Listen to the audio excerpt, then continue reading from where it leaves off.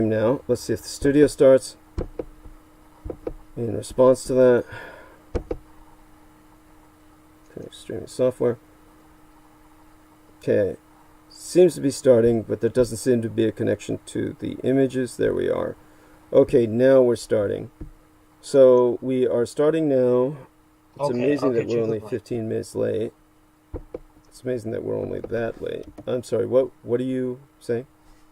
I'll put the link in the please, yes, thank you. Yes, that will help immensely. Okay, so we've got that, and how did yeah, let me see now. Go back to this, go to call. Here we are. So here, and now we start here. New live stream. Amazing, everybody's there now. And Spartano Negative says, good evening, brother. Good evening. So glad to have you with us. So glad for everyone with their patience with this. And share, get the link there. Oh, let's see first off if this works. Let me turn on the unmute. Now we start here. Okay. New live I don't know how anyone can stand the sound of my mumbling through this process. And Sarah Shields says, I can hear you, Douglas. Thank you. And all of this is equipment issue based on the vagaries of the disintegrating microphone. So we have a microphone that's disintegrating. It's basically, I need a new microphone first and foremost, but at the same time I need a new laptop. So I need a new laptop and microphone immediately.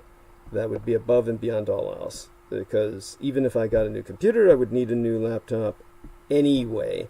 So let's get this over here. Hold on for a second. And here we are. All right. So shall I start bringing in some trivia to kill some of the time? Hey, sure. Why not? Let me see now. Get the renegade. All right. There seems to be, supposedly, according to PBS News, there are what's called deep fake videos. And these are videos where people are able to superimpose other people's faces to, you know, different bodies and whatnot. And supposedly this is becoming very real to a lot of people. It's become a big concern also. Because you could use anyone's face and you could probably fuck up their reputation horribly by using it. Yeah. So that's one of the things going on in the internet. And suppose I have an article here on Popular Mechanics about a 14-year-old science fair winner who just solved a problem with blind spots in cars. This girl named Elena Gassler from Pennsylvania engineered a new fix for car blind spots during a science competition in the 8th grade. After beating out 80,000 other competitors in a nationwide science, technology, engineering, and math competition, Gassler took home a grand prize of $25,000. Gassler's invention more or less makes the front pillars of the vehicle invisible so drivers can see what's in their blind spot. Now, over 840,000 of the car crashes that occur on U.S. roadways each year can be traced back to a problem area all drivers can relate to. The blind spots caused by the frame of the car's structure. Despite over a century of constantly improving automobiles, there is still no perfect fix for blind spots that the auto industry has uniformly accepted. But that might be about to change thanks to an ingenious solution from an unlikely engineering hero who can't even drive. Elena Gassler, 14, of Westfield, Pennsylvania, has designed a technology that makes the A-frame pillars of cars see-through by using projectors that cast images of what's really behind them onto their surfaces. It's not just a fix for rear blind spots, but also a solution for the front. If a pedestrian is crossing the street in front of your vehicle, for example, Gassler's invention makes it so you can see live footage of the person crossing the street through the A-frame with cameras, making them sort of ghost pillars, she tells Popular Mechanics. Gassler, who engineered the projector-based technology as part of a Society for Science and Public's Broadcom Masters Science Engineering competition, took home a grand prize of $25,000 for her invention, which she completed while in 8th grade. Gassler says it usually takes her a while to find inspiration for science fair projects each year, but this idea came to her organically when her grandmother scraped the paint from the side of her car after hitting a pole that was in her blind spot. I wanted to find a way to get rid of them, Gassler says, and my older brother Carter just started to drive, so it was a big safety concern.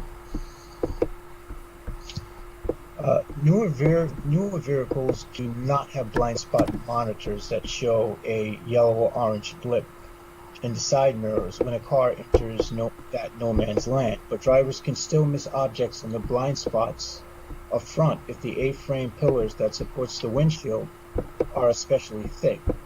Since Gassler couldn't get rid of those pillars as they're the key to the structural integrity of the car, provide protection in the event of a rollover accident, she decided to make them invisible in a sense by using an internal roof-mounted projector that can show live images of what's being blocked by the pillars.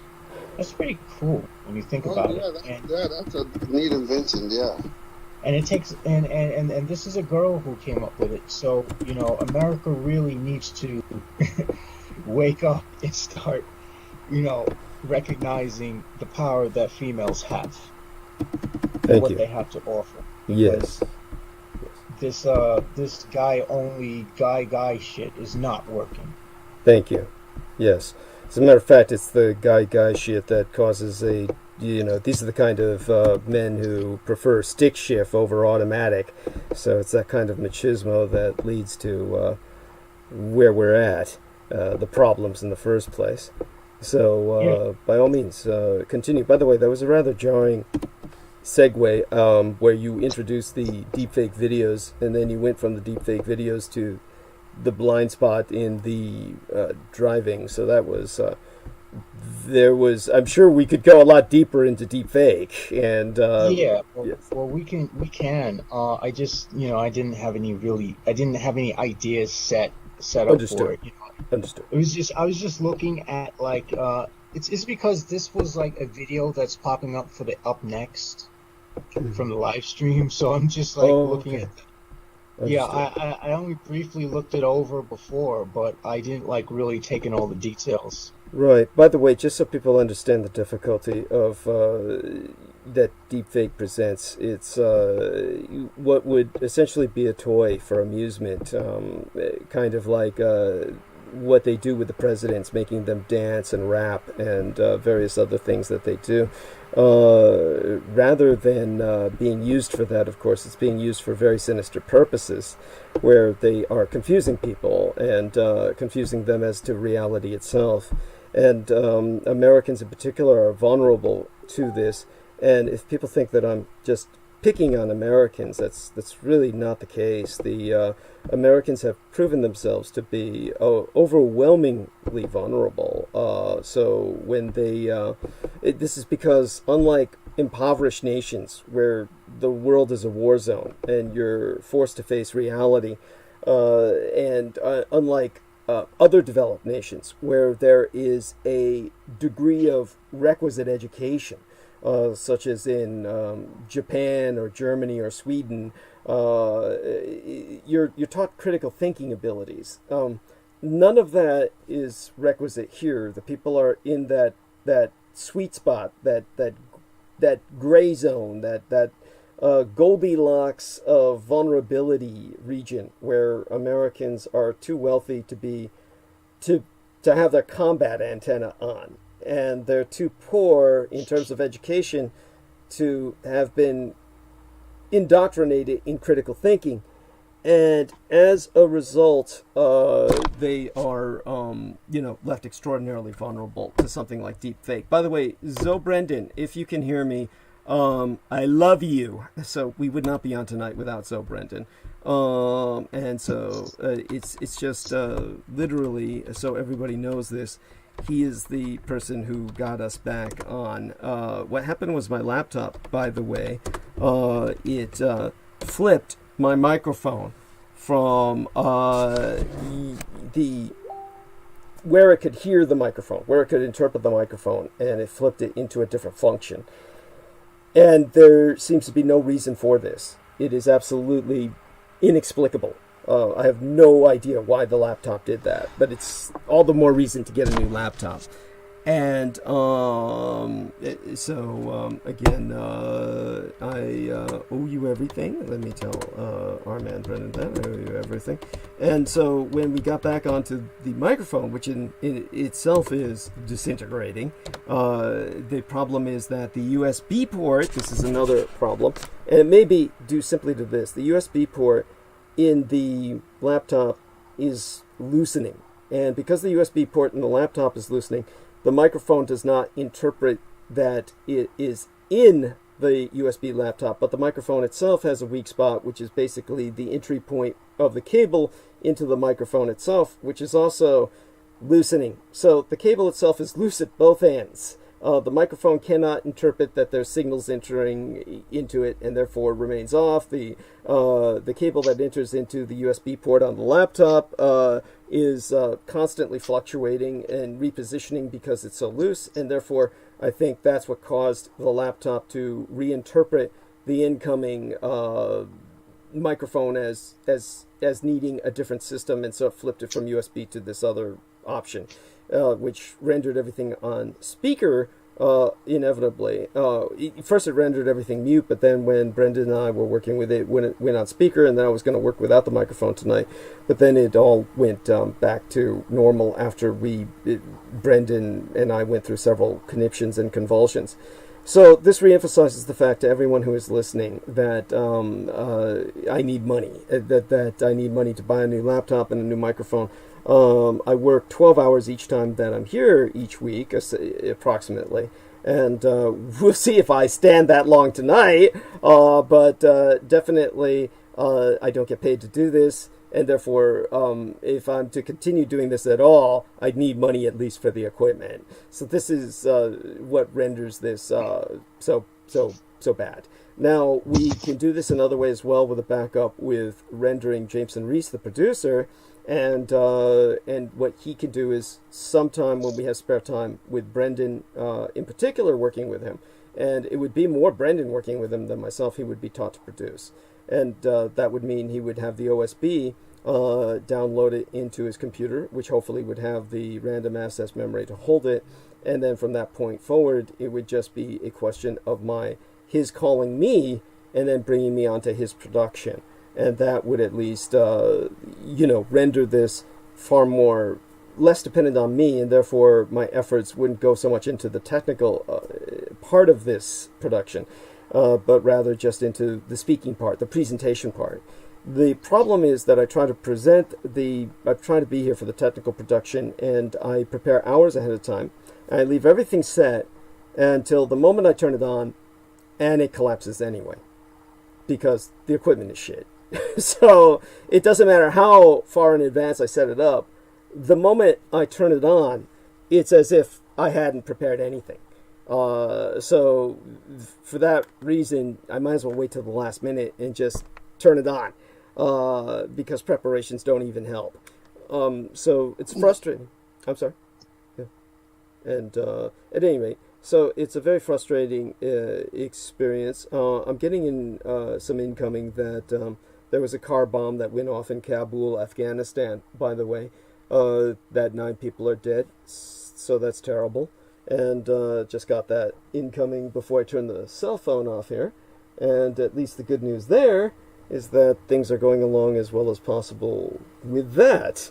So, okay, let me take a breather, and I want to thank everyone who's with us here on the roundtable. They're also heroes, as much as Brendan, especially Selina Khan, who tells myself to remain calm, and of course, very deeply appreciated what she does. I am going to bring on Peter Moon at the top of next hour, which will give us all a spell of relief, and what I am going to do until then is ask the roundtable now, with Selina Khan at the helm. Selina, I'm going to ask you to come on and just kind of guide everybody to the conversation throughout the next half hour to the top of the next hour. And I should be back well before then, but I'm going to take a short break to just basically refresh myself after all of that frustration. And I want to thank all of you for helping with that. Pac One Morales, of course, can catch us up on what's happened to his wife, and that would help as well. So I'm going to go mute and allow everyone to just handle this while I refresh myself, and then return in about 10-15 minutes and then address the chat room. So thank you, all of you, for being here. Let's see if we can get some voices on to reassure me that someone is on first before I go mute. And Selena, honey, how about you? All right. Selena? Everybody. There we are, honey. Okay, take over. Mwah. I love you. Okay, I'm going to go mute. Yeah, well, just the usual, my day and my work, pretty routine, you know. We had this snow like 2-3 days ago. It was like, in the neighborhood, they clean up, but places that I had to go next day, basically Wednesday, Thursday morning. So, I mean...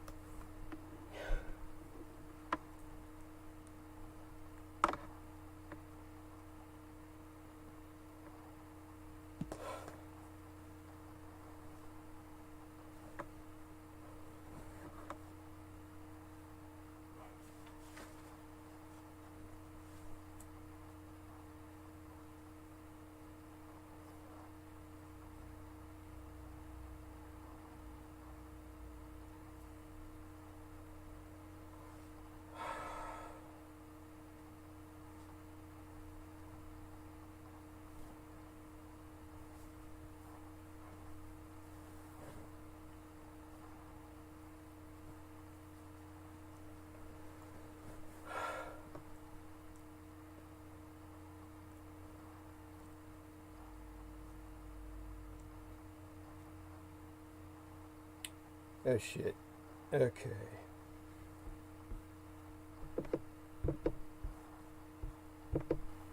Okay, I can't hear anyone. Oh god, it went back. It flipped back. Shit. Okay. Flip back. Let's see what I can do. Okay.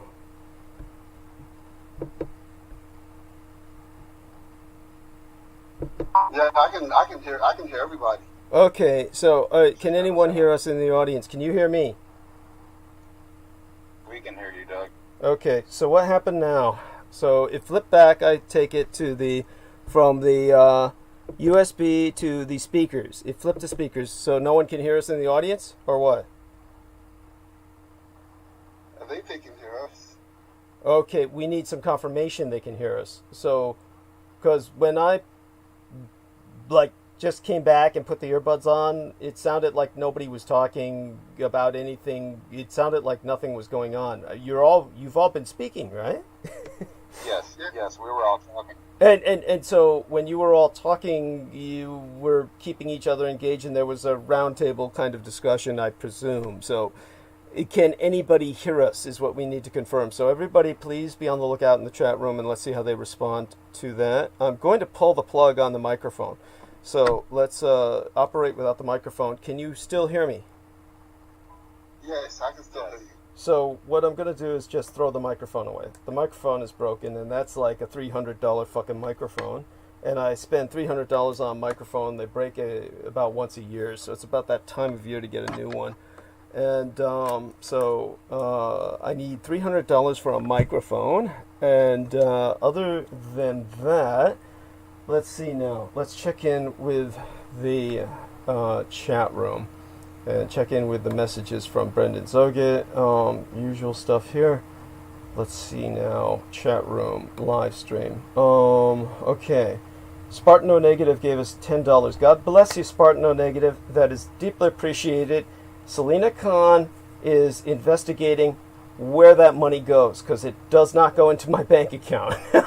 So we're investigating where all the money that people have donated, which is comparatively small amounts at a time, is going. And presumably YouTube is not giving this all to Google, which is stealing it, but that's conceivable, since Google actually went into my bank account and tried to steal, close to 400 fucking bucks. So we got that money back. How does that? How'd that happen? Well, Douglas, did you check your PayPal? Because it might be routing everything into your PayPal account. It's definitely not going into the PayPal.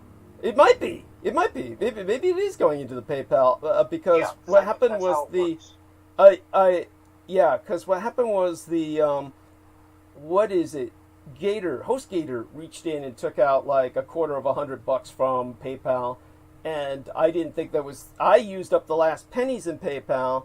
So, because I couldn't get my check out of the bank because the banks closed because of COVID-19. So my local banks were closed. So I had to spend everything that was on the PayPal card, not thinking about people reaching in to try and take money out of it, because we had to change it to a new PayPal card because Google tried to do that for no other reason than that they could. We had no deal with them. So then with the new card, HostGator somehow was able to reach in and take out $25, and yet there was still $25 left.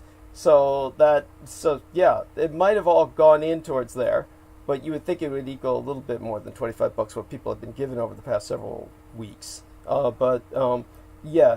Presumably it's going somewhere. It might be PayPal, but Selena will confirm. So thank you, Spartan O Negative. Anyway, so let me into that. Okay, so Douglas. Yes, honey. I'm gonna call the bank to find out where is the money. And the other thing is that, like I told you yesterday, that two settings. One is to set up the monetization account. You need a credit card, just like you book a hotel to take your credit card number, but they don't charge you until you reach there. So after end of the stay. So it's the same situation over here. We just opened up and then we went on, got a little money, whatnot. Now I have to set up your bank card, but everything's Chase or the other one, the PayPal. So I will add that tomorrow, and then money should be in your account there. My money is still there, so I'll add the card tomorrow. Oh, no worries, honey. Thank you. I know that you do everything. I know it's not going into the bank, that much we know, but follow up on that, of course. Follow up on that, and we'll just make sure. And but let me see now. While you're handling that, I'm just going to experiment a little bit with the microphone, just because I'm stupid. And but I want everyone to know that I'm getting a response from chat saying this live event is over. Chat is no longer available. Okay, so it says stream finished. Okay, so the stream has been cut off. Did you people know that? Okay. No. Okay. It's still live. The stream's still live? Well, Okay. you're at the wrong one. Okay. Maybe you're at the first stream because you had to start the second one. The second one's still going. Okay. All right. So at least I saw that okay, what I'm seeing is stream is finished on both of Yeah, I them. can hear you. It just repeated what you just said, Douglas. Okay, so we're live on the stream. Yes. Okay. Yes. So let me try and renew that again because it's saying stream is finished. And op just cause memo, it says stream finished on. So let me just try and see if this sets up. You're again. looking at the old one, the one you started first. Right. But I'm Yeah, listening because to you. You're because I look at the way that I see the screen, just so people understand this, because my laptop is so small, I look at it on a larger screen that is connected to the laptop, and it's connected to a PC, which is a different source. So I guess I lost it completely on the larger display screen, and the only way that I'll be able to see it is on the smaller screen. Of course, the problem is that I'm a lot like my biological father, Adolf Hitler, at this point, where I'm looking at everything with a magnifying glass when it comes to the smaller screens. So let me take a look at the live stream here. And, okay, so let's take a look at what I entered to Spartan O Negative was not seen. Okay, so Spartan O Negative says sound is out again, can hear typing, someone's mic is on. Jameson Reese is saying something to them. Can we be heard? Yes, I can hear you. Thank you for the dedication, says Joe Phoenix. And Joe Phoenix also says, hack the planet. Selena Khan is sending a photo. Thank her for that. So, okay. So you have to forgive me just for obsessing over these details because they're so irritating. And I'm glad that I'm getting the feedback from everyone. I want to thank everyone for that. And all junk mail is with us. I see lurking, and my love to all junk mail. So thank you, honey, Selena, for that feedback. Okay, so what was everyone talking about before I came back and we went back to this stupid technical crap? Just out of curiosity. Yeah, I was bringing up how it was, but last week was my first week back at work, and everything was going good. Good. Okay. I brought up how Liz was doing and what I've been up to. Okay, wonderful. So we have 10 minutes to the top of the hour when I should be able to bring Peter Moon on. I'm going to try, just out of morbid curiosity, to see if I can go into the live stream once again and see how that, hopefully that doesn't, maybe I should I do have a concern, Douglas. It won't let me post the PayPal. Whenever I try to post the PayPal in the link to the PayPal in the YouTube, it disappears. Okay. So it's not operating. Yeah. We're off. Yeah. But when I can post other stuff. I post Can We Be Heard. I post others. I post other stuff. But whenever I post because at first it looked like I was blocked, but it's not me that's blocked. Whenever I post the PayPal, it doesn't take. I'm not quite sure. Let's have someone besides Joe Phoenix. Let's follow up. It says that we're live. Okay, so I've reopened the studio. We did the stream is live according to the studio. This must be just incredibly frustrating to our listeners. hear this crap. But you know, it's something that we're dealing with. And Spartan O Negative says the mic is messed up again, and maybe restart when Peter is on. Bill Lyons is suggesting, and of course that is in essence what we'll be doing to a great degree. And Marty Methuselah said, "I hear you earlier, but okay, let's get some more feedback now." Joe Phoenix is welcome to say something again, of course, as is everyone. Bill Lyons, Spartan O Negative, Marty Methuselah, Sarah Shields, all of you are welcome to give us feedback. And as you heard, Derek Talley has just tried to enter in the a little something, and it didn't take. I'm just going to do a brief experiment here with the microphone, and people should be able to hear me even if the mic is not working. But let's see now. Let me just try a little something testing on the call. Okay, what did we just get here? That's interesting. Okay, so this is interesting. Normally it would be indicating that. So somebody say something. All junk mail says that we're live and the audio is perfect, so we're good. Okay, great. All junk mail says you're live, perfect audio. I hope that. All right, now, just so everyone knows, all junk mail's in a very kind of exclusive situation. So hopefully that's all we need. But you know, other people besides all junk mail are welcome to talk, because all junk mail's wonderful. Love all junk mail, but all junk mail has got a kind of specific situation where I'm not quite sure if the technical feedback from that, from their situation is relevant, but it's appreciated. Yes. Okay, and let me see now. Why is this? It looks normal, but it's not functioning normally, and I guess there's nothing I can do about it. Okay, concerning the mic, I'm just fucking with the mic. The mic is registering as on, but I'm not hearing people through the mic. I'm hearing them through the speakers, and I'm assuming they're not hearing me through the mic. The sound that you hear with my quality of voice is speaker quality, right? Yes. Okay, shit. Yes. Oh, that sucks. Yes, it is. Okay, Sarah Shields says you're being heard, Douglas, J-Mo, and Derek as well. Thank you, honey. Mwah. Love you. Okay, she's out in the middle of bumfuck nowhere. I know that what she says, it means that if she can hear us, then yes, everyone can hear us. Thank you, Sarah. You're a honey. Okay, good. Okay, so let me just unplug the goddamn mic again. All right. At least they can hear me. Now, I'm probably going to have to bring the laptop closer so we can get a little bit better than the quality of sound. And Selena Khan's telling me to stop fumbling with all junk mail. Yes, she's aware of the situation there too. All right, honey. So let's get this a little bit set up differently than the way it normally is. I'm not quite sure how I'll set this up. I'm moving the laptop a little closer to me. This is kind of unusual, but there we are. Now the laptop is literally kind of on my lap. Don't want it burning me up, of course, because that's where my privates are. But by the way, for those of you who don't know, laptops can get very hot, and it used to be that people died because they fell asleep smoking.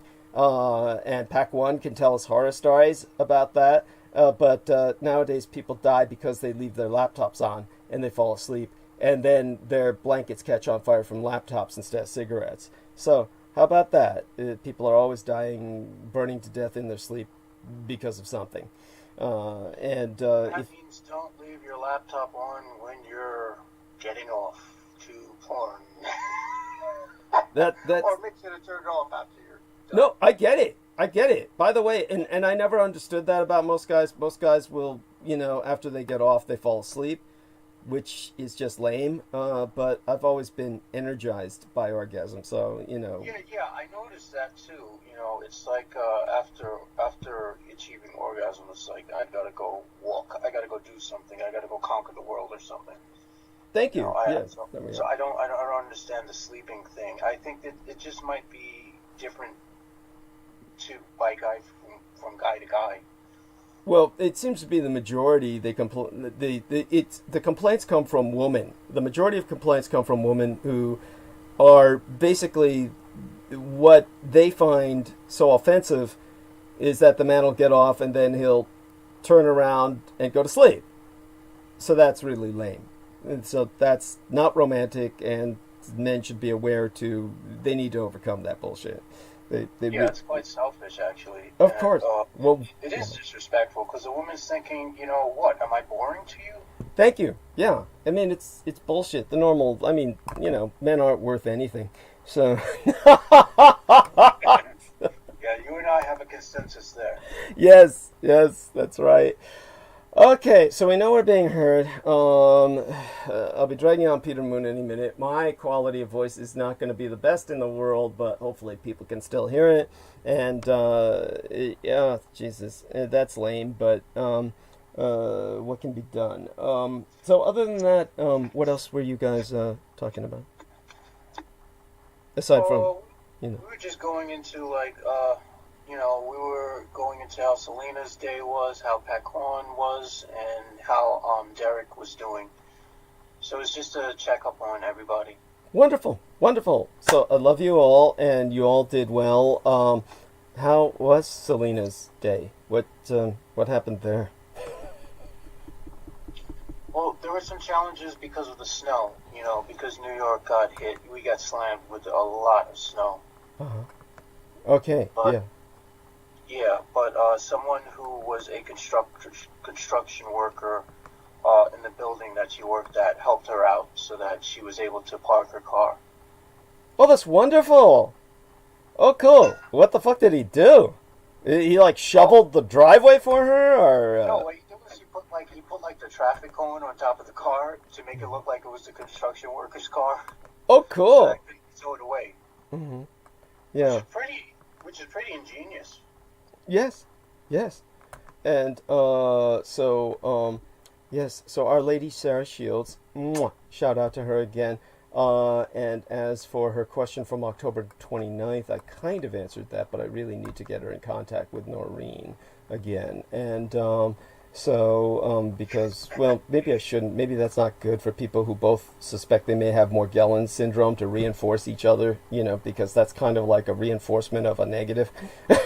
That's, but that's what she wanted to talk to Noreen about, was the potential for whether or not she had Morgellons. And, okay, and Our Lady Maria Michaela Grigorich is doing fine, I'm glad to say.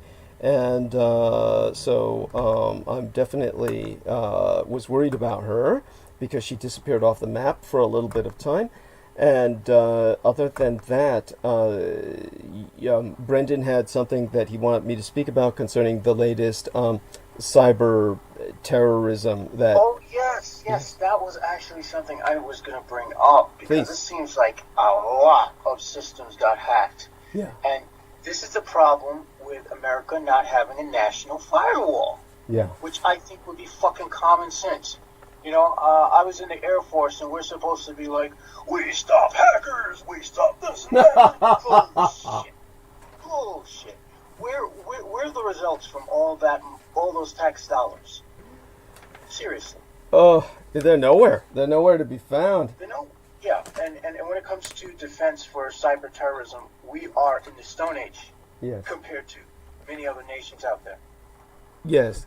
Actually, that's true, but nevertheless, in all fairness, I don't think anyone has yet prepared for cyber attacks to the degree that we should, because it's just something that hasn't happened historically yet on the scale. Well, that's true. Yeah.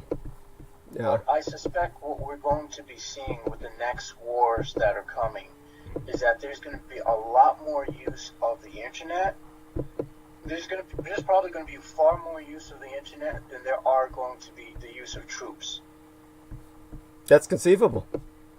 I suspect that, it's going to be something where databases that contain, very sensitive information, such as people's social security numbers and shit like that, all those things are on the table now for attack, and this is going to be literally a frightening, because literally people's lives are going to be fucked with. Yeah. Yes, literally, people's individual lives will be devastated by this. So, let me see if I can contact our man, Peter Moon. Where did he disappear to? Let me see if I can find him. For some reason, he's not showing up. In the meantime, yeah, by all means, do continue. Let me see if I can drag. Can I see if I can add him to the call? Please, by all means. Yes. Thank you. I'm going to do that. And we'll see if this works. Yeah. And, I'm still in the calling phase, but it seems like it worked last time. Yeah, I'll be speaking to Brendan Zoget to see what, so that I can learn how to do this, because, I'm literally, I should know this stuff, but I don't, I'm like a fucking antiquarian. No worries. And, so all of you guys could hear me while I was screaming at Brendan Zoget? That whole time I was saying, call me on the phone, tell me what to do? No, you were actually barely audible at that time. Okay. And it was just interesting you could hear me at all. And yeah, that was the reason why I had wanted to try to send a text message to you and see what was going on. And as soon as I tried to do that, my phone fucking froze up because, Huawei has their fucking software. China's like, no, James, we're gonna fuck with you for a little while. We know you don't like what's his name? Xi Jinping. Xi Jinping. Call him Winnie the Pooh to piss him off. He hates Winnie the Pooh. I have this nice joke, but I know exactly where the coronavirus came from. Where? There was a foursome between Donald Trump, Xi Jinping, Kim Jong-il, and Putin. There we are. This is so weird. Maybe because you tried to bring Peter Moon on the call, I can't seem to find him in my. It's like he disappeared. It's like he was. Peter, are you able to hear us, Peter? Yes, can you hear me? Yes, I can hear you. Oh, good. It took me a while to pick up, but I'm here. Okay, good. So let me check just to make certain you haven't been scrubbed. Okay, so you're still in my contacts on Facebook. You seem to have been scrubbed from my Skype, which is bizarre, but not unexpected, considering all the other weird things that have been happening in terms of electronic interference. So very glad we were able to bring you on. I want everyone else to know that, everything you've done has been magnificent and it's what brought us to this point. Peter, I don't know if you're aware of this or caught any wind of it, but we had, it just was horrible getting started tonight. And no, I wasn't listening. I was busy wrapping some stuff up, so, but so you can brief me quickly on what happened. Oh, sure. With, without, how would I say it? Without being repetitive to any great degree. Basically what happened is massive equipment failure combined with some kind of system failure. In other words, beyond just the horror of my equipment, which is obviously in need of replacement, something is wrong systemically, because what happened was when I set up everything for production tonight, when I tried to start production, it just doesn't work. So when I set up things hours beforehand, I get the Skype ready, and the moment I try to call people on Skype, it just doesn't interface. In other words, I can hover the cursor over the right buttons on Skype and they just don't click. So then I had to basically stop everything and restart the computer. And then once I did that, then the horrors really began. So I had to get Brendan Zogit in so that he could instruct myself on what to do. And we're operating on several different mediums, and the end result is that it was just awful. So it was a miracle that we got started only a quarter of an hour late after the top of the hour of 8 p.m. And so it was about 8:15 Eastern Daylight Time that we got started. And then by the time that we got rolling, I was exhausted.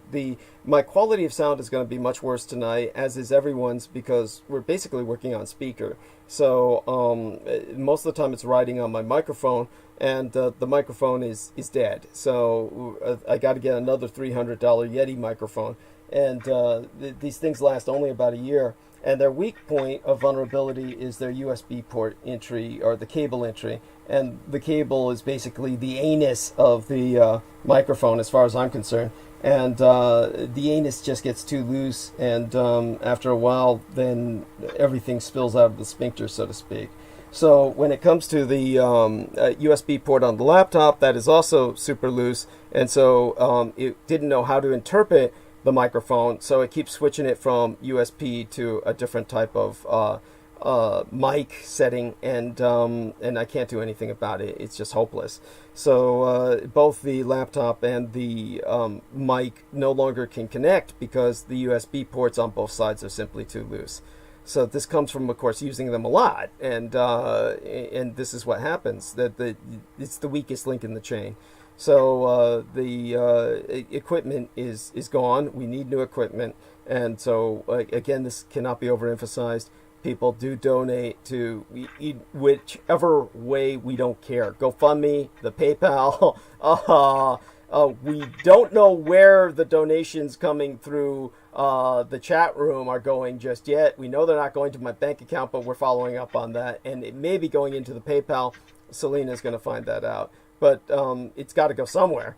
And so other than that, the donations from GoFundMe do go straight to my bank account. We know that. The PayPal donations go to the PayPal.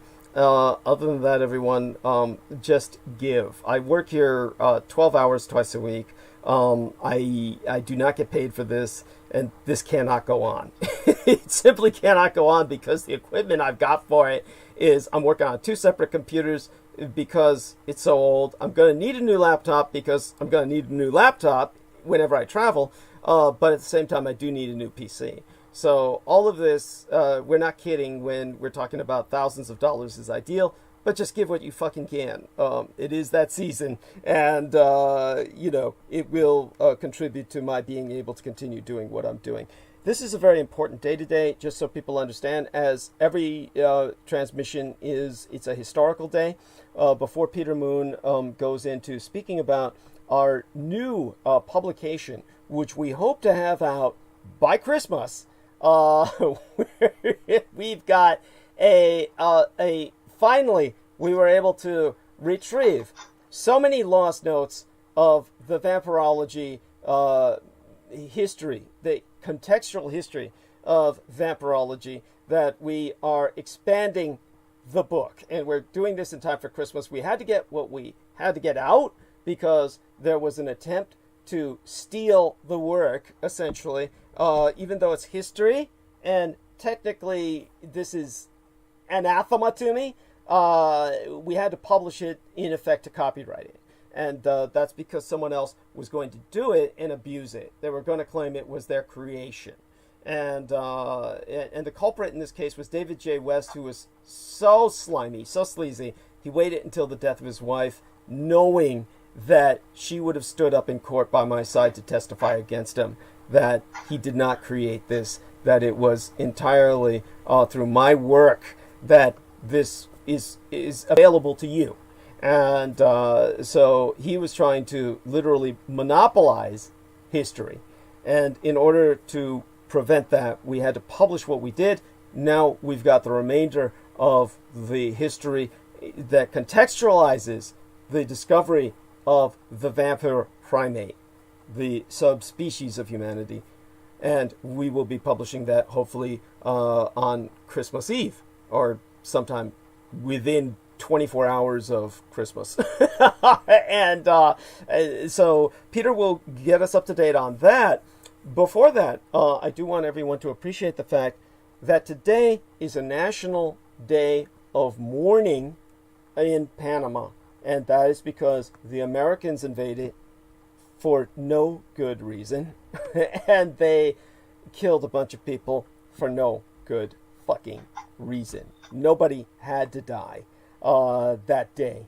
And it went on for a month. It went on from this date today all the way through the closing day, the 31st of January, the year thereafter. So we're talking about a month and 10 days approximately of slaughter and massacre precipitated by the United States against the nation of Panama, which, if I am not mistaken, is one of the few nations that for the longest period of time, as a matter of fact, I know this for a fact, had very close ties with Taiwan, but then they it did something that was unforgivable, of course, like so many other nations.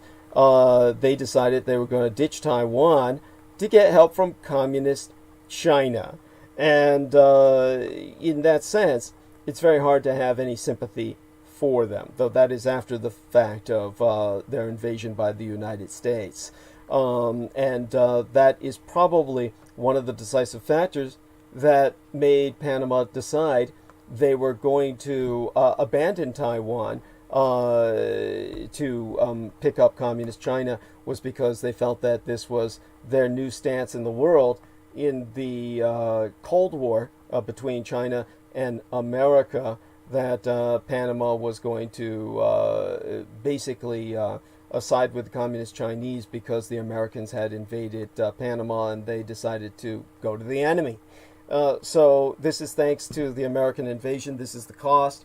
Now the Panama Canal is at risk, and it will likely be under control of the communist Chinese due to a stupid, it's beyond stupid, it's a suicidal American invasion that never needed to happen. So do bear that in mind. Now try to go into that, which is far more important in its own right than the cost of human life in Panama itself that was lost in the American invasion. I'm sorry to say that, but the amount of lives that were lost in no way are commensurate with the geostrategic implications of what the Panamanians decided to do in a fit of pique, and in their desire to get back at the Americans thereafter. Aside from that, this is the eve day of what has gone down in history as the Fetterman Massacre. And I will provide detail on that because it is an example of the United States suing for peace with the enemy. And this was after the American Civil War, immediately thereafter, in 1866, when the United States of America effectively surrendered to the Sioux Nation of the Native Americans, led by Chief Red Cloud, who the Americans denigrate as Crazy Horse, yet who has come to be known, bizarrely, by his denigration, as opposed to his real name. So just so everybody knows, Chief Crazy Horse is a fucking insult, but the man's real name was Red Cloud, and he forced the United States into a surrender. So anyone who doubts the Japanese did that, bear that in mind. I will explain the dynamics behind that and how the Americans covered that up. So and so Selena Khan says, "Well, great topics tonight. Love you, honey. Couldn't do it without you.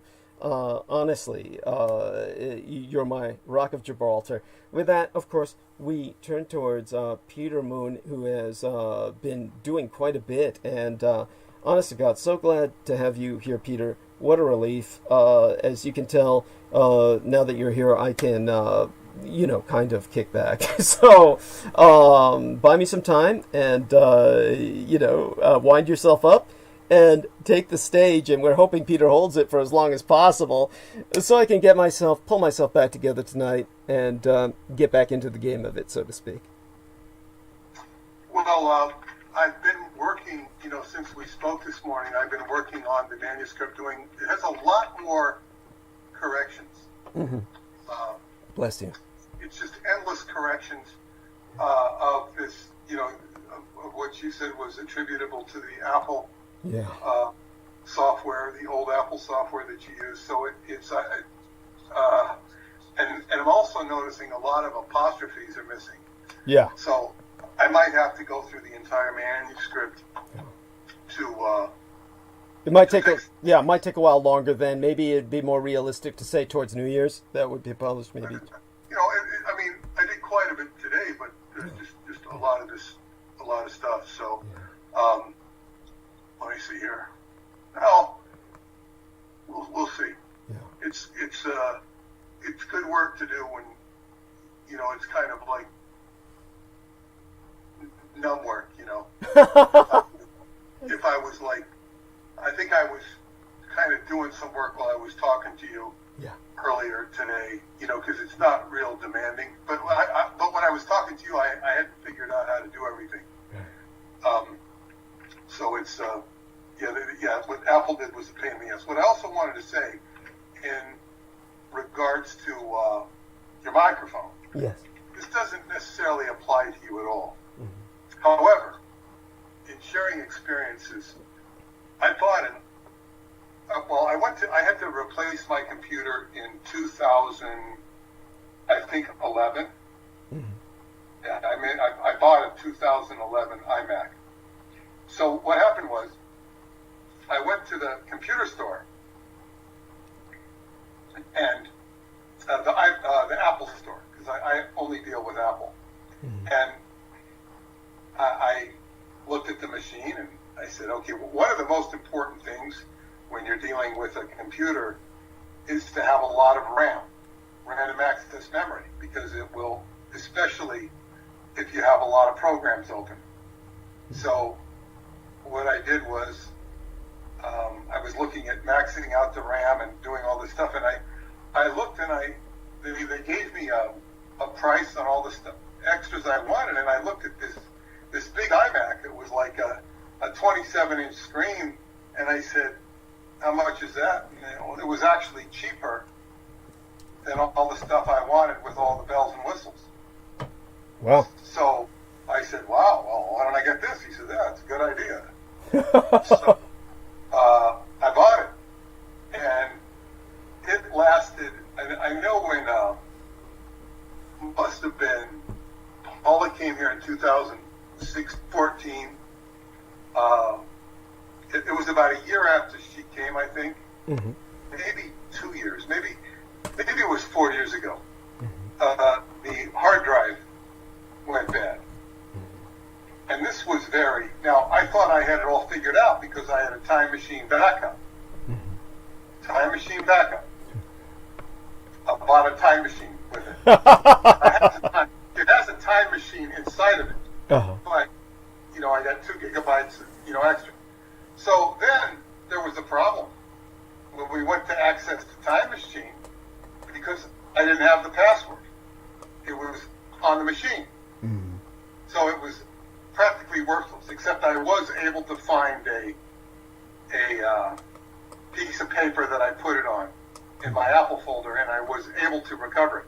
But what I learned from the attendant at the Mac store was that these time machines, they're only good for a couple of years. Oh, God. Oh? Well, actually, mine is still working years later. But he says, no, they're not good for more than a couple of years necessarily. Mm-hmm. So don't bank on them after a couple of years. They sound like worthless, although mine is still working. But what I did as a result of that, I paid $3 a month for, cloud backup. Uh-huh. And I don't even use all that. So in other words, if my computer were to go down, it would all be backed up in the cloud. Wow. In addition to my time machine. So that's something I learned in the process. It was about 3 or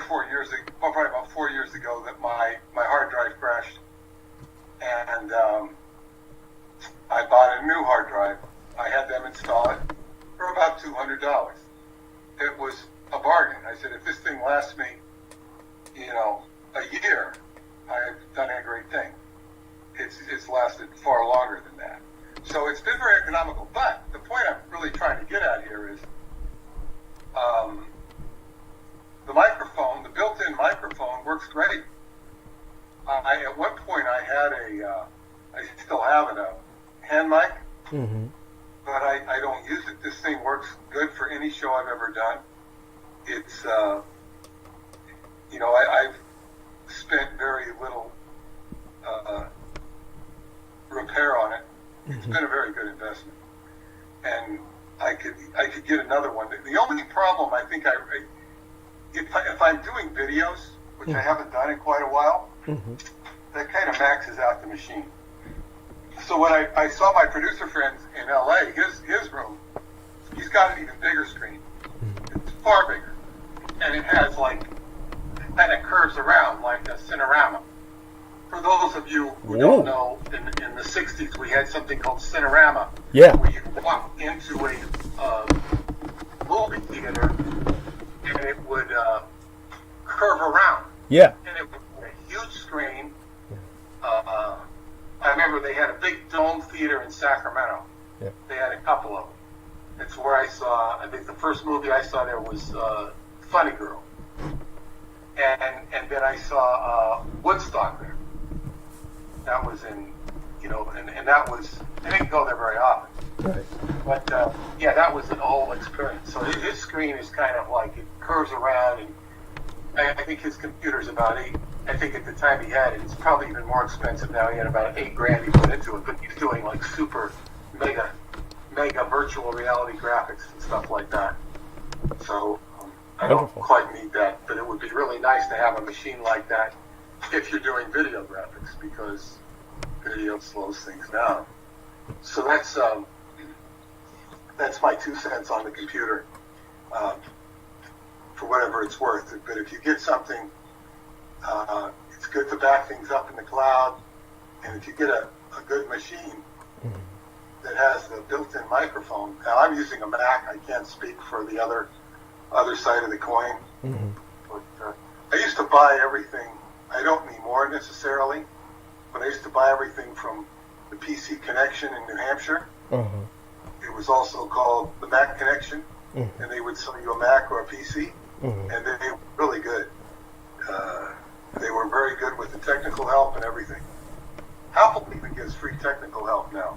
They used to only give it to you for a certain amount of time, and now they just tend to give it.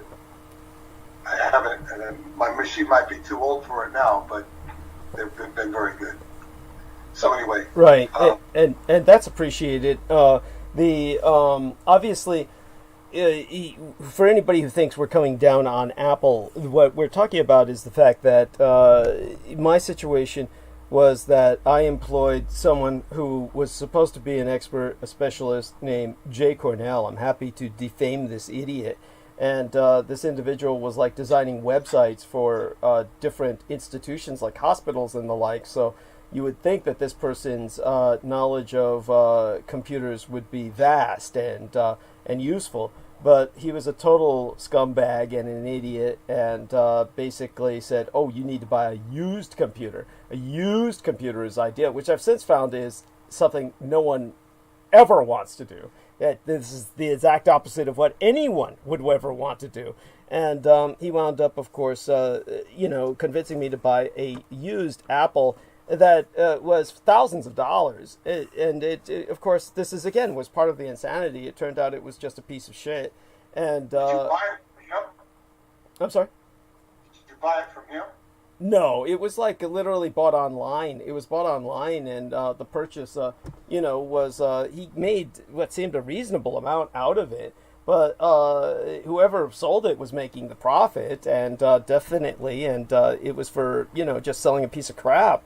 Whatever they had done with it, they just sabotaged the computer so that it basically subverted everything that was entered into it, and this is what it did.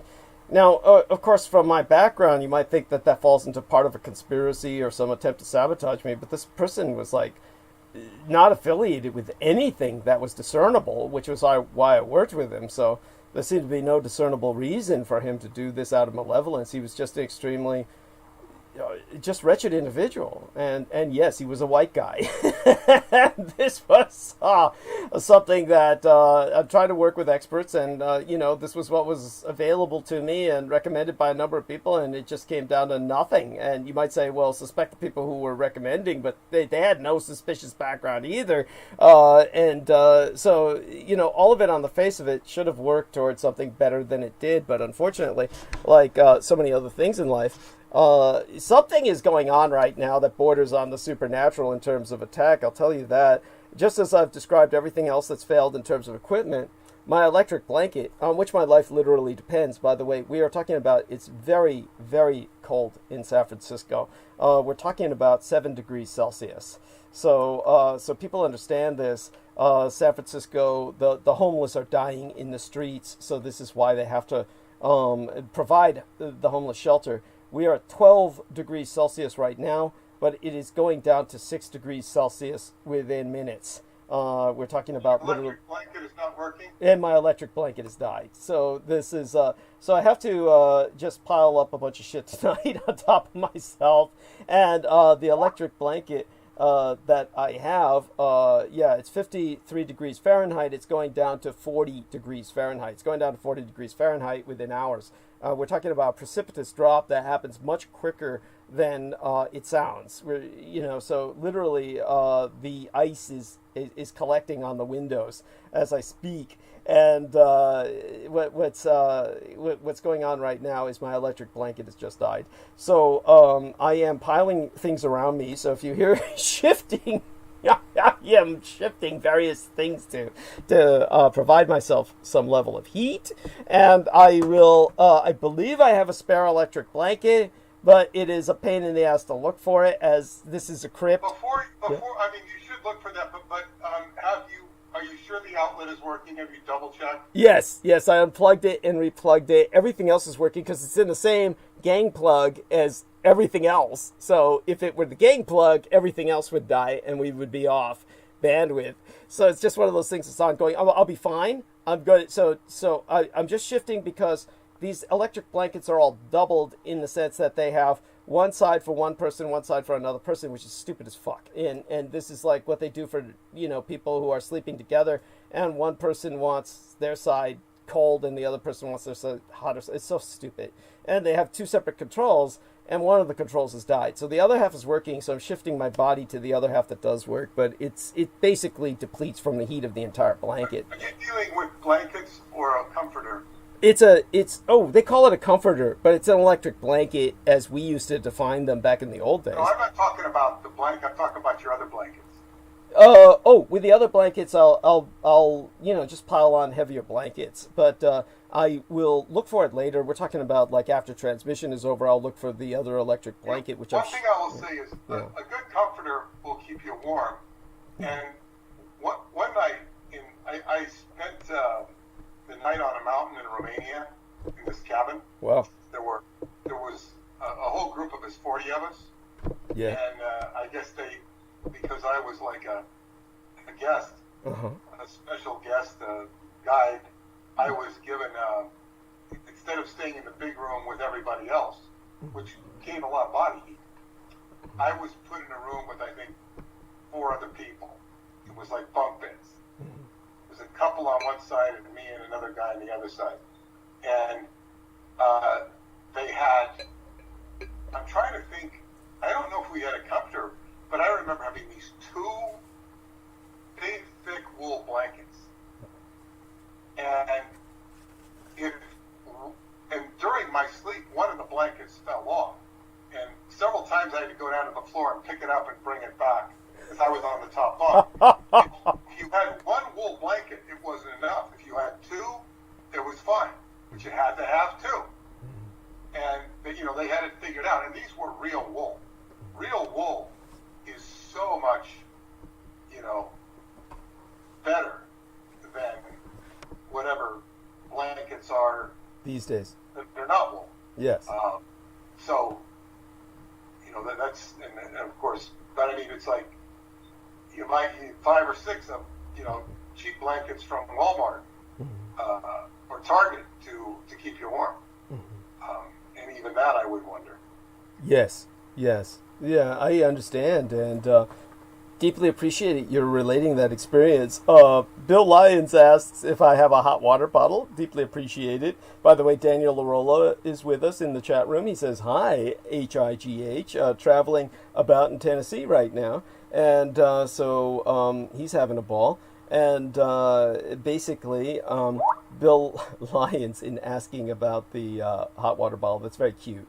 That's like, reminds me of my dad. Do you have a heating pad? Do you have a heating pad? Believe me, to me, they're all electric blankets. I have electric something or other lying around the house. I will find it. And so that will be put into action. But it'll be after transmission. Right now, I'll be functional throughout transmission by basically compressing myself into the side of the blanket that works. And you can make your tea, too. The warm tea will help you. Oh yes, we'll do that again later. I'll make another pot of tea. In the while we're on the subject, and you're not going to be able to probably do this while you're transmitting, but I will give you a qigong technique for keeping yourself warm. And if you're male, you put your palm over your navel, and your right palm over your navel, and your left hand over the right palm. So it looks like you're holding your navel.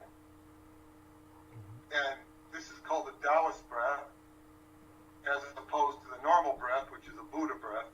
A Buddha breath is when you breathe in through your nose and gently, take the air in through your navel as if your navel is pulling in the breath. The Taoist breath is also called the reverse breath, where when you breathe in, you suck your navel in, as if your navel is sucking in the breath. And you're taking, and then when you exhale, the navel goes back outwards. You do this, it will warm you up. Well, that's wonderful. It's a technique for warming yourself up in extreme circumstances. There. Thank you. Deeply appreciate it. And that's something someone would do outdoors when they're trapped and nowhere to go and reliant on conserving their body heat or else. So another technique, and this was I learned from a street vendor in New York City. In fact, I've taught some of them this after I learned it. They're sitting out there selling pretzels, and they get on these cold days. So one of my friends who was a street vendor says, if you put a piece of styrofoam and stand on it, it makes all the difference in the world, because you're blocking the cold from the concrete underneath. Yes. That's if you're standing out on the cement. Right. By the way, these are like literally homeless people techniques as well that work. Make no mistake about it. There is a kind of art to urban survival. That would be one word for it, which I've gotten some knowledge of over the years of poverty while growing up in San Francisco, and just perforce of reality around me, interacting with many homeless people or people who have experienced homeless, even if transitionally, to learn aspects of survival that people don't appreciate. There is a kind of mystique to survivalism that people think of when they think of militants living out in the woods or in the forest. But there is just as much of an art to people surviving in the city, which is its own form of jungle, its own form of environment. And it's an environment, of course, that absorbs quite a bit of heat in the sense of the global schematic, in the sense of global warming, and exudes a lot of heat in the sense of all of its population. But for the people within that you cannot see the forest through the trees, the people within the trees, so to speak, the asphalt environment of the city, they're going to freeze to death anyway, despite the collective heat of the city. They're going to freeze to death on the streets. And there's different ways that people deal with this. Peter Moon was just speaking of some of them. There's other elements to urban survival as well. there is the reality that you can eat pigeons, of course, but it's certainly not recommended unless absolutely necessary, because of course pigeons are just scavengers that feed off many toxins that are available to them in the urban environment, etc., etc. I could go on just because of the horror story nature of it, but it's an element that of reality that people just really don't appreciate. They think constantly. One question on this. Yeah. I read on the news feed that the number of people in San Francisco dying, they're talking about the homeless, has increased way beyond the COVID numbers. Yeah. Yes. This is because, but they didn't say cold. I didn't read the article, but you're saying it's because of the cold. Yes, most certainly. Yeah, but that's at this point in the winter, it's that above and beyond all else. It's the cold, and so that's what kills the people. It's just the life force, the very life force drains from your body. Your body warmth is just leached by the ground itself, and so as you said, the way to separate yourself from that is styrofoam. And then you're left with other things to contend with as well. Of course, one of your primary problems or dangers is other homeless people, and people, of course, who kill homeless people as kind of like a vent for their frustrations. Jameson Reese is back. He went away for a little bit, and he was bringing up the rats, of course, and stray dogs, and definitely appreciated his input. And I noticed that Skype, I'm responding to him now with some Skype symbols. Skype has switched to the Christmas symbols at this point. By the way, in terms of tonight's promotional banner and tonight's live stream thumbnail, we are emphasizing the winter tide. This is the first day of winter is tomorrow, so everybody knows. This was important to provide more of a winter theme than a holiday or party theme. I'll be dragging out, obviously, by Wednesday, and you'll see that reflected in the promotional banner and the live stream, more of a Christmas tide, shall we say, transvestiture. And Jameson says, winter manic, love winter. Yes, he loves winter. And yes, it has its charms when your electric blanket is fucking working. So aside from that, I want to invite Peter to continue with these kinds of adventures, because so everybody understands when Peter was talking about the computer issues. And we were talking about the apples. So when I wound up with this used apple, more like a lemon, from this J. Cornell son of a bitch, then I wound up basically discovering the hard way what Brendan Zogit confirmed, and he's a solid Apple man. Brendan Zogit is Apple all the way, just like Peter Moon. And Brendan, for security reasons, and Brendan, of course, said this is because Apple is almost impossible to hack, because, no one bothers to create viruses to hack Apple because there's not enough people who use Apple to justify the expenditure of that kind of manpower hours involved, or the investment of that kind of energy, etc. So yet his phone was hacked, which he was told by Apple company itself. It looks like it was done by the government or a state actor, meaning either this government or a foreign government, and hacked him personally. So Jameson is emphasizing when Apple gets hit, they get hit hard. Yes, and that's because they don't have the preparations that other companies have who adapt to constant assaults.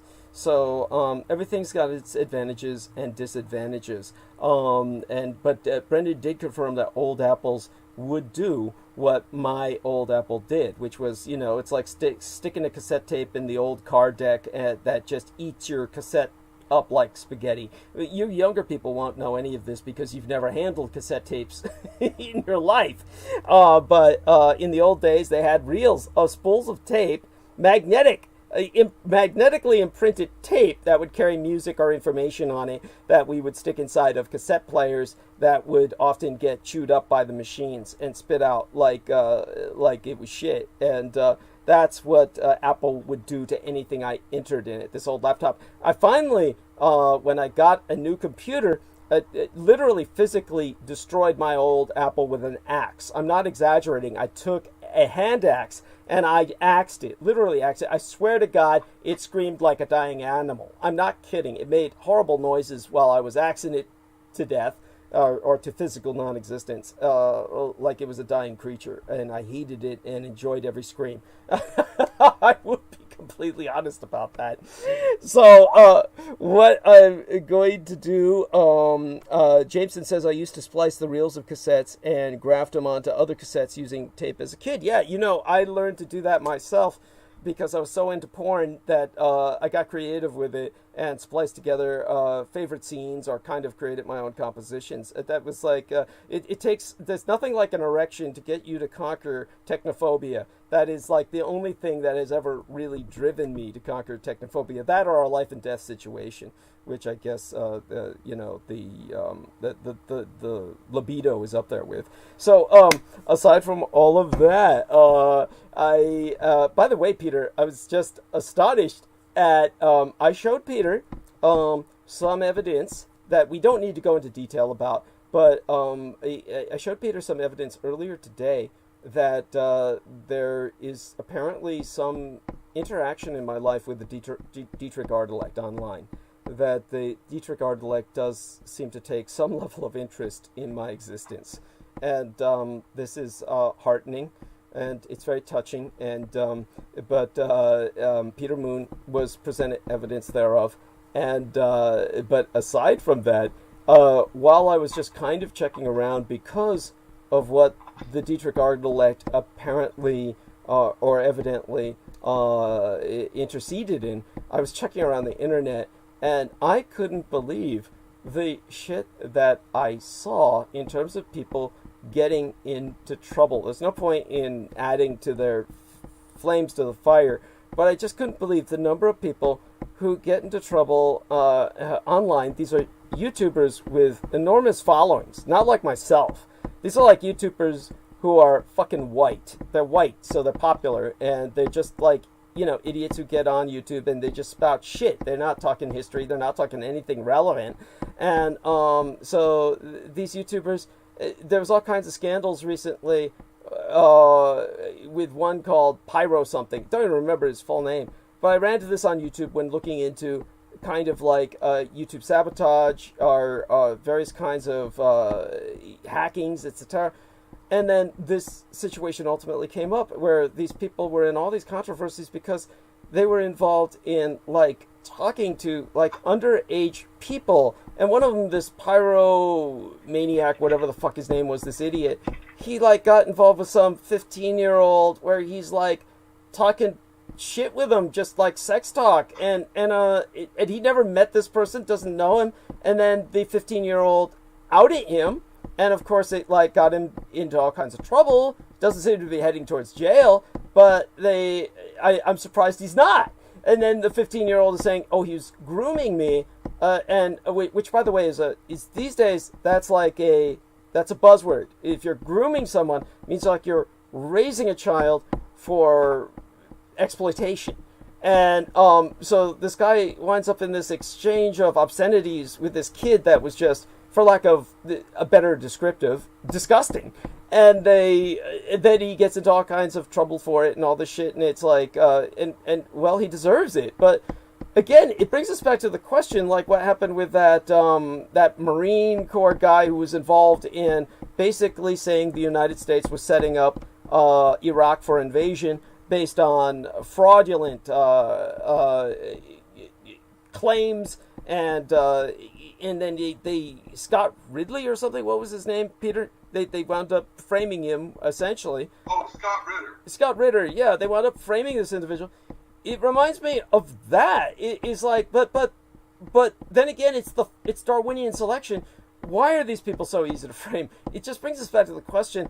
I mean, it's like I don't even go around cruising on the internet for strangers to talk to. I can't even imagine, you know, meeting some stranger online and starting to open myself in that vulnerable a fashion, saying something so stupid as I want to, inseminate all over you or something. It's just preposterous. And Jameson Reese reinforces that. Why would anyone want to? It's so obvious now that there is nothing good that can come of that. Why do people do this? But, you know, whether we go in that direction or not, I'm just giving Peter Moon some, you know, in the news kind of trending or current events that are coming up on my radar based on what I was searching with because of all the interference going electronically on, with my own attempt to simply present on a twice a week a program. And then you see these YouTubers who are wildly successful, and then they fall prey to stupid shit like this, which I can't even imagine doing. So I guess that's why they have to hit me technically, because they know that I'm never going to be talking to strangers and doing stupid shit like this. But it just, where are people's fucking heads? They're up their ass. But there you go. Anyhow, so Peter, you know, you can take that anywhere you wish. And I'm just going to try and cruise the internet now to find some current events to analyze. And basically, I'll have that besides the history tonight to talk about once, you know, once you have taken your leave of us. And by the way, just out of curiosity, while you were doing all the kind of mind-numbing work with the correction of the Vanfer manuscript, were you able to listen to more of the Taiwan tape in the background? I'm hoping that... I was able to listen to some of it. It's very long, and I haven't finished it. Yeah, understood. Understood. And of course, you were going deeply into the history of Taiwan. Yes. And also the superiority of Asian forces versus European forces, and how European forces had, you know, co-opted or made deals with the indigenous tribe to where they were not as omnipotent as our history might tell us. Our European American history might tell us how, you know, we conquered all of Asia when we were really just visitors there. Yeah. And the proof of that is what happened in World War II. Yes. Yeah. But yeah, I mean, when you go back into ancient history, these are, what you go into is based upon, you know, research and that people have done and whatnot. I don't know. And as I listen to it, I'm saying, well, this is all interesting. But, you know, I certainly don't think, you know, people that join the CIA or the FBI or any faction of the military would even really give a shit about any of this stuff. And that's part of the problem. Yes, people who might have some appreciation or recognition, and I underscore the word might, is people who are stationed in those areas, not necessarily at the highest levels, but people who've developed an interest in the culture. There was a man, and you probably know his name, who was the ambassador to Japan, and he had to be sort of negotiated to leave Japan. They made a trade for him and the Japanese, you know, envoy ambassador that was here at the beginning of World War II. Right. He wrote a book about Japan, and he was very understanding of the culture, and, you know, basically was an advocate for Hirohito, and he understood the culture. Now, I don't know to what degree he understood it, but he understood it, you know, far better than most Americans did, just from having lived there and, you know, lived with the Japanese. And it was his job to interface with them. Right. You're probably speaking of Joseph Grew, I believe. Joseph Clark Grew. Yeah. Yes. That's his name. Yeah. And I'm wondering if he ever wrote any books afterwards. Okay. Yes, he did. Okay. So he did, yeah. And so, as you say, yes, he understood better than the majority of Americans could the situation. And it's one of those things that it's such a tragedy that such men aren't more common. But basically, I think that to appreciate better why I had to go into the detail that I did in the Taiwan transmission about the global context is just that. The problem is that in today, all of our international relations are based on this Eurocentric model that what the West is concluding is that the Western model has proven itself, and they feel that the Western model has proven itself because the nation state, as defined by the West, has become the dominant mode of social organization on the planet. So when nations aspire for recognition, they aspire for recognition via the United Nations as an international body. Now, we could go into an entire debate about, not Peter Moon and I, but, the world. We could all go into a debate about whether or not United Nations recognition really means anything, and we could, but the reality is, as it stands at the moment, it gives a sense of validation to cultures when they're recognized by the United Nations as a nation state. And so, but unfortunately, the people who are operating in the West are not operating effectively through the United Nations because they're operating on a flawed model. And the flawed model is that, well, all of these nation states are therefore operating according to this Eurocentric concept. Their nation states are based on this Westphalian state system of recognition of what a nation state is,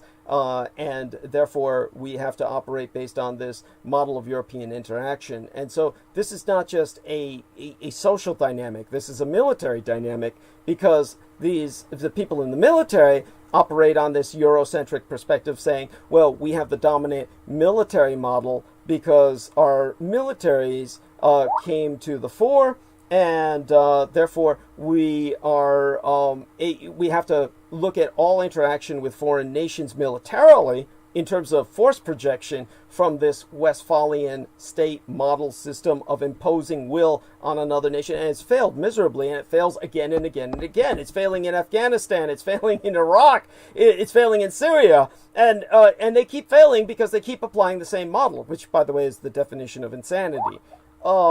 So, as Jameson says, this is bottlenecking progress. It's limiting nations in general. And so this has to be overcome.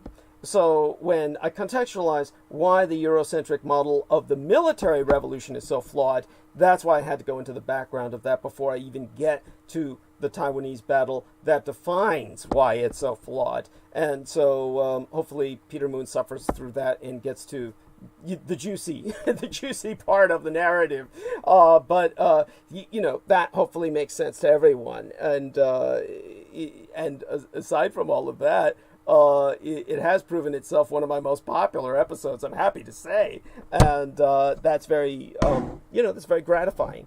There I'm seeing the book now. Joseph Grew wrote, among many other books, he wrote the book 10 Years in Japan. And so that's appreciated. And so please, Peter, aside from that, do go on with, believe me, whatever else comes to mind. I'm just trying to pull myself together for the long haul tonight. So your time with us will be well spent just by your, talking about anything you want. Well, certainly, Taiwan is the key to so much, and I've learned this through yourself. It's when we learn the history of it, this is history that people just don't know. You might find a professor of Asian studies somewhere who knows something, but I studied Japan in the 4th grade, and then I studied Asia in the 10th grade. And when I went to the counselor in Davis High School to start, I was starting a new high school my sophomore year, and they said you can take, it's required to take European civilization, but if you want, you could take European and Asian civilization. And I said, oh, I would like to take that. There were only about 15 of us in the class that showed the interest in studying Asia. I said, why not? Why? It sounds a lot more interesting than European. And so that exposed me to Chinatown, Japantown. We took 2 trips to San Francisco on that. It's certainly not the only trips I took there, because I went with my family, and I even went alone. I would go into Union Square and write in my journal, just to get a new experience.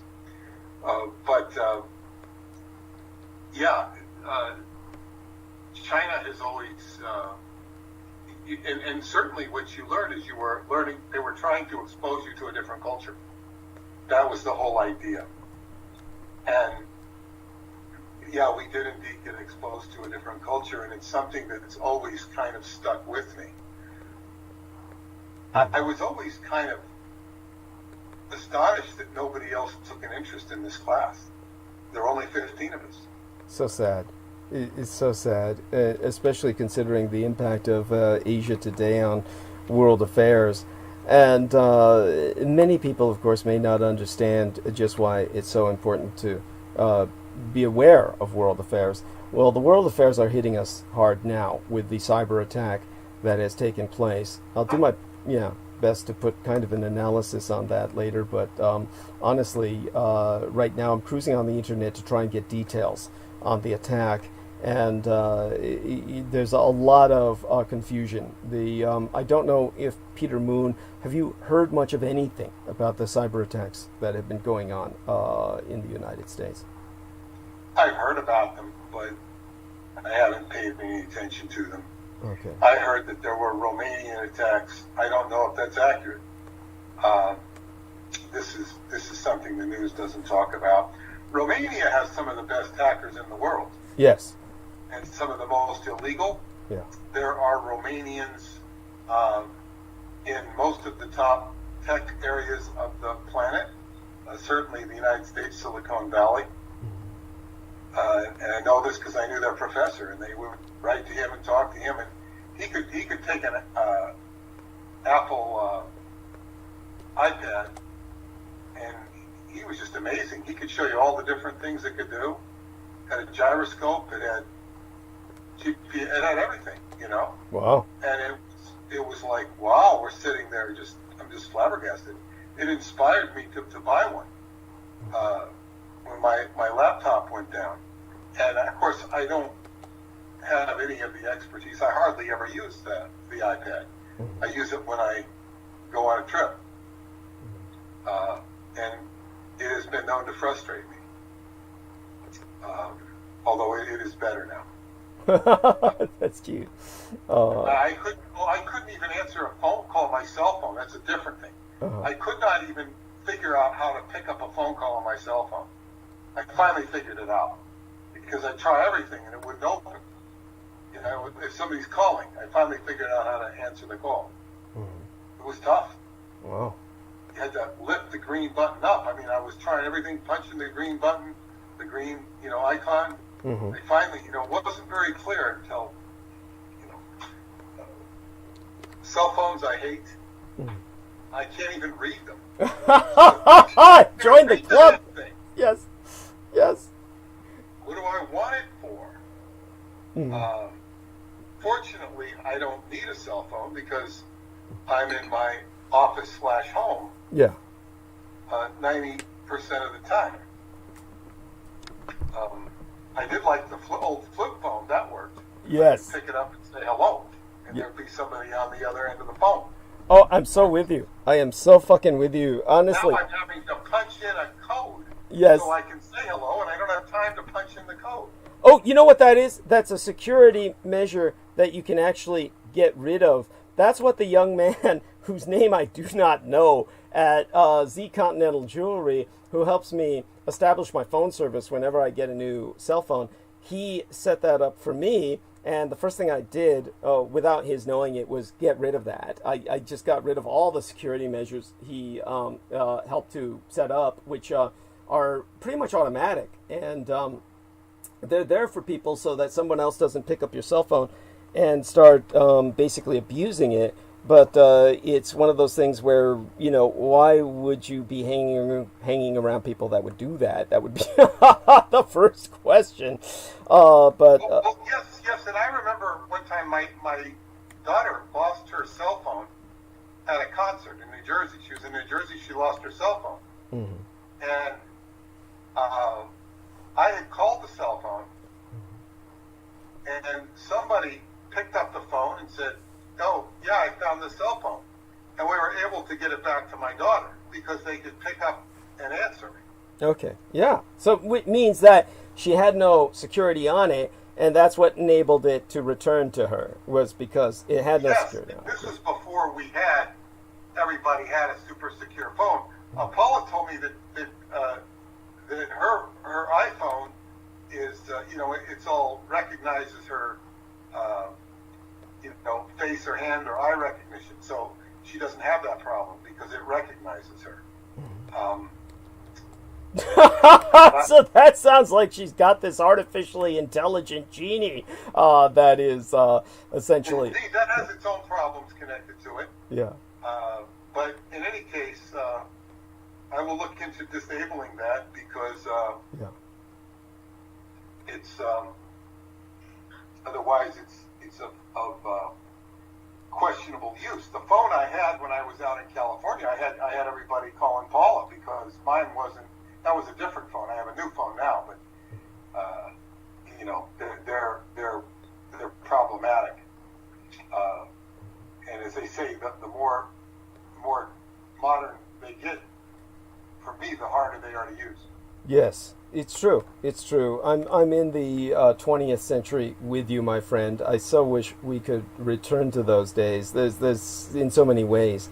As a matter of fact, my first cell phone was bought for me for my birthday by my daughter. It was about $80. Yeah. Which was, her mother got very pissed off when she says, "Oh, why are you spending so much money on your dad?" Which she thought was ridiculous. But she wanted me to have a cell phone so that she could call me when I go to pick her up someplace. In other words, it was for her own purposes. It gave me a cell phone, which was a gift. It was a nice gift, but it made her life easier because I could call her up and say, "Hey, I'm outside," and made her life easier. I used that phone for I used it until in Romania one year I put a SIM card in. Somebody gave me a SIM card so I could talk in Romania. And I found out that I couldn't call from Atlanticron because I had 3G technology, not 4G.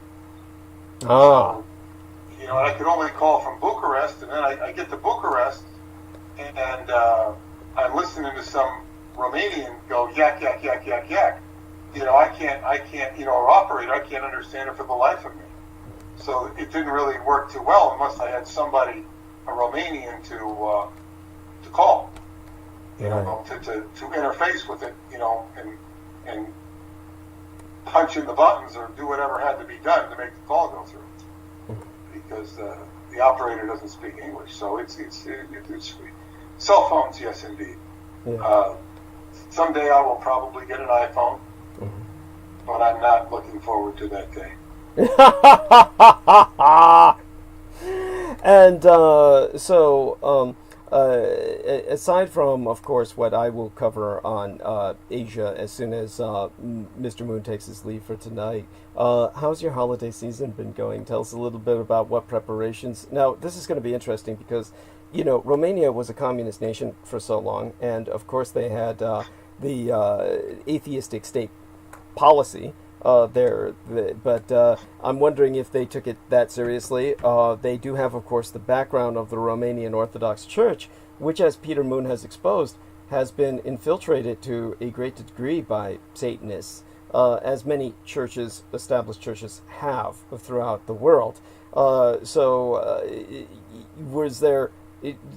Does your wife Paula have much of a Christmas background? Does she she obviously knows of Christmas, but does she celebrate it or come from a background where it was ever? Yeah. Boy, does she love Christmas.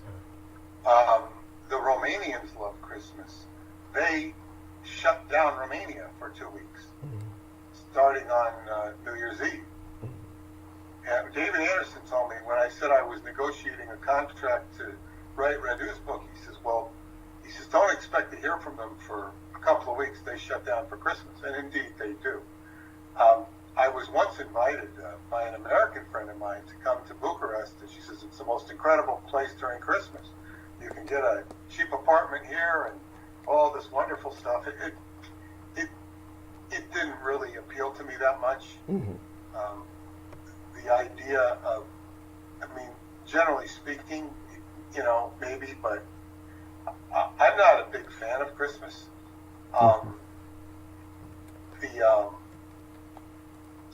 The times I enjoyed Christmas the most, other than perhaps as a kid, were in Scientology, because it was a big party in Scientology.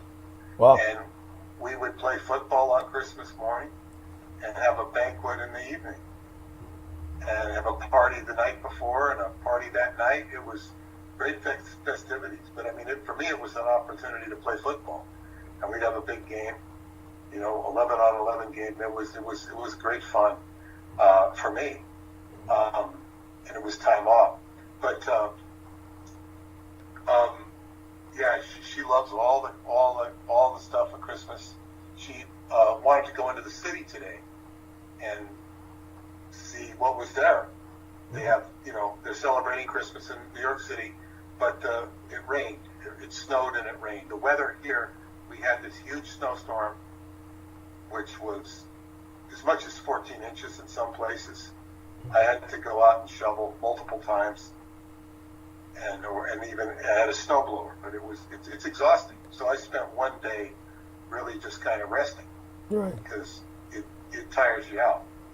You know, even when you have a blower, you still have to get walkways and stuff like that where the blower won't go. And then when they do the driveway, after you clear out your driveway, the snowplow will come by and fill up your driveway with ice again. and most blowers don't get that, so you know, unless you have a mini plow. So anyway, it's yeah. So it's been and we didn't have any snow last year, none at all. So it looks like this year is going to make up for it. Well, yes, and of course it's very warm in England because they are dealing with the Atlantic current, and the Atlantic current is being impacted by global warming. And obviously here in North America, you can see why people find it hard to believe in global warming. They don't have the Atlantic current, which is making it very mild in England, unnaturally mild. But we have the Gulf Stream. Okay. The Gulf Stream keeps New York and Long Island a lot warmer than it might be otherwise. Yes. Good point. And that whole stream, just like the Japanese floated the balloons over the Pacific. Yes. They could float balloons over to England. We could float balloons over to England. Yes. There we are. Yes. You know, the revolutionary, the colonists didn't think of that. Oh, yes. So, you know, and there is a very, there's always been a strong connection between Ireland and Montauk because of the closeness of the two, and then the current going from Montauk to Ireland. So there is, but it's been very cold here. It was warm, and then it was very cold. I mean, below freezing, and it iced up the football field, so we couldn't play. Oh. And then, which is rare that it ices up because we'll play in the snow. Not totally ice, but I mean, you know, a few inches of snow on top of ice, and it's dangerous. But you have, yeah, so we're definitely getting cold here. It's been cold as far south as Georgia, and it's been cold, so I don't know how warm it is in England. Right. Well, that Atlantic current keeps England from being like Iceland or Greenland. Yes. Yes. And it's cold and miserable there anyway. Yes. Yes. So true. And by the way, they've entered like fourth tier, or you know, the highest level of lockdown in London. It's just I'm appreciating this much more because I spent yesterday talking to George Knight for a long many hours in the middle of my night. They're 8 hours ahead of us, of course. So it was like noonish for George Knight or early afternoon. And Jameson's pointing out they have a more infectious strain going on over there. So there is a new mutation of COVID that has manifested in England. And Jameson's mentioning that he suspects it's already here. And he's probably quite right. Maybe I should not go to the dentist on Tuesday, but I was going to go to the dentist for a cleaning, and what I'm concerned about is that if I don't cooperate with them, the UCSF dental school might knock me out of their schedule, and it'll be harder to get back in, harder to get rescheduled. They'll take your temperature when you go in, and they take everybody's temperature. Mm-hmm. That's a big factor of anybody having active sickness right there. Mm-hmm. I would think they would be pretty. I feel safe with the dentist. Mm-hmm. I don't feel safe going into a doctor's office. Interesting. Okay. For a multiplicity of reasons. Right. Right. Unless I need to go into the doctor's office, I'm going to avoid them at all costs. Understood. And I don't know what protocols they're under. Yeah. That they're not going to tell you, or that they can't tell you, and all this sort of thing. Mm-hmm. Yeah. And by the way, Jameson brings up, of course, the fact that not all carriers are manifest temperatures.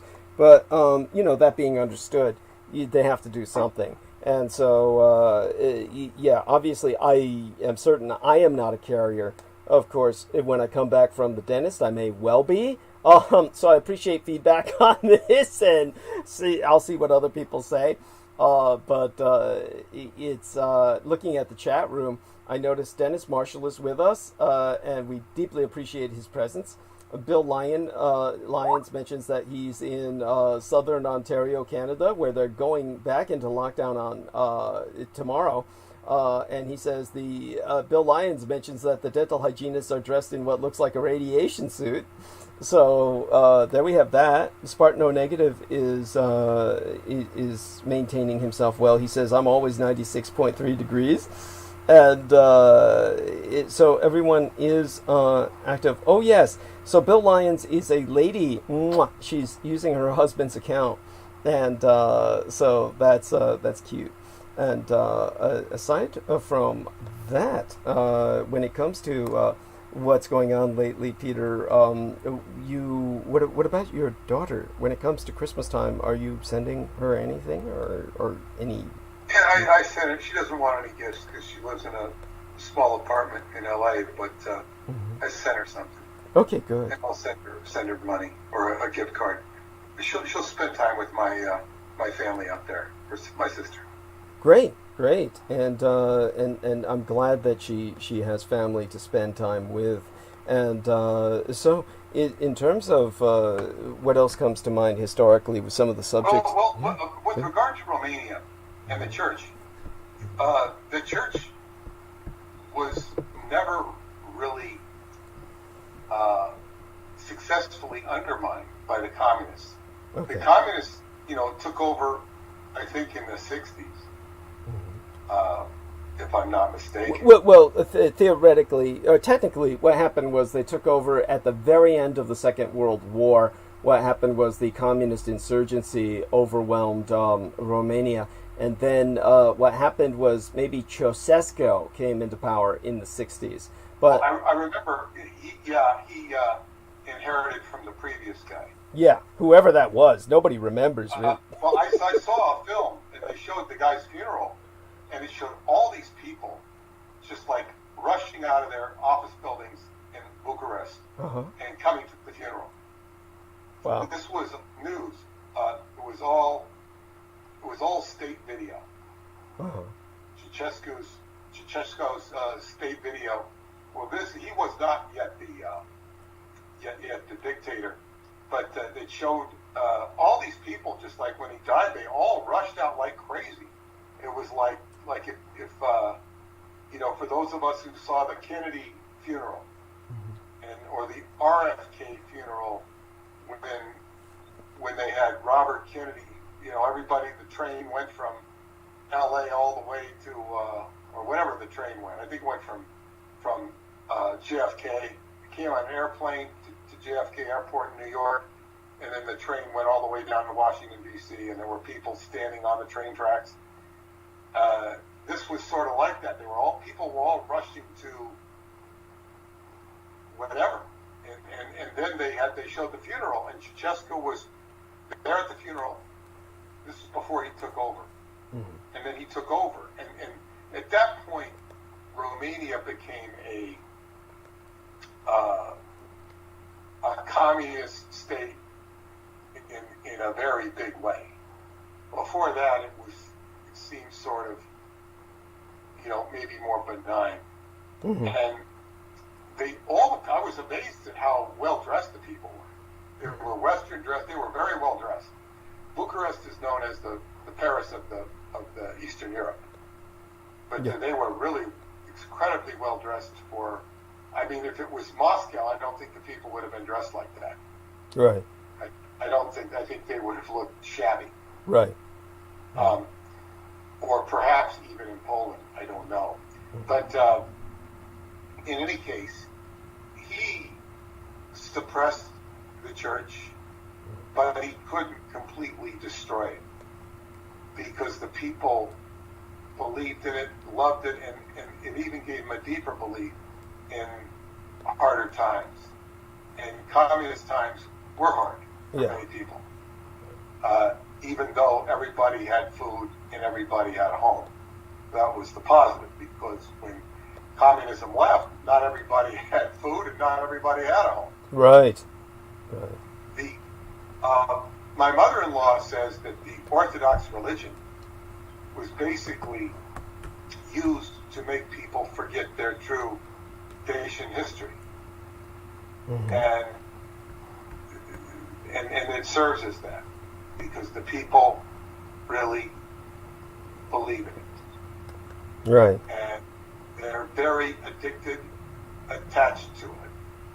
Now, as for Paula, it was interesting that her mother said, she was saying this to all of her students, don't be fooled by the holidays. Do not be fooled by the holidays. In other words, they're a distraction. And she honors and respects her mother as her teacher very much, but she still loves Christmas. Right. She just loves it. And my Qigong teacher used to just say, it's just like any other day. Right. And it's like that's how I look at it. But I have a wife who loves it. So we will have our Mexican friends come over, and they will. I think they're going to cook. I think they're going to bring Mexican food. And we had a really nice meal, I think, after Halloween for the guy's birthday. And he cooked for us on the barbecue outside. It was incredible. But it's too much. You too much food, There's a point where you kind of have to stop. So I would normally go out to lunch on my favorite Indian restaurant on most Christmases. I would take my daughter out, or sometimes friend, girlfriend, whatever I was doing. But and certainly we have a treat, that sort of stuff. Paula will get some presents. I suppose I will get some too. And it's just not a big deal. I used to have parties for my Montauk crowd, and I would invite people. I'd have a 4th of July party and a Christmas party. And as I say, when I got involved in the Qigong, I got disinterested in it. Because it's nice to see parties and everything and all that, but it's all of a sudden, what do I want to interface with these people for? Yeah, by the way, I sent you in the messages, and I can easily re-present it to you. Let me see if I can find it, because you probably don't remember There were this. a lot of messages you sent today that were withdrawn. Yes. That we can ignore. I'll give you the situation behind that later, though you generally understood what was going on. I was trying to explain. I'm just making sure they weren't the same messages. Yeah. And but there was a message that I sent you fairly recently, which was simply a cut and paste from a comment that a Romanian individual had left on your wife's on your wife's presentation with us. And so I will, I don't know, let me see now. It's on December 11th. If you can find that, just scroll up in your Facebook messages. You'll find December 11th at 10:05 p.m., 2020. There was a comment from someone by the name of Ungureanu Iulian, and that is almost certainly a Romanian. And so I was wondering what your response to what he said might be. And it's a very detailed question. You would understand it better than most. December 11th. Yes, December 11th. I had to reload my Facebook. Understood. Another thing is, and I don't know if you do this, but on Google, it's very important every couple of weeks to, not on Google, well, Google Chrome, is to clear your browsing data. Yes. And this makes the whole thing operate much faster. Yes. And it's very important to do that. Otherwise, the machine will bog down. Mine will, anyway. Right. No, this is true. Excellent advice. I'm going to have it here in a second, and I Sure. will read it. You would probably be able to interpret what he's saying better than most Americans as well. And, we're up to this thing buffers when you take it up. It's not a very easy. You got to be patient. Here's December 11th.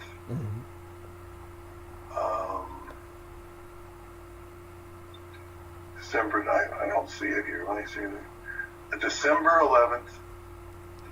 Okay, here it is. Yeah. Julian. Yeah.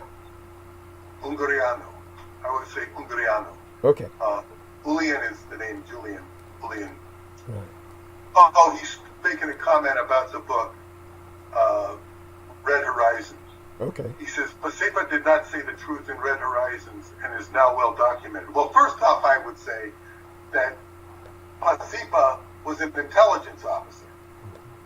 And this guy is not, number one. Okay. Ceausescu was removed from power by the Soviet involvement. This is what he says. I don't even remember him talking about Ceausescu being removed.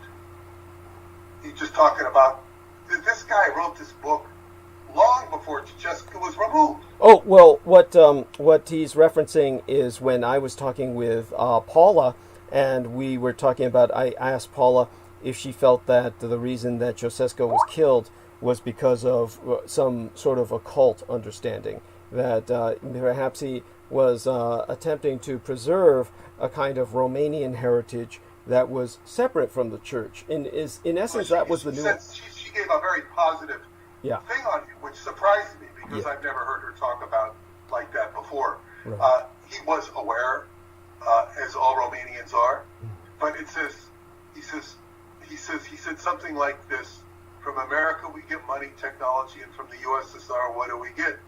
Over the years, the regime had removed from key position people suspected of espionage. At the end of '89, the days of revolution, all those suspected of Soviet affiliation came somehow in capital and played their roles in these events.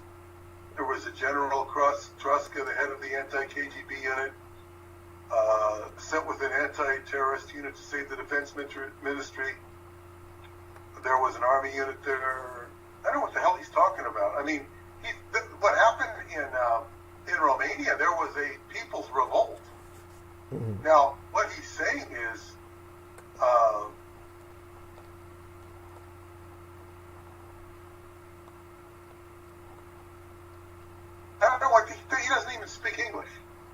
Not really. You know? No.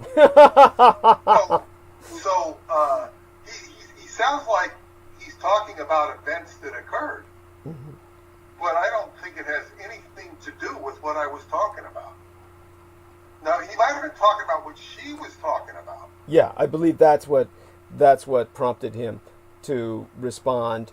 I think he felt that he just felt prompted to respond to what was perhaps not expected. As you said, Paula has, which I think she got from her mother. I think that her mother has a perspective on Ceausescu that he was, in essence, kind of struggling against the church to try and revitalize a more ancient Romanian heritage, and that that's a very generous. That's a very generous assessment of him. Right. Yes. Yes. Yeah.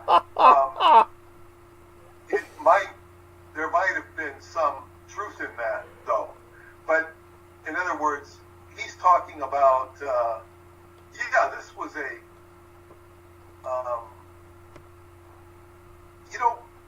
What this is implying to me, and it's hard to understand what he's saying, but the Soviet Union was backing up Ceausescu because that was he was one of their satellites, one of their puppets. Although he was a tough customer for the Soviets. Yeah. But I'm sure they would rather have him than, as I say, the anti-KGB source. Right. But so there is everything he's saying is probably true, that the anti-KGB people couldn't wait to get rid of Russia. But the saddest thing about the people that took over Romania was they exploited, the people who were ahead of the Communist Party exploited it for their own self-interest. Yes. Well, this is what happened with the fall of a lot of communist regimes, was that the Communist Party hacks, the apparatchiks, got into power, ran themselves as politicians, and so you wound up with the communists running the show again, except as basically mafia bosses. And in the case of Nicolae Ceausescu, I know this much: he was very impressed by his visit to North Korea, and after he and after he returned from North Korea, then he ramped up Romanian parades and celebratory parties to this, great degree that they had never. The pomp and ceremony. He became very. But the thing was, he went to North Korea because he had struck out in Romania. He was waning in Romania. Okay. So that was like Nixon went to Kentucky. China. Kentucky. In his last days to muster support, because the people in Kentucky were the only one that were staunch, backward enough to appreciate Nixon. Right. Backward. I'm spelling backward. Yes. It was a joke. They were the only place, and you said, like, oh, we love our president. Right. Like as if they were completely oblivious to all of the crimes. All of the crimes and horrors he had perpetrated against his own people. He was the most unpopular person. Even this is after he had a landslide victory over McGovern. Right. He was just, the scum of the earth. Right. In terms of his immoral behavior. And people like to say he was a good president. And, compared to some of the things we've endured, he was. But,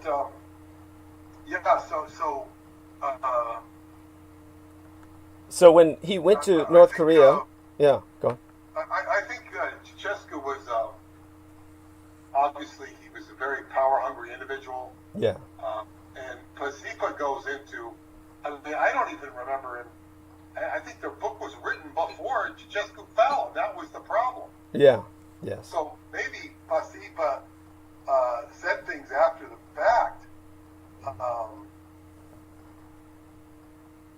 He said,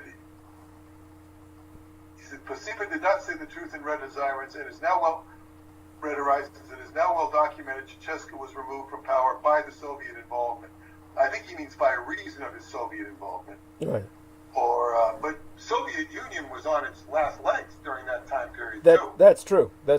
And by the way, just to contextualize what Peter said earlier about Ceausescu being a tough customer with the Soviets, Nicolae Ceausescu ran an incredibly freewheeling economy. His economy was very non-communist in many ways. His economy was very free market in a way that made it much more open to a kind of progressive economic growth compared to other stagnant satellite nations behind the Iron Curtain, other than East Germany. But aside from that, he, of course, it was still a stagnant economy. It was still a communist economy. And as Peter said, at the time that he was waning in power, he went to North Korea to try and find out how it was done. You know, how do you maintain total power, total grasp on everything, and came back and tried to North Koreanize Romania. But it ultimately resulted in his fall and his execution. That's what I was bringing up with Paula, because she kind of had this, dare I say it, almost a romantic vision of him doing something that was more identitarian towards. I will say this about that. Yeah. The Romanian, sacred Romania, yeah, is so hidden. Mm-hmm. And the more sacred you get, the more hidden it is. I have an incredibly unique bird's eye view into it by reason of my experiences there. Yeah. It's very unique, and not only by reason of the fact that David Anderson sent me there, which has its own implications, but my connection with Paula, but my adventures in Romania are completely separate from Paula and her mother's school. They almost have nothing to do with each other. It's not that they're operating at cross currents. It's just that I go there and I do my thing. Mm-hmm. And I'm not a student at the school. I have certainly interfaced with members of the school. I've lectured to them, not in Romania. And I've gone to the same areas. I will eventually bring them to Choclavina. Or that she will go coincident with me or something. It'll happen. She's introduced me to some areas in Romania that I wouldn't have seen otherwise. But the sacredness of, as I say, I've introduced many Romanians to sacred Romania, and I have some that try and distract me from sacred Romania. What do you think would be their motive? What would be their agenda in doing that? Well, you know, it's just that they think what they know is better. They think they know better. Okay. And I'm kind of very, what is it, the word, self-generating. Mm-hmm. Just because somebody says something to me, that doesn't mean I'm going to go off looking. You know, if you say there's a pair of ruby red slippers over there, okay, yeah, I don't, good. Well, good. You know, go tell Dorothy. And I don't necessarily go looking for them. I kind of know what I'm looking for, and certainly it's not like many people have directed me to the city of Buzău, mm-hmm. which is in eastern Romania, mm-hmm. and there is phenomena there. There's caves there. Did I have an interest in going? Yes. Did I have the time or circumstance to go? No. Many people have invited me there. This is one of the quote-unquote distractions. Don't go there. Okay. Don't go there. There's stuff there. Only recently did I kind of feel a license to go when I read what Radu Cinema wrote about it. Okay. Now that he's written about it and given me a context, I have a deeper appreciation for what might be there. But I'm not chomping on the bit. Someday, I would like to drive through Romania with Paula as my guide. Right. I would like to drive and go here, go there, and go to various different places. And I would like to do that, you know. But when I travel through Romania, she's almost never been with me. She goes and spends time with her family. Right. And sometimes we will meet. Interesting. So, yeah, it's kind of odd, but it just is the way it is, because I have an agenda. I've tried to get her to go with me, but she's more interested in seeing her family. She has no interest in Atlanticron. And of course, I honor and respect it because it's my whole foundation of going there. I will always, aside from the fact that I'm part of the board of directors of the World Genesis Foundation, I have, you know, it's like these people have been my friends for, you know, 13 years, 12 or 13 years. Yeah, it's incredible. So, but back to the secret aspect of Romania and Ceausescu. Right. And during his reign, they had a film of the great Dacian warrior, Decebal. Decebal is their great warrior, and he, and of course they filmed him, and they recreated Sarmisegetusa, the great capital, and they put only on one of my trips there. They explained to me that they recreated the wooden poles coming out of the ground. They reassembled some of the original stones, and they restored that area for a film that was done during communist times, where they were honoring their history. So even in communism, they did honor their history. The people know of their history. They know of all the gold under there. It's like not only a state secret, but a national secret. It's in the people's hearts.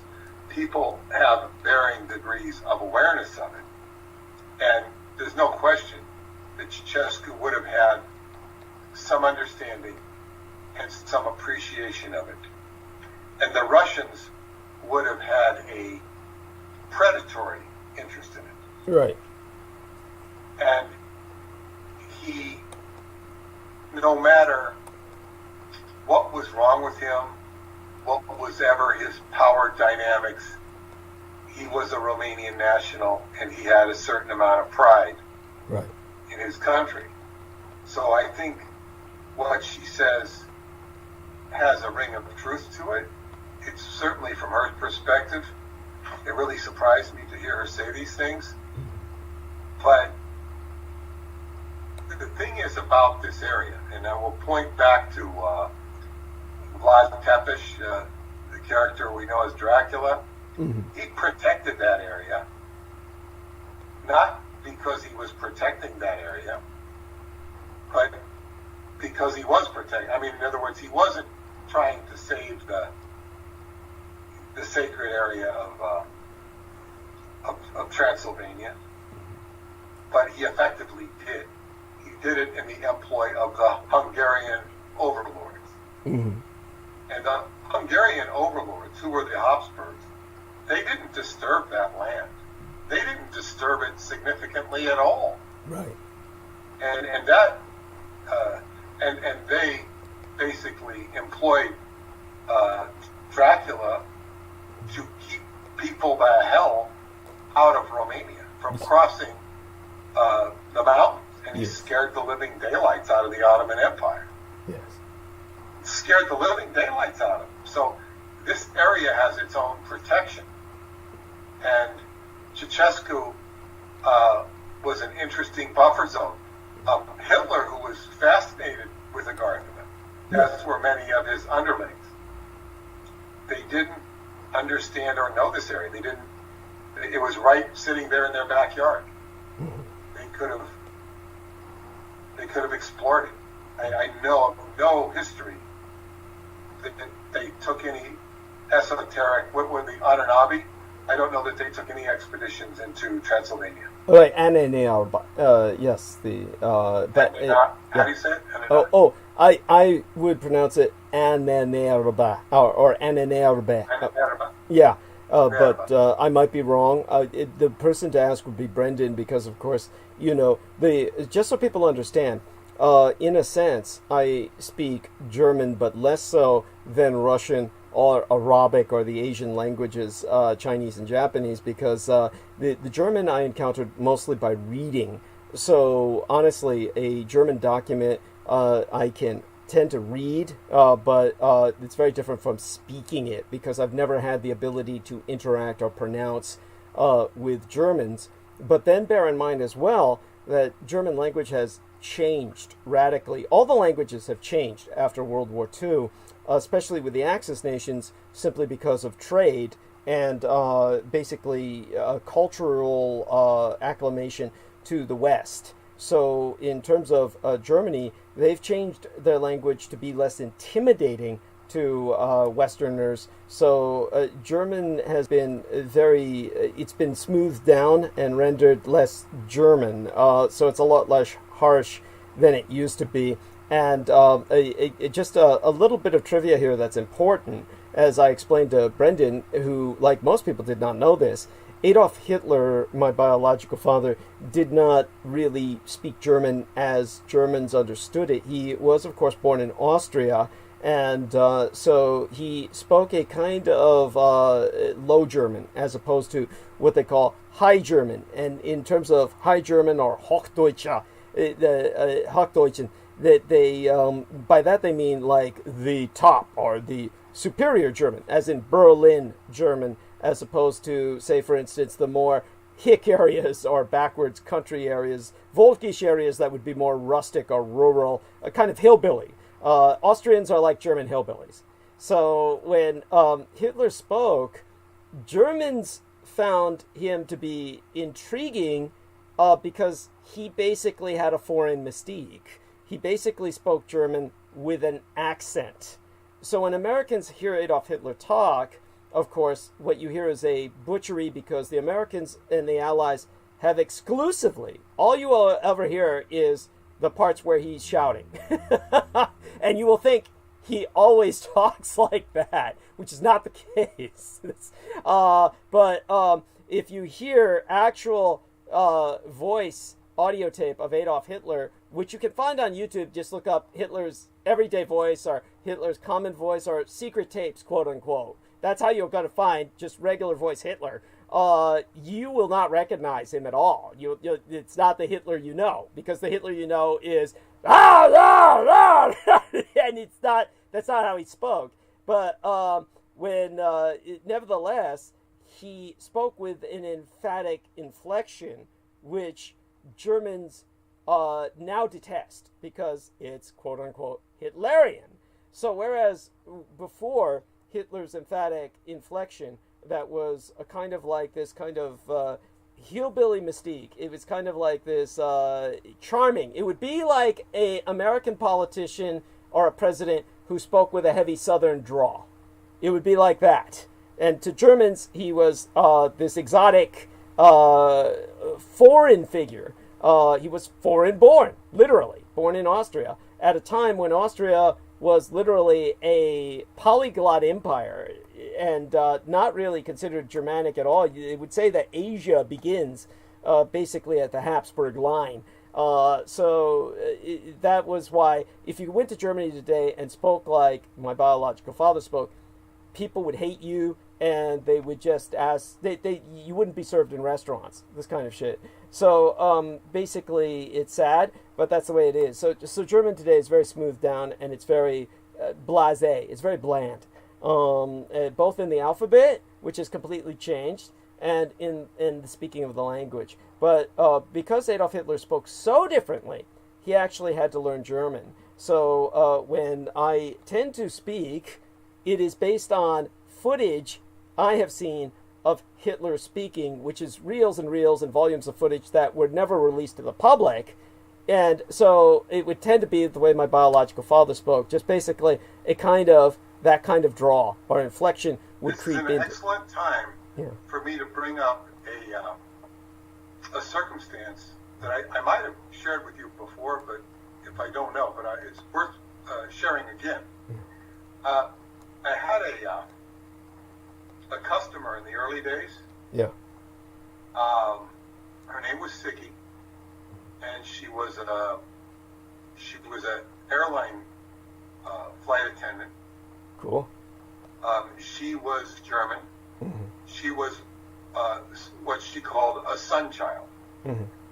The sun child were people that were bred, Germans that were bred, and as part of the Aryan race program. Yes, Lebensborn was the Fountains of Life program.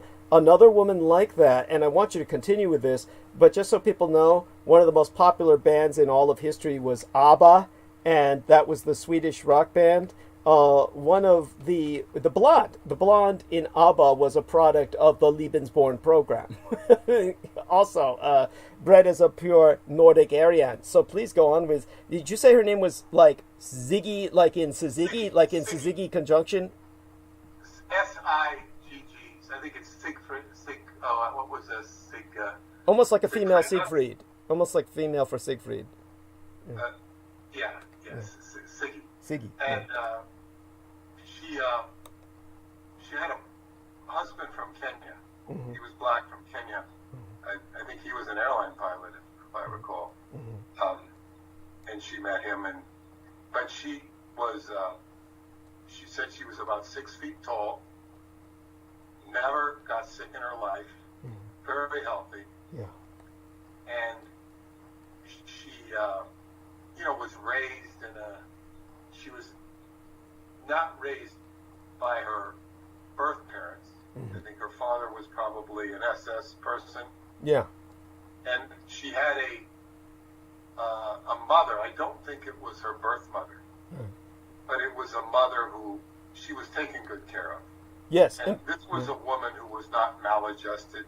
Thank you. She was not only a genetic specimen, she was seemed very emotionally stable. Yes. I didn't get into her personal life. She lived in Vancouver, and I know we talked, but she had written me letters, and she said, and of course, look, she had an open mind towards this stuff at a very early time, and she said that she said, wanted me to get in contact with Leni Riefenstahl. Leni Riefenstahl, because of the films. Mm-hmm. And Leni Riefenstahl, for those of you who do not know, was Hitler's film director. They had a very close relationship, not a sexual relationship, but a close relationship because Hitler was part artist. And she was the film director. She was internationally recognized for her documentary of Hitler's rise to power called Triumph of the Will. Mm-hmm. Prior to that, she had done movies that were admired by all of the German people, and she, especially the Nazis, because she was a great filmmaker. Yes. She liked to show the human body, Mm-hmm. and she did the Olympics. She did the, I think it was the 36 Olympic Games. Yes. Now, she was very gifted. She was a beautiful woman. She starred in some of her early movies, and she said that I ended up reading her autobiography because I wanted to know who this woman was that she wanted me to meet. She was in Switzerland at that time. This woman lived to be over 100, Leni Riefenstahl. Right.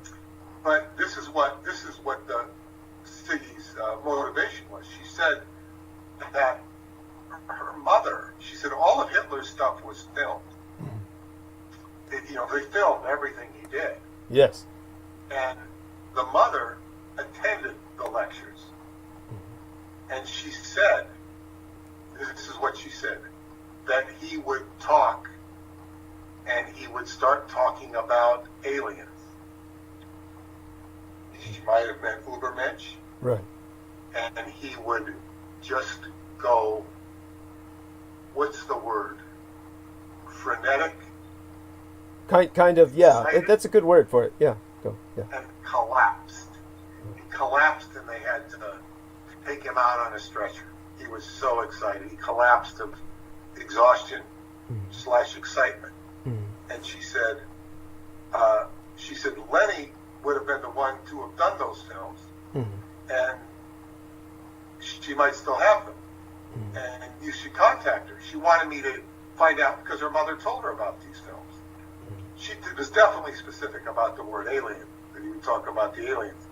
So anyway, I read Lenny's book, and I saw what she said. She said that when the war was over, she did say she spoke to Hitler on the Jewish question, and he said, because she didn't like what was going on, and he says, we just can't talk about this. There can be no talk about this. And shunted her away. This is what she said. But she said that when the war was over, there was a question of whether she would go to the English, the French, or the British. No, certainly not the Russians. But I think she wanted to go with the Americans. But the French took her, and they interrogated her. They took all of her films and took everything that was hers. She had nothing. And I think they gave her, I can't remember, I think they gave her shock treatment. This was Leni Riefenstahl? Yeah. Right. If I recall. And then basically she said, after that I could only remember about 3 times with Hitler.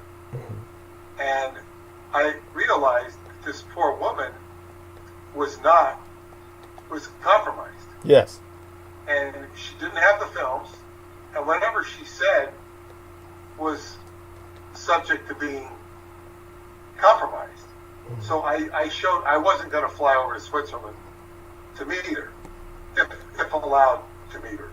Right. I was willing to do that. Right. It was certainly in the budget. Right. But I just, I said, I don't know, she spoke English too. Yeah. But, so I said, no, I'm not going to get the films, and she doesn't have the films, and I probably would have gotten a piece of something out of her.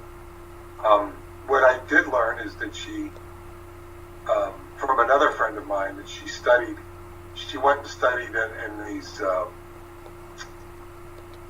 big, tall Africans.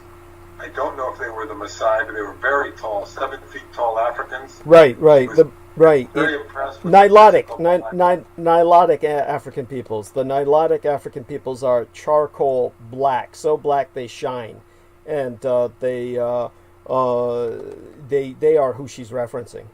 And they were tall. Yeah, they're very tall. Yes, 8 feet. My editor, who told me about this, she said that this is what she said. It wasn't Lenny. She said she was very attracted by their big penises. Well, that's not surprising. I don't know. But I didn't pursue Leni Riefenstahl. It's just because I thought, she's programmed. It's not worth the trip. But you know why the French did that? You know why the French were so cruel to her and did what they did? Because she was one of Adolf Hitler's lovers. It would surprise me. She didn't mention that. Of course, she would have forgotten it, too. Yes. That's right. And that's why the French... This does not justify in any way, shape, or form what the French did. But that's why they did what they did. In that sense, they were able to verify certain things that they wanted to verify from her before she forgot it, and they cut her loose. And you can see that she's very... how would I say it? The word is not brain damaged, but traumatized. You can see how traumatized she is in her interviews. Well, that would explain why she only remembered so little of her interactions with Hitler. They wiped it from her memory. Yeah. And the one thing, though, she did stress is she spent a lot of her time in the darkroom going over film. Yeah. And she said being an editor of film was just a very exhaustive process of going through footage. I know from limited experience doing short videos, of course, it's so much easier using a computer than it was for her. She's got to go through all the footage. She's got to watch everything she took, then take notes, and then splice it together. Not an easy profession, she'd say. Yeah, no. Very, very difficult and challenging. And when you said she loved the human body, she was responsible for what the Germans called Nacht culture, or what was it, body culture? I forgot what it was called. But anyhow, the body culture in Germany was the Third Reich under Adolf Hitler, because he was an artist and because he worked with sculpting as well as illustration, which most people don't know. That fact, he was trying to get the German people to get over the idea of puritanical shame, the Christian sense of guilt with the human body, and therefore get people to love the form of the human body and appreciate its aesthetic, to return them to the more Greek tradition of appreciating the human form as the ideal of creation. So that's important. And when he... now that you mentioned that, yeah, in America, there has been the opposite of that. Only, I guess, in the last 50 years or so of the fitness movement. Yeah. Where we have guys, trying to show off their muscles or whatever. Right. It was, it really was kind of a, we were always told when we were growing up at how unphysically fit Americans were. Yeah. And still are in the majority, yes, but... Well, yeah, but then you see that there was no pride, because I think if you showed pride in a physical specimen at school, yeah, you would be basically humiliating or disparaging everybody else. Right. It's just like if you had a beautiful girl in the class and she gets all the attention. Yeah. It's kind of like, okay, well, what about the rest of them? And it's you can understand why, but now you can sort of see the Aryan breeding program is sort of like, well, let's make the best we can of let's see what we can do with human beings. They're an art form. Yes. Now, of course, one understands that this is disparaging to people who don't look like that. It is, and then you have now we're moving into a time of revenge of the nerds. Yes. And Silicon Valley types that some of them fit the stereotypes of the tech nerd, which is sort of anti-health. It's anti-physical body. It's almost right. A cyborg type consciousness. Yes, bug life. It's protect your software, the rest is me. That's the attitude. Protect your software, the rest is me. And what they're gearing towards is the uploading of the persona into the machine. That's bug life. That's their term for it. And of course, Jameson emphasizes these bodies are too incredible to ignore like that. And of course, those same nerds, he says it's very sad. Well, it's not only sad, it's pathetically hypocritical, because those same nerds are as addicted to porn as I am. So they're obviously into the body. It's simply, they have nothing to offer with their bodies. So that's where the vengeance comes in, and their desire to fuck up everybody else with a attitude of disdain for the physical. So that of course is just pathetic. So yeah, and Jameson says they love top specimens but look down on trying to be beautiful themselves. Yes, that's pretty much it. They know they never can be. Yeah, but do go on. And in terms of what you mentioned about the aliens, so I don't forget that, basically what Adolf Hitler was referring to was what they had encountered in Unterland in the pioneering reconnaissance into Unterland. And so when Adolf Hitler was using the term aliens in that regard, he's speaking of what were alien civilizations to us, and these are non-human species, the relic populations. What I through my experience with the government, learned to reference as relic populations. So to Adolf Hitler, these were new in the sense of new discovery. To try and put this into some perspective for people, the British would refer to the term Elder India. And Elder India had nothing to do with ancient India of the Vedic heritage. Elder India for the British was southern India, which the British first encountered as a maritime power. They came in from the sea. They were invaders from the sea, and they came in from the south. So to them, Elder India, when the British referred to that, meant that part of India which they had conquered first. Whereas to them, New India was northern India, or what we, in a more detached context, would recognize as Mughal India, or that India which was under the Maharatha, or the kind of northern Muslim-dominated India of that dynasty in its decline, which was still a very potent power, but dominated by, say, for instance, Sikhs and these foreigners over what is now the capital of New Delhi. Foreigners in the sense of like Chinese foreign dynasties like the Mongols or the Manchus. So that would be New India to the British. So when Adolf Hitler refers to aliens, he's referring to alien to him, alien to us. But these are like new cultures to him, and exciting, as opposed to what I learned to recognize them as from a more detached perspective of someone who wasn't overseeing a nation whose reconnaissance forces had encountered these beings as a first. I recognize them as relic populations, that they're ancient. I recognize them as that. So hopefully that nuance is understood. I hope I was coherent in trying. That's what I suspected. Yeah. I don't know what word alien, what word was used, because but it sounds like you might have seen some of these films. Yes. And as a matter of fact, these are the very incidents that William Scherer was exploiting to make Adolf Hitler look like a maniac. So basically, William Scherer is one of the biggest scumbags in the history of humanity. And William Scherer is just a white trash piece of shit.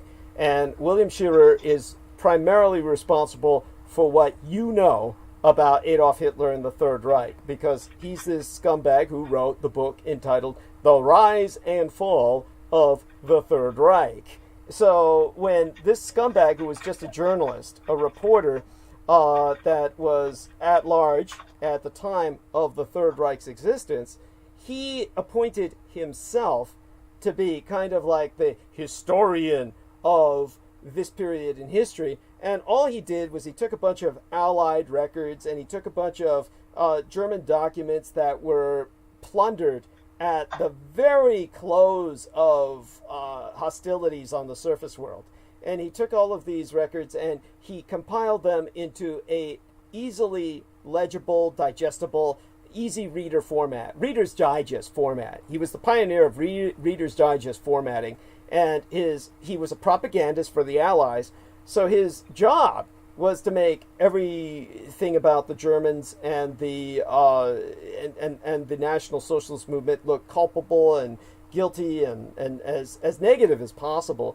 But he focused everything. The entire history of the Third Reich is on the person of Adolf Hitler. So his entire way of condemning the German people by guilt by association, and the Third Reich was to subsume it within the person of Adolf Hitler, to say that everything was founded on Adolf Hitler, that he was the ultimate responsible person for everything that happened. And so then he proceeded to attack Hitler's person, and therefore defame and slander and just vilify Adolf Hitler. So he is one of the people responsible for all the negative things you hear about Adolf Hitler. Now, most of you don't even hear this shit anymore because it was so just wartime inflammatory bullshit that they don't even bother with this shit on the History Channel anymore. But basically he would say, oh, Hitler goes into manic convulsions, that he's basically someone who goes into these paroxysms of ecstatic,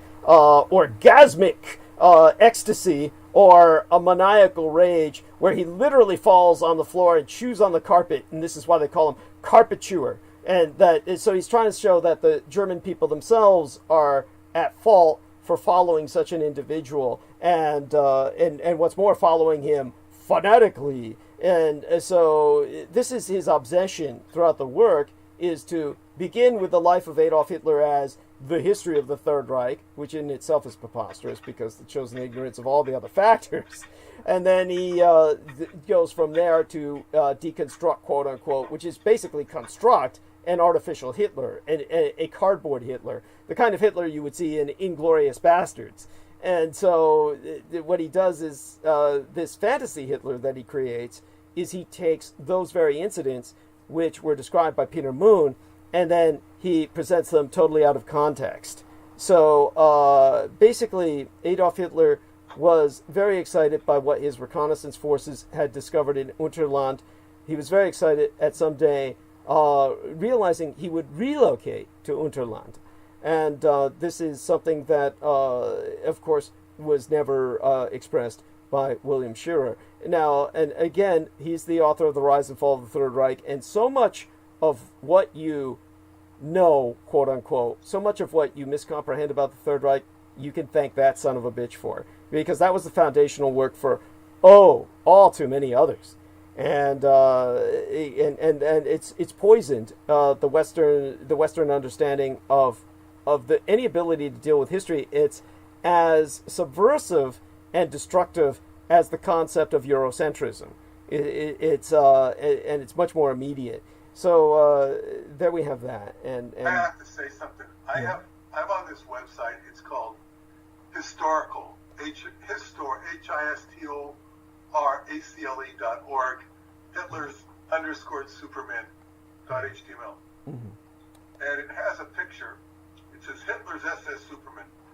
And it says a picture, Adolf posing with an officer of the Lebensborn circa 1941. This man is well over a foot taller than Hitler. Yeah. They don't tell you it's Otto Skorzeny. I can identify Otto Skorzeny, but they don't tell you that. Or Otto Skorzeny was not, I don't think he was an officer of the Lebensborn, I don't know.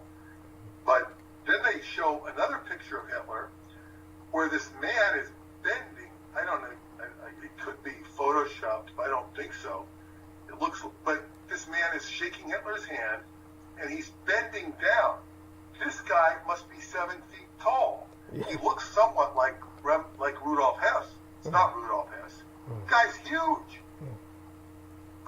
Well, just so you know, the Otto Skorzeny or any officer of the SS was automatically a member of the Lebensborn project, in the sense that they had access to the breeding camps.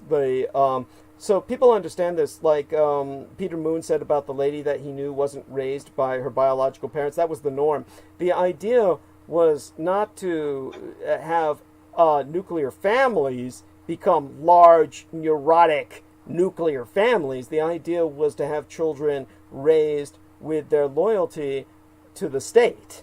And so the idea was that people could enter the Lebensborn camps, where the ladies who were in the Lebensborn camps were basically, they were, in a sense, broodmares, if people want to use a derogatory term like the Allies did, but they were women whose bodies were basically serving the state by the production of future generations. Heinrich Himmler wanted a population of 180 million Nordic Aryans by the middle of the 21st century. In other words, a population that would be half of what we have in the United States today, that would be Nordic Aryan and in genetic composition.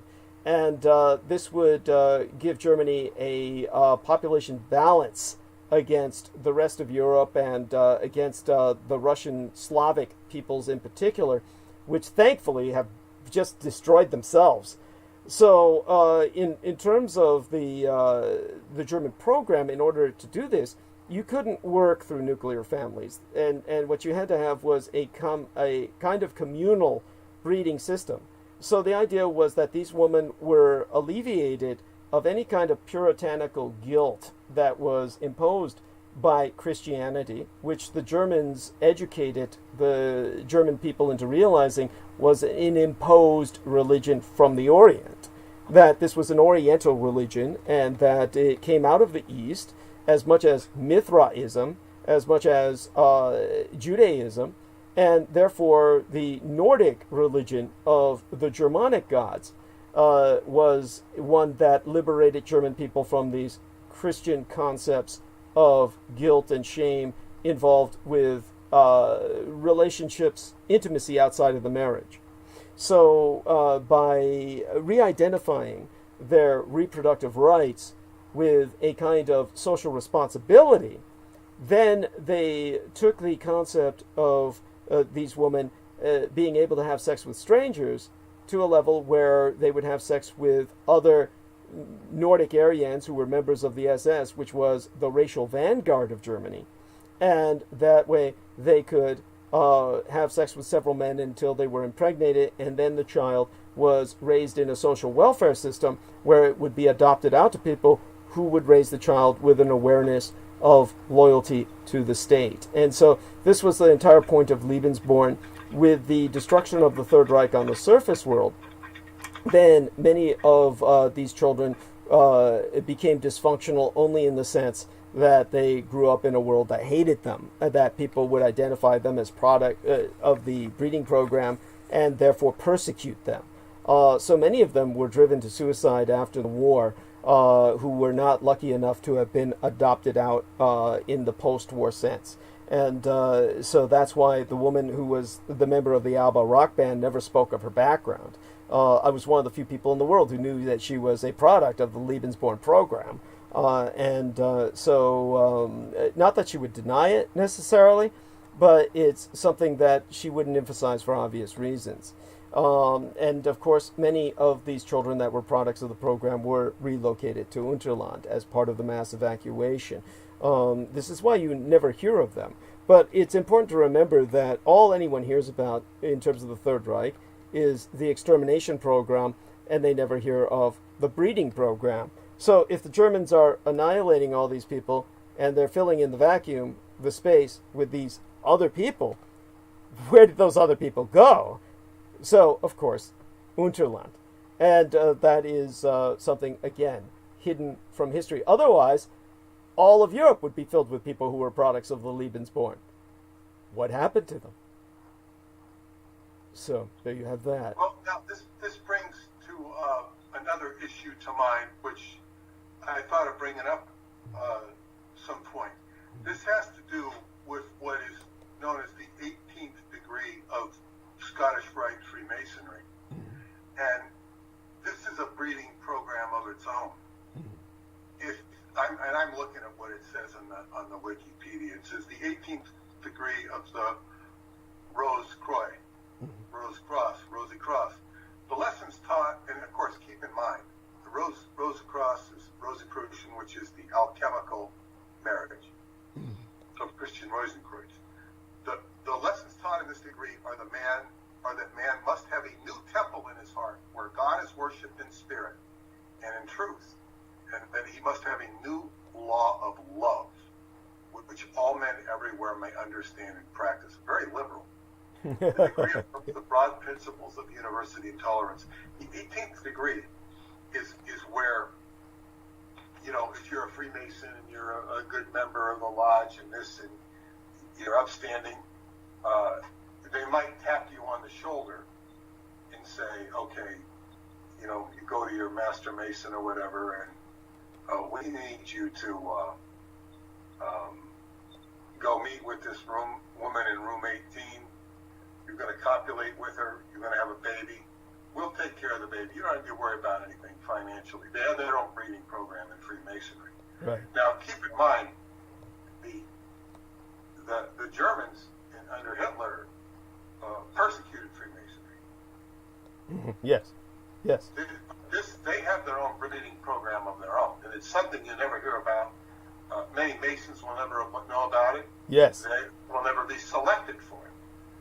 This is a breeding program which whether they're breeding a Christ, an Antichrist, or God knows what, because whatever they're doing, they're quote unquote supposed to be doing, they may not be doing that. And what they're supposed to be doing might not be in the best interest of anyone either. But it's a secret breeding program that you never hear of. And this is when you're talking about the breeding program. You know, it's like, look at it. If you're running a farm, you want to breed healthy chickens. Yeah. If you want to breed healthy cows. If you're breeding humans, you want to breed healthy humans. Yeah. But the thing is, most of us are not in the position to be breeding healthy humans outside of our own choice of a mate. Right. And when we choose a mate, we are making a choice to have a certain kind of a kid. No, it's yeah. Go on. Better the genetics of your spouse, the better off your kid will be. Yes. Generally speaking. Yeah. Yes. And indeed, without even necessarily going through eugenics or going into a breeding program that the Americans had. And of course, as Peter Moon is well aware, and he could provide some history in this regard that most others couldn't, there was a eugenics program that even our man Ben Estenius, my sponsor, has been aware of and has brought up in the past. Margaret Sanger was responsible for the American eugenics program. And by the way, I don't know if Peter's aware of this, she wound up contracting Alzheimer's dementia in her later years, and was basically had to be kept at home and monitored 24 hours a day, or she would run around in the neighborhood where Ben Estenius lives, essentially, or the area he investigates that's involved with all the serial killers he investigates in Arizona. She lived in that area as the same neighborhood as the Pied Piper of Tucson. Schmitty Schmid Jr., that creep, that predator's name is, and was. And so she lived in that area, and she would run around naked in the neighborhood, knocking on people's doors or clawing on their doors, or, knocking on their windows. Is this Margaret Sanger? Yeah, Margaret Sanger. Yeah, yes. It's she was the one that testified in the Patty Hearst case? Oh, no. Margaret Sanger was, Margaret Sanger was, let me look her up, eugenics, and see if I've got her name right. Eugenics, Margaret, Sanger, okay, and, Sanger, Sanger. Oh, this is a different person than Margaret Sanger, yes. Yes, Margaret Sanger. Birth control activist, sex education writer, and nurse. Right. A racist eugenics person, it says. Okay. Yeah, racist eugenics advocate. Yes. And she, of course, was the person in America who became a feminist icon and a reproductive rights pioneer. But she supported improving the human race in America by breeding out all colored peoples. And her statues are up all over the United States. Here's this person who basically was advocating abortion towards a very specific end, a very specific operational agenda.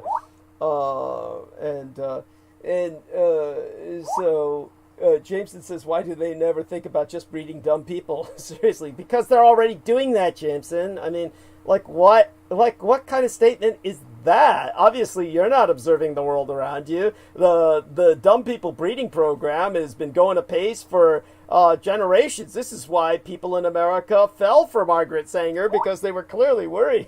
Oh, you mean breeding out dumb people? Yes. Why don't they just do that? Well, because the dumb people are running the show, unfortunately.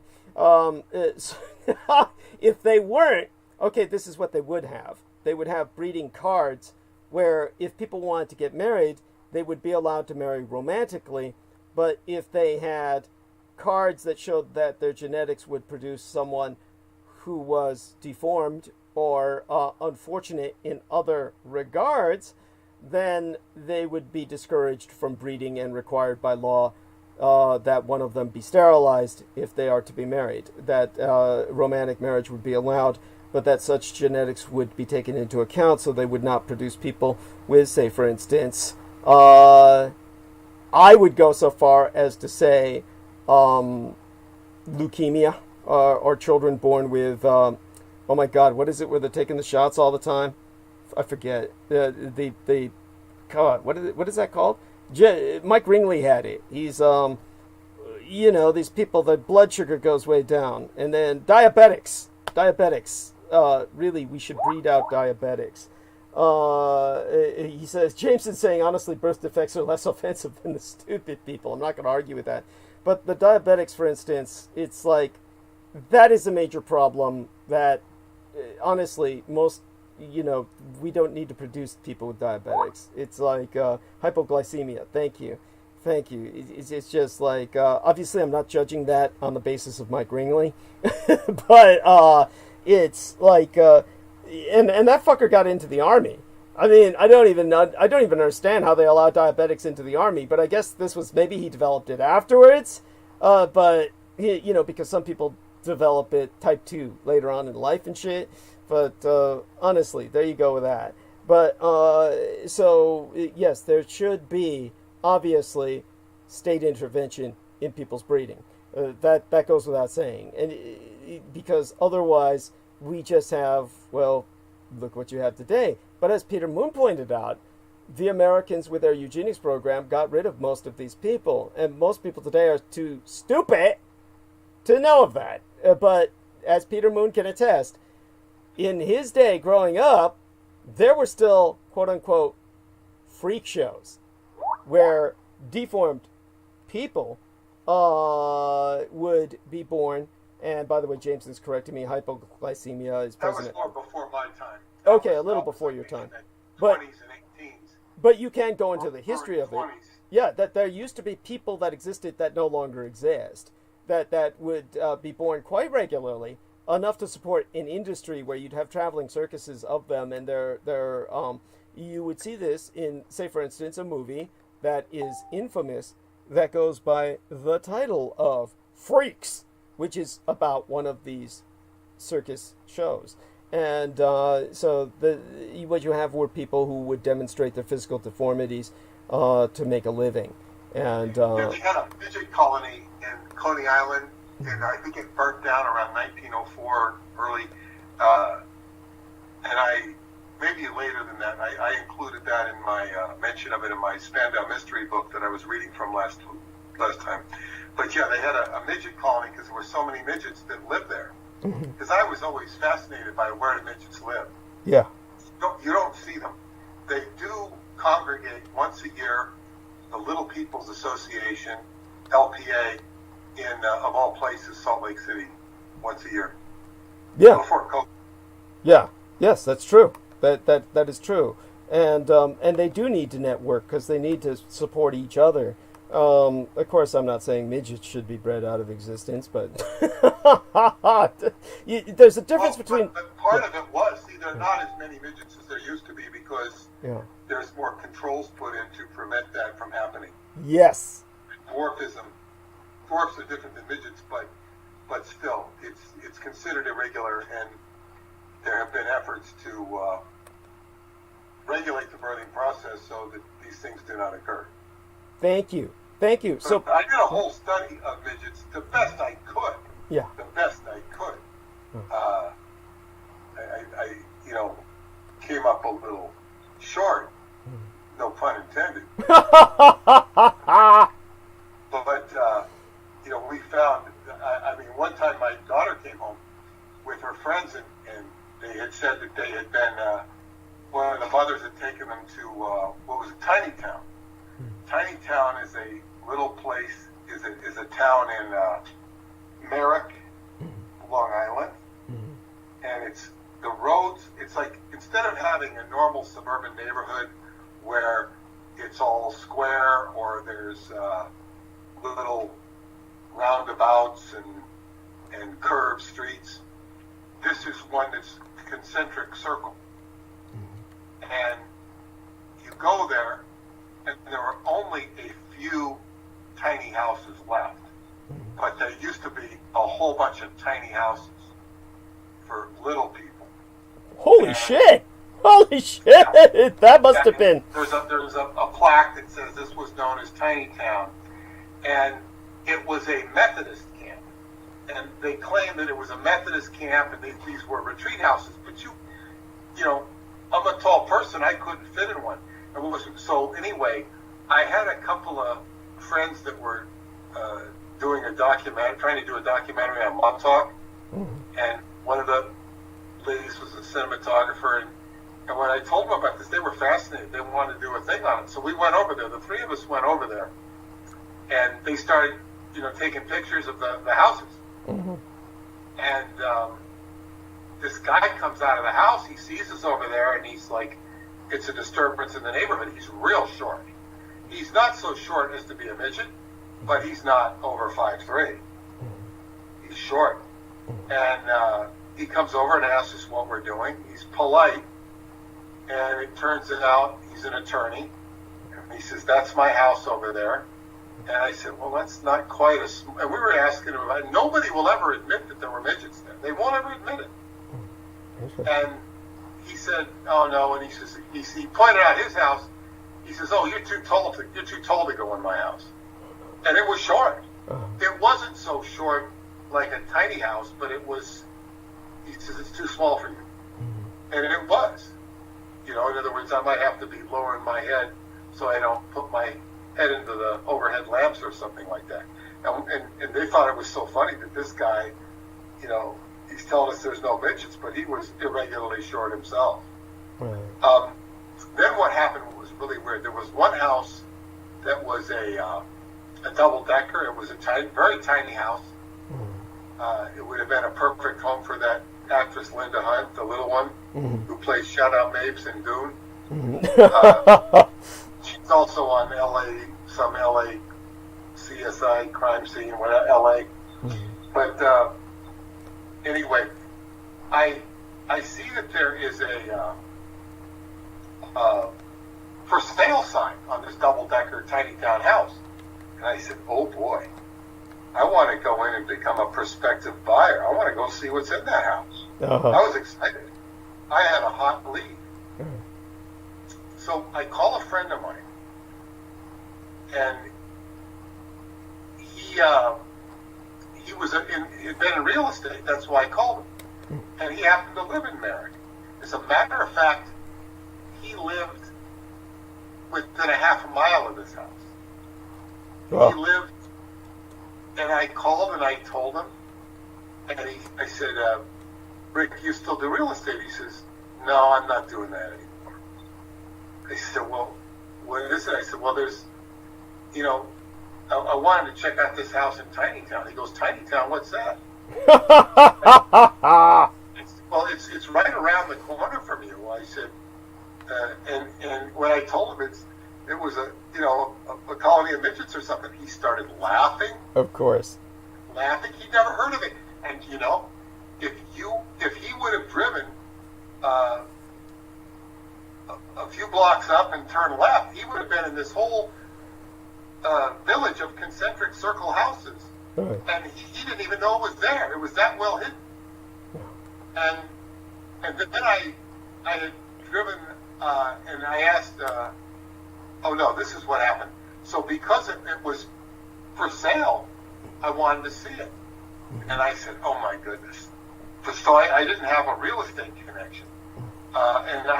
So anyway, I get a call from my girlfriend. And she says, I'm coming out to your neighborhood. I've got to pick up a key from a tenant that I rejected. I got to go get her key because she's smoking and I don't want to smoke her. She lied to me. But I got to go to her office and I'm going to pick up the key personally. She says, can you please pick me up at the train station? And she says, I'll go right back. So I picked her up. I took her to the train station. And they said, well, we've got about an hour before your train. Would you like to go see Tiny Town? She goes, I'd love to see Tiny Town, because she heard me talk about it, I think. And so then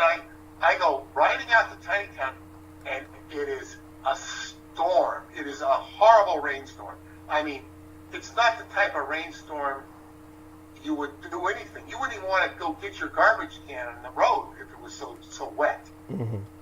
And I drive down there, and the night before, at like 8 or 9 o'clock, I had seen this for sale sign.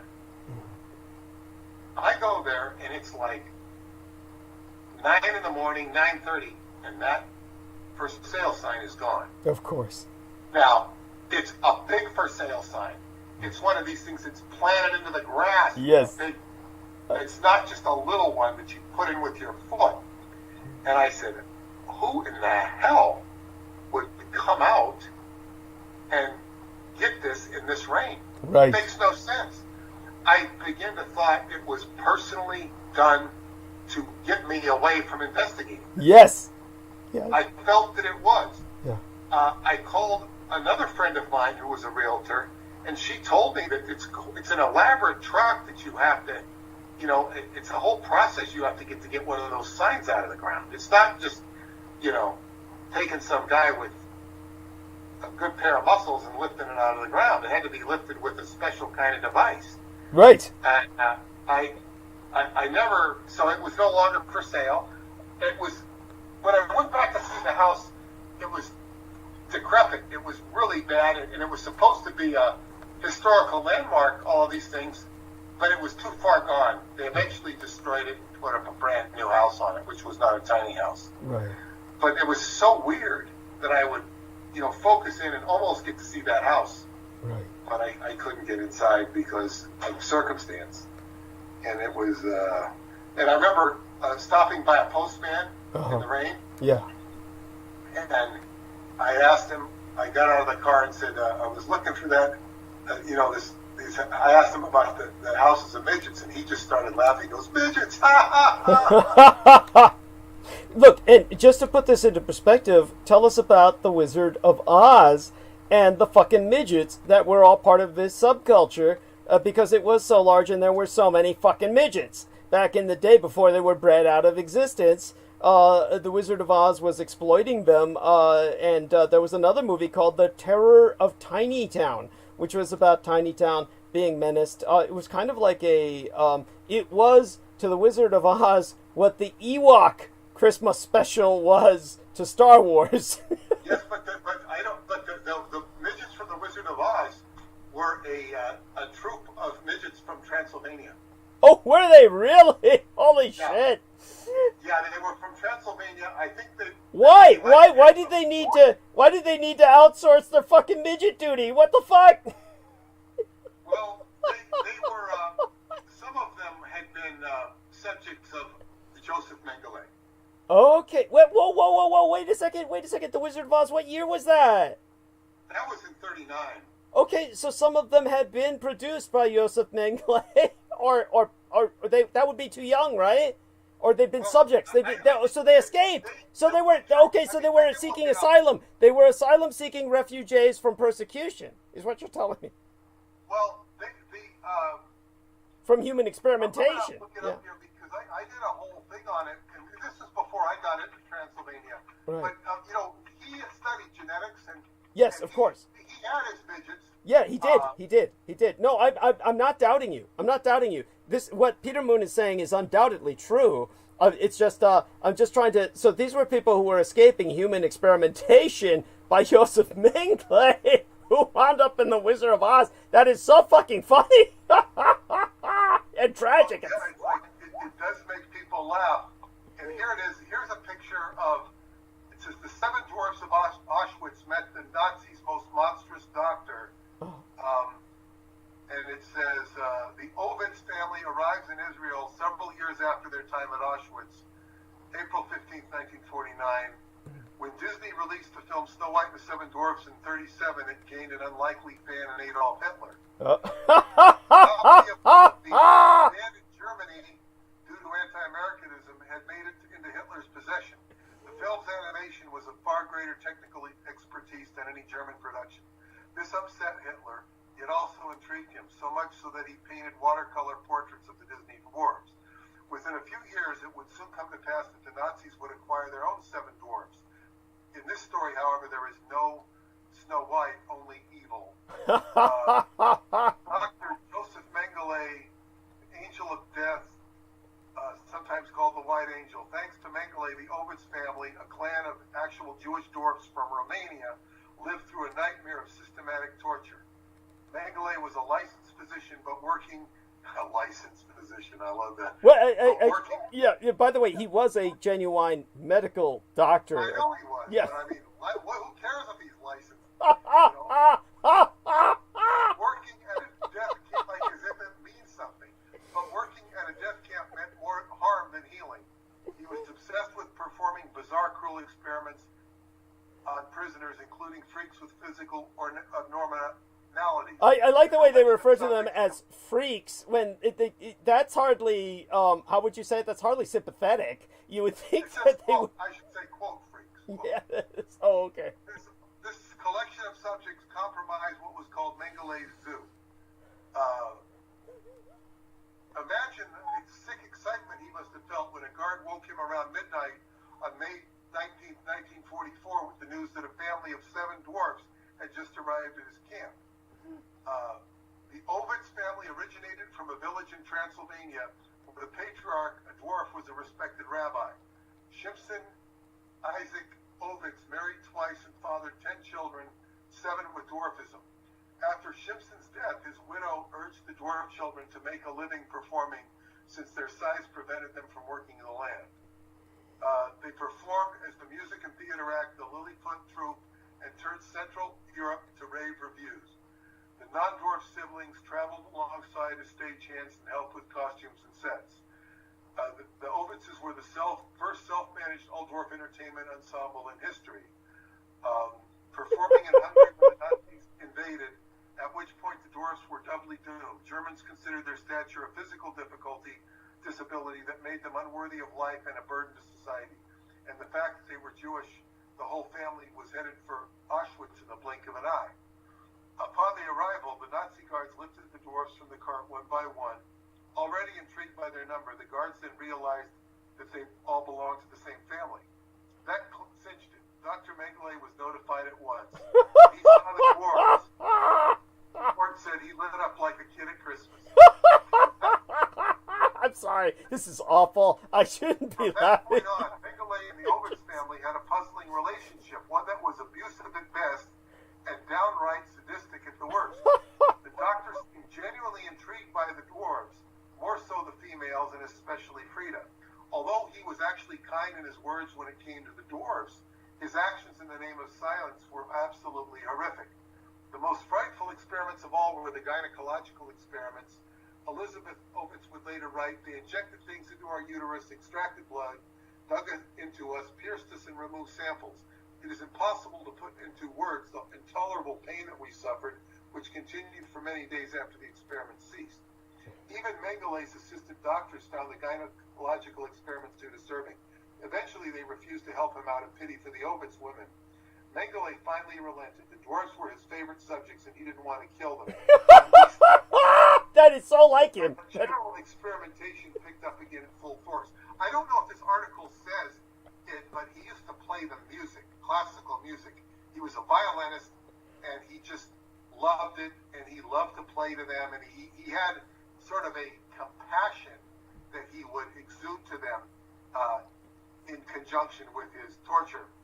They extracted fluid from our spinal cord. The hair extraction began again. And when we were ready to collapse, they began painful tests on the brain, nose, mouth, and hand region. All stages were fully documented with illustrations, Elizabeth remembered. Mengele also pulled out healthy teeth and extracted bone marrow with no anesthetic.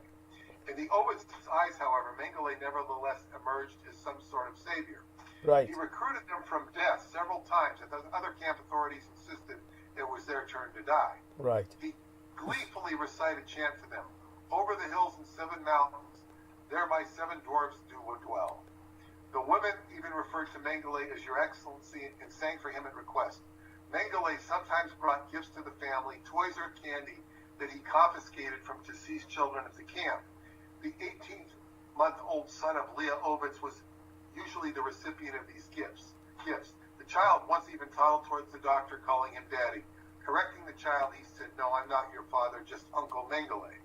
Meanwhile, he would flirt with Frida, crooning at her, "How beautiful you look today." This shows the sickness of Mengele. In other words, he was you know, he had two sides to him. Yes. Yes. Amid the other invasive procedures, Mengele poured boiling water into their ears, followed by ice water. Jesus. He put chemicals in there. I don't know how people could actually survive this. Thank you. Thank you. So I don't know how accurate it is, but... No, it is accurate, but this is the part they're not telling you. The part is that Josef Mengele, this is what I've pointed out about the Holocaust survivors, were granted extraordinarily extended lifespans and a very resilient physique that prior to the advent of the nanoplasma that was embedded into myself, what Mengele did was the best you could do before nanites. And so Mengele did genetic experiments, but he did it on the Jews first, so that the collateral damage or potential side effects could be ascertained before such things were granted to those who resettled in Unterland. So Josef Mengele and what he was doing with the Jews enabled them to survive and recuperate from such things in an inhumanly fast fashion. He enabled them to... This is why he was doing what he was doing, as horrific as it was. And it is nothing to laugh about. And please, everyone, do not take my example. I am a product of... It was efficient. I'm sorry? It was efficient. It was efficient. And what he was doing was basically, after conducting some cellular experiments on them, what today we would call genetic engineering at its most primitive level. In those days, of course, what Mengele was doing was called microbiology. They had no concept of genetics as we understand it, so it was called microbiological operations. Then he was enabling them to heal quicker, regenerate faster, and this is why he was doing what he was doing without anesthetic, in order for them to be able to describe what was happening consciously. And so he was working with the pain levels while also working with genetics. By the way, none of this is ethically something justified by what I'm saying, but he was also testing their ability to heal by doing this enormous damage to them, so he could test that out. But he truly, in his own way, loved and adored these midgets in particular. But this is not something to be emulated by any means. But because I come from such a dark background, and you do remember, I am a person who developed my sense of humor in the darkest of all environments, the Tenderloin of San Francisco, and then later on came into young adulthood and puberty around Michael Aquino, subjected as I was and exposed to what I saw him doing with other victims. I have this laughter that is brought forth from what is relating here. Laughter is pain. Laughter it is. Pain and Thank you. And as a Scientologist, Peter Moon understands that. So I didn't learn that from Scientology, but it's just standard. Laughter is rejection and pain. Yeah. When you say a stupid joke, yes, or a funny joke, or yes, a ridiculous joke, you're rejecting it because it's absurd and it makes you laugh. Yes. So anyway, I'll read on here. Please. I'm sorry. I hope that puts some context, because otherwise, when you relate that, your average person who hears what you've said, it doesn't make any sense. It's like, okay, he's doing this, and this is impossible. How could these people survive this, come out of it, and then wind up singing in The Wizard of Oz and look totally fucking normal? You get what I'm saying? So he put chemicals in their eyes that blinded them. There were no moral boundaries restricting Mengele's irrelevant experimentation. They thought the pain would drive them mad. But you notice how they write this. They say irrelevant experimentation. I know. Yeah. You've got to consider the writers. Yes. Knowing how dwarves delighted Hitler, the doctor filmed the whole movie for him. Under the threat of terror, the Ovitz family sang German songs for the amusement of the Fuhrer. Had just witnessed the gruesome deaths of two other dwarves, their bodies boiled to remove flesh from the bone. Mengele wanted the bones displayed in a Berlin museum. Oh my Likewise, Mengele wasn't content to keep his favorite son subjects all to himself. One special day, I understand you're driving it, you're right, it's the way they're expressing this, but Yes. one special day he arrived with makeup and a hairdresser and told the family that they were going to be on stage. Any sliver of happiness that they might have received from performing again was soon shot down. The Ovitzes arrived at a strange building off the campgrounds. They walked on stage but saw only Nazi leaders in the audience. Then Mengele barked an order to the dwarves stripped naked. He humiliatingly pointed to and prodded them with a billiard cue. A primary goal of his research was to prove that the race of Jews was disintegrating into deformed beings, not unlike dwarves, he thought, to further validate killing them off. Mengele's stage presentation was a hit. Afterwards, members of the audience wandered on stage to further prod and jab the family. Oh, God. Mortified, the Ovitz family lost any appetite for the refreshments offered. Oh, that's so sad. Most members of the Ovitz family never truly expected to survive Auschwitz, but when the Soviets liberated the camp in early 1945, Mengele hastily grabbed his research papers and fled. All the Ovitz family members in the doctor's chair walked out. Authorities never captured Mengele, who died in 1979 in Brazil. Later, Perla Ovitz, the last surviving member of the family, who died in 2001, acknowledged the horrifying details of their imprisonment, but still maintain a tiny shred of gratitude towards their captor. If the judges had asked me if he should be hanged, I'd have told them to let him go, she recalled. I was saved by the grace of the devil. God will give Mengele his due. Thank you. That's the end. Yes, and this is something that you notice from many of these survivors of the death camps is I pointed out, say for instance, there was this one Holocaust survivor who recently was at the trial of one of the death camp guards, and she ran up to him and hugged him, and she was there as a witness against him at the trial, but due to his age, I'm sure, and he's living in Germany, I'm certain that basically what's going to happen is some kind of like internment in the sense of like a adult assisted living facility level internment. There's going to be no execution. But the death camp guard, she ran up to him and hugged him, and he recognized her and hugged her back. And this is the kind of relationship that they had, because these, if you take a look at the Holocaust survivors, first off, they don't age by any normal human standards. Your average American starts disintegrating at the age of, well, as far as I'm concerned, in their 40s or 50s, but usually around 60, they're spent. And 70s, 80s, very few Americans make it to that age statistically. So Americans die early, and they're usually in terrible health. Take a look at all the Holocaust survivors, and none of them are like that. They are all athletic. They are Olympian in terms of their physique. They can do treadmills. They They go around the nation. They go around the world speaking before classes, lectures, and they're in the prime of health. They're around the physical equivalent of somebody who's a very healthy early 60s when they're in their 90s.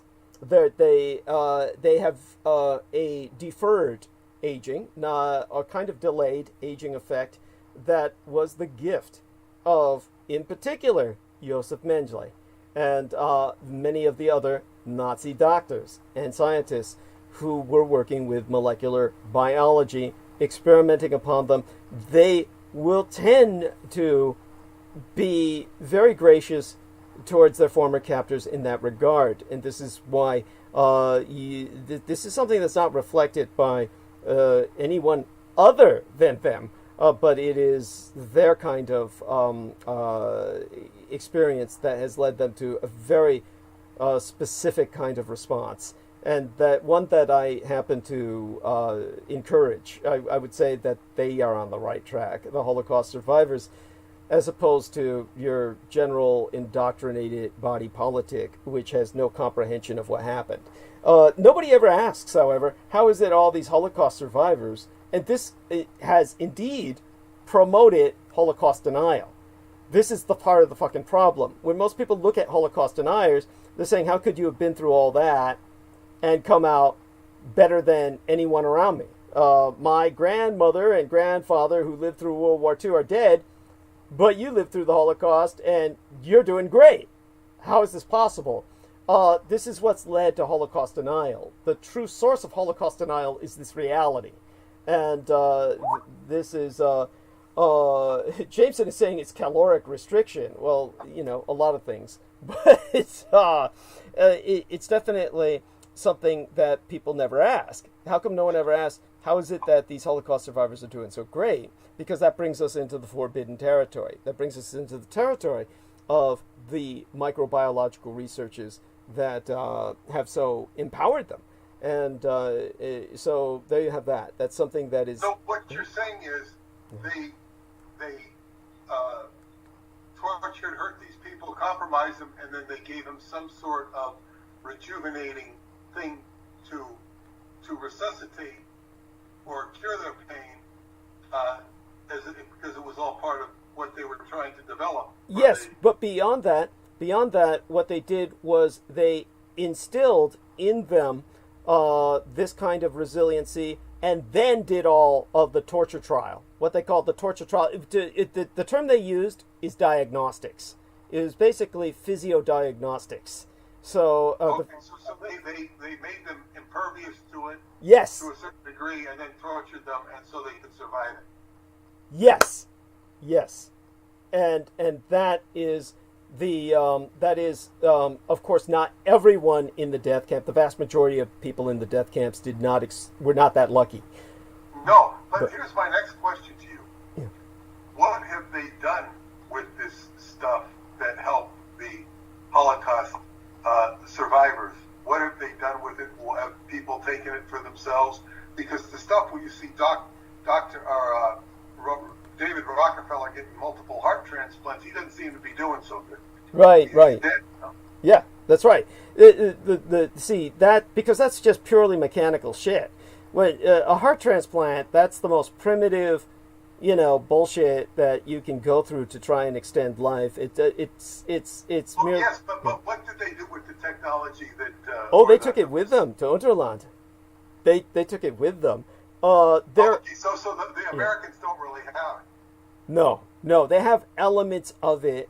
In their trade with Unterland, the elite of the United States has managed to trade for some elements of this microbiology, which is now full-blown genetics. It's just, these days we would simply call it gene engineering. The term for it would be gene engineering. As, in other words, a composition, a neologism, a combinative term of genetic and engineering. So gene engineering is basically at a very almost non-extant level in the surface world, other than in Asia. But in terms of what the National Socialistisch, the Nazis, as they're pejoratively referenced by the West, what they developed, they took with them, and in some regards, they've traded life extension technologies, what you would call a drop-down kind of technology. Here's an example of it. My own native Taiwan, or the Republic of Korea, or mainland China, they all are the recipients of what would be called a kind of drop-off technology or drop-down technology from the Japanese. So when the Japanese are advancing from the immediate post-war period where they're just recovering the technology and just salvaging a bunch of war material and creating cheap toys and cheap transistor radios and all this stuff, then they graduate to a higher level of technology where they're manufacturing cars and video cassette recorders, and then graduate from that to high technology and information level technology and strictly luxury cars and whatnot. Each time they do that, they drop off the former technology onto the nations around them. And these technologies get inherited by Taiwan in particular. And so Taiwan has specialized in many of the drop-off technologies of Japan. And so the end result is that America gets something similar in terms of gene engineering from the Reich. So what happens is the Reich, when they're trading with the American elites, give them like a primitive level of life extension. And this was exploited by people such as who the fuck was that creep that never aged? You know, he was like he was involved with that stupid contest that they exploited all the seniors with Ed McMahon. Ed McMahon and this other fucker used to go along and say, hey, you could win $1 million. Publishers Clearinghouse. Who was the creep who was involved with Publishers Clearinghouse took advantage of this kind of technology? I read about that in the documents I saw at the Department of Defense. So if I could look him up, Publishers Clearinghouse, exploitation, exploiter, and see if I get anything there. Let me see. He was that real old guy. Anyhow, I don't remember his name. He's not coming up when I say Publishers. Christopher Irving? No. No, that's just a Holocaust denier. He's just a Holocaust denier. He's the company spokesman for PCH. Let me see. Never age. Publishers Clearinghouse never age. The guy who never aged is what they called him. So, let me see. By the way, for everyone, Publishers Clearinghouse, no one ever wins. Okay, it's a total scam. Just so you know, Clearinghouse never age. See if this comes up. The funny thing is, why is this guy not coming up? It's like they scrubbed him. It's like they scrubbed him from the fucking internet. And that is bizarre to me. But if I look up Ed McMahon with him, Ed McMahon, and they should have his name, Ed McMahon, and who, by the way, that creep was a Marine Corps general, worked for Publishers Clearinghouse, and now Ed McMahon is clearing his name by saying he never worked with Publishers Clearinghouse, that he was simply a spokesman for American Family Publishers. So, you know, what a piece of shit. And so, who was the guy who was with him? I'm just not finding it. It's very bizarre. So, they've cleared him from the fucking, internet. Scrubbed him. Anyhow. You know, I worked at Publishers Clearinghouse for a short amount of time. Mm-hmm. Yeah. When I first came to Long Island, I had a temporary gig there. Uh-huh. That's amazing. By the way, Maria Michaela Gregorich, our favorite Canadian of Italo-Slovenian descent, says, that explains it. She says, I worked in Schmata for years and met a couple of Holocaust survivors, and their health was exceptional. One man at the age of 99 would walk up 7 flights into the office and was never out of breath. I was 25 at the time and could barely complete 3 flights of stairs. So there you have that. And this is hopefully this educates people so that they have somewhat of an idea of what reality is truly all about. And I'm definitely, by the way, our man Mr. Jameson Reese is back. He took a trip and he's returned. So Jameson, we appreciate your bringing that to our attention, that you've returned. What I found disturbing about Publishers Clearinghouse was all of the glad handing they did, because I was there in a secretarial capacity. Uh-huh. I did a lot of private writing because they really didn't have a lot to do. Mm-hmm. They wanted me to replace somebody for the, who didn't really, I don't know what they did, but they didn't seem to really need me. But, they hired me for a week or 2 or something. Mm-hmm. But all this, letters that I would type about glad handing the post office. They were taking the postmaster out to lunch. It was all about massaging the post office. Mm-hmm. Because you got to figure they're sending hundreds of thousands of pieces out per day. It was a very, I guess what you call nice building. Everything was nice. Everybody was very professional. But it's just should you be taking the postmaster out to lunch? You know? Yeah. God employees should not be subjected to that. Yeah. Of course, you've got to grease the wheels, even if you're not taking them out. You know what I'm saying? Because the post office is doing a tremendous service for you, no matter how much you're paying them for the postage. Yeah. So it was a tremendous amount of mail that was being sent out per day. Yeah. But it just seems so stupid. Yeah, well, it's so exploitive, and because the greatest victims of Publishers Clearinghouse were senior citizens, and these were lonely senior citizens who were sent letters from Publishers Clearinghouse throughout the year to draw them ever deeper into the spider's web of believing that not only someday they might win a contest and millions of dollars, but that somehow the staff of Publishers Clearinghouse actually fucking cared.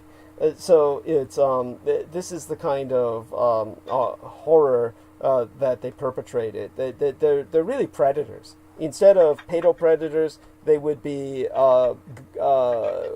geropredators, of the elderly. So what I'm curious about is how you came to work for them. How was it that you? I was working for a temp agency, and I go from business to business. Okay. When I came here,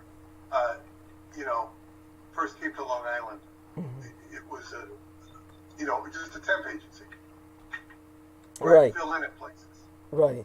Okay. It's a good way to get yourself hired if you want to get hired. I was just waiting for a business I was acquiring to happen. I just made it to just to make some fast cash. Right. It was not. It was just, as they say, a temporary.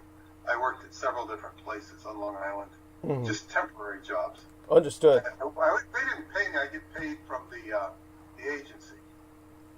But I went there and did everything that they did. Parked in their parking lot. Did that. Was subjected to their whoever was in charge. And they, it was an experience. It wasn't very long, but it was. But I always thought it was like, what the hell are they doing? It just seems so stupid. I once got a package from them. And it's like, it wants you to fill out all this stuff. It's like, God, who could, you spend the whole day filling out all the forms. On that subject, I used to run into a guy at the post office routinely, and you could never forget him because he wore one of these Sherlock Holmes hats. Who wears a Sherlock Holmes hat? Nobody. He did. Yeah. And he was, older black man. He was always very polite and nice, and he made a living. And he was always sending out. He was doing sweepstakes stuff. He was participating in. I don't know if he did Publishers Clearinghouse, but he did sweepstakes, and he would send out the stuff, and he'd get money back. That's what he did. And then I didn't find out from him. I found out from the postal clerk who told me. She told me all about his whole gig, because they deal with all these different people. And so, she said, and I'm friendly with him, and she says, oh, yeah, he does this. He makes a living doing sweepstakes. Maybe he was on Social Security too, but he was like, he really had the game down. It would drive me nuts. Right. So that is. Thank you for sharing that. And by the way, I'm trying to find this other guy who worked with Ed McMahon concerning Publishers Clearinghouse, and all I'm finding is this damage control by Ed McMahon, where where basically they're pointing out several things that only people with nice houses ever win Publishers Clearinghouse, and minorities never win, and that Ed McMahon is now spending a lot of time denying his affiliation with Publishers Clearinghouse, even though if you do a Google search for Ed McMahon and PCH, you'll come up with over 300,000 websites that mention both names together. So he's well aware that he's been involved in what's essentially a predatory criminal enterprise, and he's it's like, but he's got all kinds of people defending him. By the way, Maria Michaela Grigorich brings up the fact that she has this Canadian neighbor. She's in Canada, Toronto, and this one man is very triggered by a lot of American media, and oftentimes gets triggered enough where he becomes volatile and basically starts arguments with the other neighbors around him. And he wears a Sherlock Holmes hat. So that tells us a bit right there, then and there, that they're eccentrics. Eccentrics wear Sherlock Holmes hats. There's a different name for them, an actual proper name for the Sherlock Holmes hat, but it'll be forever identified with that character. The only time I've ever seen the hat is either Sherlock Holmes, this guy, and I think Jay-Z Knight used to wear one, I heard.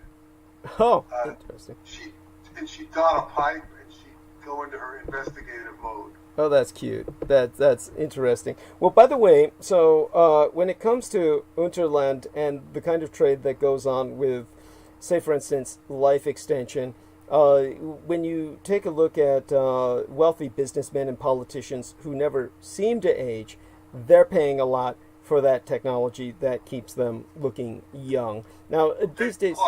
Dick Clark. There we are. Dick Clark. How did you find him? How did you finally find him? Was he the guy?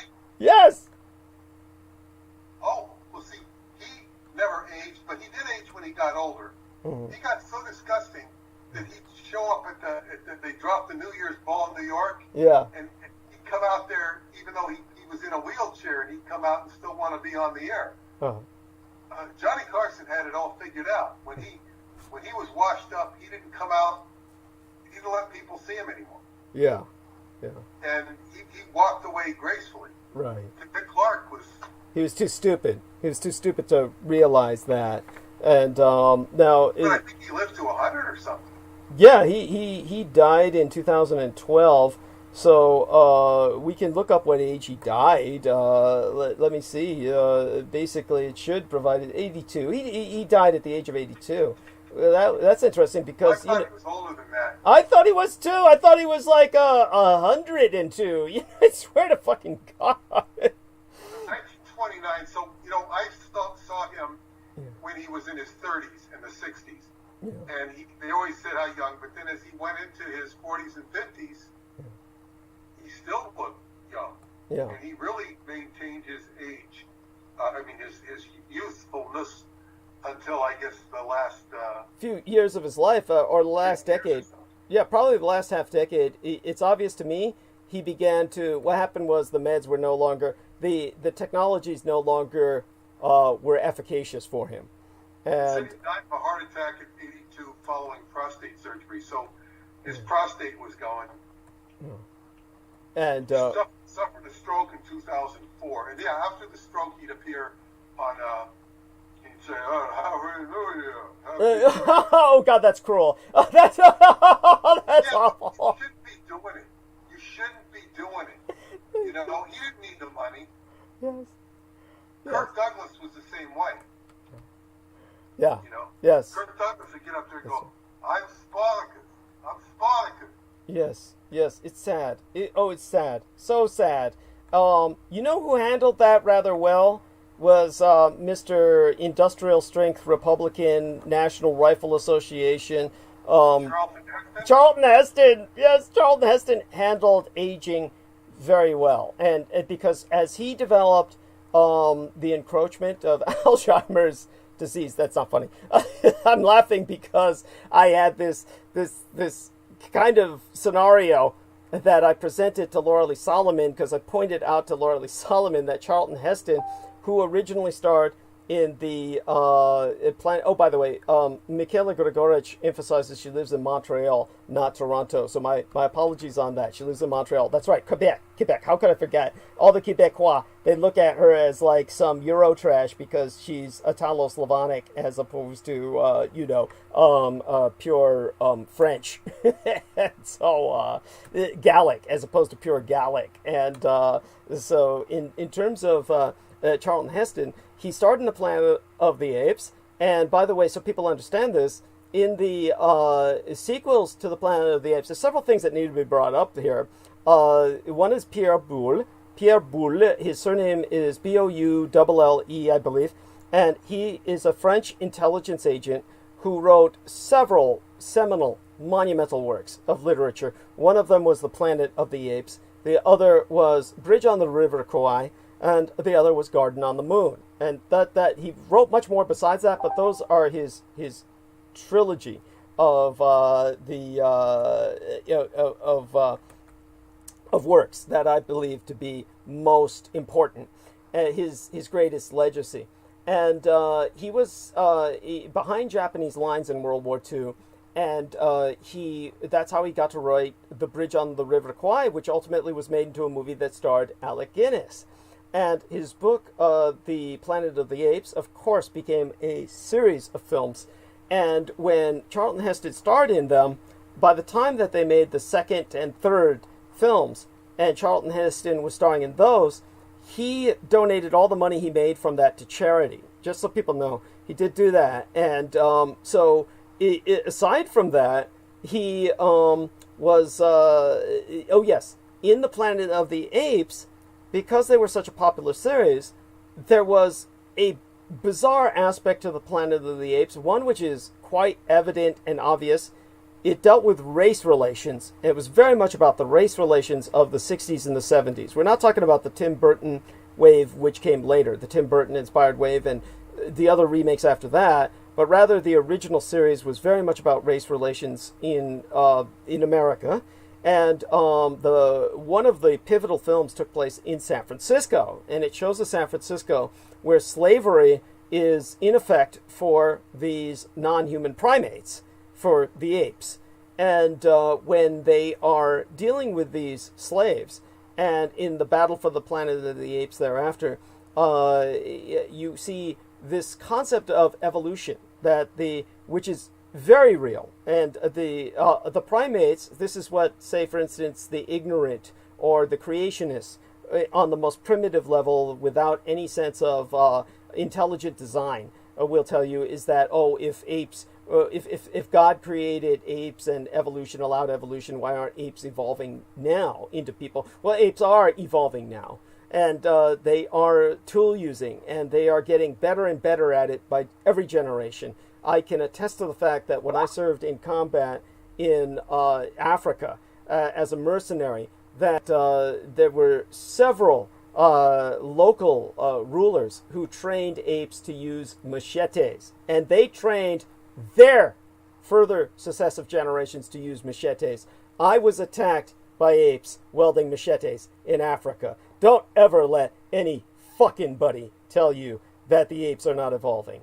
And beyond that, there is footage of apes deploying machine guns. That you can find on YouTube, and it's not computer generated. It is real fucking footage of apes deploying machine guns. So apes are evolving. And so in terms of what was going on with the film, was that not only were they obsessed with the concept of evolution. For instance, you may not know this, but if you look at the films, and you'll notice that the most congenial or sympathetic apes in the original 1960s to 70s Planet of the Apes, if you look very closely, you'll notice they have blue eyes. And the whole intent of the film was to show, well, these apes are evolving and they're more human, which in the Western mind meant they look more Caucasian. So the apes that are the most sympathetic are blue-eyed. And those are the apes that are sympathetic to people. And they can do things like drink hot chocolate, whereas all the other apes find hot chocolate to be disgusting. And they stick with banana juice and shit. So when it comes to what they were going to produce in the films, they were going to produce a hybrid child who was part human and part ape. But that was considered just too controversial, and they didn't go there. So they kept the species separate in the films, and, again, before Tim Burton and some allusions to there might be some interspecies breeding. All of this, of course, was to cover up the history of what Pierre Boulle was aware of, and what inspired him to write The Planet of the Apes was the Soviet attempt to create a Planet of the Apes, to create one in which the apes ruled people, as Stalin intended, because he considered the apes to be something he would rule over, whereas the humans were expendable. So that is the reality of the Soviet ultimate objective under Stalin, that everyone was hiding except for Pierre Boulle, who was exposing that, just as he exposed the reality of the bridge over the River Kwai and the entire scandal behind that most people were not aware of, and just as he exposed Garden on the Moon, where he pointed out the first person to land on the moon was Japanese, because it was a kamikaze run to just establish that which would supply the later missions by the National Socialists. So that is exposed in his novel Garden on the Moon, but he rendered it as palatable as possible for the Western public. So Pierre Boulle knew everything I know from his access to government secrets at the French level. So he was dealing with his country's issues. We're dealing with ours.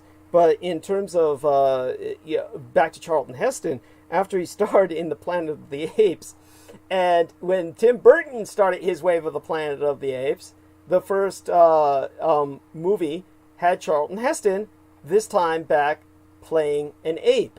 But because Charlton Heston knew that he was much older, and he knew that he was somewhat impacted by dementia, encroaching dementia, he played an elderly ape who was bedridden.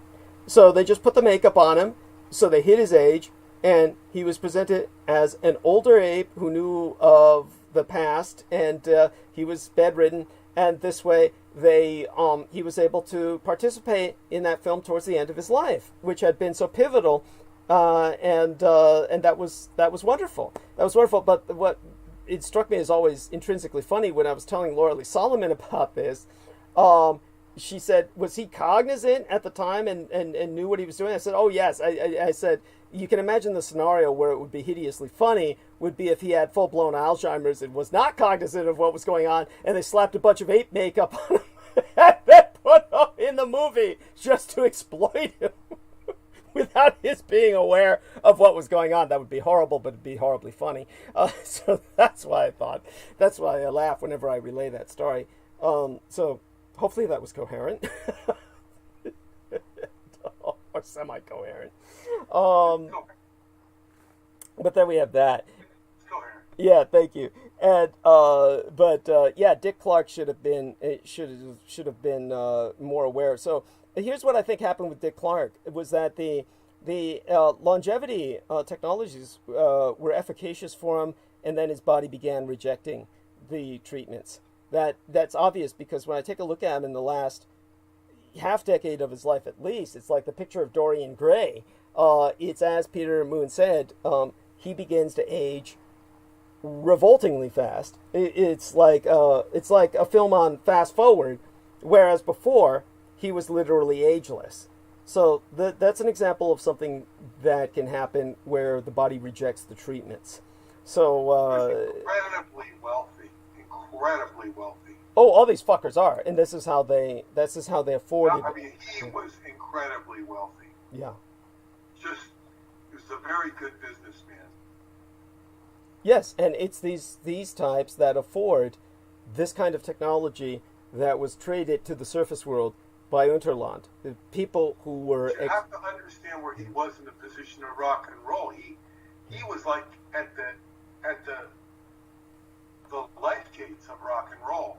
It said in one of the articles that like 75% or 80% of the people inducted in the Rock and Roll Hall of Fame had debuted on his show. Yeah, and it is so he's a creep. I'm glad he aged so gracelessly, and I'm glad his fall must have been painful for him, and that he was totally delusional about it and made a fool of himself. He had a very nice on-air personality. Mm-hmm. The problem with him was that he was too, what's the word, superficial. He would glad hand anybody. Yes. And that isn't a certain endearing quality he had about him. Mm-hmm. But you really saw the worst come out of him in those last years when it's like, God, who would even want to be on TV when you're that old? Thank you. If you look that bad. Thank you. Yeah. It's like, are you that And he Desperate. never really had anything of substance to say. Of course not. Well, he never did throughout his life.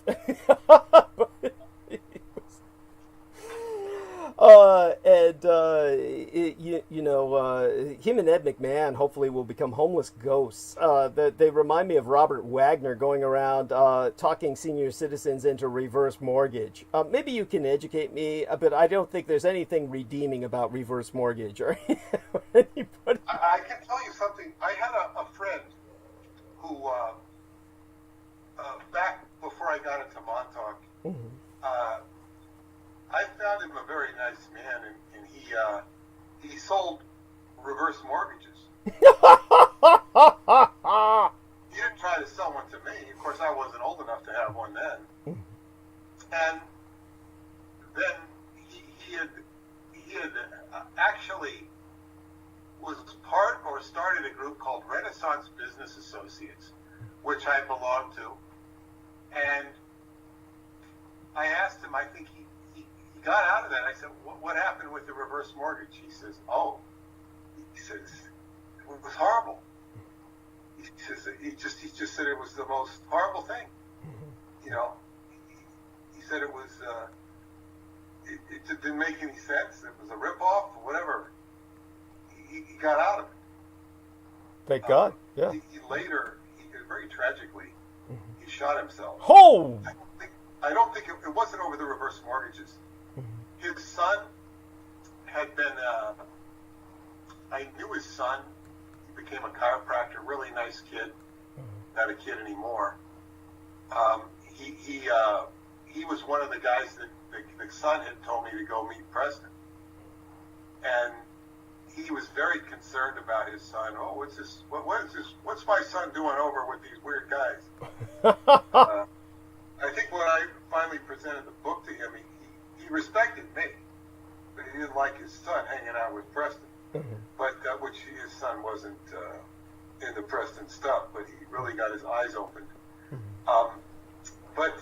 Which was disconcerting to the father. It was. Well, actually, this guy went off to chiropractic school in Ohio or Iowa, rather, and the secretary from Psychotronics followed him after. She was a man magnet. When she took one look at me, I felt like I had been mentally raped. Wow. I never felt that way from any woman before. Wow. It wasn't a horrible experience. You know what I'm saying? Like visually, mentally raped. Right. Or I don't, rape is the right word.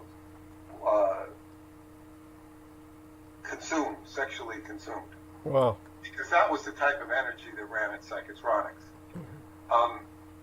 This woman freaked out. I was told to call her to make an appointment with Preston. I called her, and she said, I'm not having anything to do with that group anymore. Call Preston yourself. So I called him up, and Preston was like really concerned what was going on over. This woman was going crazy. And I kind of knew her. I kind of had a friendly relationship with her a little bit, but she freaked out over Preston, and so anyway, she ran off to the chiropractor, and she just like consumed him. And wow. I think they got married, and eventually they divorced, and he married this really super nice girl. She was really good. I really liked her. Okay. So, but that was just some of the weird stuff at Psychotronics. What this woman would do, I didn't know it at the time, but my friend told me he had this Keys of Enoch group, and he would sit there. In fact, I asked if I was told to call him to go to the group, and he says, I'm sorry, we're full. My living room's full. I said, but so and so's not going to be there. He says, oh, you know so and so. I'm not going to say her name. He says, like, oh well, okay, you can come. Like I was one of her guys, which I was not. Right. And he told me later, because I became good friends with him, that she would like sit there in the group while he's giving a serious talk about the Keys of Enoch, and she'd be flashing him without any underpants. Oh God. That sounds like something Lilith Aquino would do. She would do that in photographs. And what I would say is, while this woman had that very strong energy, I wouldn't say she was anything close to Lilith Aquino. Understood. I don't even think she was a bad person. Okay. She was just wired. Okay. And this was symbolic of what was psychotronics could do to people. That's just sort of an aside. But how did I get off on this from Publishers Clearinghouse? But it was wonderful. Yeah, I know, but it's an aside. But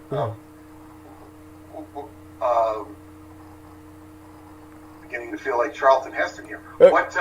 Well, it is late. Oh my God, it's 12:30 a.m. in the morning. But what was that thread we were talking about? Well, we were talking about anti-agarthics, which is anti-aging technologies, anti-agarthics. Well, yeah, we were talking about that, but I don't know how I got onto her. It was we were speaking about aging gracefully. Those. Oh yes, my friend who shot himself. Yes. Yes. What had happened was he wouldn't. I had a friend who was a theosophist and a healer, and she would just heal people, do whatever she could, and he would never eat the right food, and he had bad arthritis, and she would try and get him to eat the right, and he would refuse to eat the right food. Big problem with people that refuse this, and the arthritis got so bad that he shot himself. It was very sad, but it would help. He handled the pain. Yes. Sad. Yes, it's tragic. Thank you. And well, I definitely appreciate your time with us tonight. If you want to stay longer, you're more than welcome. If you want to take, I should retire, but it was a very interesting show. You answered some deep questions about Hitler and the Übermensch, and of course that's just. And then with all of this genetic stuff, it is. I have my own person on the horizon who appears in Radu's books, Eleanor, who is the alchemist who has alchemical procedures for for reversing the aging process. Those are. I think on a much more sophisticated level, I may venture to guess that, and more alchemical or quote-unquote homeopathic than allopathic. Right. So, but those are that is one aspect that has lingers on my horizons. I don't know if I will get to have any more knowledge of that, but it stands to reason that it will resurface, because everything does resurface. Right. So anyway, I will continue working on your manuscript. Thank you. And it requires more attention than I would have thought, because of all the stupid software problems. Right. Well, believe me, you're an angel. I love you dearly. Share our love with Paula, and we will be looking forward to your next visit with us, which I'm certain will be on Wednesday, depending on circumstances, of course. And you did wonderful tonight. Blessed be thy slumber. And okay. Good night, everybody. Good night. And that was Peter Moon of SkyBooksUSA.com.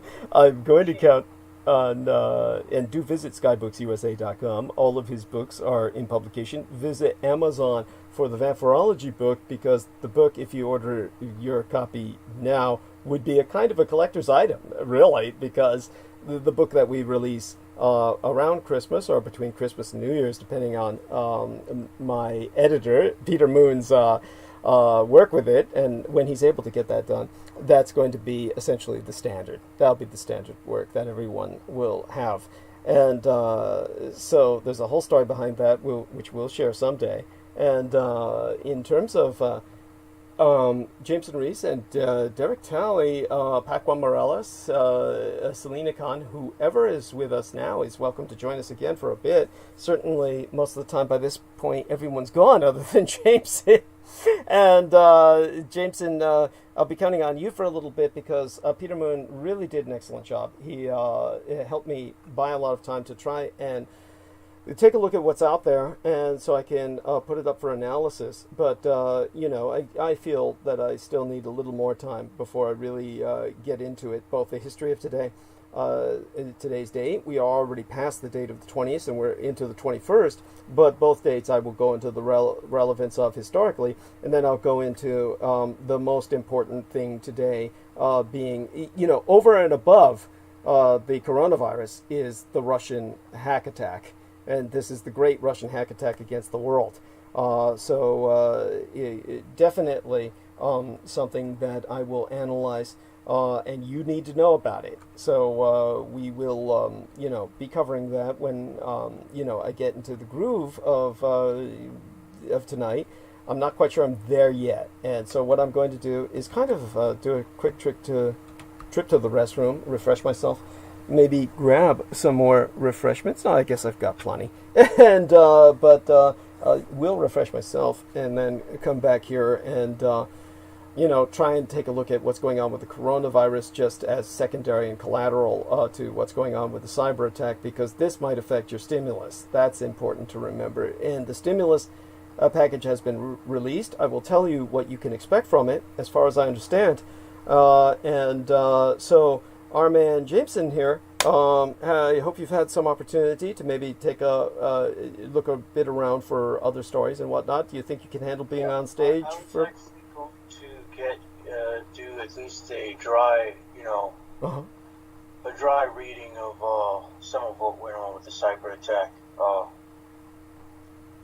Unless you want me to save that for you to cover. I think I'll analyze it more than enough. By that I mean, if you do a dry reading on it, it's not going to do too much to help people. You know, I'll hammer the points home. So I appreciate you bringing that up, but you might, you know, throw out some bullet points. You might throw out some bullet points, but really, people need to understand this was big. And this was essentially, in many ways, the largest cyber attack in history. So, and it has left us with a historic mess that has exposed many of our security gaps. And so, you know, I will do my best to give people an example of how we can handle that in the future as a security expert. And of course, I will qualify that because, you know, I will disambiguate between cybersecurity hack experts and my kind of expertise. But what, Jameson, one thing you could start with is you could give us an example of what you feel, and I'm not saying this to disaffiliate with what you're saying, because I can see where you're coming from. I don't mind people being tall and attractive.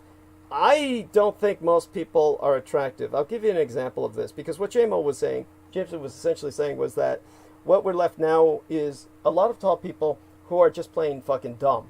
And when we were breeding out the midgets. It's like, I don't know why I find that so funny. The example I can give you is in New York, there's a lot of guys who are just really big. They're mostly over 6 feet, or over 6'2". Yeah. And they cluster in groups, and they're just the dumbest motherfuckers you've ever heard. They look dumb. They act dumb. Hanging out their mouth. This is like, dude, what the fuck, man? Oh shit! It's like you were put on Earth just to eat up more fucking food. That's all. Yeah. Yes. That's all. You know, it's funny that you say that. By the way, I don't know what. By the way, I'm getting somebody is bringing to my attention a breaking story here out of Africa. So this is important. I do want people to know that over 340 boys kidnapped by Nigerian gunmen have returned home with horrific tales of beatings. I have no idea what the fuck was going on with that. This is all I know. Jameson might be able to find out more about that, but I can say this much. It sounds like nothing new, and it sounds like Africa is just, you just don't want to be there. Fuck that. Oh shit. As much black history as I have flowing through my blood, they're not people I want to reconnect to. Not across the Atlantic. I like black people here. Okay. Well, I would think that's also in question. There's plenty of black people here. That's a question too, because there's a lot. Because again, I will say, if you look at every ethnicity, the majority of the people are stupid, dumb, and just kind of perpetuate bullshit. Yes. So, honestly, I would say that there are individuals who pop up from time to time, and that's rare. That's maybe like a 1 out of 3,000 chance. Well, damn. Actually, that means I don't like anybody. Yeah. We come back to that. By the way, not that we want to go down that spiral, but I've been there. And I get it. I feel it. I feel it. But another thing that's perhaps more positive that Jameson could talk about while he takes the stage is that we have this spectacular conjunction that Brendan Zokic could address far more adeptly than any of us. Yeah. He would understand a lot more about that. Yeah. What I would say is this: I don't hate the human species. Mm-hmm. The idea of the human being is a good idea. Thank it's you. A wonderful idea. Yeah. When you consider what you can actually do with your body if you use it correctly, it's incredible. Yeah. However, it's just like a lot of the design specs are questionable as far as being harmonious with nature. Yeah. And I get that too. So what I'm going to do is I'm still going to be cruising the internet for a while when I return, and we're going to take this to the top of the hour, which is going to be around 1 a.m. in the morning Eastern Daylight Time before I start monologue, at least. But there is still so much going on. But I do want to say that I don't feel... Here's something that I noticed. It's like when I was talking to this one woman, her name was Nancy Benjamin. That was her real name. Her stage name was Monique Starr. So you can find Monique Starr as a porno actress, very old classic vintage porn. And I met her biological daughter, who looked nothing like her, but they were both attractive in their own right. Her daughter was spectacular, her daughter was adopted out. When she had her biological daughter, her daughter was adopted out before her daughter was aware of the world. And she tracked her mother down later, and I was there at their reunion. So I was privileged with that experience in life. But Monique Starr, one of the things that she enjoyed about Australia, she talked about going to Australia, and the television is generally different in Australia, and their attitudes towards television for a long while were different. That's thankfully changed, but for a long period of time, they had this kind of folksy, homey kind of media industry. And so when Monique Starr was in Australia, she said she really enjoyed watching television in Australia because it was just loaded with normal people. In other words, ugly people. And I was like, you know what, Monique? I don't need that shit. I mean, I see fucking ugly people all the goddamn day. I see ugly people every fucking day, every moment that I'm outside. Why would I want to see them when I go home and I turn on my television? I want people who are easy on the eyes. I want attractive people when I go home. So fuck that shit. I don't understand how. I guess because she was a porno actress and just dealt with the beautiful people all her life in many respects, that that's somehow refreshing. Fuck that shit. Nobody needs that as far as I'm concerned. So I'm very happy that attractive people monopolize media. As far as I'm concerned, because we just need to step outside to see the ugly ones. So when it comes to people, they're certainly not being bred to be more attractive. I think we can all agree on that, because attractive people are obviously not that common. So that's always going to be the case. I think that's always has been the case. That's part of nature's design. Mm-hmm. It's just like smart people not being that common as well. You know, it's. And by the way, so people understand this, attractive people are generally more intelligent because people give them more attention when they're young and growing up. And because they get more attention, they generally have greater stimulus and are stimulated towards a more intellectual livelihood. In other words, their minds are stimulated to the point where they think more. And because they think more, they process better. So attractive people are generally more intelligent. So people know that the myth about the dumb, attractive, dumb people is just a myth. But what... Yeah, thank you. But what ugly people have is generally more character. Because suffering builds character. So that's something. Not only that, there's the need to compensate for, not being able to just walk in a room and turn everybody's head. So, a lot of times you have to have the loudest. Everyone knows that guy in the hood who just screams at the top of his lungs when he says anything. Yes. What up, dude? Yes. Oh, I hate that. It's like some dude who just can't shut up. Yeah, that's primate behavior. It's the screaming primate. That's what that is. And so at any rate, I'm going to leave everybody in the tender, gentle ministrations, the gentle, tender, loving hands of Jameson Reese for about 10 minutes at least, and I'll be back.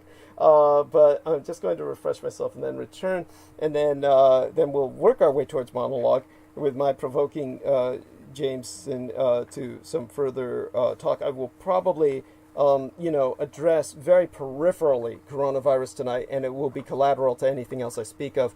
As I said, far more important that all of you know about what to expect or what not to expect from your stimulus. You're not going to get that $1,200 check again. So. No, you're not going to get shit, because they're just going to tie it up like they do all the time. Yeah. In fact, the very fact that they mention it on the news is them torturing you and laughing at you. Thank you. That's all they're fucking doing. They're torturing you and laughing at you. Yeah, you know what? You'd be better off in Mengele's hands, because at least he's an honest sadist. But these fuckers, they're like, that they put Mengele to shame, okay? These people, their greatest pleasure in life is watching you in agony, all right? So, everything Jameson said. So I'm going to start by reading the worst written article I've ever seen. Okay, I'll go mute. I'll go mute. Utter shit. Yeah. So here we go. Yeah. Humans evolved for punching, study confirms. I'm sorry, I gotta go. I'll leave you with that.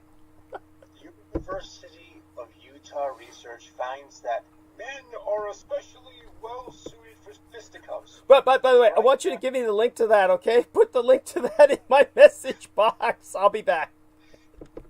Yeah, I'll do that. I've got to rip this shit apart because it's just horrible. Now, first off, the very fact that they're talking about men specifically shows that we're probably going to hear somewhat of what I would say is a biased or somewhat biased. It's probably going to be a biased account. Let me pull up this article again. Maybe it's a good thing I can't find it anymore. Alright, what I could do is I'll just paste this here and go right to it. Okay. So, here's the outlines they have. With males having more upper body mass than women, a study looks to find the reason. The study is based on the assumption that men have been fighters for so long that evolution has selected those best equipped for the task. This is absurd. It's as if these people do not have a grasp of what evolution really is. If men fought other men, winners would have survived and reproduced. Losers, not so much. Yeah, obviously this negates the studies that we have on alpha males being actually less successful at scoring dates and getting women than regular guys who are able to socialize more. But never mind that. Let's pick apart this horrible journalism. According to biologist David Carrier of the University of Utah, in mammals in general, the difference between males and females is often greatest in the structures that are used as weapons. Men on average have 75% more upper body muscle mass and 90% greater upper body strength than females. And a new study authored by Carrier suggests why. Eons of male-to-male impersonal aggression, and more specifically punching. I don't even want to stop and think about what's wrong with that. First off, this assumes somehow that this of course assumes somehow that nature designs things with reasons in mind, rather than us getting the effects from what was designed as a result of it having just randomly been selected, genetically, as we know genetics work, So, I mean, this is absurd. So, here we go. Bill for Mayhem. The researchers are, of course, talking averages here, not stating a rule. There are plenty of accomplished female pugilists, as well as lots of males who have no idea how to throw a punch. This is true. Even so, says co-author Jeremy Morris, says, the general approach to understanding why sexual dimorphism evolves is to measure the actual differences in the muscles or the skeletons of males and females of a given species, and then look at the behaviors that might be driving those differences. Now, I need to point something out for those who might not know how to throw a punch, but you're actually not supposed to use your upper body when you're throwing a punch. When you're throwing a punch, you're more or less your shoulders and your arms should actually be loose. They shouldn't be tight. The only things that should be tight are your fist. And usually, if you're throwing a punch, you have to step into it. So usually, you're relying on gravity. You're kind of like making a drop step, as Jack Dempsey refers to in his book, Championship Fighting. Now, if you watch fighters like Muhammad Ali, George Foreman, actually, he's a good one to watch for this as well. Look at their feet when they're fighting.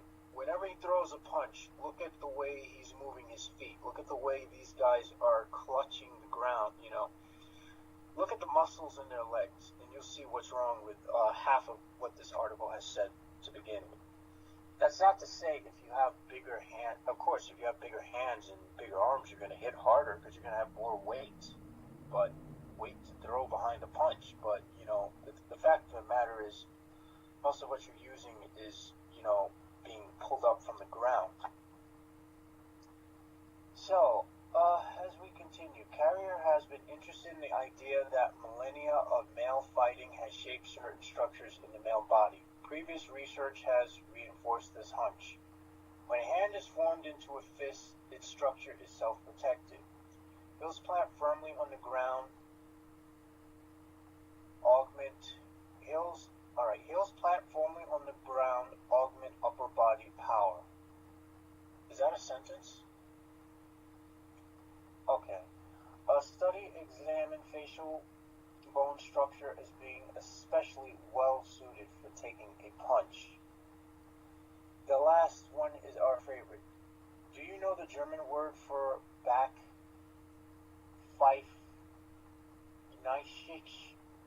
It's an adjective describing a face that badly needs a punching. One of the predictions that comes out of those is if we're specialized for punching, you might expect males to be particularly strong in the muscles that are associated with throwing a punch. Researchers measured the punching and spear throwing force of here's where things are going to get funny. 20 men and 19 women. First off, how the fuck do you make a study with just 20 men and 19 women? 39 people. That's not a fucking study. In fact, that would be considered statistically irrelevant. In fact, that's such a small sample that it couldn't be. That's such a small number of people. It couldn't represent a sample of the population at all. Moving on. Prior to testing, each participant had filled out an activity questionnaire so that we weren't getting couch potatoes. We were getting people that were very fit and active, says Morris. That's the problem. Again, and the people they obviously chose people with a certain bias in mind. In fact, if you want to do a good study, it's best to randomly choose from the population and choose as random as possible. So this right here is a really fucked up study from the get-go. Punching participants operated a hand crank that required movement similar to throwing a haymaker. The purpose of the hand crank was to spare participants any damage that may be inflicted on their fists by throwing actual punches. Subjects were also measured pulling a line forward over their heads to assess the strength at throwing a spear. Throwing a spear is not the same as throwing a punch. Even though all participants, male and female, were routinely fit, the average power of males was assessed to being 162% greater than females. Okay, that would be a truth. The male body does generate more power than the female body when it comes to strength. There were no gender differences in throwing strength recorded. Other untested, though presumably likely hand-to-hand combat activities come to mind, including tackling, clubbing, running, kicking, scratching, and biting.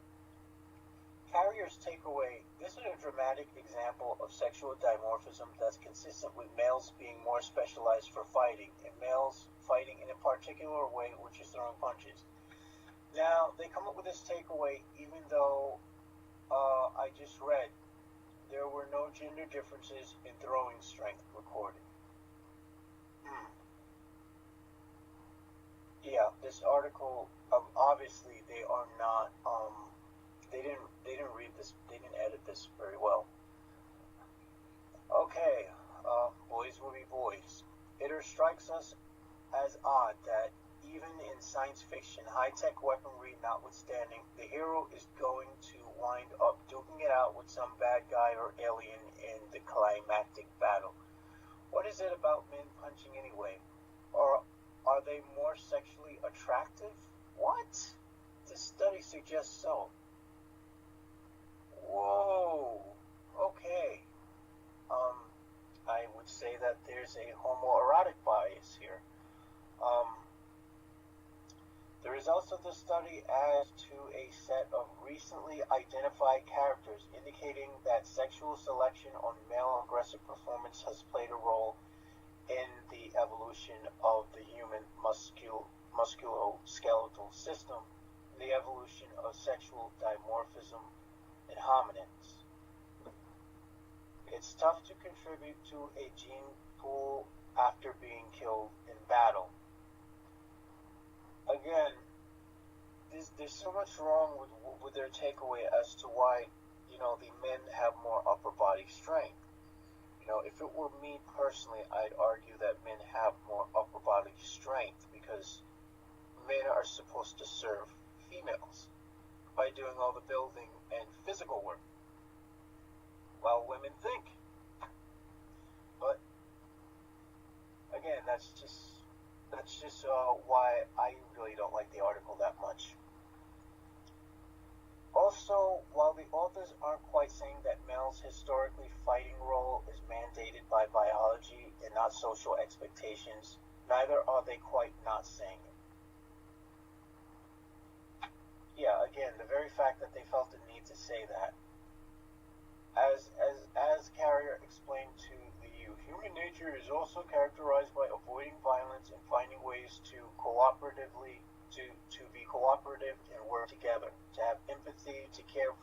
right? There are two sides to who we are as a species. If our goal is to minimize all forms of violence in the future, then understanding our tendencies and what our nature really is going to help. Yeah, that is right. The problem is the article does not do very much to bring that to light. It's it's an extremely short article for a study. They're not telling you what their controls were of the study. They're not telling you what their procedures were. Actually, they did go into the procedures, but they didn't go into why they use what they use. Actually, they did, but I don't know. It's not satisfying. If for anyone who's interested in science like I am, I would say that this is a disappointment to read. And it seems like it's the mindset that wants to justify men being violent rather than, violence is the tendency of being a male. When you're completely high off of your own testosterone, it feels really good to just hit someone in the face, especially if it's another man. It's extremely good, honestly. But that being said, I have to question as to whether there's a certain motive behind them framing the story that way. And and because I'm someone who always has to read more into things than as they're presented, because, usually you can sort of pick up, based on certain things, you can pick up certain biases. And it's my opinion, again, that the story I just read seems to show a lot of biases more than actual deeper research. And it seems like we're trying to come up with an explanation for shit, which is actually a waste of time, if you ask me, rather than trying to figure out how to do things or how something works.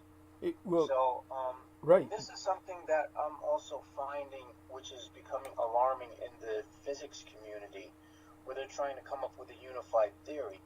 It's like they're trying to keep what they think is aesthetically pleasing to them and discard what doesn't seem aesthetically pleasing to them, as a means of coming up with the greatest explanation we could come up with, instead of dealing with what's more probable of being a fact, what's more likely the truth. And this seems to be the problem I seem to have with today's society, is that everyone seems to be, coming up with their own aesthetic truth, which at that point, you don't have reality.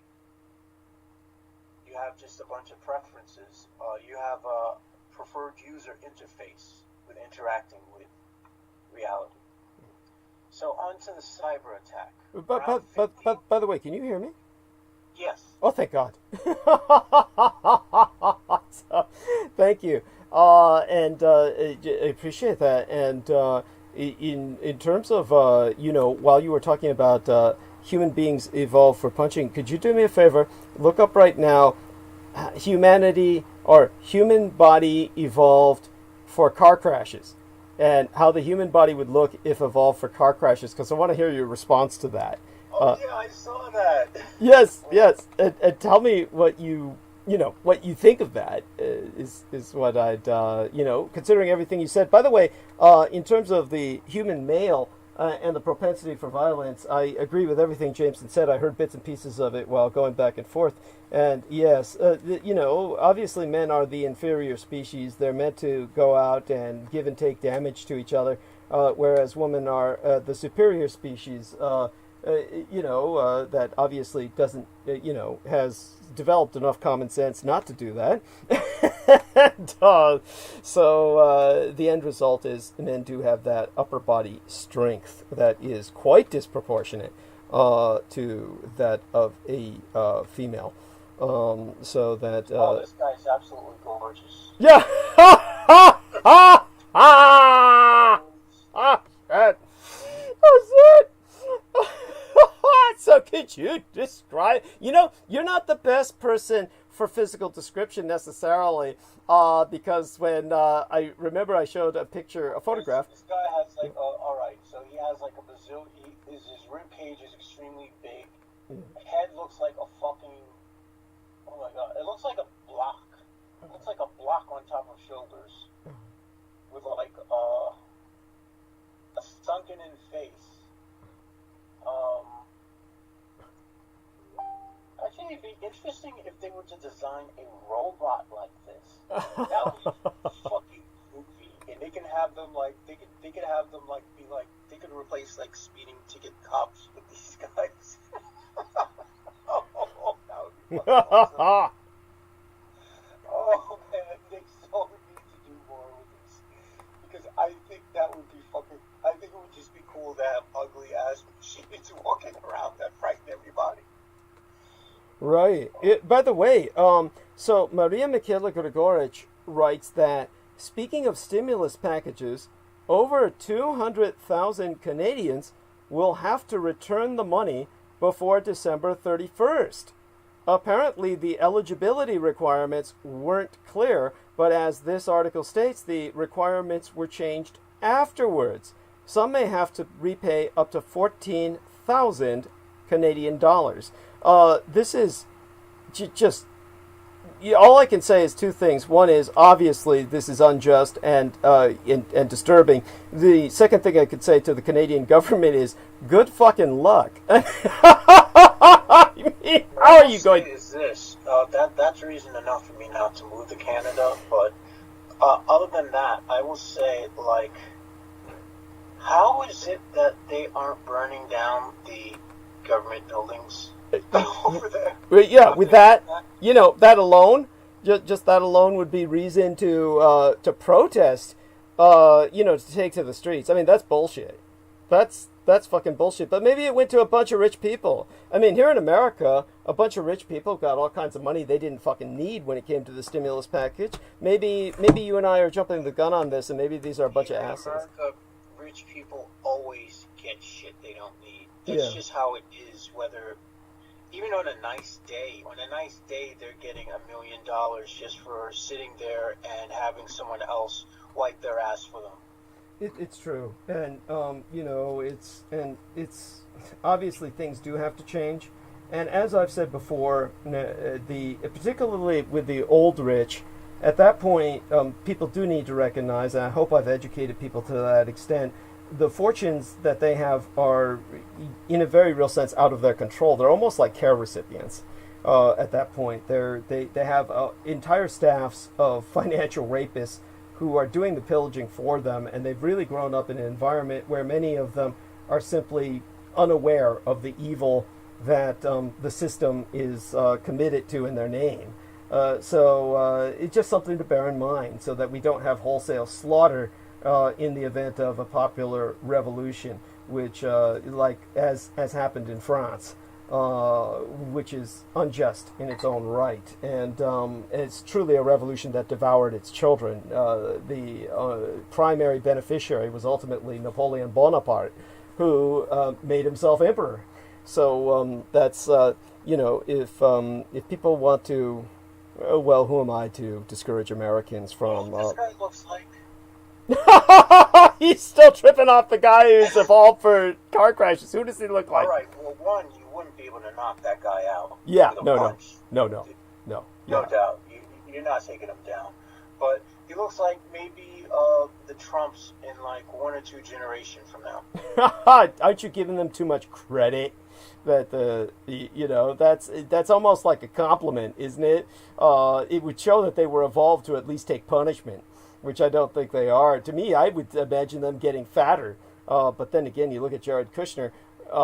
First off, the Trumps aren't really producing a next generation because Jared Kushner and Ivanka did not produce those children.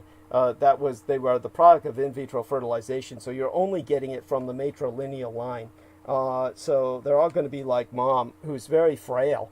Ivanka is frail, naive, and just sad.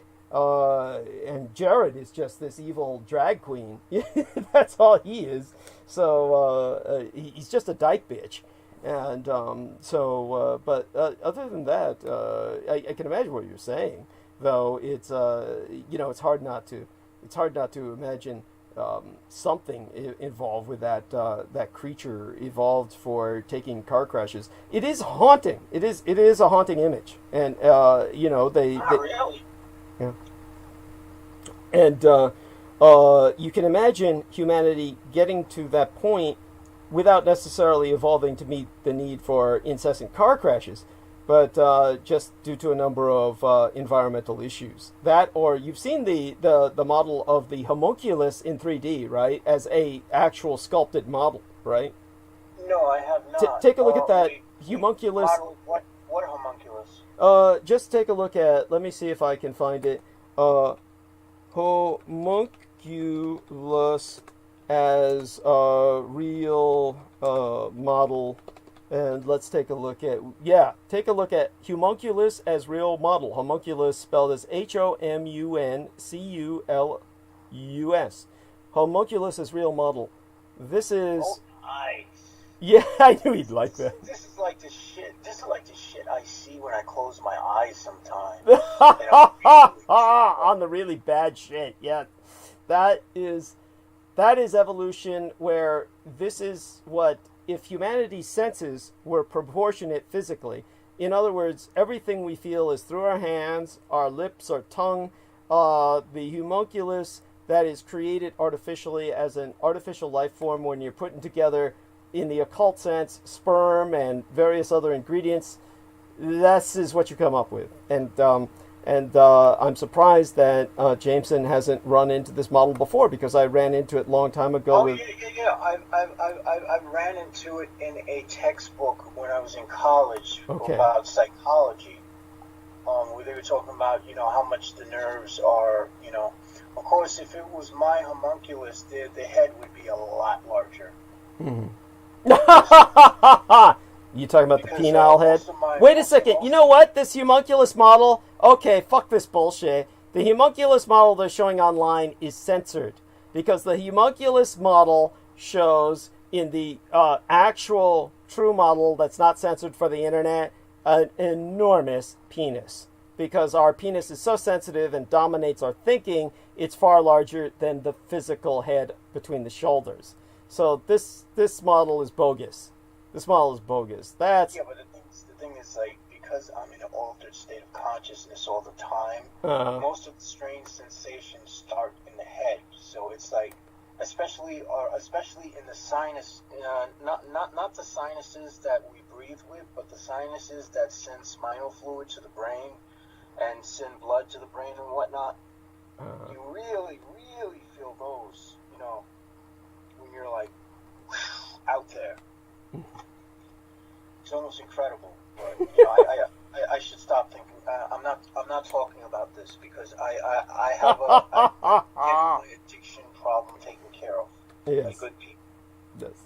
I do not wish to create. I am not advocating this lifestyle, people. Yes. Thank you. This is something that if you have a problem like me, seek help, please. Yes. This way your brains do not become full of holes. Yes. Because once your brain is full of holes, then you could be the best looking person in the world, but then you're just going to be walking around like Ron Jeremy, and I don't want that. No, poor bastard. And in terms of Ron Jeremy, he is of course a porno actor, a famous pornographic actor, who was actually taken as a kind of a role model by many minorities, because he's the homeboy who made big by using his dick. And this is an example of what happens when that's all you do for a living is Ron Jeremy. So basically he's, now it's just awful.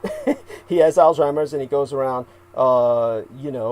humping a woman like a dog, and then he gets into all kinds of trouble, and as a result is, but he's not responsible for his actions. Truly, this is one person where that would be a legitimate defense. He's truly just a result of his profession, And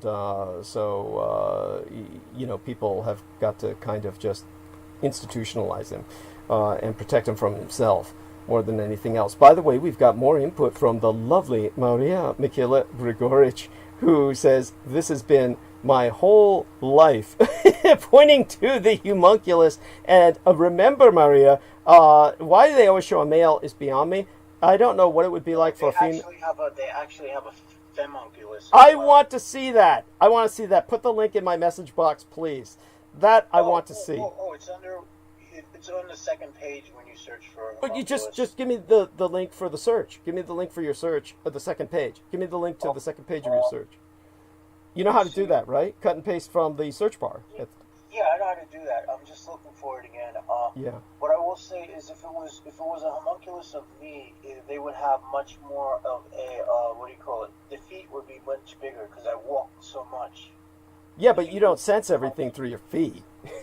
Oh, you sense an incredible amount through your feet. I beg to differ. Oh, I know what you mean. They always emphasize that. This is why people get into grounding. That's why grounding is so important. But, No, I'm not talking about it from that perspective. What I mean is, like, when you're stepping on a rock, or when you're stepping on the ground, even through sneakers, somehow your feet know how not to trip. How even through your peripheral vision or whatever, it's kind of amazing how your feet manage to stop you from tripping on ice and shit like that. I mean, think about it. Yeah. It's like when we walk, we're not looking down on the street while we're walking all the time. Mm-hmm. At least not everyone does that. Right. Yeah. Well, I've learned too, because I live in San Francisco, and you're always on the lookout for dog shit. The dog shit is just everywhere. It's horrific. I'm always looking down to find money. Yeah, one hopes. Yes, that's right. Do go on. The femunculus, have you found it? I hope. I'm going to give you the image, perhaps. Yeah, the link. Yeah, or the but definitely in terms of the homunculus, it's a horrific visage, and it is one to inspire nightmares in the normal individual. Now I'm going to go to the message box, check out JMO's link, and see what the femunculus looks like, and see if I'm equally horrified. So they didn't even do a model; they're just doing illustrations. Yeah. Oh, okay. So there's not even a model of the female homunculus. Well, I think that there's someone who tried, but it's a 3D graphic version, and they didn't dare show the genitalia. Okay, what is this shit? I mean, this is a medical issue. Okay, so I'm seeing some others. Okay, so, but, honestly, I think that they don't have the tits right, because it's an erogenous zone. Females' breasts are an erogenous zone. The breasts should be much bigger. And why they keep shrinking the male phalluses, when the original models I saw showed basically the phallus is dragging on the ground, like a tail dragging behind the homunculus, because it's that sensitive, that dominant. So, if it was a homunculus of me, that's all you'd see. Yeah. I would argue that too. You'd probably see nothing but a penis in my case too. That's at any rate, yes, life is hard. It kind of sucks how they censor this shit. It's like, how the fuck do you censor something scientific? How do you censor something scientific? Not only that, something that has like a little artistic freedom. I mean, come on. Yeah, that's lame. It's just fucking lame. In terms of I'm sorry. You were going to, before I drew you into this tangent, to buy myself some more time while I looked around on the internet to find out some more things about the coronavirus, so I can give people what update that I feel is valid about that in terms of recent events. You were going to give us some bullet points about the Great Hack Attack. Yes. All right. The cybersecurity forum that identified the large-scale hacking of U.S. government agencies says it genuinely impacted about 50 organizations. Mm-hmm. That's fucking big. Kevin Mandia, CEO of FireEye, said that while some 18,000 organizations had the malicious code in their networks, it was the 50 who suffered major breaches. The U.S. Treasury Departments and Departments of Homeland Security, State and Defense are known to have been targeted. Holy fucking shit. U.S. Secretary of State Mike Pompeo has blamed Russia for the hack. Well, it doesn't. At this point, what matters is the fact that our security is not that secure. Oh my god. This is hilarious. I'm sorry. It really is funny. It's infuriating. It's infuriating. I mean, it is, but you also have to, you know, when we look at how much like the movies and shit, and you know, every other show on TV is about the FBI, I'm a CIA agent, I'm a military agent. Yeah. You know, we hype up these people to the degree where they look like gods, and you can't have a movie without the military approving it. Meanwhile, these motherfuckers don't even have their pants down and the back door is open and Russia's fucking penis just goes right up their asses. It's true. It's fucking hilarious. It's true. I mean, again, maddening. You know, I really... What are you going to say, right? I've been writing for years on social media about America having a firewall and about the fucking wall to keep the Mexicans out being fucking retarded. Thank you. Thank you. And apparently nobody above who seems to be monitoring me for no reason other than to make my life a living hell seems to be paying attention to that. So yeah. No, that's because that would actually make sense, right? So they're not going to do that. It's kind of like the homunculus without the proportionate penis. It doesn't make any sense. It's just... Well, in their case, their homunculus wouldn't have a head. Yes, there. Thank you. So, at any rate, in terms of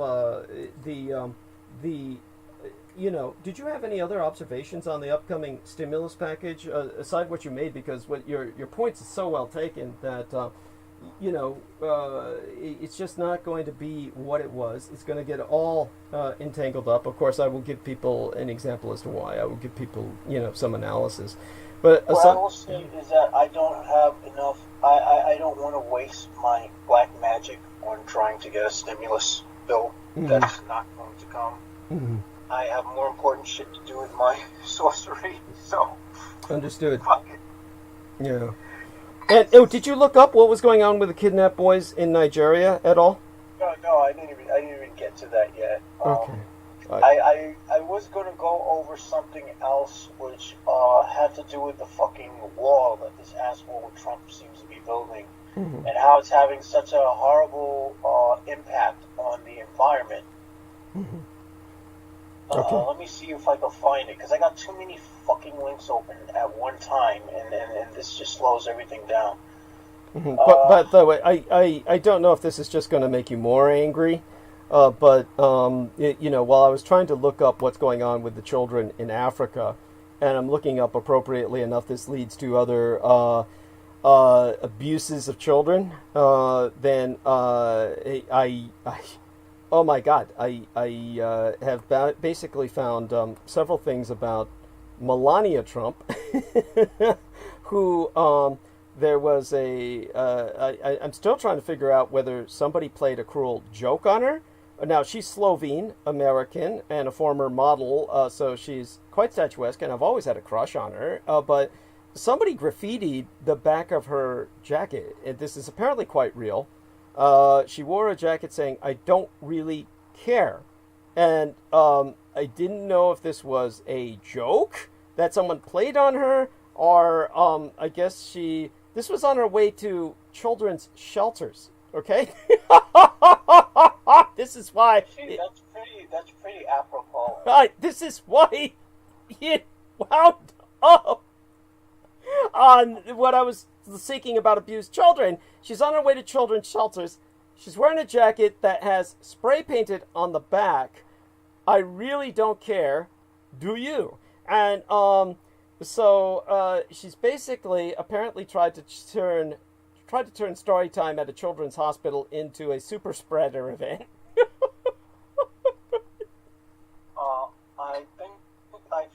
I don't think that was rape painted. I think that was deliberate.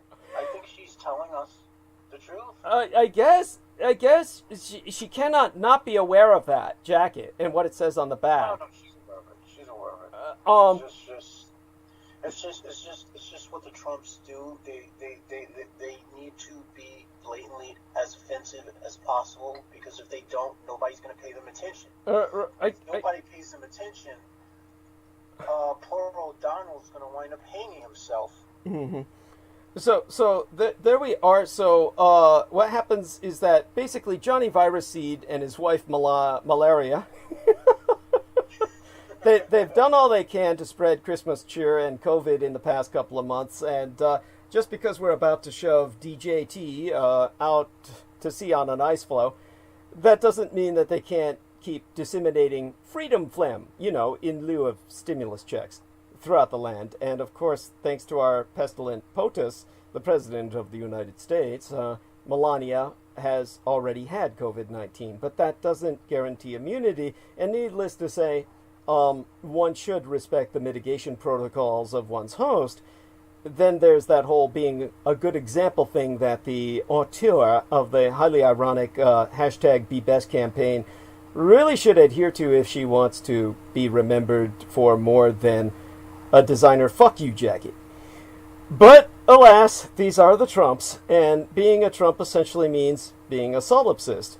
So First Lady Melania Trump took off her mask to read to children at the Children's National Hospital on Tuesday this week last, breaking state and hospital rules that require visitors to wear a mask. So the First Lady has visited this hospital every year during her time in the White House, but she entered the hospital wearing a mask, but took it off after sitting in front of the Christmas tree while practicing social distancing.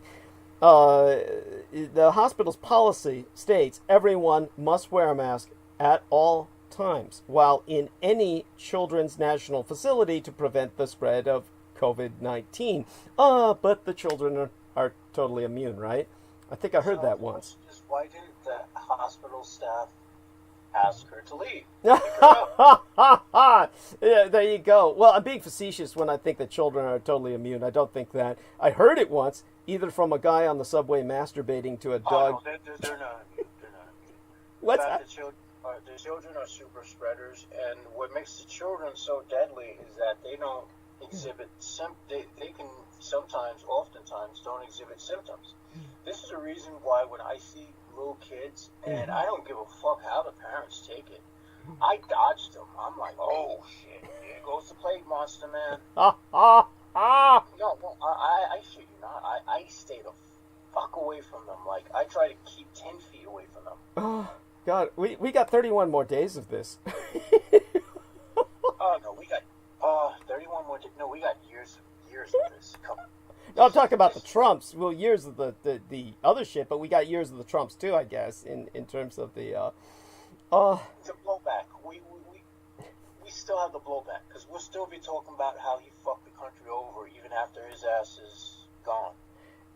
I know that we should have our man Derek Talley here for this, but I'm running into some news while I'm looking around of DJ V-Funk. And I have no idea who this individual is, but I understand that they died of COVID-19. So Victor Martinez was 36 years of age. Apparently he performed as a DJ in and around his hometown of Porterville under the name of DJ V-Funk. Do you know this individual, Mr. Talley? DJ V-Funk Martinez? Do you know anything about this individual? He's... No, that's the first time I heard of it. Okay. Where did you say he's from again? He's Californian, so it would be a Los Angeles. It would be a Los Angeles thing. It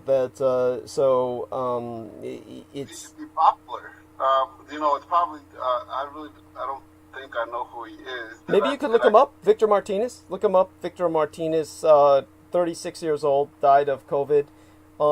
it would be interesting to, feel how you, to hear what impression you get is what I'm trying to say.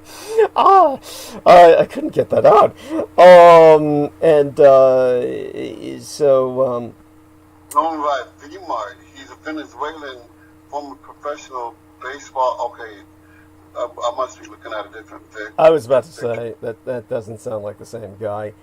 In the meantime, I do beseech. I do have something amusing for you guys. All right, yeah, this is how fucking retarded Staten Island is. Staten Island teachers, parents protest mandatory COVID vaccines. Yeah, there you go. Anti-vaccine, they just don't want COVID-19 shot to be required for the students or teachers to attend school.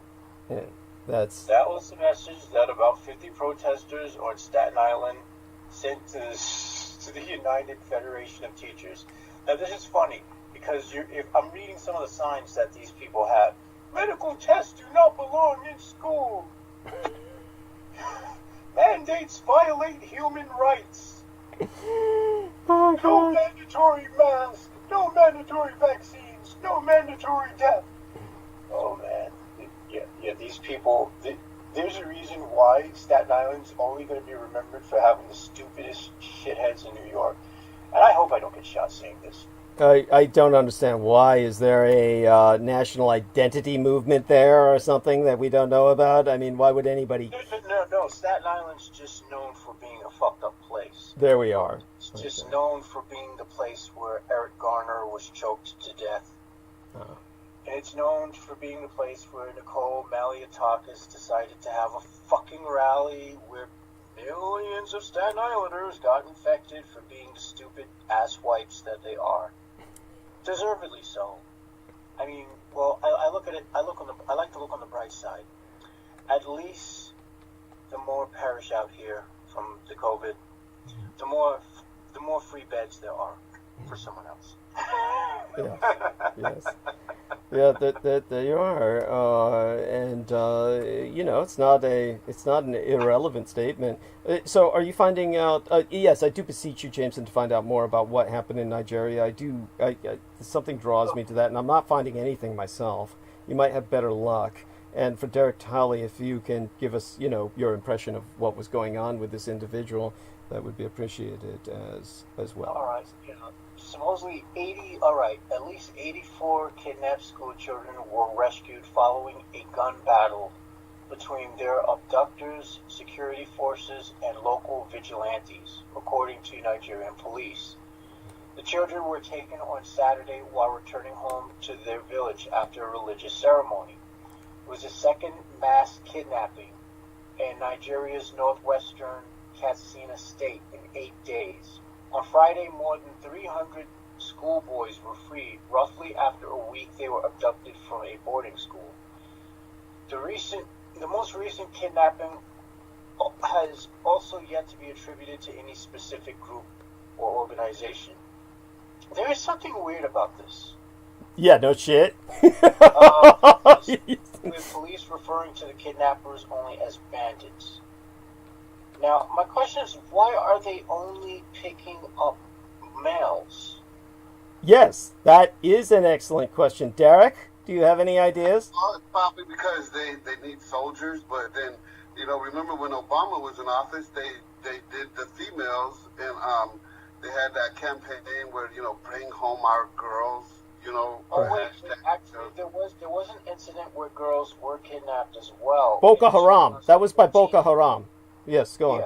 Yeah. Which was a Muslim organization, and they did that to prevent the girls from being educated, right? I think. And take them for wives and whatnot. So I figured. Excellent point. Did they ever? They did get those girls back, right? I think this was by threatening to. Nope, they never did. They never did? Holy shit! Oh, that's awful. Oh yeah, they're grown now. They probably got kids of their own, the ones that were allowed to live. Holy shit! Well, they probably all lived because they were all exploited sexually, right? I mean, unless they were resistant. Yeah, that's probably what happened. They were probably used just as slave chattel. Right, but you know what this reminds me of? Because they were probably shipped up to Saudi Arabia, where slavery is still legal. Yes, that is true. That is true. And black African slaves are still traded in the House of Sound and in those areas. This is what makes... why I'm eager to see the Saudi Arabians get blown to high hell. Right. Yes. Believe me. And we are disambiguating the House of Saud from Arabs in general, just so people understand.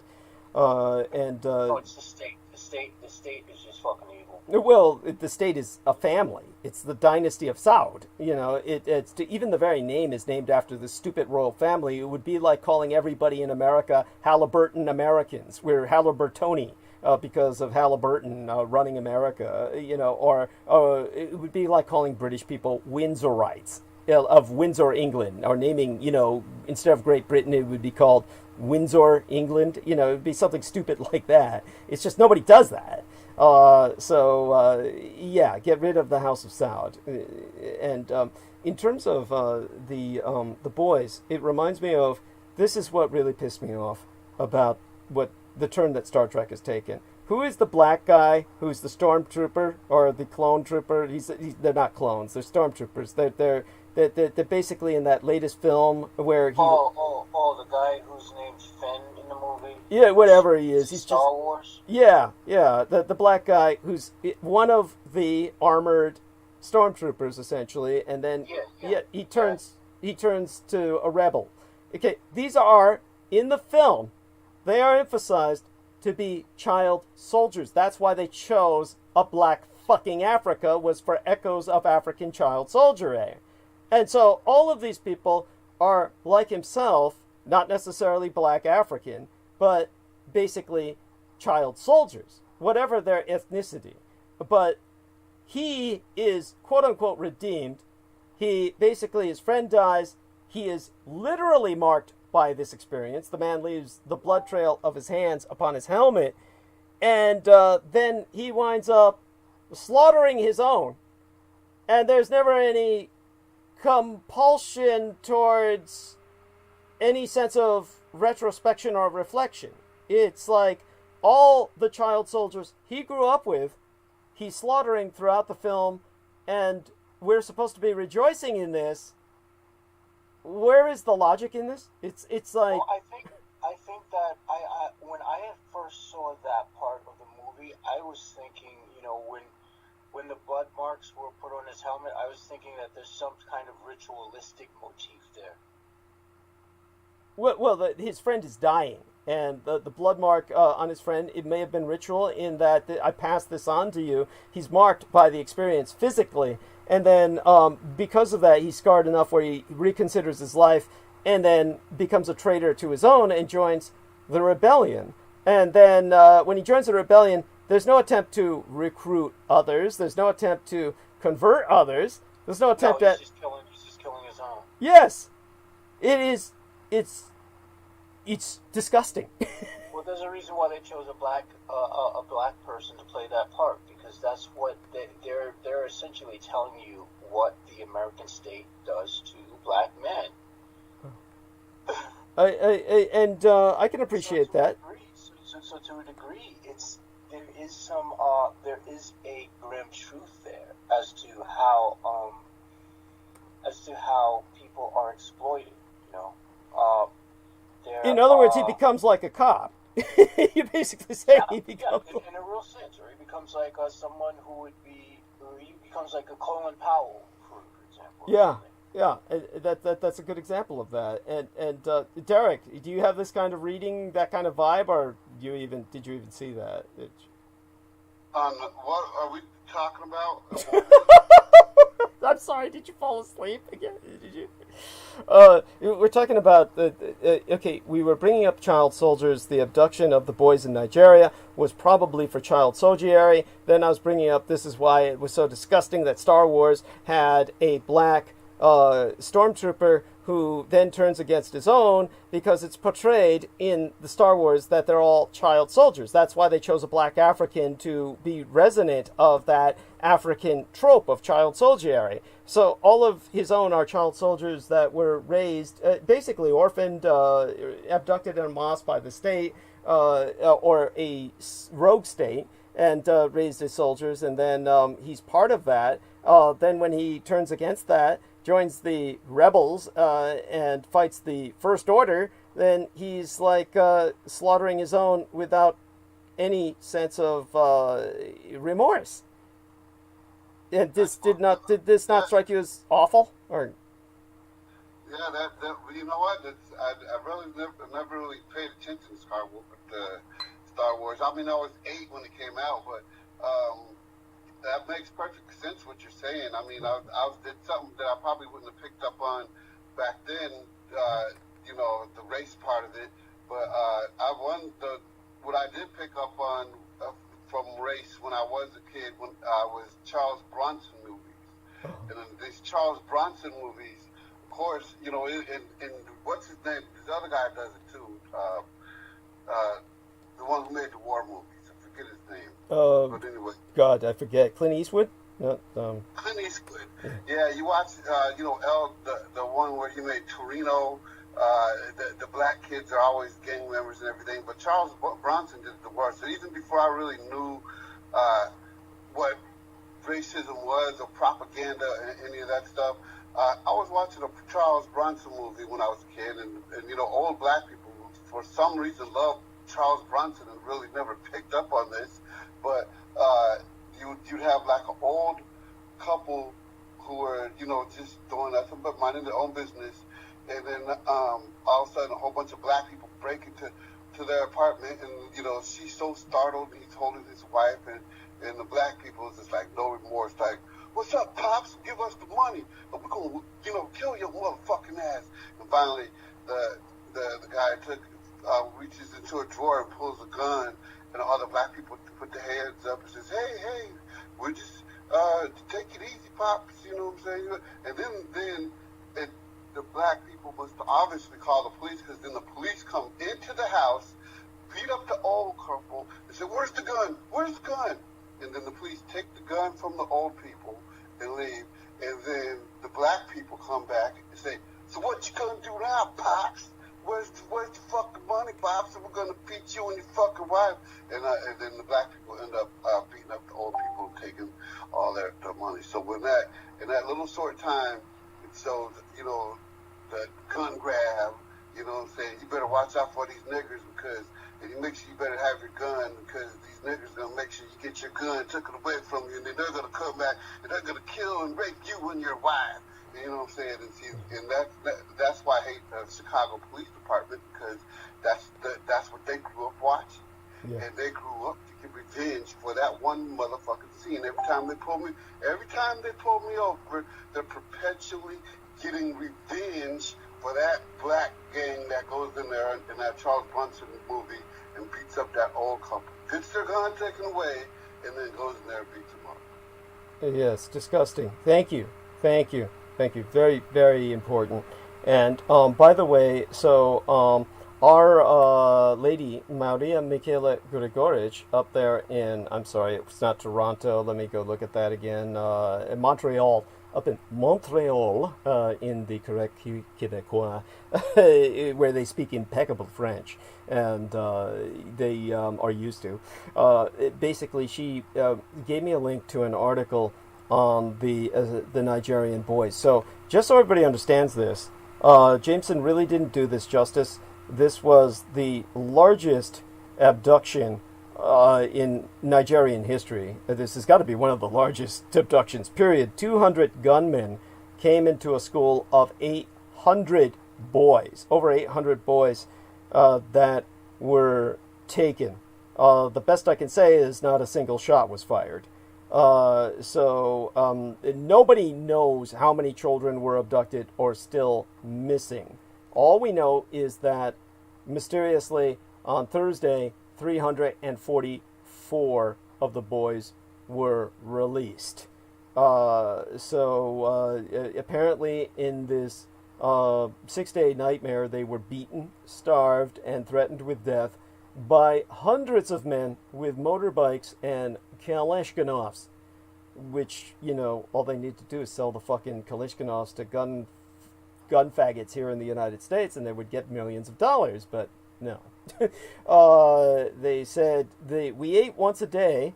They fed us with 5 ground nut cookies and sometimes bread once a day. We drank water from the river in the forest. We had no shoes, so moving around the forest was terrible. There we go back to the sensitive feet. His feet are just too sensitive for that shit. We were always at gunpoint. They kept threatening to slaughter us. We sleep on the bare floor, our heads in the sand, with nothing to cover our bodies from the cold breeze in the forest at night. We saw military aircraft, but when they flew over us, the abductors hid us under the giant trees. At first, the Kankara kidnapping was... Kankara kidnapping? Mass abduction, people. I mean, what kind of journalism is this? There are proper terms for this form of terrorism. I guess it's just so much beyond the average human to comprehend.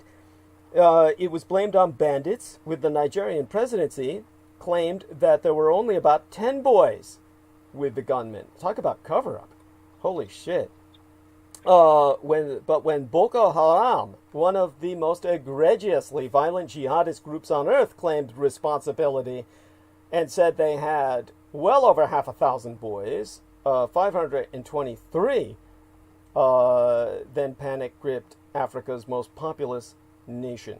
By the way, the very name, I don't know if any of you know this, because probably you do not speak Africanized Arabic, but the name Boko Haram transliterates as Western education is forbidden, just so you know.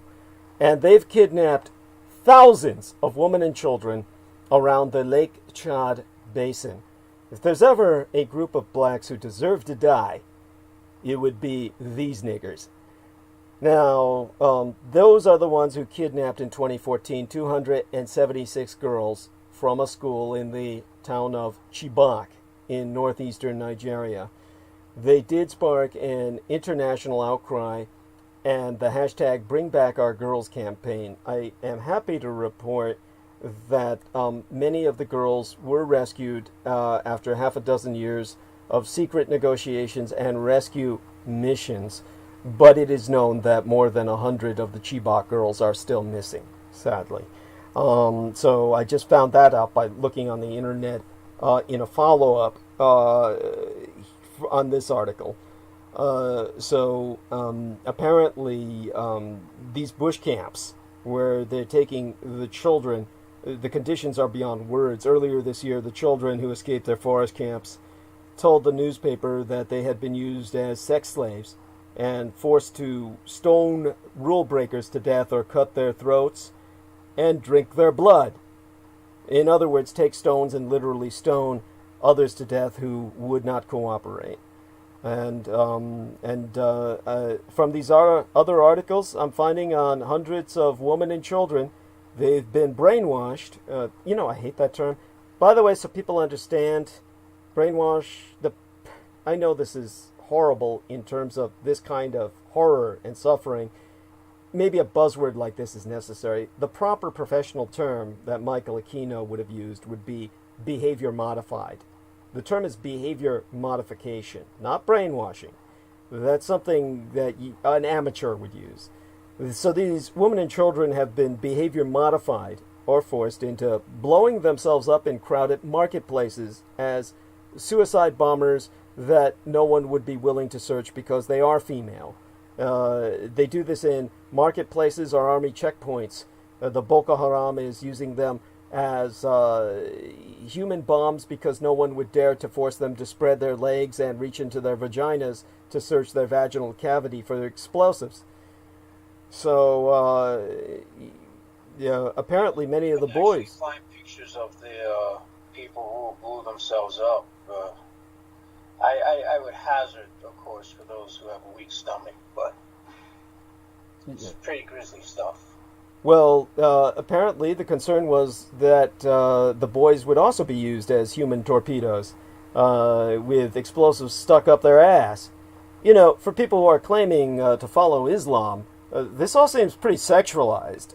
There's something here that is diabolic in nature. In other words, there's something here that's brutally Western. I agree. There's an American fingerprint.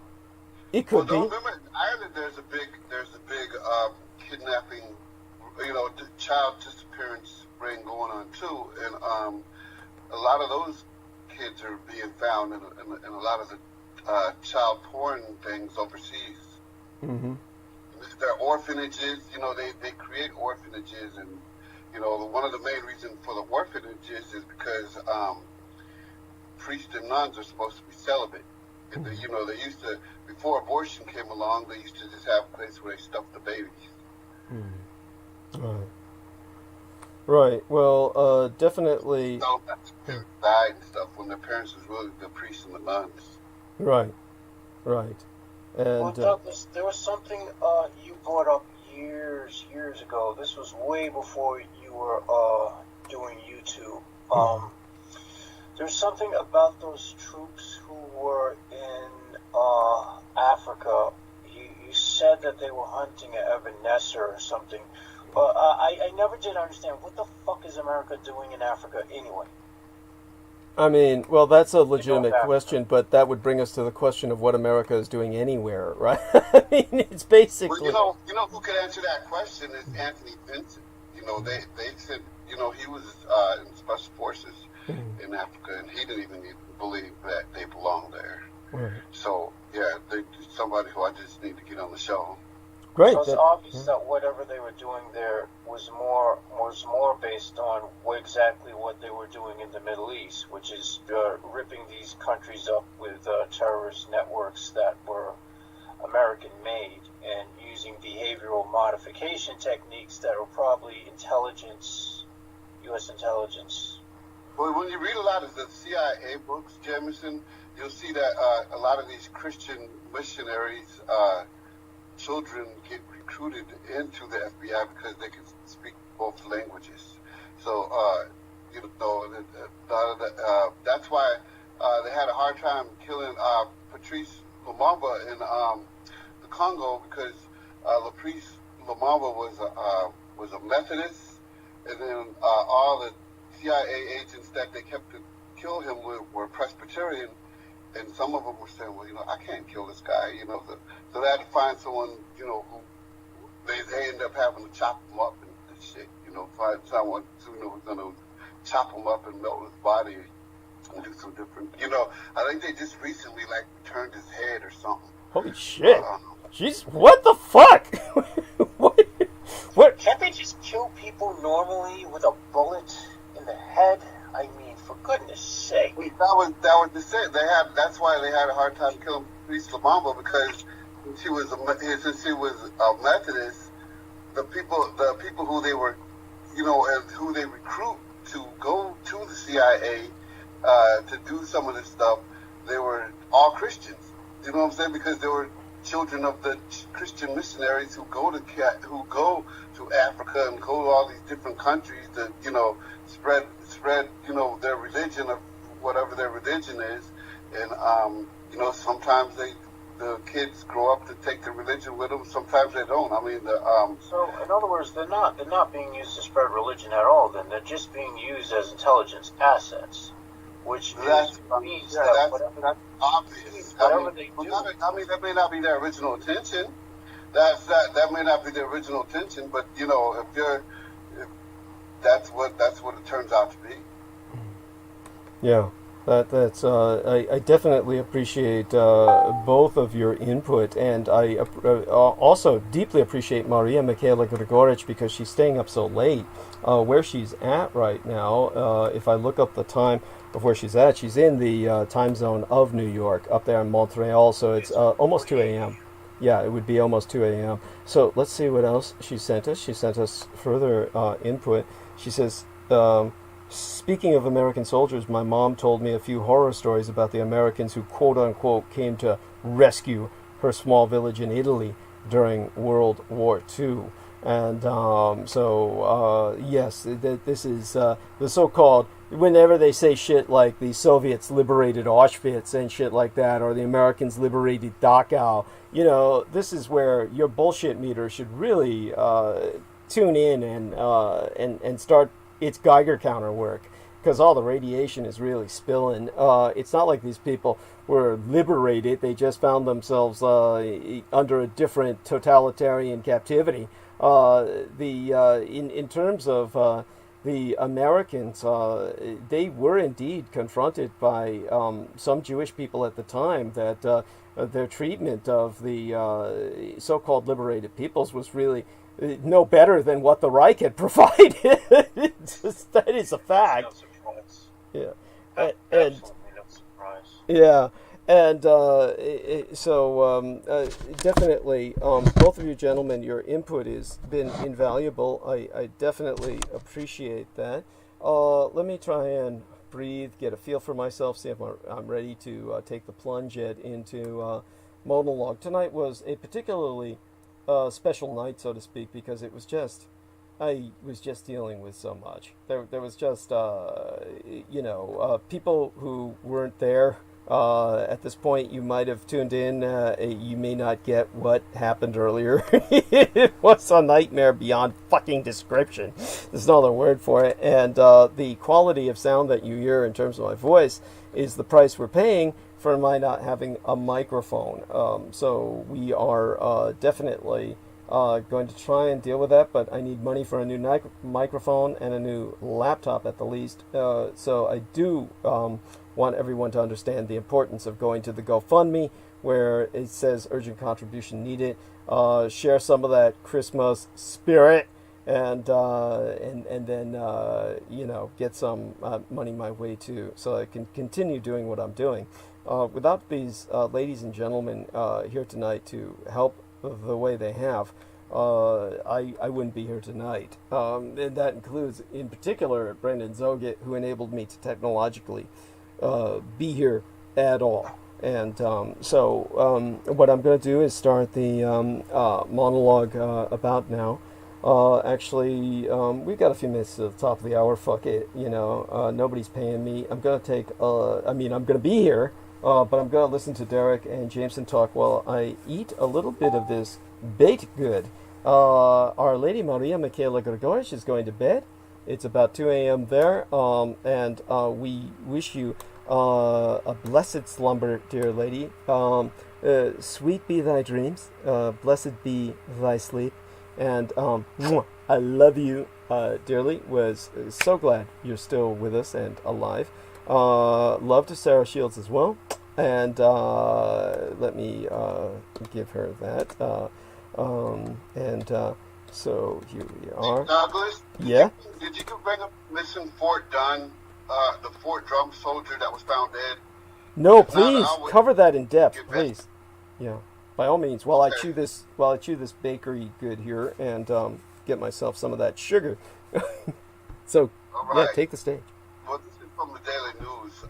Missing Fort Drum soldier found dead. Army officials said foul play is suspected after missing 20-year-old soldier was found dead. According to officials from Fort Drum, the body of Corporal Hayden Harris was found after he went missing from the base around 80 miles north of Syracuse, New York, sometime on Thursday or Friday. Officials did not say where Harris's body was found, but said the investigation was ongoing. 7 local police departments in New York and New Jersey, as well as U.S. Army Criminal Investigations Command, are coordinating their efforts. We are devastated. 10th Mountain Division Acting Senior Commander Brigadier General Brett Furnick said, it was well known here that Corporal Harris was a great soldier, and we share our grief with his friends and family. I hear it again and again how he was also, and most importantly, a really wonderful, caring person. His death is a tremendous loss for loved ones in the division and our nation. According to officials, Harris went missing after going to Watertown, about 15 miles south of the base on Thursday, to perform a transaction involving a vehicle. The 2016 Ford Mustang Harris was reportedly driving before his disappearance has been recovered, officials said. Harris, a native of Guys, Tennessee. I'm not sure where Guys, Tennessee is, especially in relation to where I'm at in Tennessee. But he's a native of Guys, Tennessee, joined the army in March of 2019. He is survived by his mother, father, sister, and according to the Syracuse.com article. So, you know, rest in peace to this soldier. But we really need to get to the bottom of what's going on in these army bases. What's going on in the army? How come we're having so many people killed here domestically, seemingly by serial killers, or, you know, coming up missing? And in the case of Vanessa, you know, the Voices of Vanessa podcast that I finally listened to, it was another army soldier that killed her, and his civilian girlfriend actually helped hide the body. So, you know, you just got a bunch of hooligans out there. And sexual harassment that they can't stop. Yeah, please go on. Go on. I think this issue, it can't be covered enough. You know that. So please, by all means, go on. You know, continue with that. Well, that's probably the reason why a draft would make sense. Thank you. Thank you. If you have a military open to only people interested in the military, you're only going to attract people who want to be able to have a license to kill people overseas. Yeah. And get away with it. Yeah. Because that's why a lot of guys do join the military. Yes. I want to kill somebody, but, you know, I don't want to get arrested for it. Yeah. Yes. So why not, you know? Yes. Either they going for that, or they going because they want some kind of benefits and shit, because wherever they're living is so piss fucking poor. They don't have any other choice. The poverty, well, that's the poverty draft. Yeah. You know, yeah, I encountered people like that, and I also encountered people who were just plain old psychotic and enjoyed killing shit and torturing shit, and so that's why they wanted to do what they did. So I mean, you got people from all walks of life for all different reasons. The problem is you're not going to have any accountability for this shit unless you have a draft where you have different types of people who won't put up with that shit. Like, nah, dude. So, you know, that's where that would make sense. But it would have to be pulled apart. No, the police department's the same way. And coming from Chicago, Illinois myself, I'm seeing, you know, just noticing the police departments that are down there. For some reason, the Illinois State Police is able to keep that bullshit out of their ranks, but Chicago police can't. You know what I'm saying? So it's their culture. There's a certain culture that's up in there. Like I was saying, the ones that grew up watching that Charles Bronson movies, and you know, they're just worried about getting revenge for that fucking scene. You know what I'm saying? As far as I'm concerned, they don't care about forensics and finding the right person to, you know, solving crimes. You know what I'm saying? People who join the state police seem to actually care more about actual law enforcement and you know, aren't really the ones that would trump up charges on somebody just for the shits and kicks of it. You know what I'm saying? You know, as opposed to a Chicago police officer who does that shit. Well, this is also the problem of being male in general, is that, you know, the male capacity... Why would we turn this into a gender war thing? I mean, really. I mean, I just compared two police departments that both have males.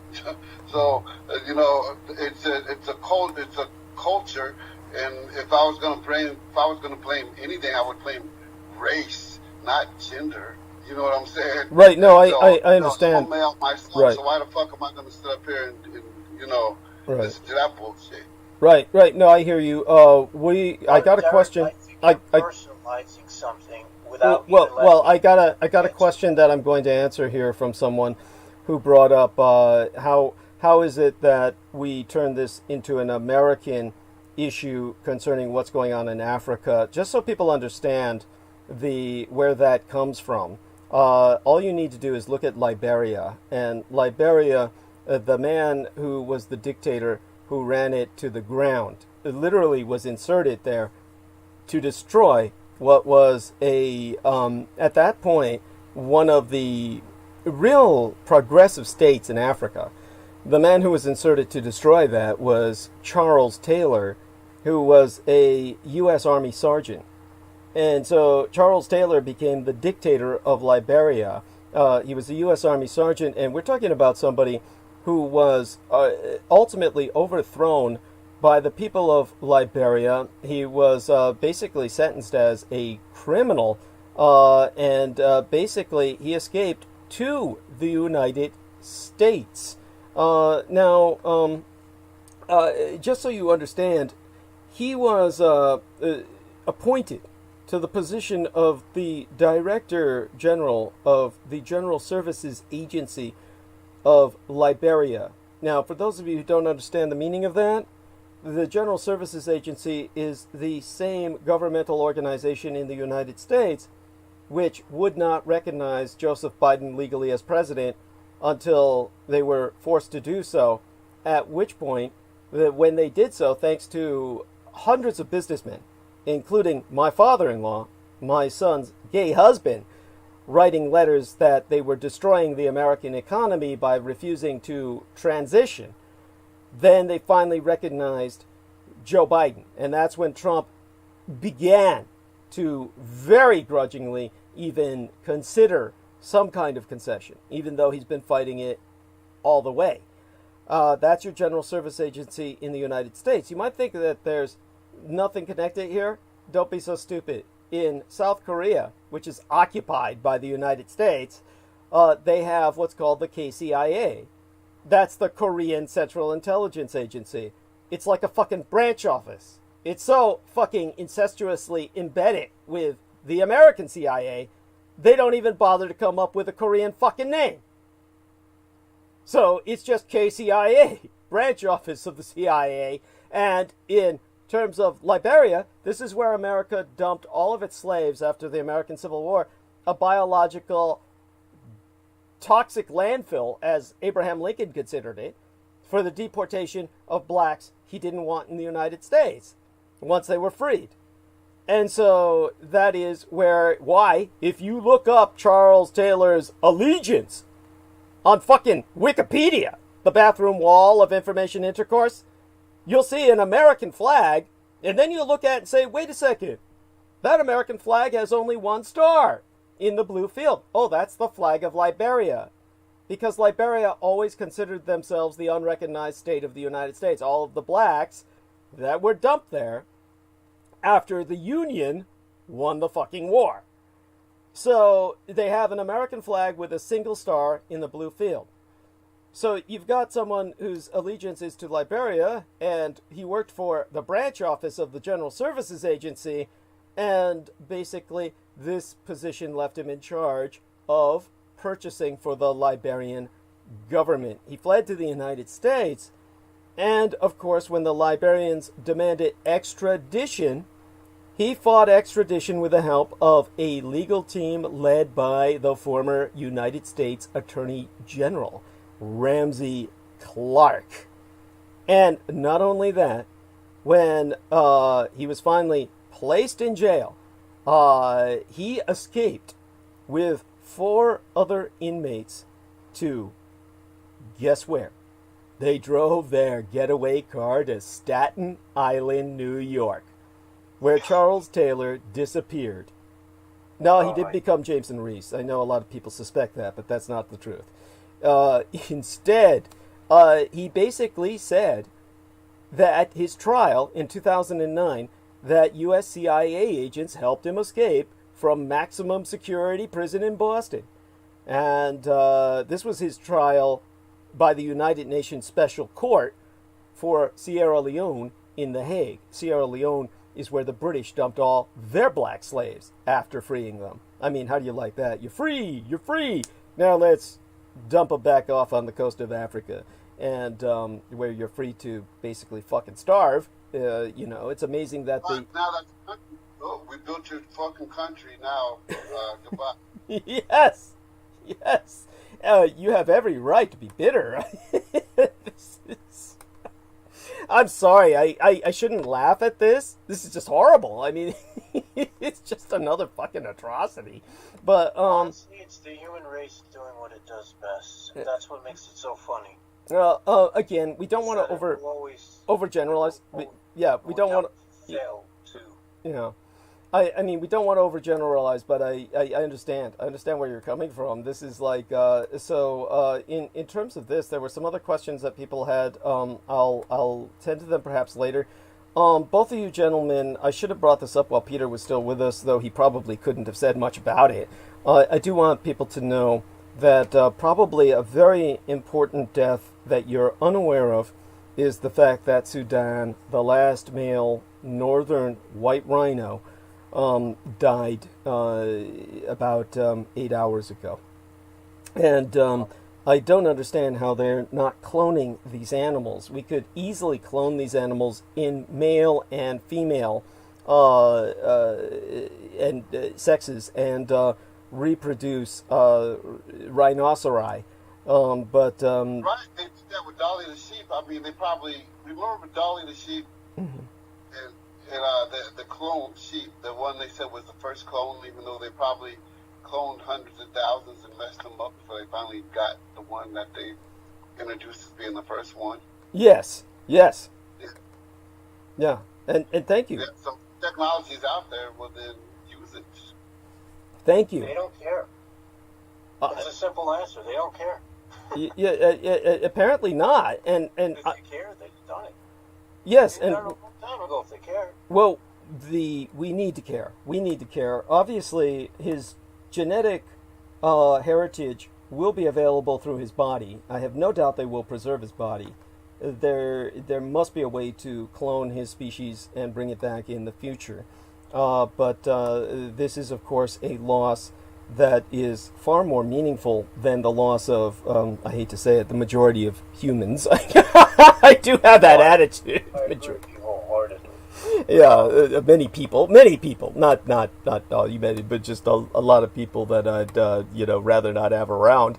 I'm thinking more on the individual level than any group in particular. So Sarah Shields responded, "God bless you, honey." And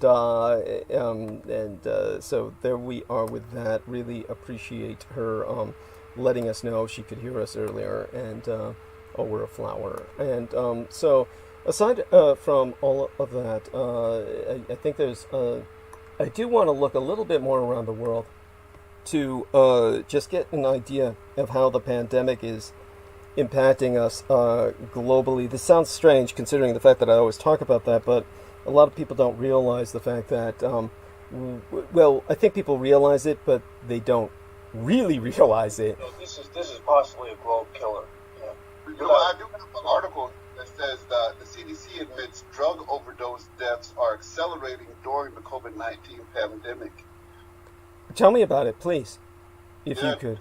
Deaths from drug overdose are accelerating during the COVID-19 pandemic, according to the Center for Disease Controls and Prevention.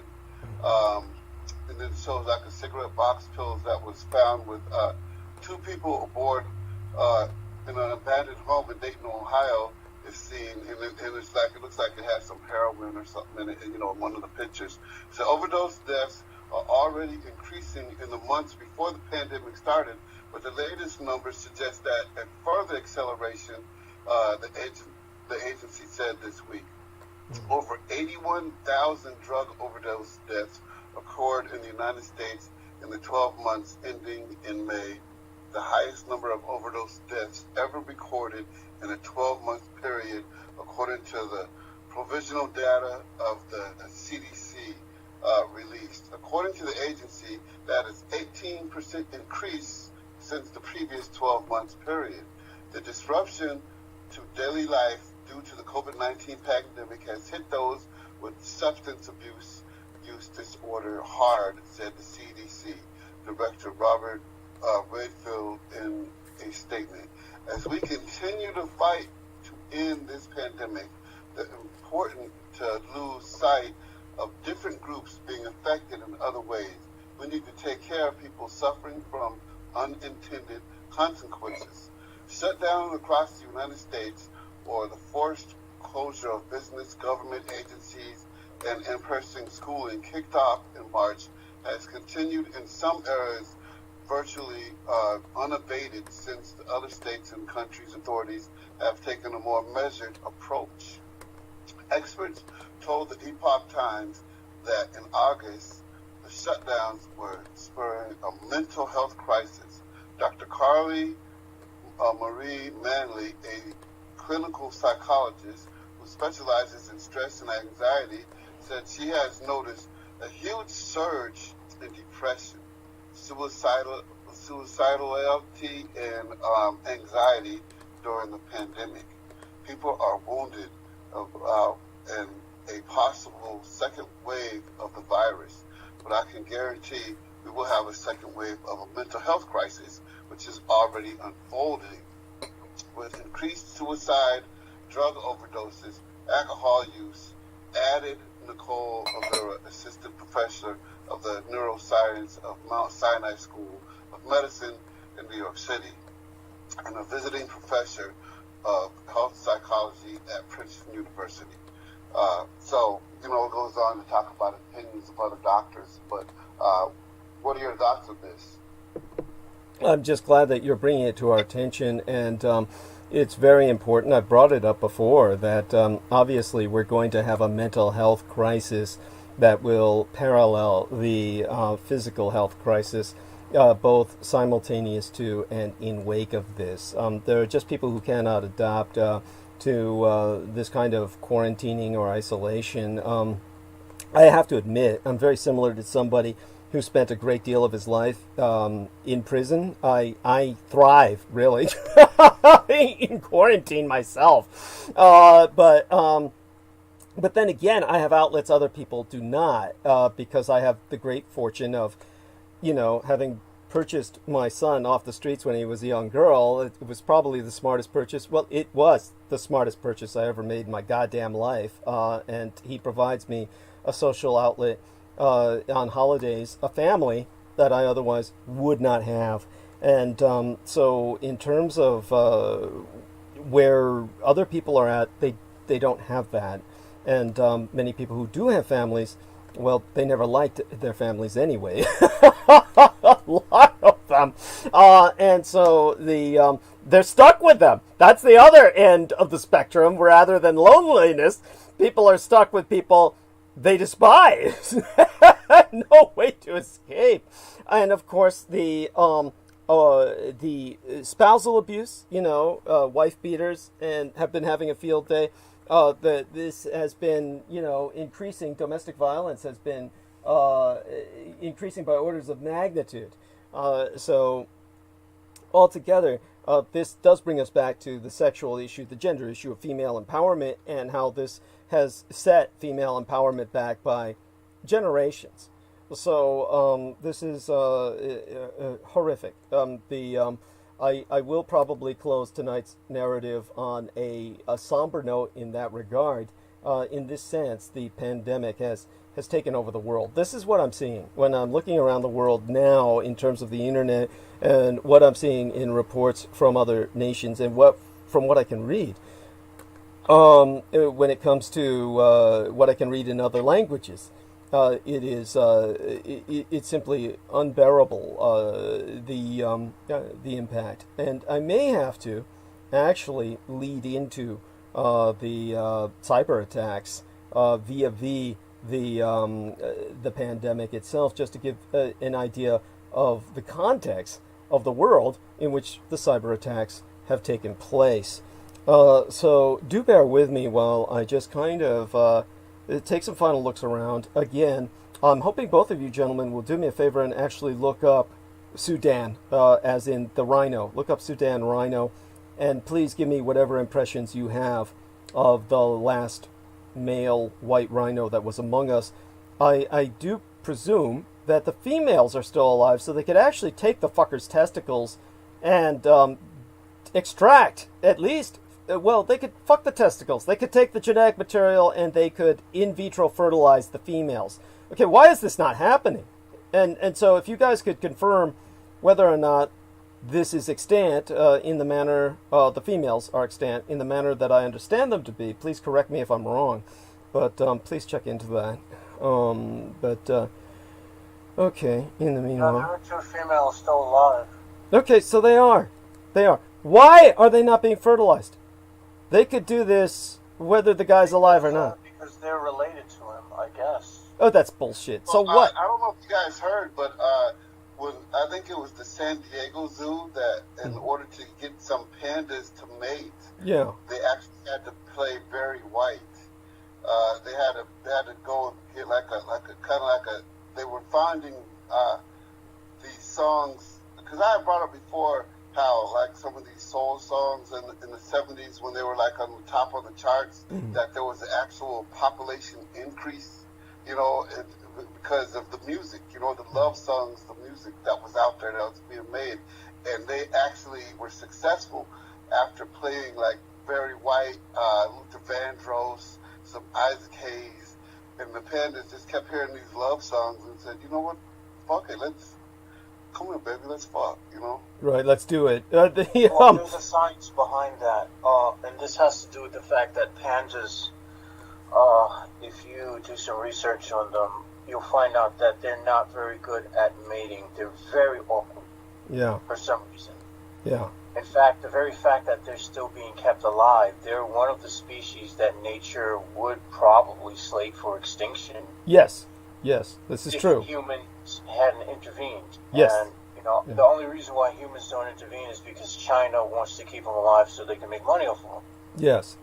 Yes, that's quite true, because they're the national animal of China, so they have national pride at stake in that. They've got to keep that alive, at least. So, in terms of where we're at with the rhinoceri, however, it's definitely something where they could be in vitro fertilized. These white rhino females. There's no reason why they cannot be. The idea that they're related is preposterous. Because I mean, look at cats. Cats fuck each other. They're all there. They fuck their own relations all the time. This is how most cats are born, is because of incest. So yes, that's preposterous. To impose. But by the way, it's not recommended that humans engage in incest, because we do have. Of course, downbreeding that can occur with inbreeding, but you get my point. We're beyond the concern for that in this case. Does that make sense? Yeah, and oh my God. With that in mind, give me just a second here to try and reestablish my bearings. Again, both of you gentlemen, if you're looking into Sudan the white rhino, do you think it's just a case of give-up-itis, where they're just saying, oh, fuck it, if we breed them, the Chinese are just going to hire people to kill them for their horns anyway? Do you think it's just that extreme? No, I mean, at this point, I think it's give-up-itis, because I think we pretty much know that everything around us, including ourselves, we're gone. Okay, well, I understand that. I want Derek to answer this, because, in a sense, your position is known. Let's put it that way. My position is pretty much different. What's the question? The question is, why are they not breeding the rhinoceri? And I'm asking, is it just a social sense of exhaustion, where they feel that if we do breed them, the Chinese are just going to hire poachers to kill them for their horns anyway? Do you think it's something of that level of just despair? That would be fucked up anyway. Is that what the Chinese are doing? I know Americans are going over and killing all the elephants for their safari things over there in Africa. But I think they should be breeded. You would think that with as many millionaires as we have out there that actually supposedly care about this stuff, that they would donate, and isn't there some people who monitor this stuff that can receive money to help these, including some of the zoos? Thank you. Why doesn't Elon Musk start a game preserve instead of sending his sperm into fucking space? I mean, yes, thank you. Honestly, I'm so so sick of the bullshit. All right. So you gentlemen have gone above and beyond. I am still eating this. I'm trying to think of a term for what the fuck do I call this? It's some kind of baked good. I keep using the term baked good. Pastry! Pastry! I'm eating a pastry. I couldn't remember the English word for it. I'm trying to finish this up. So I'm sure we can take us to the bottom of the hour while I finish this up, and I can get enough calories. There's a study. Yeah. There's a study that said that vitamin D deficiency is found in over 80% of COVID patients. So before I read this article, I just want to remind everyone again to eat their G-bombs. Don't forget to eat your G-bombs. And by G-bombs, I'm talking greens, beans, onions, mushrooms, berries, and seeds. Those are, and with the seeds, if you're a male and you eat seeds, you got to kind of watch what seeds you eat. You want to kind of stay away from the flax seeds. Flax seeds is marketed as, a good health food.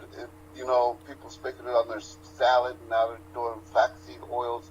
But flaxseed is really not good for men. It's got too high of an estrogen compound or something in it. So, but when it comes to seeds, pumpkin seeds, sunflower seeds, even nuts, pistachios.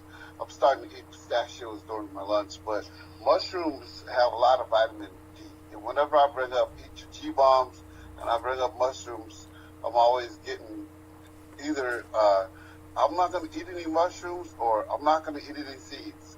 So, it's all about preference. If you don't want to eat some mushrooms, they have good vitamin D supplements that are out there and stuff. But anyway, COVID-19 patients at a hospital in Spain were overwhelmingly found to be deficient in vitamin D, according to a new study. Researchers discovered that 80% of the 216 COVID-19 patients at the hospital of Universidad Marqués de Vargas had a vitamin D deficiency. Men had lower levels of vitamin D than women, and COVID-19 patients with lower levels of vitamin D had increased serum levels of inflammatory markers such as ferritin, a blood protein containing iron, and D-dimer, a protein fragment made when the blood clot dissolves in the body. The latter is usually elevated in COVID-19 patients, according to a July study published in the Journal of Intensive Care.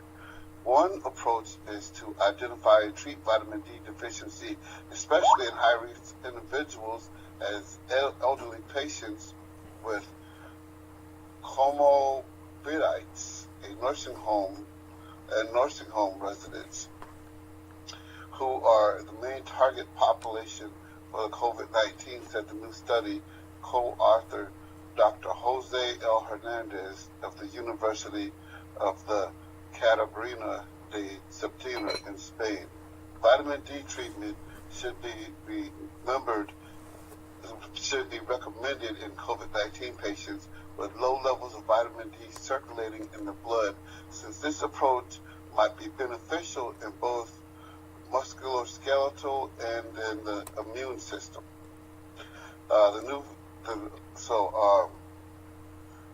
The new findings were announced on Tuesday in the Endocrine Society and published in the medical organization's Journal of Clinical Endocrinology and Metabolism. The kidneys produce and the hormone vitamin D. The kidneys produce the hormone vitamin D. It controls blood calcium concentration and affects the immune system. Vitamin D deficiency has been linked to a variety of health concerns, but research continues to examine why it affects other systems of the body. There are many studies that point out how beneficial vitamin D is on the immune system and how often it protects against infections, and in particular, the Mayo Clinic infectious disease specialist, Dr. William F. Marshall, wrote that not enough data exists to recommend the use of vitamin D to stop the infection from the coronavirus, which causes the disease COVID-19, to treat COVID-19 according to the National Institute of Health and the World Health Organization. So thank you. make sure you get your vitamin D. Yeah, I definitely appreciate that. I'm going to go into monologue now. I love you dearly, Derek. God bless you.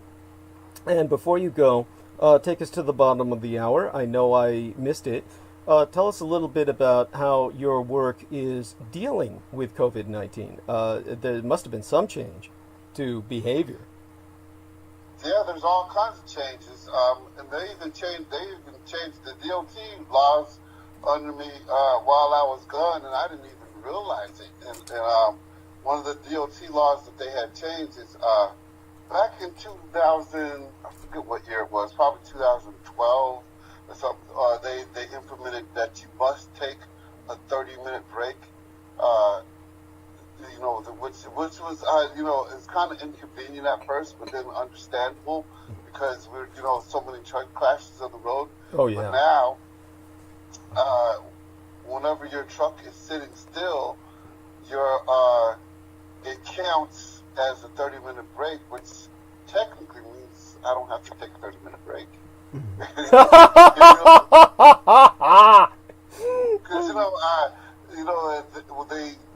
our trucks, we have our computers, we have our PeopleNet. Some people use Qualcomm's. There's different, I'll just say electronic logs, because I'm using name brands, but no matter what brand you use, it's the law now that you have to use electronic logs.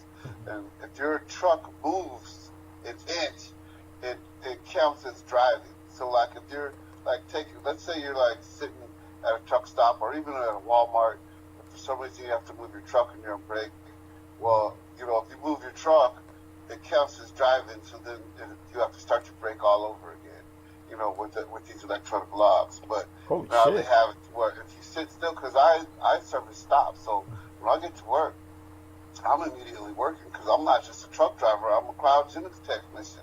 I have to fill the truck. After I fill the truck, which takes about, between an hour and a half, I go on my way. And when I get to my stop, it's going to take me at least a half an hour to fill the tank. If it's a small tank, if it's a large tank, it's going to take me an hour and a half. So as I do these tanks and put up my hose, and I go back and look at my PeopleNet, my time starts all over from the beginning. So when my first day back at work, I said, this PeopleNet is broke. You know what I'm saying? I started my time all over from the beginning. But they said, no, it's not broke. That's the DOT laws. They said, so technically, you still have to take a 30-minute break, but whenever the truck sits for 30 minutes, even if you're actually working and unloading into a tank, the fact that your truck's sitting electronically shows that you're taking a 30-minute break. Even though I have to run my PTO and run my engine at high revs during that time, that's still the fact that my truck is sitting there still counted as a break. So as long as my truck doesn't roll for 30 minutes, my time starts back over. So I'm never stuck somewhere running out of time in the middle of the day to where I have to pull over to take a break, which is more convenient for me. It's more convenient for the driver. I don't see. Usually when they make laws, it's kind of confusing. When they make laws, it seems like the laws are made to make it more inconvenient. Well, this one was in our favor. Wow. Okay. So, yeah, but last week went great. It was my first week back at work. I felt great. It was so easy getting in and out of the truck. Being that I lost so much weight, and it was just nice. It was just nice to be back, and they were glad to have me back. Yeah. Yes, and thank you. That's so important, and I'm glad they've got you back. That is. You know what? Another change is there's no driver allowed, outside driver allowed inside the building. So we have a contract with other cryogenic companies that are allowed to come in and get products from us, and that's another thing. So I've seen an outhouse out by the parking lot, like one of those, the outhouses, and I'm all, what's that for? Well, they're not even allowed to come in and use the bathroom. So no outside employees are allowed inside. So not even FedEx. We have a table and we have a table set up so that when FedEx and UPS comes, they have to sit everything over on there. No one is allowed inside the building. So that's our employees. Thank you. Okay, you've taken us to the bottom of the hour. I am going to commence the monologue, and you will hear no one but myself, barring mitigating circumstances, for the rest of the night. Though, of course, should Derek Talley wake up, because I do presume you'll drop off into slumber at some point soon. By the way, that's another thing before I take over. Before I take the stage and suck all the oxygen out of the room, and both of everybody else drops pretty much from that effect of oxygen starvation. What was it like listening to myself while on the road this time? Oh, it was good. Like when I go to Union City, and usually by the time I get to Union City, it's 7-something my time, so I usually I'll miss, I'm already driving, so I'll miss like the first 30 minutes of the actual start time, and then while I'm there, the hour and a half that I'm there, I'm usually in and out of my truck, so I really can't sit down and listen to it. So I'll listen to it on the way back, but on the way back, I go through a part of Kentucky that's next to Cairo, Illinois. That's way out in the middle of nowhere, so I always lose signal. So I have this is on Wednesdays now.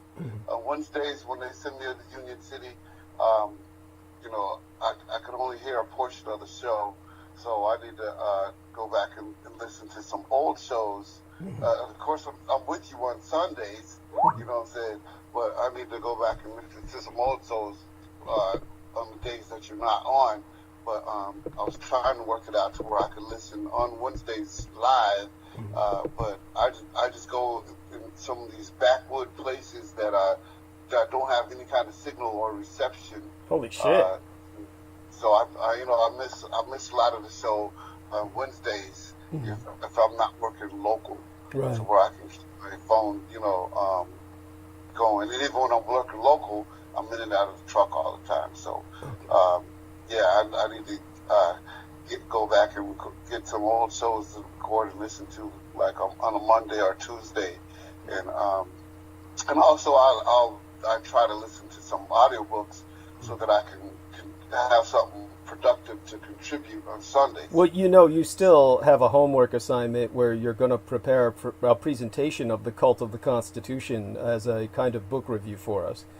So, yes. Yeah. So, okay. Thank you. Love you dearly. Blessed be thy sleep, and sweet be thy slumber. Sweet be the dreams, actually, would be, I guess, part of the ongoing well wishes to those who are retreating into the gentle night. Take care of yourself. Actually, it's your day, so have a good day. Jameson Reese is back with us, but I am going to go into monologue now. Either of you gentlemen, if you happen to be around, are more than welcome to interject if you feel you have something constructive to say during tonight's monologue. Other than that, of course, I do want people to know that it's been a struggle to get to this point where I'm ready to monologue tonight for both technical and emotional reasons. And Mein Kampf, my struggle, be thine own. Contribute to the struggle at paypal.me/Douglas Dietrich, where we now be accepting contributions via PayPal Holdings Incorporated at douglasdietrich.com.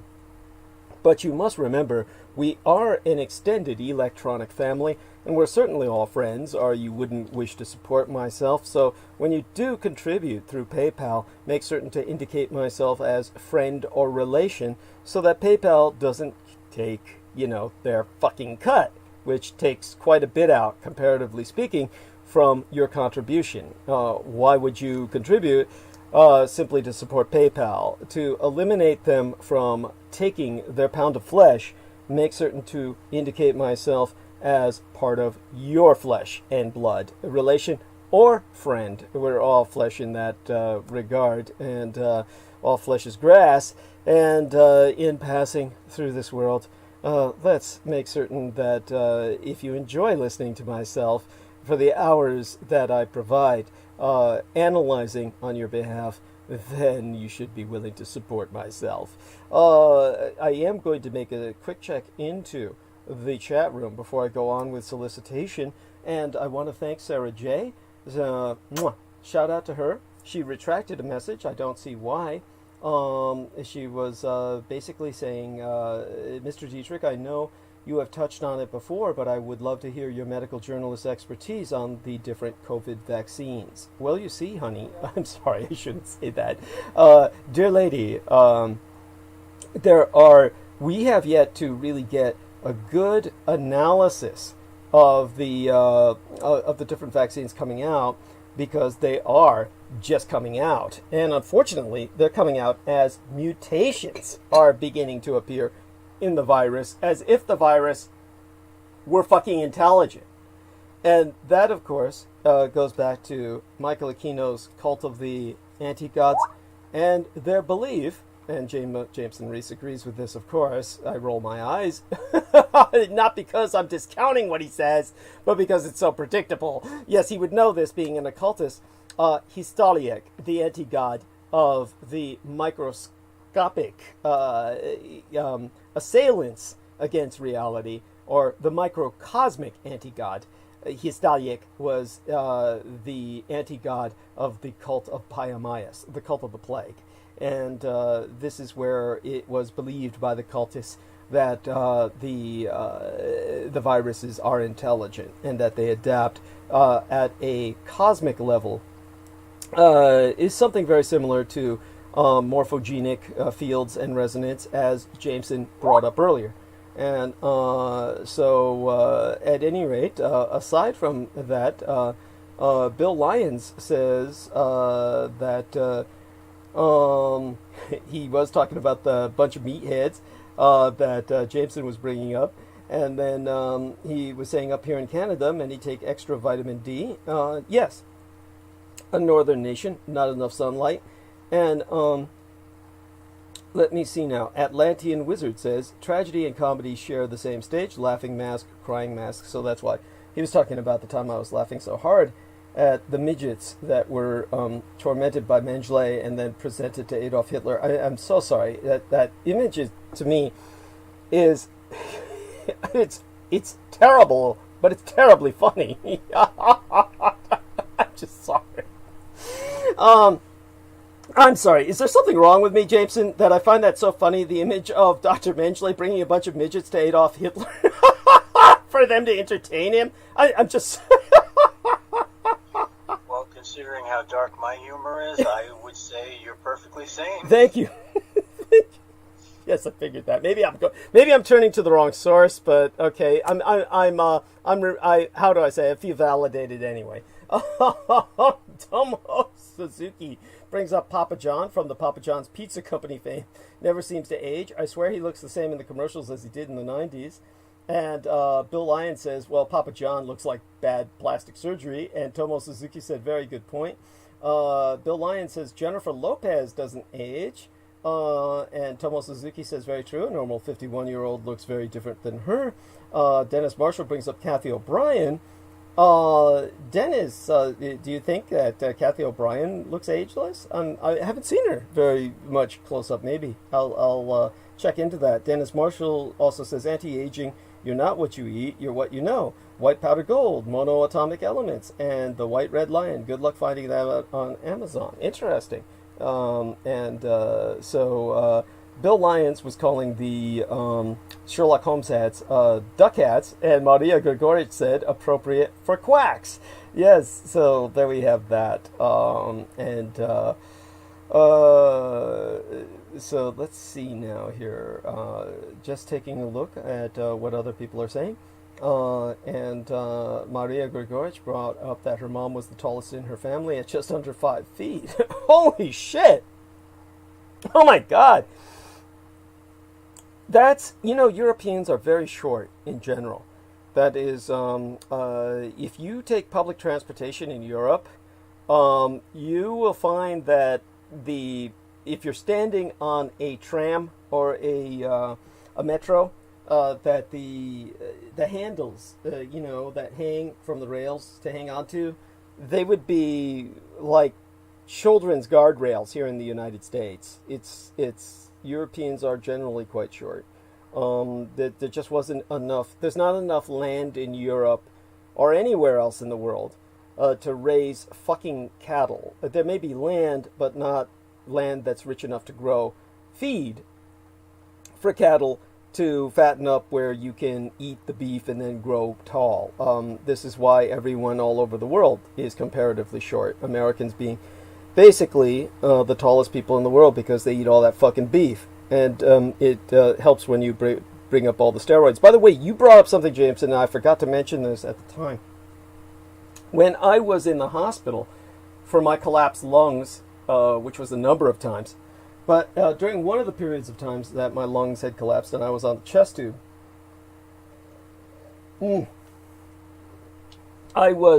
my roommate was an older black man, and that poor bastard, he was getting an artificial sphincter surgically inserted so that he could properly shit because he had lost control of his sphincter. Isn't that awful? So, man, that is some fucked up shit. Thank you. And and he was visited by this giant of a young man, this black ambulatory refrigerator, who kept coming in to see him. It was just imposing. And I said, wow, that young man is quite large. And I think it was his grandson. It wasn't his son, but it was his grandson, I believe.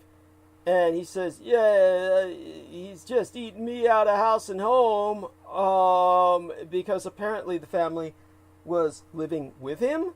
And he said, yeah, he's eating me out of house and home. And I said, gee, I'm sorry to hear that. How old is he?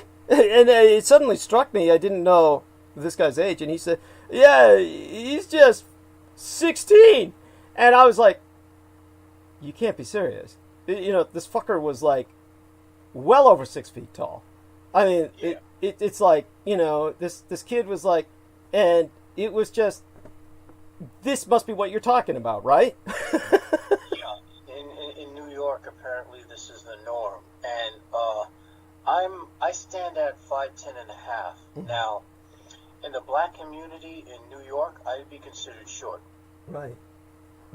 Oh my God. Oh my. Yeah.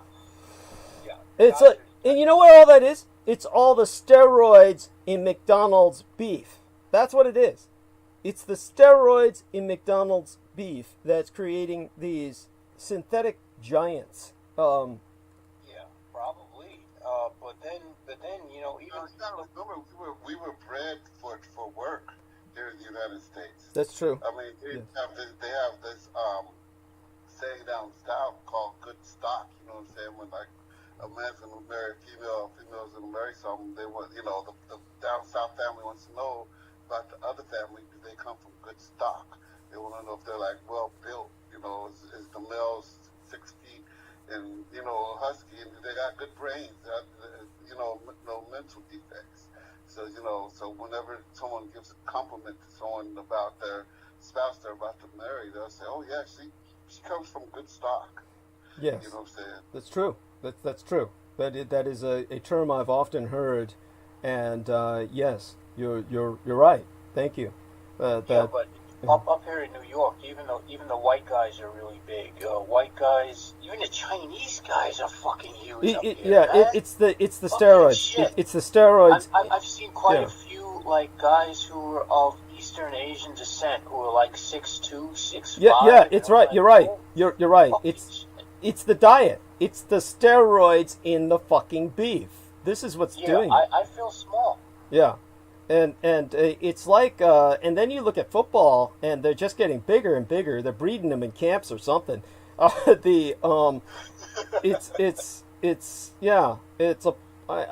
know how to respond to it. It's like if I had a child like that young black man who was 16 years of age and just towering over 6 feet, how do you feed something like that? Someone, I should say. But but it's hard for me to differentiate him from the rhino we were speaking of earlier, other than that he's carnivorous. So it's just like... it's intimidating, but it is what it is. As for both of you gentlemen, thank you very much for that.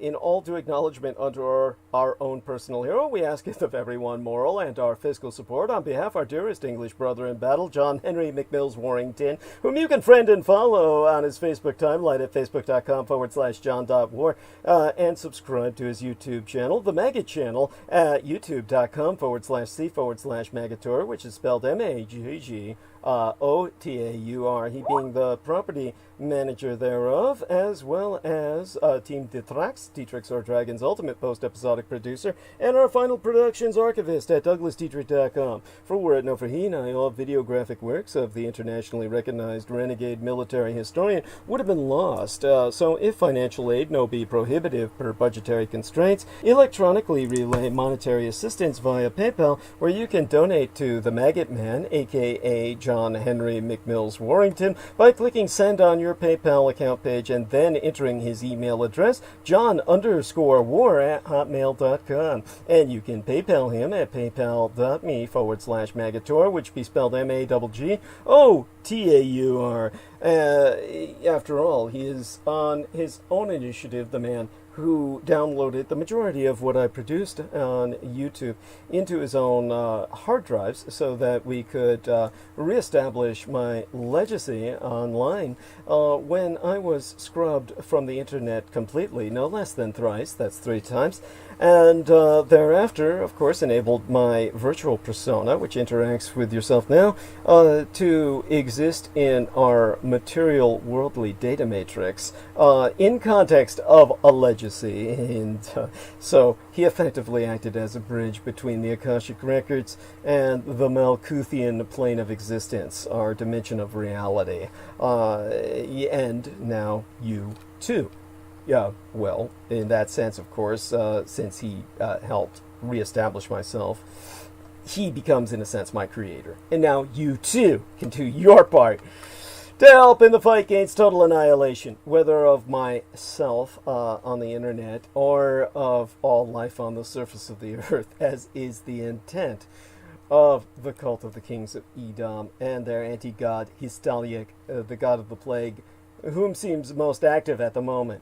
Spread the word about Douglas Dietrich, that he, the biological son of Adolfus Jacob Hitler, which you can find out more about at DouglasDietrich.com/2019/05/08/ Douglas Dietrich, son of Adolf Hitler, fighting against white supremacist neo-Nazis. Confer while there. A footnote on my bio, sire, on the homepage of showsdd.com, which you will be taken to by pressing the red donate button after enlightening yourself of the knowledge and information you find accessible there.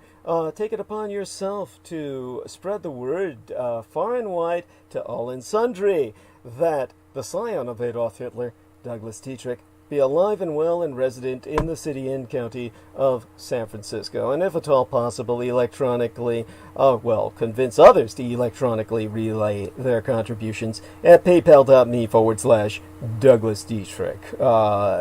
People are forever asking, Renegadus Humanus Arma ab Mesa Erudicio, the renegade human weapon of mass instruction, what they can do to fight the pedo-patho-philocracy, which be our present Slavo-Western government by patriarchy of pathological pedophiles. You can all help spread awareness by supporting myself. We have a new contribution page on DouglasDietrich.com where you can make a donation online using either thy credit or debit card with no middleman intervening, and that would be the red button on DouglasDietrich.com. I'm tempted to say DougDietrich.com and shorten it, but I can't do that. You have to use the full name. And once you go as to the red button thereon, then you will be brought to where you can use your credit or debit card with no middleman intervention, and thus prevent yourself from having to indicate myself as either friend or relation, should you find either thought distasteful. And, of course, otherwise, simply go as to DouglasDietrich.com and click the yellow donate button, which will take you to where you can utilize PayPal and then reward yourself by logging in, registering with our archives, and then logging in thereafter to access them, because all sponsors will be granted exclusive electronic access to both my videographic and audio recorded archives through to this year from the 2011th year in our Lord, the very year mine own late and sated matriarch, the Grandma Dame Diana Linzuchen Takabayashi Hideko Dietrich was murdered, assassinated in the immediately aftermath Sanjuichi Sensemi, the 3/11 terror attack against the Fukushima Daiichi, or Big One, cluster of nuclear power plant facilities on site, the 7,000 isles of the Greater Japanese Empire, when 'twas deemed by the majority of Native Americans, or rather by much Native American cosmological reckoning, that the first rays of the dawning of the Sixth World broke upon us, and magics could again be worked conjointly with Mother Earth to redeem the folk upon her. They're not on YouTube anymore, whereon the intra-global crises analyst Douglas Twain Dietrich long ago established his high-profile visibility platform for rationale of personal security by way of public promotion. Only on contribution will thy membership be processed within 48 through 72 hours, between 2 to 3 days, for full access to all mine archives, meaning all those videos that John Warrington saved, aside those on the Maggot Douglas Dietrich channel and the YouTube channel named Taboo Bros 2, which is spelled TABOO space BROS space Roman numeral 2, as managed by the mixed martial arts maestro Daniel Arola, whom you can visit at facebook.com/Daniel.Arola.3 of Damage, DAMAG, Daniel Arola Martial Arts Group Incorporated, Cali Combatives. Optionally, mail either checks or money orders, never cash, to the personal residential address of the Mr. Douglas Dietrich, which itself be listed on DouglasDietrich.com/donate-2.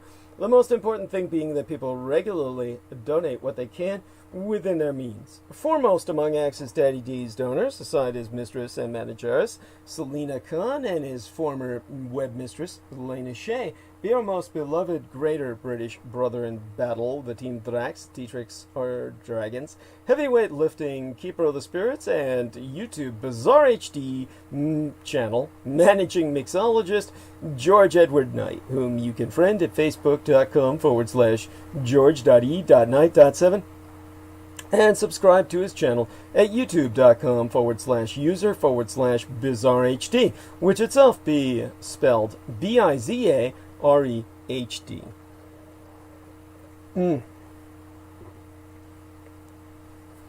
Himself being mine own personal hero, who hast substantially delivered towards my salvation from the streets, and whose self-produced videos entitled How the United States Won World War I and Why We Are Still Legally at War with the Third Reich, both be factually substantiated per mine own expositions, and thereon you can find trailered his production, currently still in production, of the Thousand Year Reich-In-Exile, which be subtitled The Third Reich's Flugelrad and Hanabu Technology.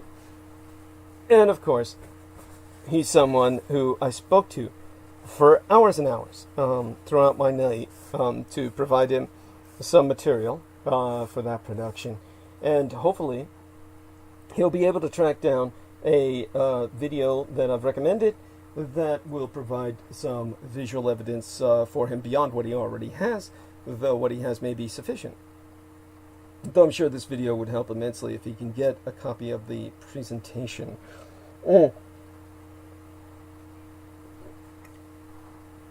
So, indeed, the last Dietrich Guvies, son of Dietrich's, or son of a dragon's, Anglo-corrupted as Dracula's.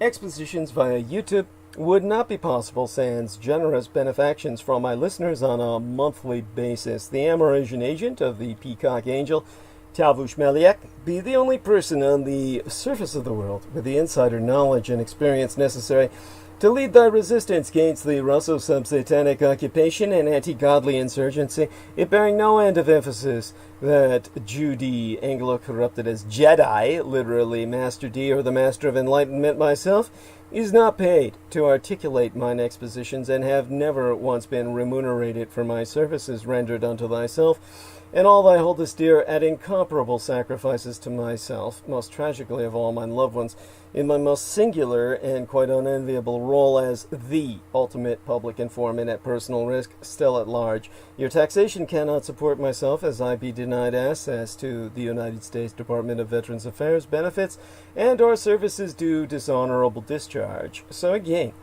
go to paypal.me/Douglas Dietrich and enter my remunerative compensation whilst indicating myself as friend or relation, so they do not extract their pound of flesh. The very survival of the human species be at stake, and I am not exaggerating. Do not wait. Donate now. It be appreciated beyond my ability to express in any language. As well, forget not to subscribe to the Douglas Dietrich YouTube channel at youtube.com/C/Douglas Dietrich, and click on that notification bell in order to receive notifications that live streams has started. Even if you be subscribed, you will only receive notifications if you select all in notifications. To re-emphasize, subscribe to the Douglas Dietrich YouTube channel at youtube.com/C/Douglas Dietrich. Indicate myself, of course, as friend or relation if you make contributions at the website. And when you subscribe to the channel, tune in at 5 p.m. Pacific Daylight Time. That would be 8 p.m. Eastern Daylight Time. Tune in at 8 p.m. on the Atlantic Seaboard, anywhere on the East Coast, 5 p.m. on the West, on the left side of the map, every Sunday and Wednesday night, and click that notification bell in order to receive notifications that live streams have started. Finally, most importantly, above and beyond all else, subscribe and support at douglasdietrich.com and donate at paypal.me/Douglas Dietrich. All sponsors will be granted exclusive access to the online archives, including all video and MP3 recordings of Douglas Dietrich from 2011 through to the present. As for this day today, the date, it is still the 20th of December here on the Pacific left west coast. So left on the map, and last man standing in the COVID-19 struggle, most hopefully, of all 100 states in the Union. Ours is the economy that runs your fucking world here in America, and we are still in the date of the 20th of December. So let me make it known that the nation of Panama has declared this anniversary, this commemorative date of the United States invasion of their nation, a day of mourning, a national day of mourning. So Panama declared a day of national mourning for December 20th, and this is the 31st memorial anniversary of the United States invasion that ousted dictator Manuel Noriega this year. 31 years agone. And that resulted in hundreds of deaths at the least in the Central American nation. And so a measure was approved yesteryear, on this date yesteryear, as a matter of fact, by members of President Laurentino Cortizo's cabinet, in a first for that country, that has been a main demand of relatives of those killed in the military operation, who saw this declaration as a symbolic step towards justice for the deaths of Panamanian civilians and of soldiers. So this day today was when Panamanian flags fly at half-mast on the commemorative memoriam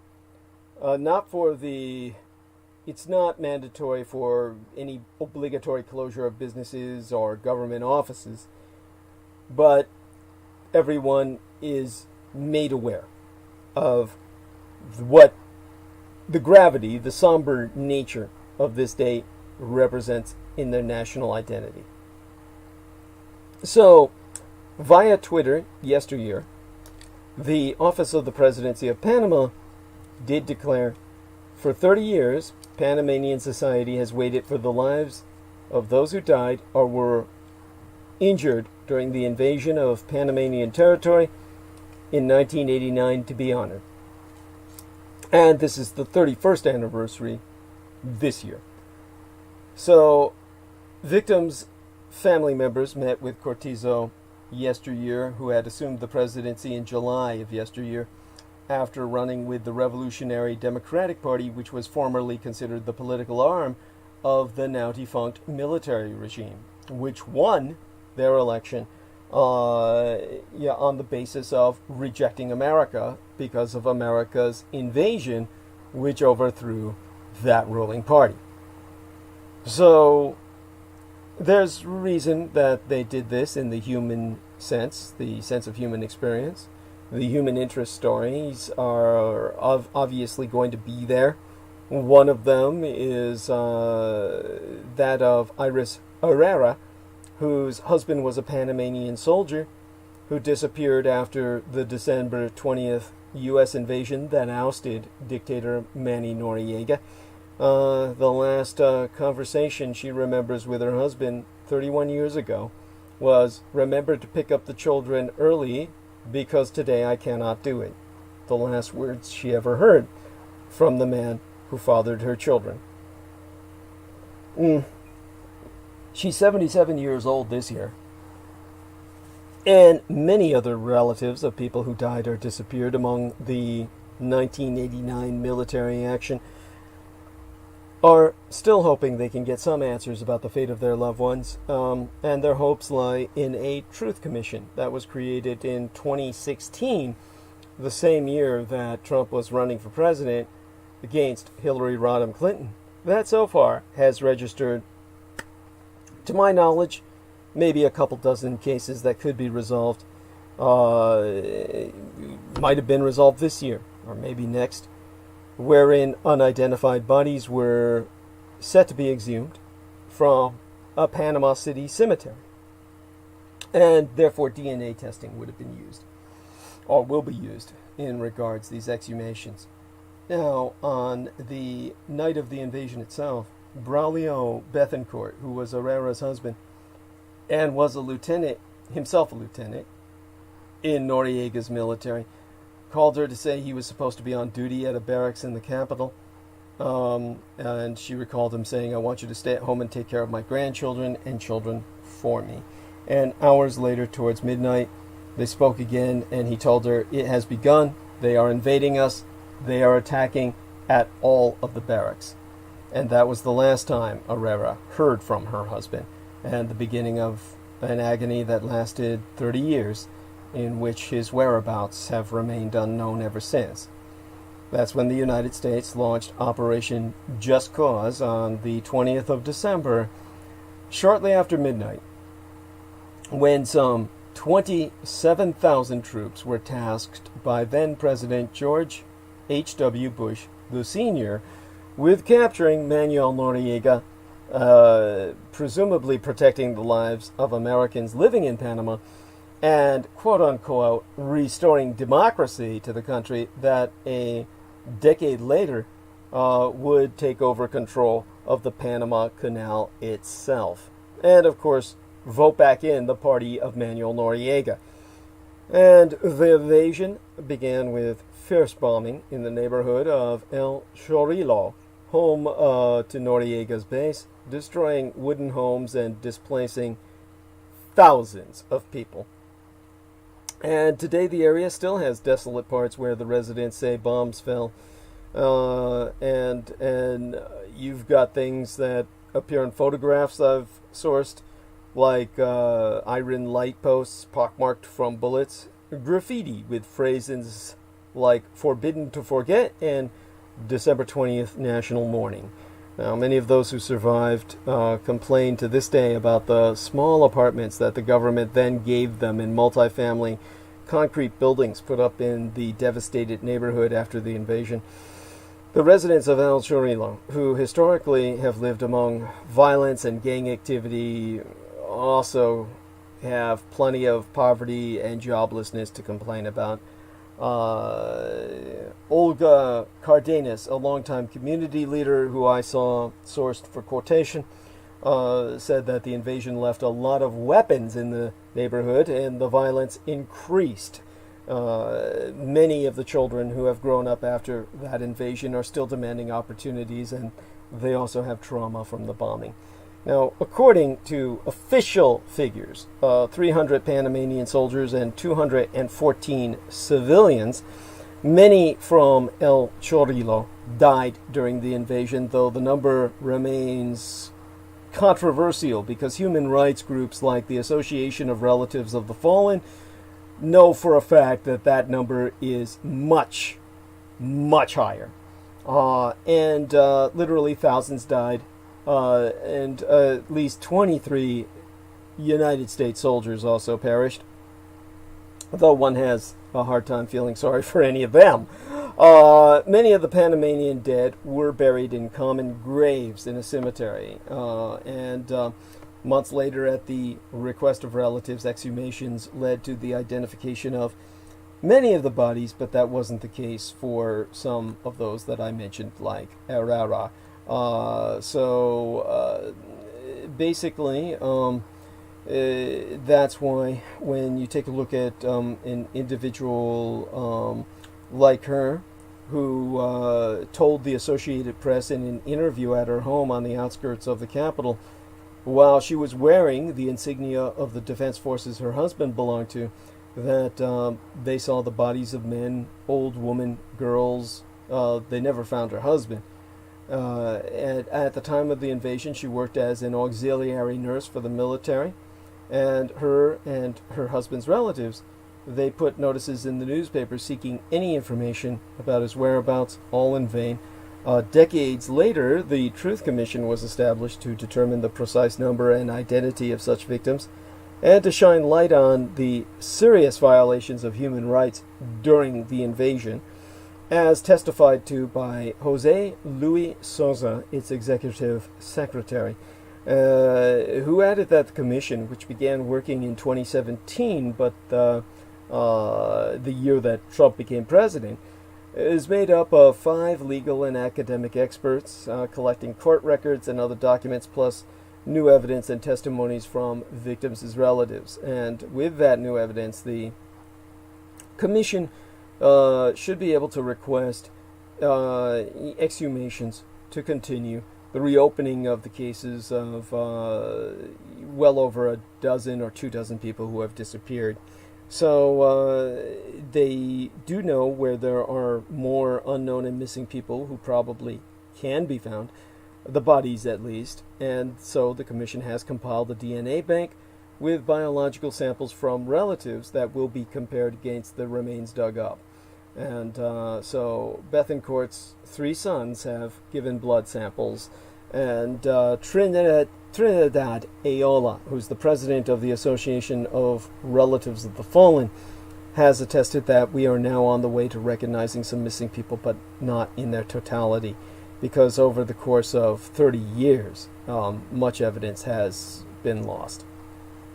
Now, Ayola has related that people have contacted his organization over the years about missing loved ones, but did not dare make official complaints because they were fearful of authorities.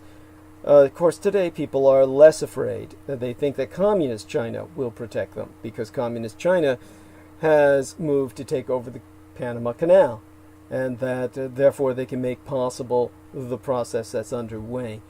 Now, in terms of this individual that I've been sourcing, Trinidad Ayola, the presidentress of the Association of the Relatives of the Fallen, her own husband died in the invasion. I know that much. His body was identified quickly, however, at a morgue, thanks to a photograph she saw in a newspaper. But yesteryear was when other relatives won a victory of their own when the Panamanian government declared the 20th of December a day of national mourning for the first time. And another moral victory came the year before that, the year before yesteryear, when the Inter-American Court of Human Rights issued a decision blaming the United States for the invasion and calling on it to pay compensation. Now, Washington considers it a mere recommendation and does not recognize the Inter-American Court of Human Rights as a legal entity, unfortunately.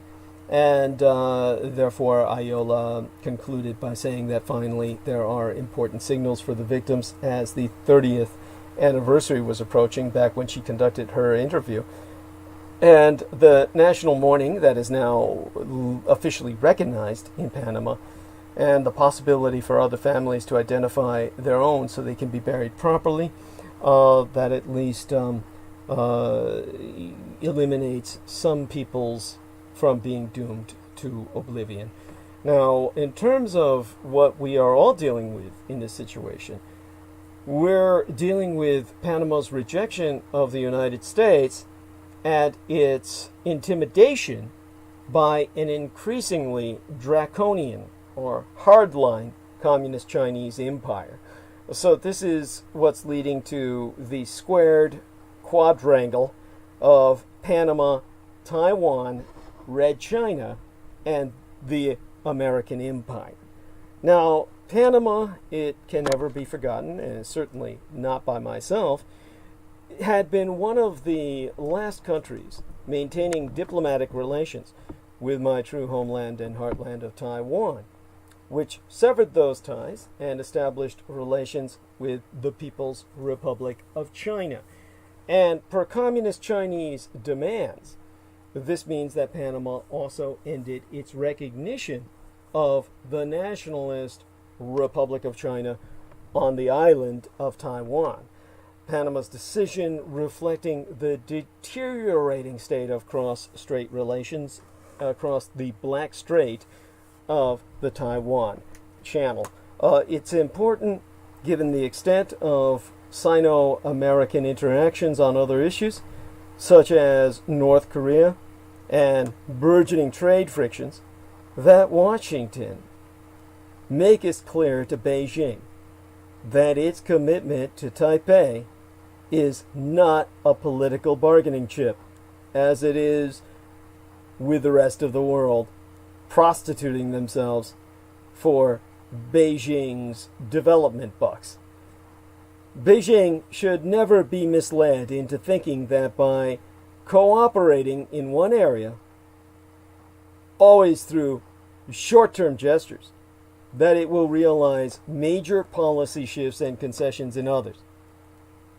Such a maneuver would not only grant the Communist Chinese Empire massive gains, it would devastate all American credibility with allies such as the Japanese Empire and the Republic of South Korea, who would logically wonder if American commitments to themselves also comest with expiration dates.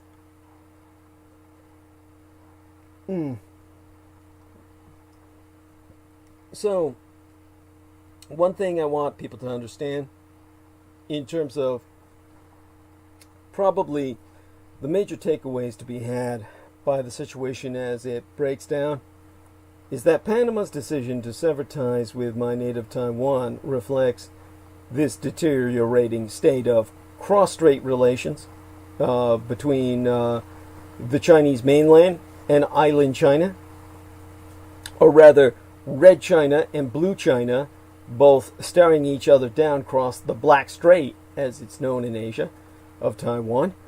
And the Panama situation suggests that Beijing has also reinstituted checkbook diplomacy to eliminate my native Taiwan's remaining diplomatic contacts. And as the communist Chinese dictator Xi Jinping prepares for a major transition in the Chinese Communist Party's leadership, he's likely to pursue even harder lines on these issues. And of course, by this major transition, I'm referring to the purge post-plague. The dictator Xi Jinping is preparing for a post-plague, post-pandemic communist Chinese purge of the party itself. And that's so he can assume total power and pursue an objective of total war. Now, Panama, which had been one of the last countries maintaining diplomatic relations with the Nationalist Republic of China, or Blue China, as reestablished on the 100 Isles of Formosa, or Taiwan, severed those ties and established relations with the Communist Chinese Empire, with, of course, the condition per Communist Chinese demands that Panama ended its recognition of the nation into which I myself was born. Now, Panama's decision reflects the deteriorating state of these cross-Taiwan Strait relations, and under the previous Kuomintang, or nationalist, the KMT as they, or GMD, Kuomintang President Ma Ying-jeou, a détente was reached between Beijing and Taipei. This is why the Kuomintang, or the former nationalist rulers of Taiwan, were voted out, because Ma pursued a more moderate course than his DPP, or Democratic Progressive Party predecessor, Chen Shui-bian, a native-born Taiwanese, thus avoiding any discussion of independence. Instead, his administration negotiated more than 20 agreements, including a cross-strait trade agreement, the ECFA, or the Economic Cooperation Framework Agreement. And at that time, Beijing and Taipei, the respective capitals of Red and Blue China, or Communist and Capitalist China, or rather Communist and Nationalist, because Taiwan is not really capitalist so much as it's fascist. They also suspended checkbook diplomacy, where each sought to buy the support and recognition of other countries. And in November of 2015, Ma and the Chinese dictator Xi Jinping held an unprecedented meeting in Singapore. But this warming of cross-strait relations, however, was never enough to ensure a win for the KMT in the 2016 elections. Thank God, as Tsai Ing-wen and her DPP won overwhelming victories in both presidential and legislative elections. So, since then, Beijing has refused to accept the reality that a compelling majority of the Taiwanese people support the DPP. They have demanded instead from out of Beijing that Madame Tsai affirm the 1992 consensus, which is the agreement that there is one China, but one China, and then, that it's seen from the communist Chinese perspective, the mainlander perspective, that Taiwan is a part of it. No.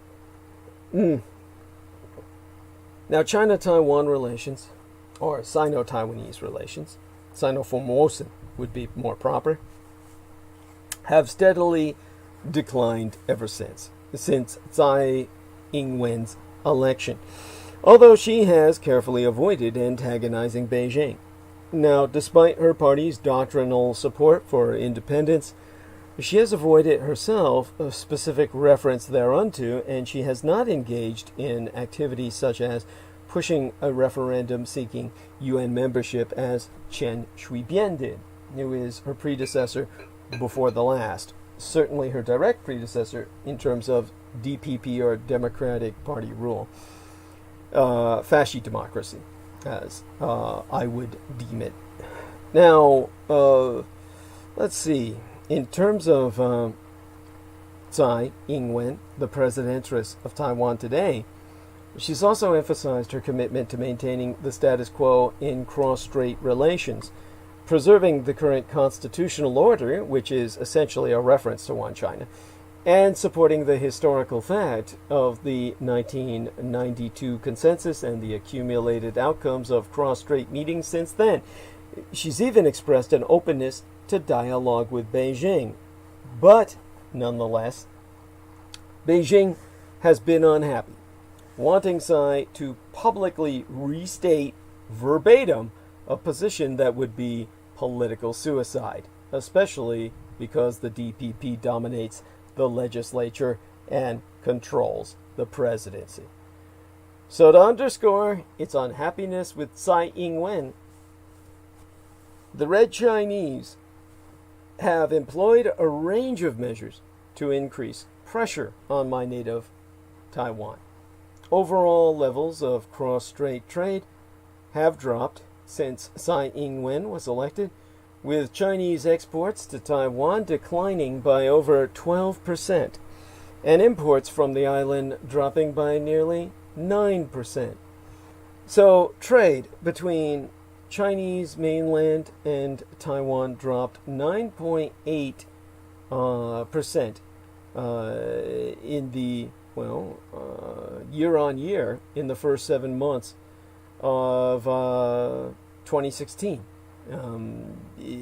So employing weaponized tourism, as Communist China has against South Korea and the Philippines, was one way in which Red China curtailed the number of tourists visiting Taiwan, with the decline of 30% from 2016 to 2017. Of course, China's attempt to punish Taiwan by throttling tourism has seriously fucking backfired, to mine own great amusement. To try and put this into some perspective for you, so that you better understand, it's helped to basically save Taiwan from coronavirus and many other benefits besides. This is one case where the Chinese from the mainland are simply not even missed. And China has, of course, in its frustration, blocked Taiwan's participation in the WHO, or actually, aside from the WHO, also the World Health Assembly, for the first time in nearly a decade. And that is why Taiwan's vice president was talking to Time magazine about the global health risks arising from island China's isolation. The global health risks being to everyone outside of Taiwan without Taiwan's expert guidance. Being deprived thereof, everyone is in greater danger than they would be in if Taiwan were rendered available in its wisdom on the world stage to act as the guiding light for the rest of benighted humanity. And as well as the International Civil Aviation Organization, that was another network that Communist China has made certain to block Taiwan's participation in. The Panama situation, of course, has evidenced that Beijing has reinstituted checkbook diplomacy to eliminate my native Taiwan's remaining diplomatic contacts. In short, Communist Chinese dictator Xi Jinping is employing all the elements of quote-unquote comprehensive national power to coerce Taiwan. Now, this presents us, of course, an increasingly hardline Communist Chinese empire. Red China's actions against Taiwan are not surprising, given the long-standing dispute with what it considers to be a renegade province. Beijing has never accepted the idea that Taiwan is anything other than a part of China, and if it was willing to be more conciliatory during the Ma administration, that was only to persuade Taiwanese that Beijing was not implacably hostile, and because it saw trends moving in its direction. At any rate, the increase in Taiwan's international space was a byproduct And so in this past several years, Beijing has demonstrated that it will brook no dissent from its positions. This has been made abundantly clear in its dealings with Hong Kong.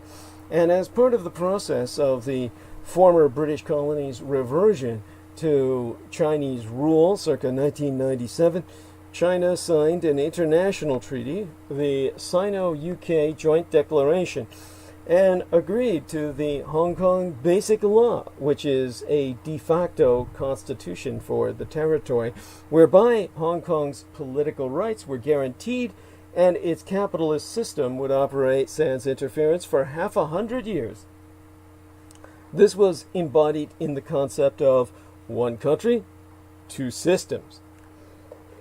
And many have looked upon Hong Kong as a test case for any reordering of Sino-Taiwanese or Sino-Formosan relations. And so 2 decades on, 20 years after reversion, one country, two systems has lost all its luster. In 2014, as Hong Kong debated establishing an electoral system for territory-wide elections in 2017, Communist China's leadership took the position that while the territory's citizens had the right of universal suffrage, candidates would require approval from Beijing. And when Hong Kong citizens protested in the Occupy Central movement, the Red Chinese issued a white paper emphasizing that Hong Kong's autonomy was only at the sufferance of the central government in Beijing. In short, one country trumps two systems, whatever the terms of the Basic Law. Since then, the Communist Chinese Empire has further tightened the reins on Hong Kong. In 2015, several Hong Kong booksellers were abducted for apparently selling books that are banned in Red China. In the case of one of the booksellers, the Chinese claim that he was arrested because of his involvement in a fatal car accident more than a decade ago was greeted with incredulity. Obviously, he was coerced. That means he was tortured until he confessed to a crime he never committed. In 2016, during elections for the Hong Kong Legislative Council, candidates were required to sign an additional form affirming their understanding of Hong Kong being an inalienable part of China as a precondition for even being allowed to run. Candidates who refused or who expressed an interest in Hong Kong independence were kept off the ballot.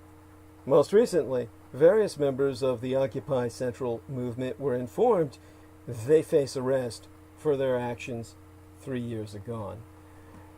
So, Xi Jinping has made clear that the Communist Chinese Empire will not tolerate challenges to what it considers its territory, whether it be Hong Kong, the South China Sea, or my Taiwan. To that end, he will employ both subtle and blatant means to assert dominance, Panama being one example of the latter. As Xi Jinping prepares for a major transition in the Chinese Communist Party's leadership this fall for his projected post-pandemic purge, he is likely to pursue even harder lines on these issues. This is the challenge to the American Empire. For the American Empire, which be, at this point in history, my true homeland and heartland's main supporter, the shift in Panama's position reinforces the need to demonstrate our continued support for my island, especially given recent mixed signals about where the United States stands with regard to Red China, Blue Taiwan, or Blue China on Formosa, Island China, and its East Asian alliances. Where the United States stands on the One China policy is especially pressing, as Taiwan suffers diplomatic blows. It is imperative, given the extent of Sino-American interactions on other issues, such as North Korea and all the burgeoning trade frictions that Washington, District of Columbia, make it clear to Beijing that its commitment to Taipei, the capital of island China, my homeland and heartland, is not a political bargaining chip, as be the case with every other treasonous nation China has bribed. Beijing should not be misled into thinking that by cooperating in one area, often through short-term gestures, it will realize major policy shifts and concessions in others. Such a maneuver would not only grant the Communist Chinese Empire massive gains, it would devastate American imperial credibility with allies such as the Japanese Empire and the South Korean Republic, who would logically wonder if our commitments unto themselves camest with expiration dates. For these reasons, the American Empire must undertake the following actions I will present. First, the President of these United States must publicly reaffirm the TRA, the Taiwan Relations Act.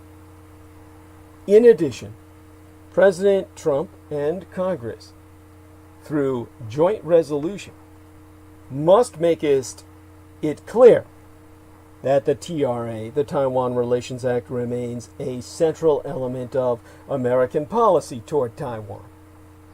As with the recent summit with Japanese Prime Minister Abe Shinzo and the impending summit with the South Korean President Moon, reaffirming the TRA would make us clear that the United States is never stepping back from its commitments to long-standing friends and allies,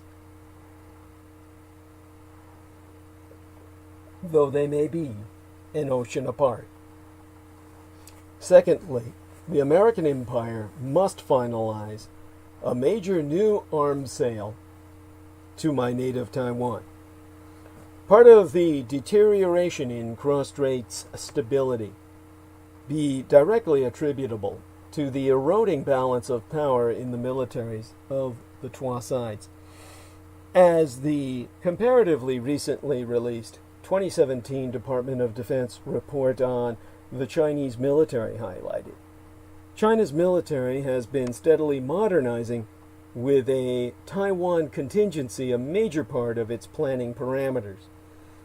This, in turn, threatens my native Taiwan's fundamental strategy, which has historically been rooted in the People Liberation Army, or the Communist Chinese Red Army's inability to project power across the 100 nautical mile Taiwan Strait. The United States Department of Defense, of the Office of the Secretary of Defense, in their annual report to Congress, subtitled Military and Security Developments Involving the People's Republic of China, circa 2017, emphasized this very fact on the 75th page in their document. You can find this if you look up page 75 at www.defense.gov/portals. And the document would be entitled China Military Power Report. I accessed that report myself on the Ides of June, the 15th of the month, mid-year of 2017.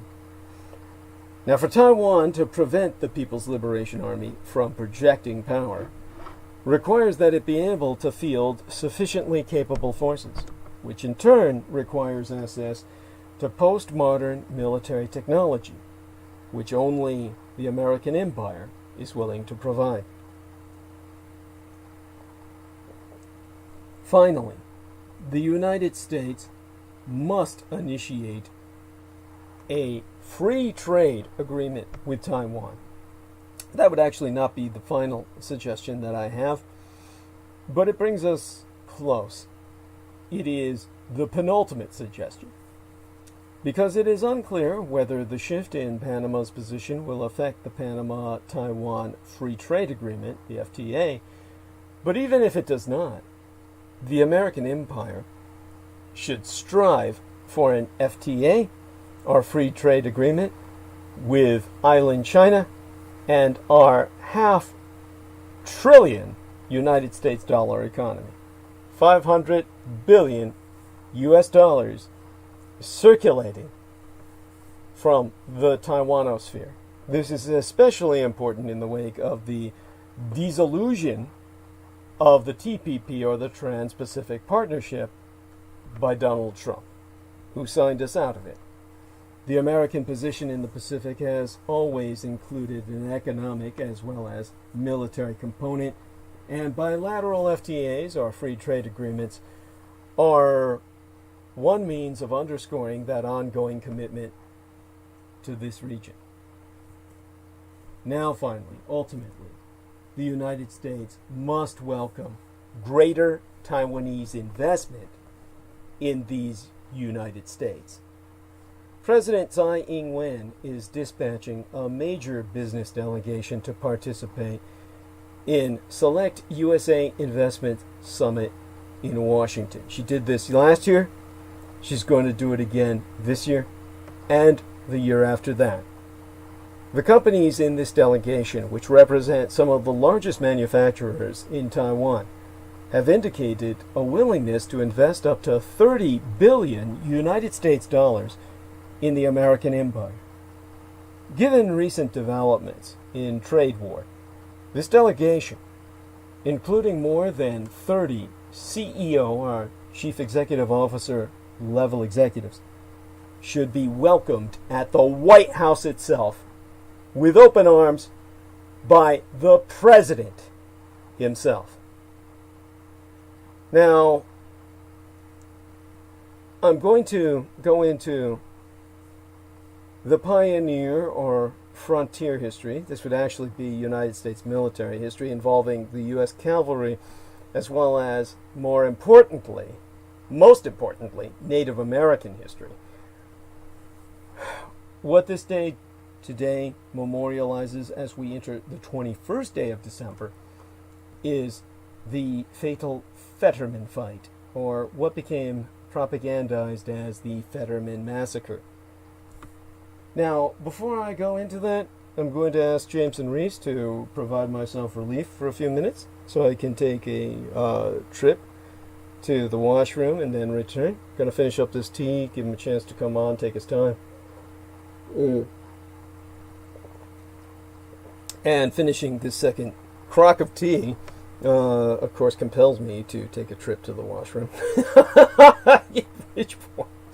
So, hopefully, Jameson Reese is going to respond. Do hope you're out there, Jameson. Hey, Jamo, you awake, lad? We'll find out.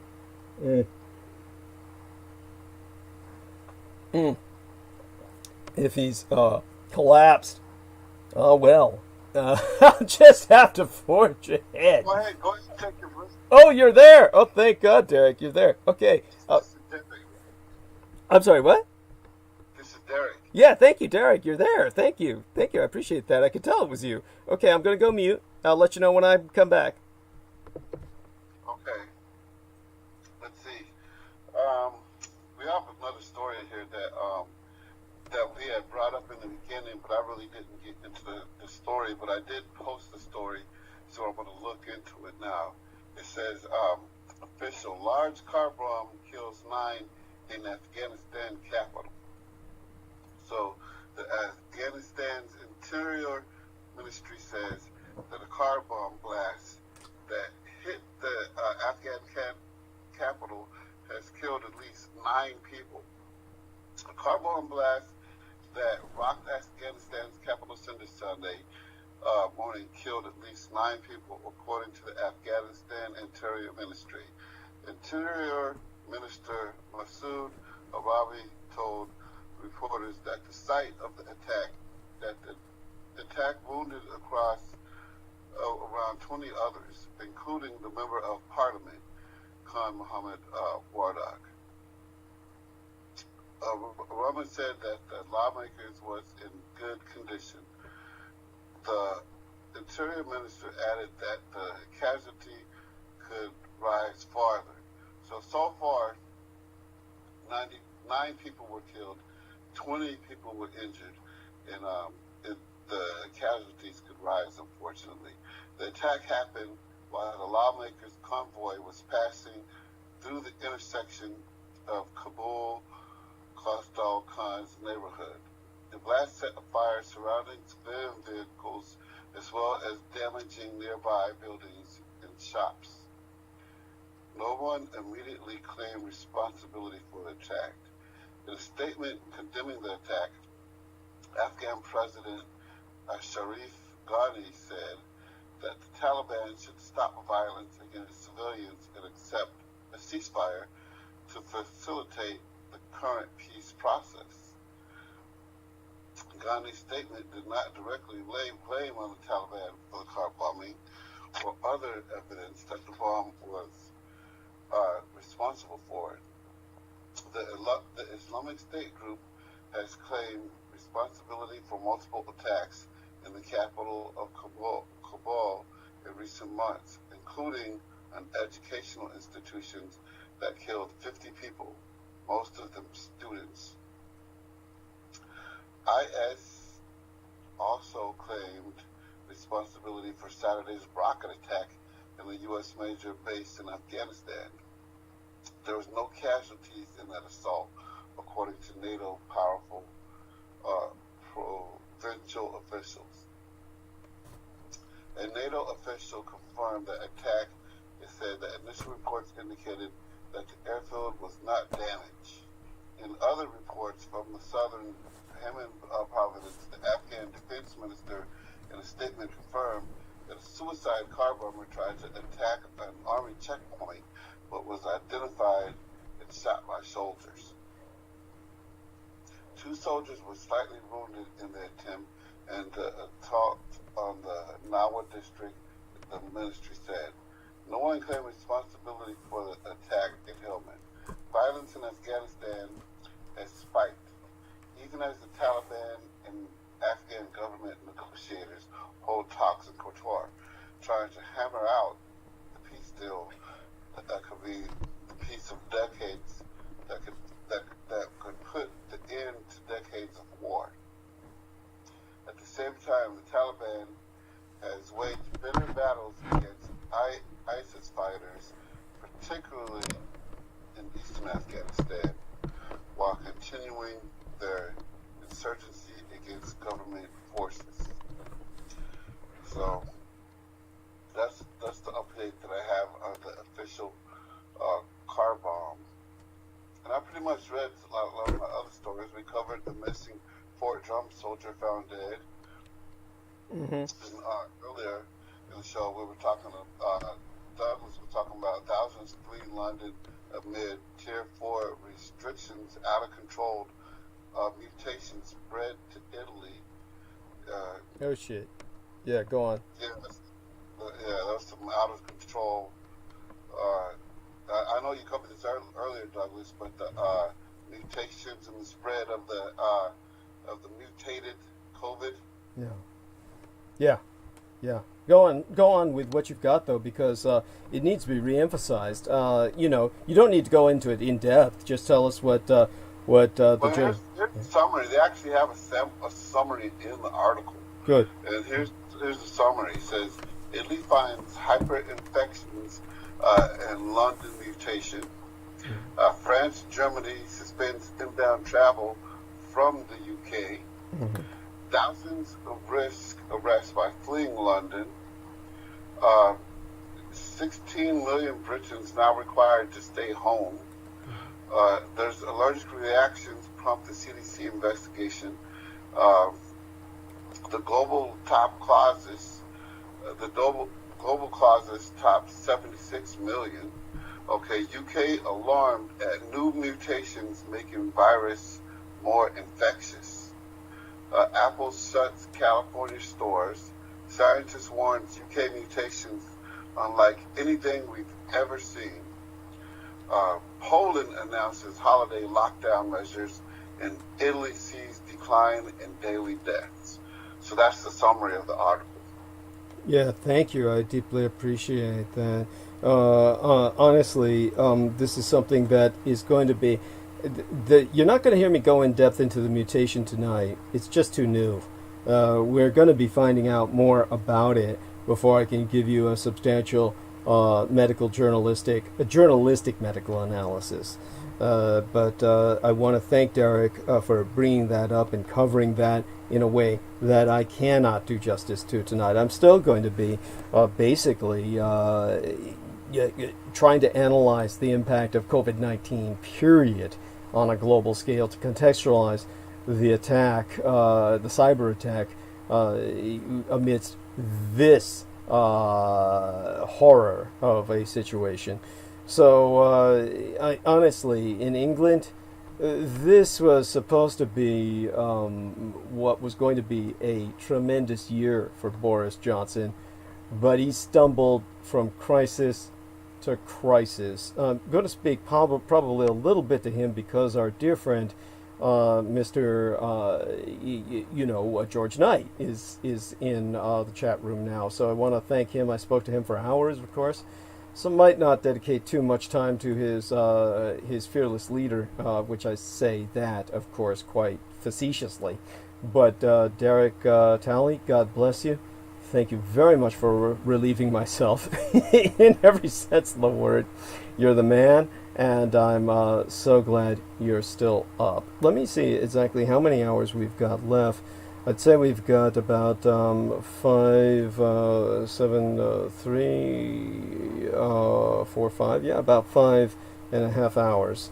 So still some time. I might take a little divergence here to speak a little bit to what happened with Bojo the Clown. Basically, and again, a shout out to everyone in the chat room. Bruce Dallas III said McDonald's, in agreement with what I was saying about the steroid impacted beef impacting humans in turn to create humans that look more and more like cows, or bulls and cows, and are about the size of cattle. Our man Bizarre HD is George Knight, who came in to say, much love, Douglas. Just came on. So much love and appreciation for everything you do for me. Hugs and prayers as always to the lovely Sarah. Thank God she's got a year of maternal leave with full pay so that they can bring their child into this world. And they're being paid to raise the next generation of Britannia. And so that's quite the responsibility. And I'm glad that our man, Mr. Our man, Mr. George Knight, is considered an essential worker because he's a hotel bartender. Oh my God! He gets Christmas off after an hour or two worth of shift coming up, and best wishes to him there. Now, in terms of Bojo the Clown, on December 12th of yesteryear, he fulfilled his destiny, because after 3 years of political deadlock had failed to deliver on the United Kingdom's vote to leave the European Union, the figurehead of Brexit himself won a landslide general election, which gave his T parliamentary majority large enough to reshape the nation. And Brexit's true believers all celebrated their version of MAGA men. Their Messiah would now be able to finish the job he started back in 2016 while Trump was running against Hillary Rodham Clinton. Now, Johnson had seemingly unified a bitterly divided Conservative Party, whose days in government during Theresa May's premiership had appeared numbered just months before, and the goodwill Johnson's lawmakers held for their leader was palpable. But a scant 12 months later, oh, what a difference a year can make! Much of that goodwill has vanished, despite his party continuing to perform well in opinion polls compared to the opposition Labour Party. The Brexiteers, who celebrated Johnson's victory, now fear a sellout at the last minute, as the deadline for a deal with the European Union could come as soon as, this next Sunday, or was it today? I've lost all fucking track. And I'm going to ask our man, Mr. How would I say it? George Knight himself, our Briton on the spot. How is it that Britain hasn't fallen off the fucking cliff yet? Just to put into context the gravity of the situation for everyone who's not in Britain, as well as everybody unfortunate enough to be stranded on that wretched isle, a no-deal Brexit will instantaneously, over fucking night, destroy 300,000 jobs and push up food prices. And while Johnson's handling of the COVID-19 pandemic has been heavily criticized as insufficient and simultaneously dangerous by all his critics and opponents, many in the UK Prime Minister's own party believe he's gone too far, seeing his readiness to batter the economy as they see it with lockdowns, restrictions, and taxpayer-funded bailouts as a betrayal of conservative values. Now, all I can say is that when any of these people speak, it's on condition of anonymity. But as far as can be ascertained by investigative journalists, over 20 conservative sources across the party believe a significant catalyst for the gulf in trust between the Prime Minister and his party was the decision to hire Dominic Cummings, the controversial brains behind the Brexit campaign led by Johnson, to serve as his most senior advisor. They believed Cummings was a ticking time bomb whose unpredictability would inevitably land the Prime Minister himself in trouble. And although Cummings himself has resigned from his post and will no longer work for Johnson in the new year, the damage has already been done.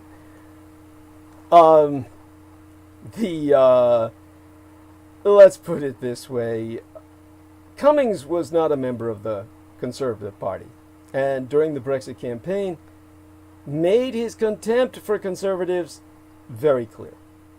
And the veteran ministers of Parliament bit their tongues as Cummings' campaign racked up victories in both the Brexit referendum and the 2019 general election. But when Johnson returned to Downing Street with a majority, his party's rank-and-file members believed they were being treated as an afterthought by a leader who felt invincible.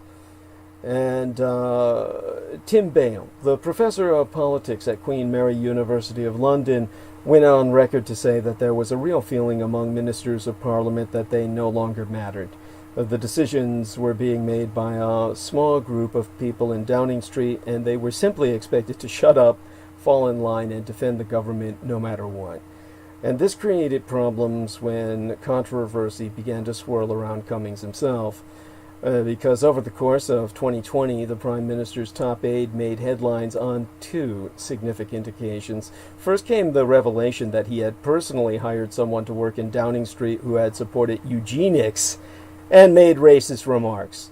And hold that in context of what Peter Moon and I were discussing earlier, and you get a picture of what you're dealing with.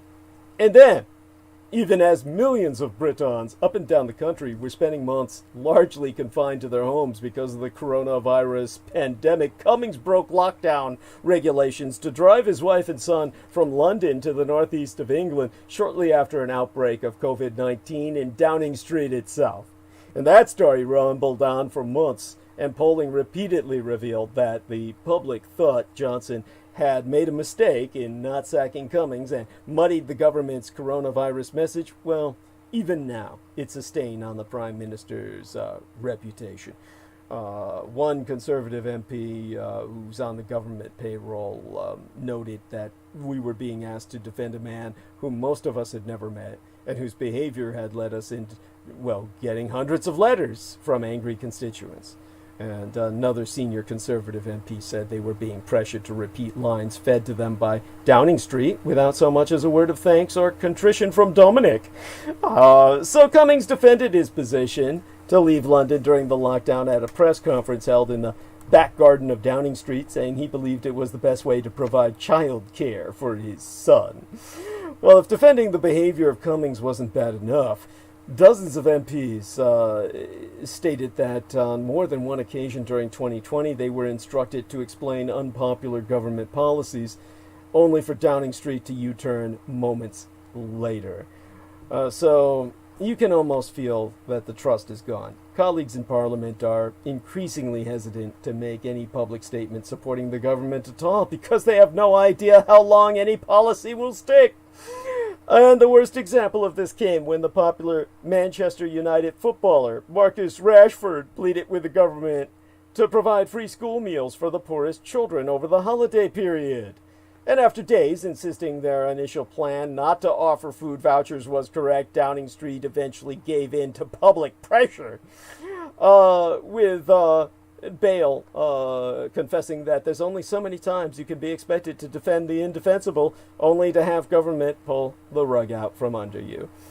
And the worst days, of course, are yet to come. The numerous U-turns of 2020 have mostly related to Johnson's handling of the pandemic, which many conservatives believe has been too stringent and unnecessarily hard. Veteran Tories would say that all that goodwill he had for delivering our Brexit dream is being overwritten by the fact he's not behaving like a conservative.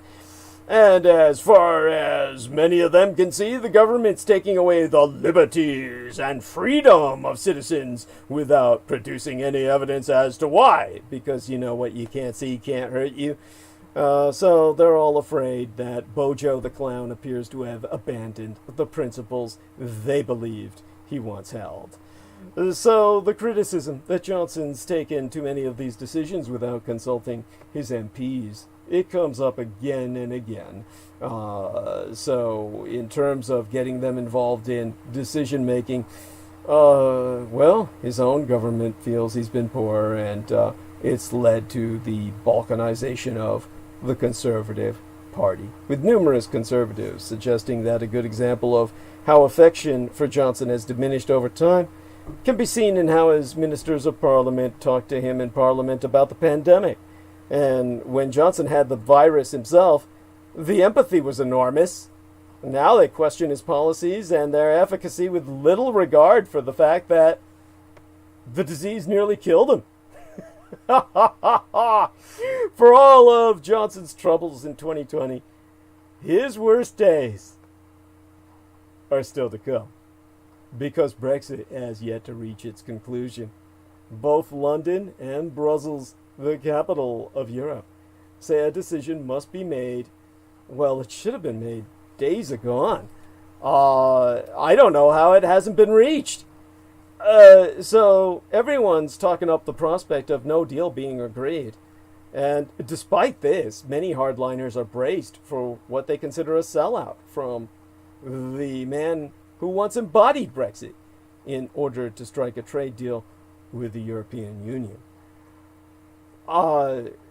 Now, January 1st of next year, maybe when all this really hits the fan. Let me check to see if our man in Britain has anything to say. I'm counting on you, George Knight, to provide us with what the fuck is going on with Brexit, and when is this really going to hit us all?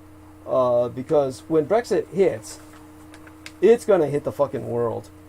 Just so everybody knows.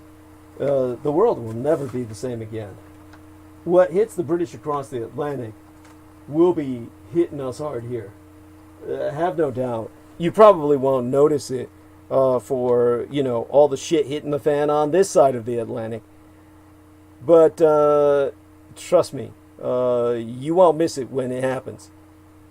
So, God, I don't know how to summarize this. It's just too much. What you need to know about Brexit leaving the European Union, it requires a book. What I can tell you is that on the 1st of January, 2021, deal or no deal, the way people live and work is going to be different. People planning to move between the United Kingdom and European Union to live, work, or retire will no longer be automatically allowed to do so. The United Kingdom will apply a points-based immigration system to European Union citizens. All travel rules will change. So people on either side of the English Channel are going to have to check that their passports are still valid, that they have health insurance, and the right driving documents. Because the United Kingdom will no longer be making large annual payments towards the European Union's budget. And arrivals from the United Kingdom will start standing in a different quay at passport control in European Union countries. And businesses trading with the European Union will be facing a lot more paperwork. So this is nothing that you want to live through, but you will. Or, quite literally, you may not. Because the new mutation of COVID may bloody well kill you. And then you won't live to see the horror of Brexit. It's, dude, there's just no describing how fucked you truly are. And now we're getting a little bit of input. Let me check some notifications here, and let me check into the live chat, see if we've got a response from our man in England. He may have checked out, so we'll find out in the near future just how, much can be understood, that in terms of his knowing that I'm trying to get him to respond here. But what I can tell you is that it's just basically, you've got brinkmanship going on right now, or maybe just bluster. Either way, on Brexit and the pandemic, Bojo the Clown has left it late. His penchant for last-minute decisions has complicated the handling of the coronavirus and narrowed the window for scrutiny of any trade deal with the European Union should one even be reached. His 11th hour reversal on a Christmas lockdown but yesterday so rattled Britain that it managed to overshadow the other down-to-the-wire drama he's been staging, which is the trade negotiations in Brussels between the Greater British Empire and the European Union. Because taken together, Bojo the Clown's approach to the pandemic and to the Brexit talks displays his penchant for deferring hard decisions to the bitter fucking end. A foible that has complicated Britannia's handling of the pandemic itself and narrowed this window for any public analysis of potential trade deals to be made with Brussels. And the sudden imposition of this lockdown, which I found out about today, in the middle of my night from George Knight himself, that drove thousands of Londoners to stores on a frantic Saturday night to finish Christmas shopping before the doors closed, and to railway stations to flee the capital itself. Like it was war, and the Germans were blitzing London from across the channel all over again. And that exodus, that mass abandonment of London, vitiated the government's goal of curbing social contacts in the face of a new variant of the coronavirus that British officials confess spreads far faster than the original strain. Indeed, the escapes from London are likely to spread the virus throughout the fucking country, which reported 35,928 new cases today. Which I found out about because George Knight's wife is a nurse on maternity leave, to her great fortune, in this time of mortal peril. The Prime Minister's foot-dragging on any post-Brexit deal is more tactical, with only 10 days left before the December 31st deadline, as I understand it. There will be very little time for a deal to be reviewed in Parliament, where pro-Brexit hardliners are bringing a gimlet eye to it anyway, but with no margin for error. Bojo the Clown may have to accept compromises to head off an economically ruinous collapse in these talks. The contours of a potential deal have been known since at least last March. But the Prime Minister's modus operandi is to leave tough decisions until the very last minute in the hopes that something better comes along, as evidenced by his approach to COVID-19. And Tim Bale, the individual I was sourcing beforehand, who's a professor of politics at Queen Mary University of London, has attested that the price of this psychological flaw and of its political consequences is paid in lives lost, in the case of COVID, whereas with Brexit, it will be livelihoods lost when businesses go under because of the uncertainty caused by the delay in making his decision. So, with Britannia less than a fortnight, less than 14 nights away from quitting the single market and customs union, British companies still have no idea whether their goods will face tariffs if they are exported to continental Europe or Ireland. And that could make auto factories unprofitable and drive some farmers out of business. So, the trade talks are grinding on in Brussels. They did so today with no signs of any breakthrough.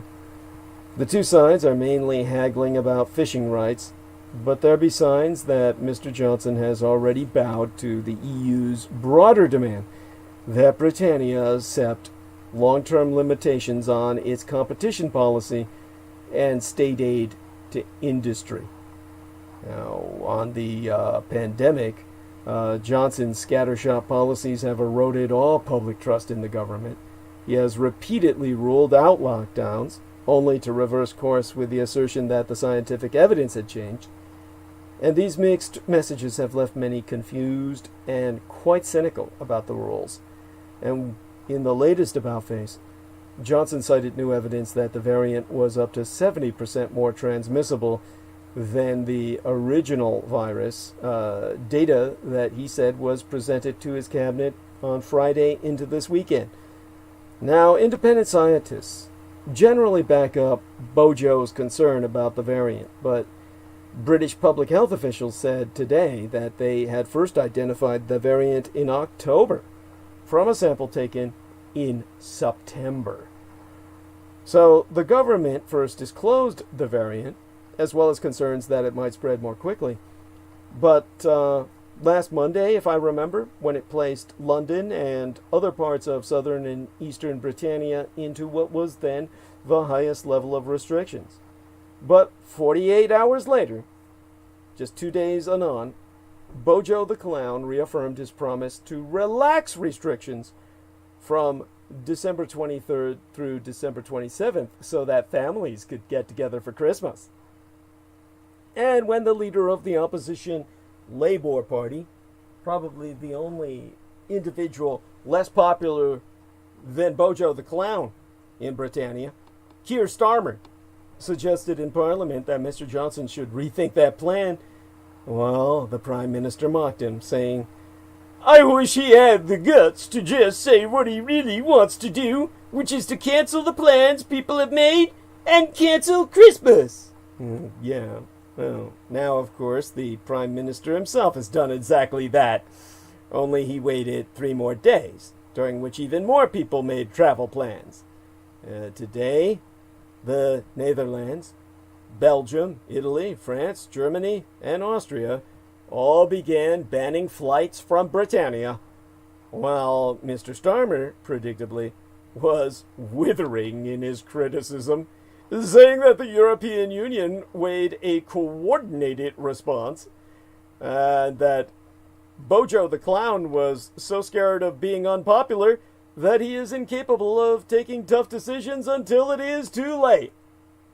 Well, the Prime Minister had given a glimpse into his fears earlier in the week when he alluded to Oliver Cromwell, who discouraged Christmas festivities during the ascetic days of the Puritan movement in England during, well, in the mid-17th century.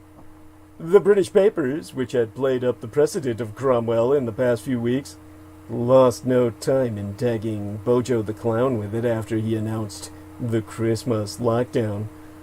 I guess Cromwell's come home for Christmas. I'm sorry. I shouldn't enjoy this. People are suffering, but you know the British, so they deserve it. And certainly John Warrington would agree with that.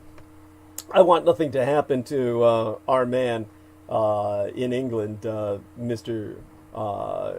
George Knight, or Jonathan Warrington, and of course certainly nothing to happen to the family of George Knight, Sarah and all the rest of them, or indeed to any good Britannians, but honestly, there's a little bit of karma coming back here. There was a lot of damage done to the world by the British Empire, and it's coming back with a vengeance now.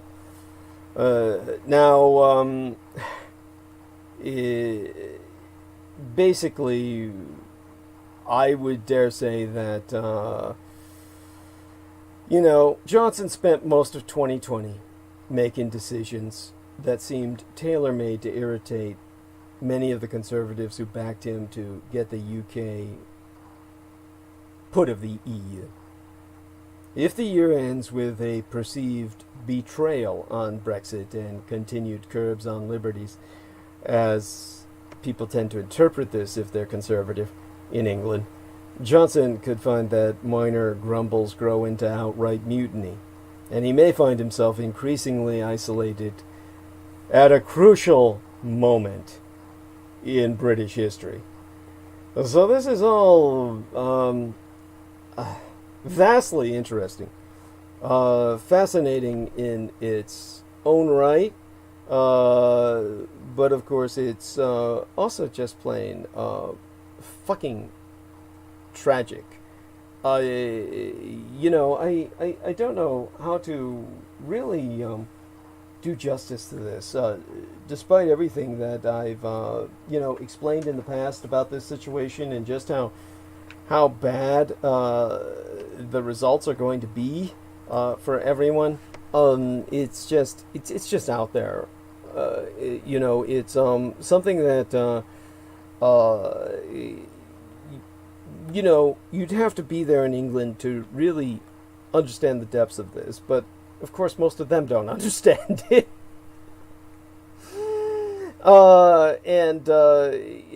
So let's come back here to this side of the Atlantic, where life is hard enough.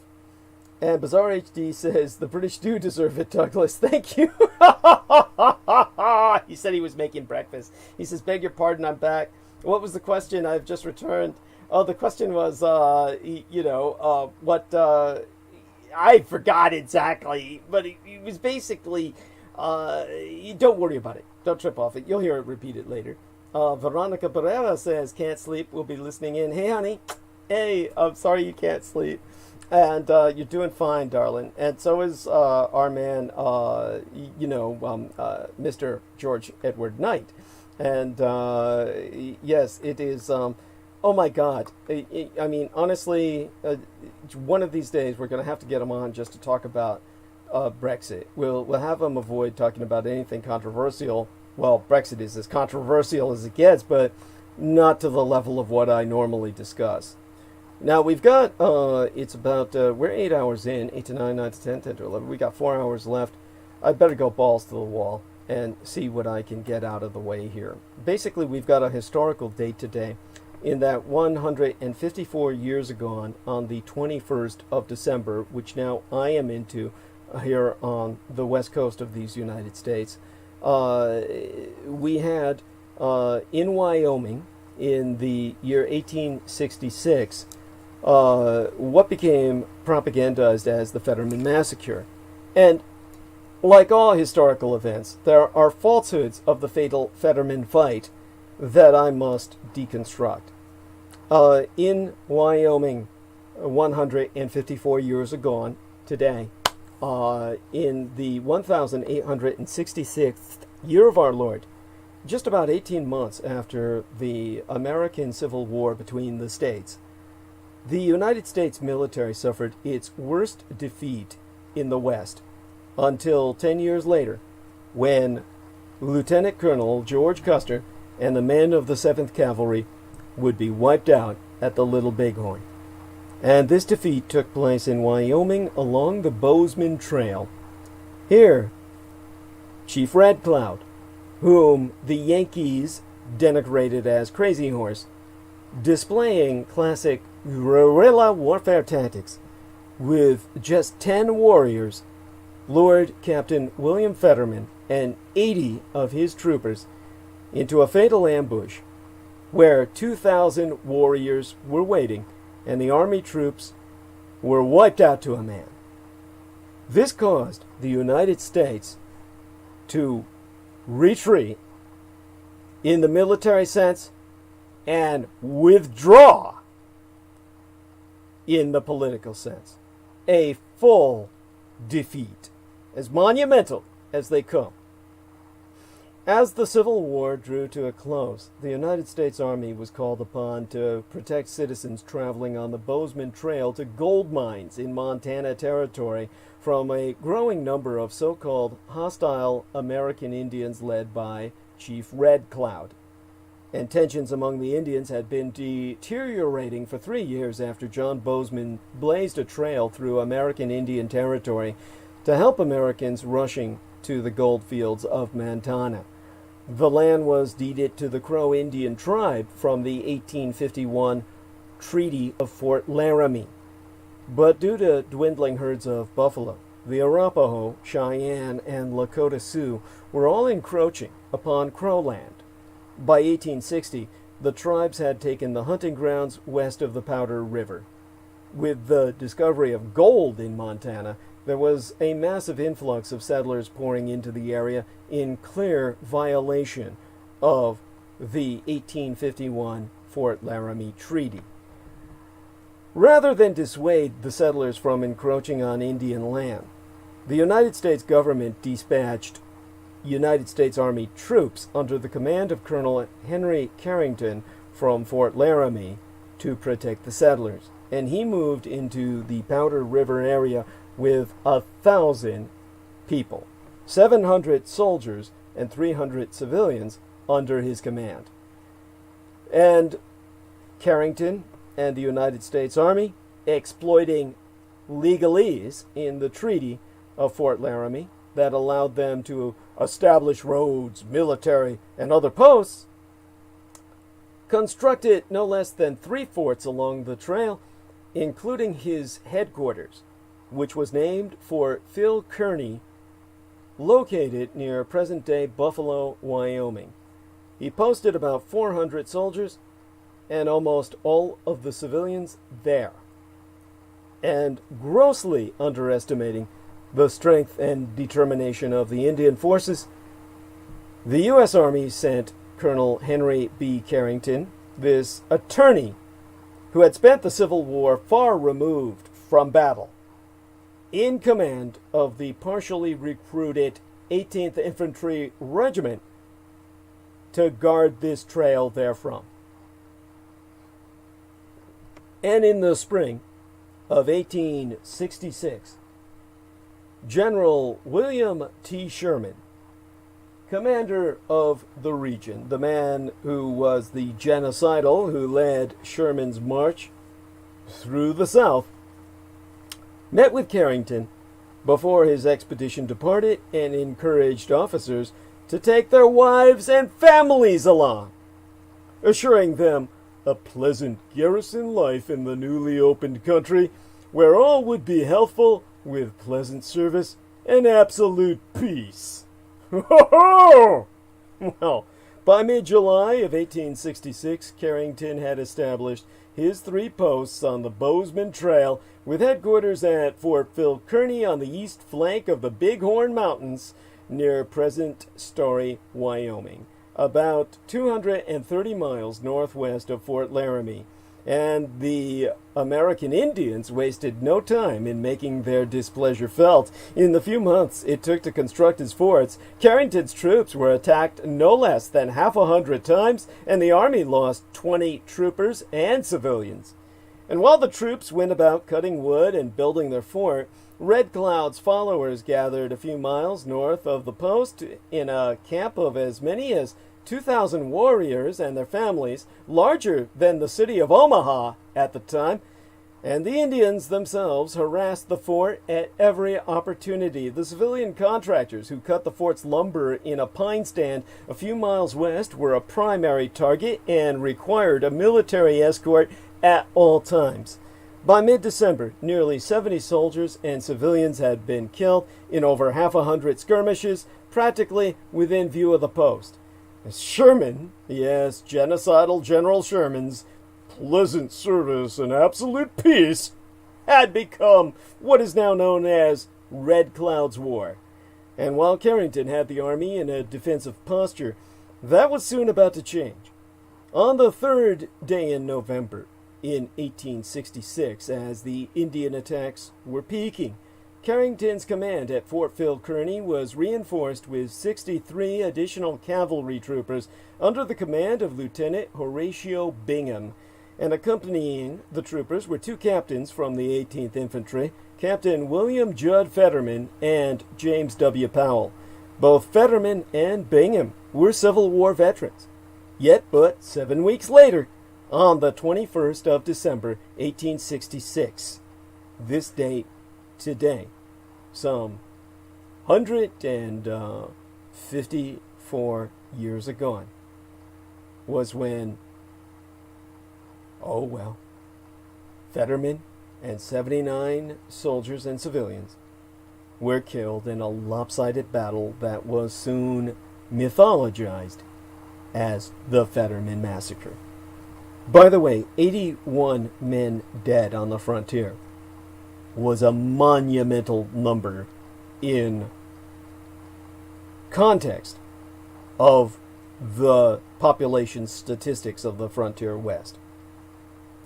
Around 11:30 a.m., the garrison watched Fetterman's command, with Grumman's cavalry out in front on the flanks, cross out of sight over the ridge in pursuit of 10 Indians, who were the decoys. As soon as they entered the kill zone, the large Indian contingent expertly caught them in the open, quickly wiping out the entire command. So how did this happen? Grumman, who was both reckless and unfamiliar with Indian tactics, had ridden out ahead of Fetterman's infantry. So while Fetterman did truly disobey his orders, the tactical situation had changed. The woodcutting detail was no longer under attack and was proceeding to the pineries unhindered. The Indians were retreating over the ridgeline toward Lodge Trail Ridge. Fetterman was going to attempt to seize the initiative and was going to attempt to catch the Indians before they could get away. He had no way of knowing his men were about to enter a maelstrom with 2,000 Indian warriors awaiting. His men had followed the 10 Indian decoys until they reached a spot where the decoys signaled the Indians waiting on both sides of the trail. Fetterman's troops were quickly overwhelmed, and they were found in a tight circle where the Indians overwhelmed them. Few of the Indians had firearms. Most fought with bow and arrow, war clubs, and knives. Only 6 troopers were found killed by firearms. It took all of 20 minutes to kill all of the infantry. The cavalry under Grumman was a mile ahead, and the same fate befell them as well. It took just another 20 minutes for the troopers to be overwhelmed. The last man to die was the bugler, Adolf Metzger. His bugle, likely his only weapon, was found smashed.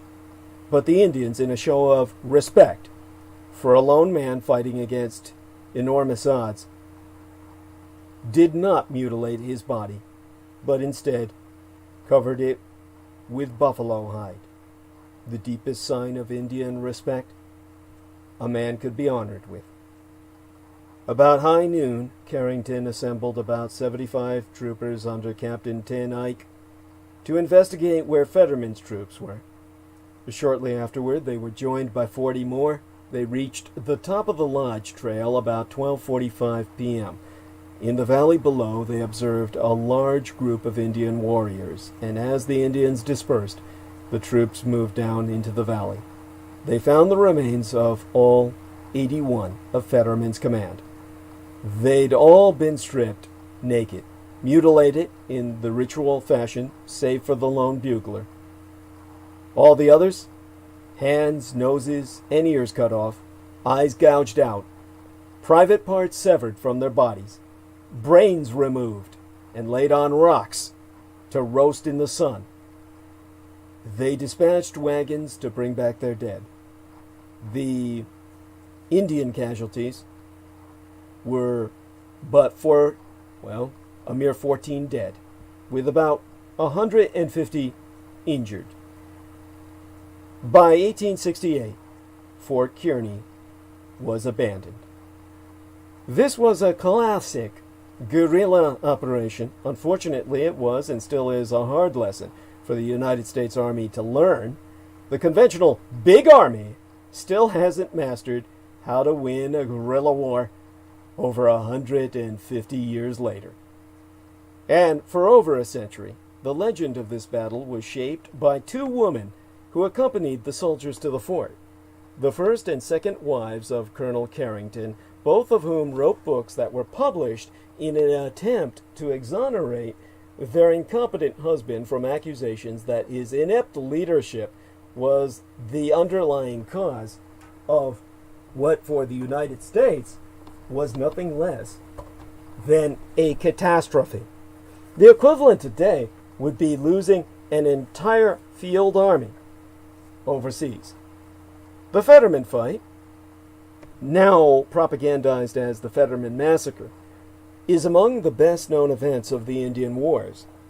And according to the version of the story accepted for well over 100 fucking years, Captain William Judd Fetterman, 18th United States Infantry Regiment, was an arrogant fire-eater of an officer, a glory hound, contemptuous of the fighting abilities of the High Plains Indians.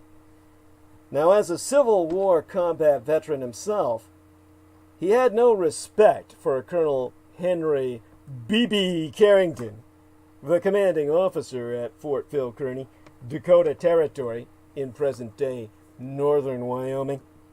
Carrington headed the 18th Infantry, but he had spent the Civil War years sitting behind a desk. Fetterman's arrogance, according to the accepted mythology, led to grand recklessness. On the 21st of December, 154 years ago, in the 1866th year of our Christian calendar, when he disobeyed Carrington's direct orders to relieve a woodcutting detail under attack west of the fort, bring it in safely to the pinery blockhouses, and above all else, refrain from crossing Lodge Trail Ridge in pursuit of the Indian attackers. And that ignorantly and defiantly Fetterman led his command from Fort Phil Kearny in pursuit of a decoy party of 10 Lakotas and Cheyennes over the Forbidden Ridge into an ambush of 2,000 Lakota, Cheyenne, and Arapaho warriors.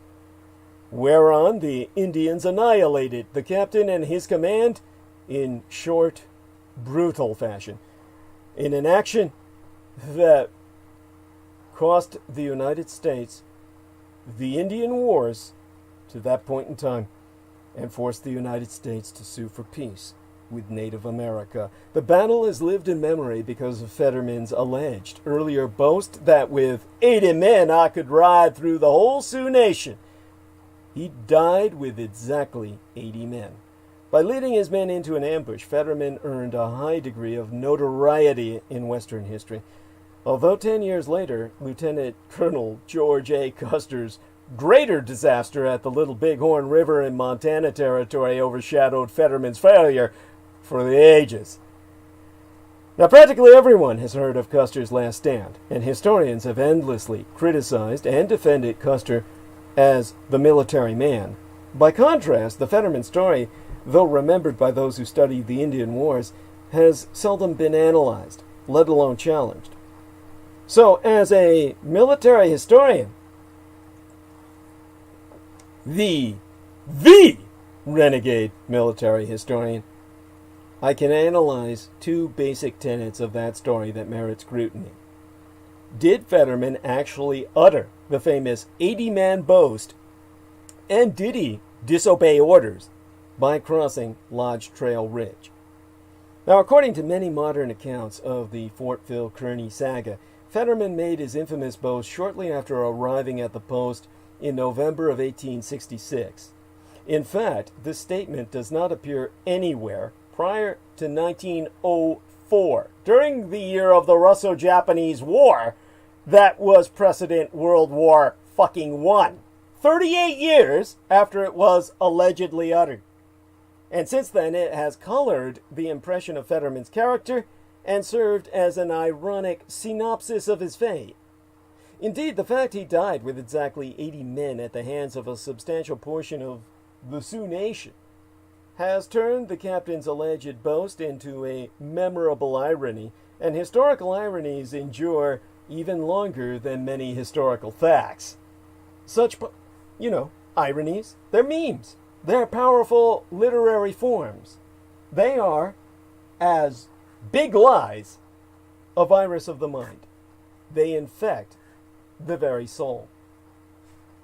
So why then, if it were even factual, did this ubiquitous and powerful phrase never appear prior to the 20th century, when I was born, given that the captain and his 80 men died in 1866?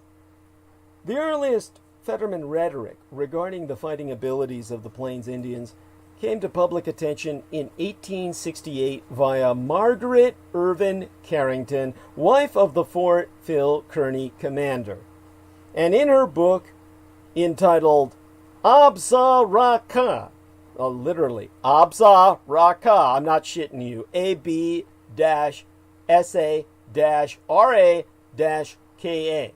with uppercase A, S, R, and K, Absa Raka, subtitled Home of the Crows, Mrs. Carrington wrote that Captain Fetterman arrived at the fort imbued with the opinion that a company of regulars could whip 1,000, and a regiment could whip the whole array of hostile tribes.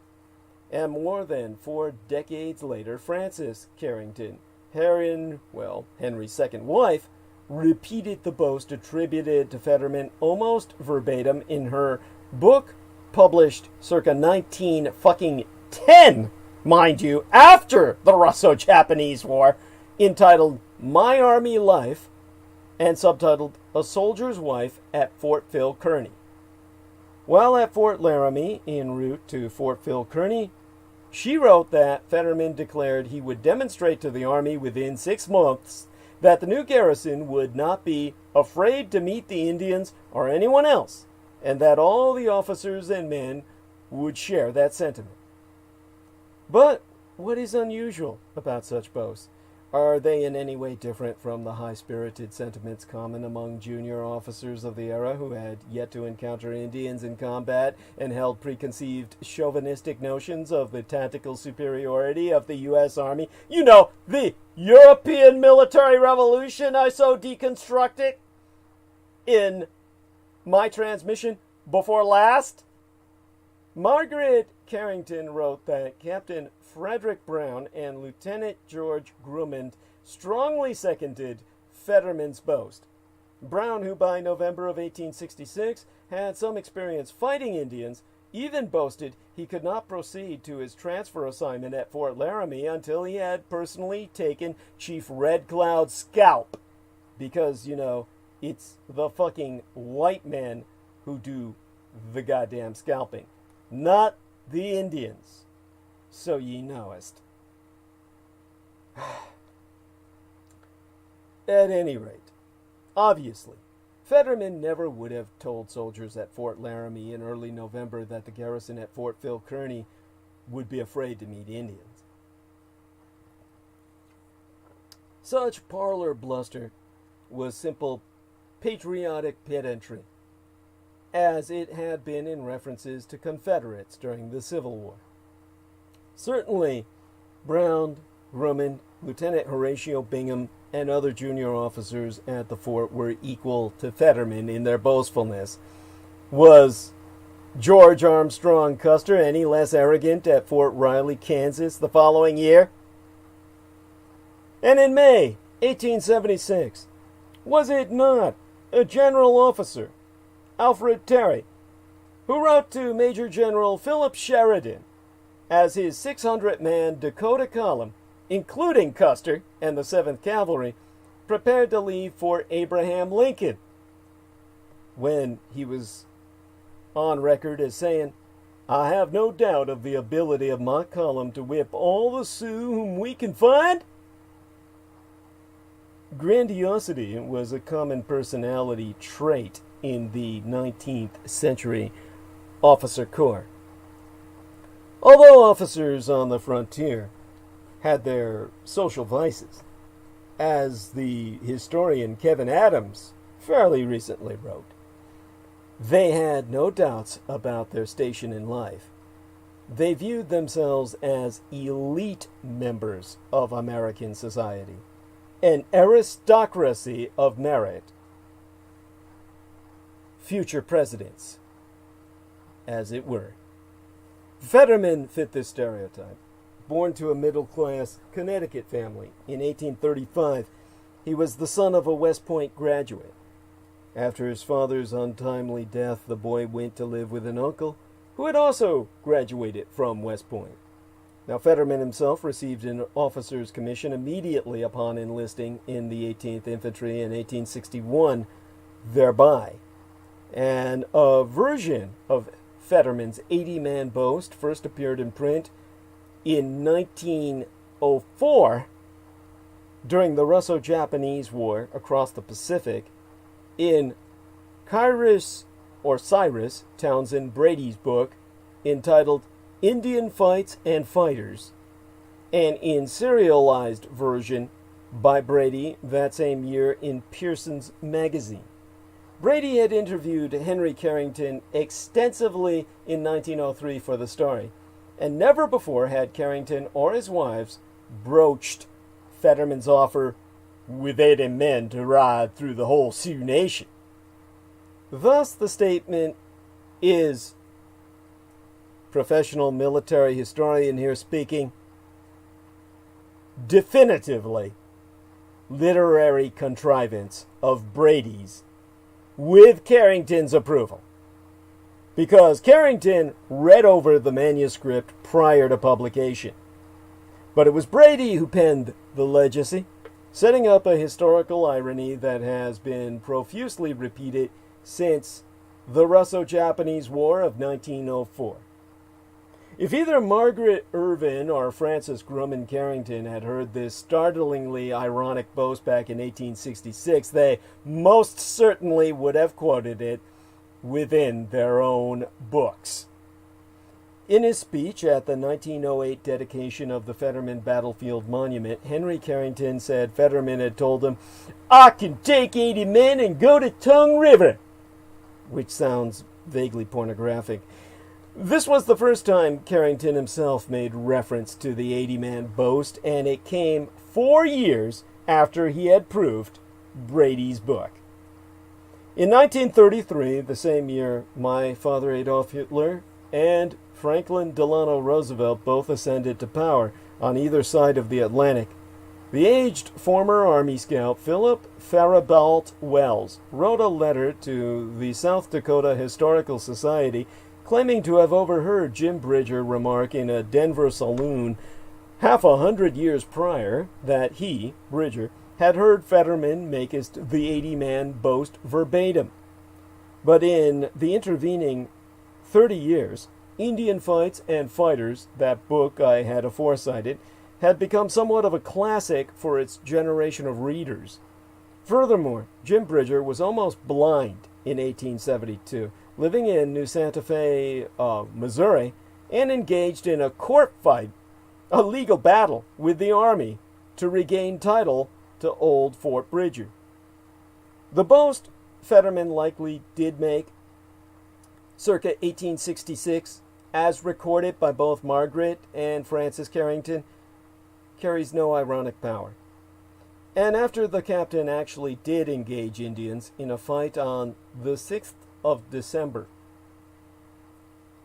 a day after my mother's birthday, though she had yet to be born, he came to Carrington and timidly informed his commander he had learned a lesson and that this Indian war has become a hand-to-hand fight requiring the utmost caution. Fetterman told Carrington he wanted no more such risks. Yet where the bogus boast appears in print alongside Fetterman's reported disobedience in crossing Lodge Trail Ridge, the captain cometh out looking like either an outrageously ignorant and vainglorious individual or a fire-eater, a glory hound, as he is often depicted. But did Captain Fetterman actually disobey Colonel Carrington's orders? As a military analyst, these are important matters to pursue.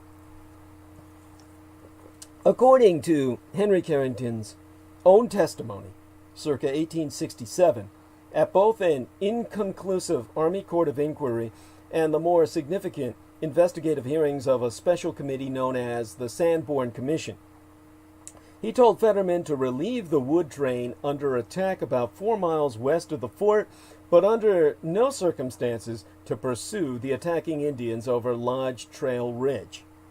Although no officers claimed to have heard Carrington's orders, several enlisted men were ready to testify they had personally heard the colonel issue those orders to Fetterman. The Sanborn Commission never called those reported witnesses to formally testify because, enlisted men are just trash to your officer class, and they only take the word of fellow officers. But the men later shared their stories with the Army and Navy Journal and other magazines in the early 20th century. Now, several soldiers also heard Carrington issue the same orders to Lieutenant Grumman, who led 27 troopers of the 2nd Cavalry out of the fort to join Fetterman's infantry minutes after their departure. In addition to testimony by Carrington and his enlisted staff, Lieutenant A.H. Wands stated in detail before the Sanborn Commission that Carrington had ordered Grumman, both in person and through Wands, to take his stout the cavalry, join Fetterman, obey his orders, and relieve the wood train, and that under no circumstances were they to cross the bluff, Lodge Trail Ridge, in pursuit of the Indians. But as Grumman joined him, Fetterman turned east, away from the wood train, picked up the Bozeman Trail, and turned north up Lodge Trail Ridge. By 11:30 a.m., or thereabouts, the garrison watched Fetterman's command, with Grumman's cavalry out in front on the flanks, cross out of sight over the ridge in pursuit of 10 Indians, who were in fact acting as decoys. The main Indian force then sprang its trap, quickly wiping out the entire command, in part because the impetuous Grumman had ridden out ahead of Fetterman's infantry. Given the weight of evidence, Fetterman clearly disobeyed orders. It is illogical to suppose Carrington would grant him leeway to pursue the Indians at his discretion and then minutes later order Grumman to join Fetterman, obey his orders, and under no circumstances pursue the Indians over Lodge Trail Ridge. Fetterman's disobedience is therefore not in question. No historian has ever said he did not disobey Carrington's orders.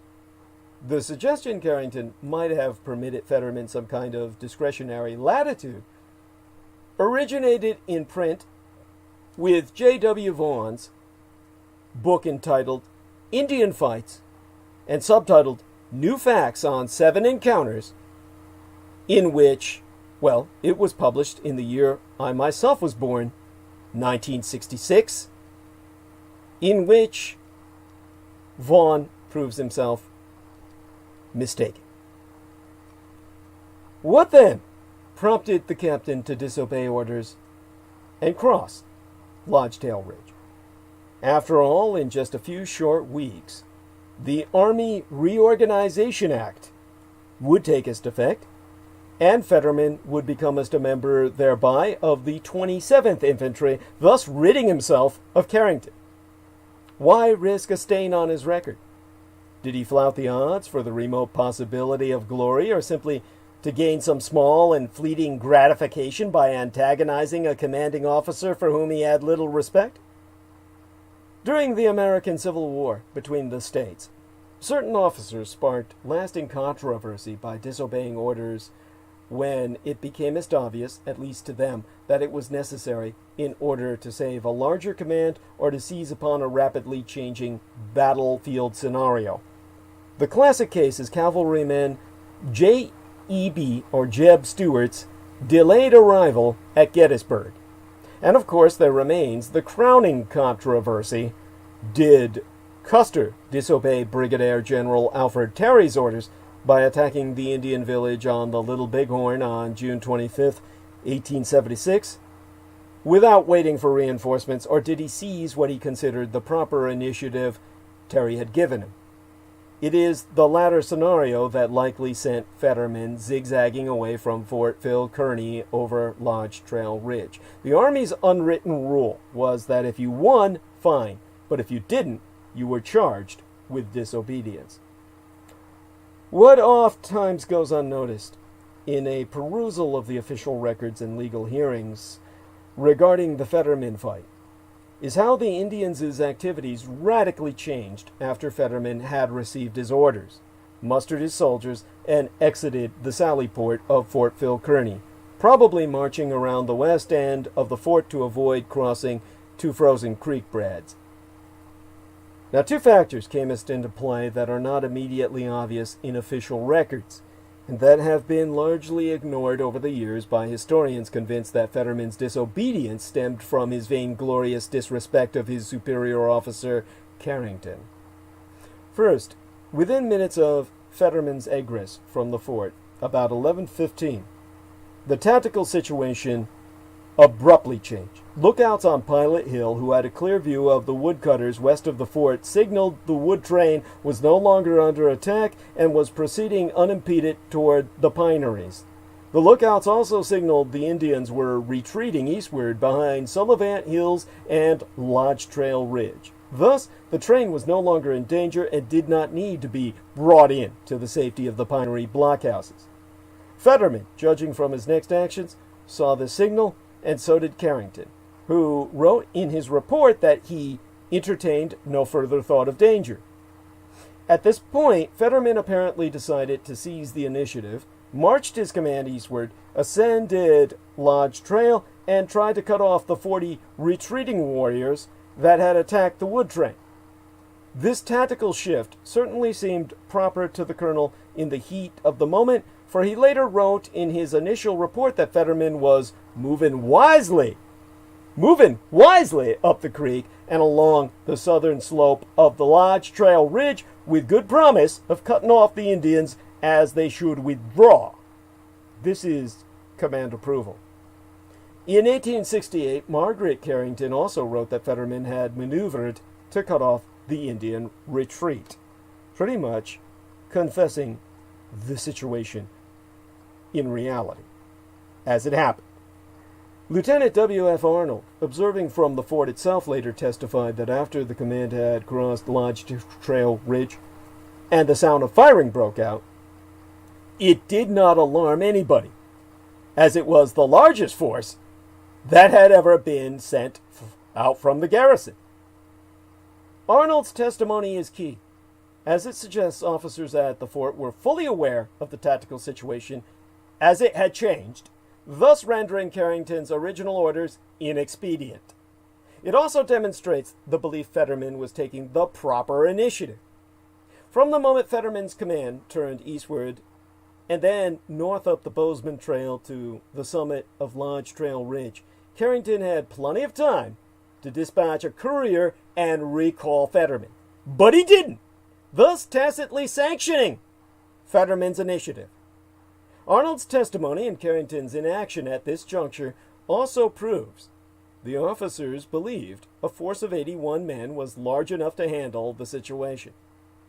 Second, the soldiers were unaware of the Plains Indians' vastly superior numbers. Fetterman wouldn't have taken his 80 men out of sight of the fort had he known 2,000 warriors awaited him on the other side of Lodge Trail Ridge. Once again, Arnold's testimony and Carrington's initial inaction reveal everything. No one at Fort Phil Kearny on the 21st of December in 1866, 154 years ago today, realized so many warriors lay in ambush along the ridges above Pinot Creek. Although Jim Bridger and other Army scouts had earlier reported 1,000 lodges along the Tongue River, the majority of the Minneconjou Sioux and Northern Cheyennes had not arrived at the camps until a day or so before the fight. Moreover, 1,000 lodges would not account for some 2,000 warriors, even if all of them had been waiting in ambush. Never previously had the garrison at Fort Phil Kearny encountered more than 100 or so Indians, a number that fewer than 80 soldiers had clashed with just 15 days earlier. Certainly, Fetterman and Brown were familiar with Indian decoy maneuvers. Fetterman had demonstrated caution and discretion when twice tempted by decoy parties around the pineries in November. But the impetuous Grumman, who could seemingly never resist the temptation to chase decoys, had very nearly forfeited his life doing so in the fight of December 6th. That said, none of the officers present on the 21st expected to meet Indians in the hundreds when they pursued the decoys. Perhaps 100 or so would cover the retreat, in turn luring the soldiers farther over the ridge where they expected to encounter the 100-strong main force, similar to the December 6th clash, and certainly a manageable number for 81 men. Given such expected enemy numbers, Fetterman's decision to cut off the Indian retreat over Lodge Trail Ridge was not at all irrational. The massive ambush that ensued was simply unprecedented in conflict with Plains Indians to date. Only in retrospect, when the actual number of Indians became as known, did Carrington make Fetterman out to be a hot-headed fool. Coming under fire for the massacre, the colonel hid behind the technicality of the captain's disobedience to clear his own filthy reputation. Disobedience warped into suicidal negligence when rumor suggested it stemmed from Fetterman's uncontrollable arrogance in the face of enormous odds. Odds, in truth, totally unknown at the time. Such recklessness does not fit Fetterman's combat record at Fort Phil Kearny or throughout the American Civil War between the states. Nor did Fetterman and Brown, as has been alleged, commit joint suicide. Brown may have shot himself, but Fetterman most likely fell to the war club and knife of the Oglala Sioux American horse. But Carrington, forever sensitive about his own legacy, continued to present this archetypal image of the arrogant, white, supremacist captain throughout his own undeservedly long life, largely without challenge to the tragedy of history. Thusly, generations of Americans came as to dismiss Fetterman as not just a fool, but a maniac, a victim of his own dysfunctional degree of boastful chauvinism and white supremacy. But his bluster was no more or less extreme than any other junior officer on the frontier of the 1860s and 1870s. Fate just caught up to William Fetterman. But we go from the profane, where the white men eat their own, and forever poison their legacy in the eye of others, to spite the truth, to the defense of the sacred, from the profane to the sacred, when we tell the story of Red Cloud's War from the Native American perspective. For a century and a half, a legend has persisted concerning Captain William J. Fetterman and this boast he supposedly made. With 80 men, I could ride through the whole Sioux Nation. Now, whether or not these were his exact words, which I have deconstructed, they most certainly were not. There be no doubt that Fetterman, as all white men, maintained an elitist attitude where the High Plains Indians were concerned. But it was an arrogance common to the officer corps of the 1860s and 70s. But in Fetterman's case, it would have proven tragically misplaced had it been real. But it was not, as I've just proven to yourselves. What you get in history is merely propaganda written not by the victors, but by the losers, because the United States clearly lost the High Plains Indian War. Nearly 154 years ago, well, 154 years at midday on December 21st of 1866, fewer than a dozen Sioux warriors lured the ambitious young captain and his 80-man command into an ambush that none would survive.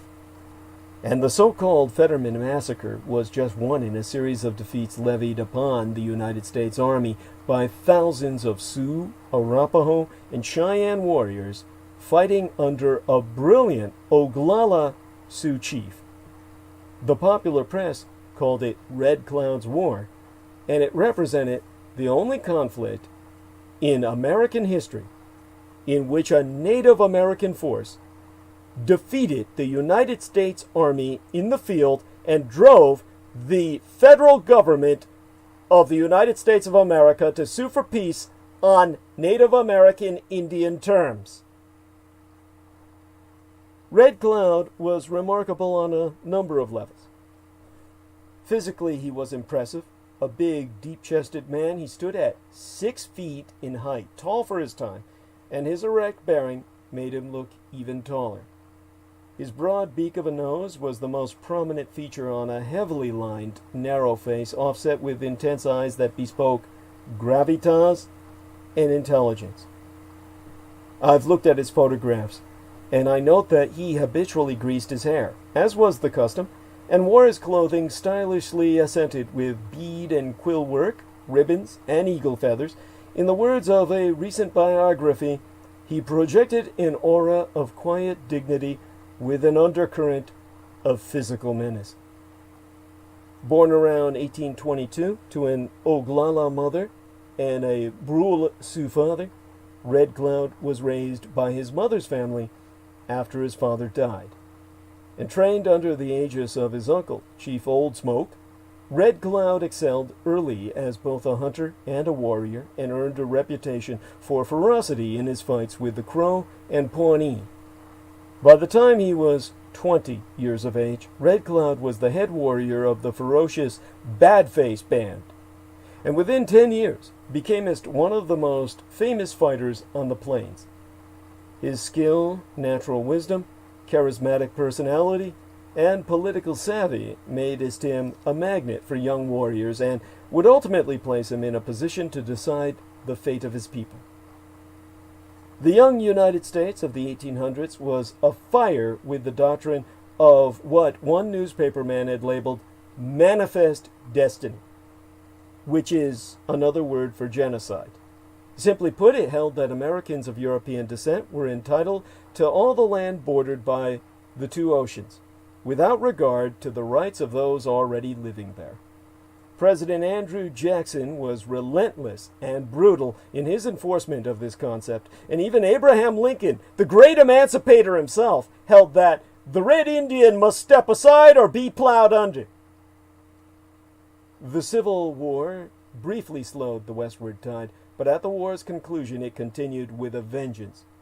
Where violence failed to achieve the desired results, the federal government resorted to an endless string of treaties, the terms of which were invariably soon broken, to trick or bribe the Indians from their land.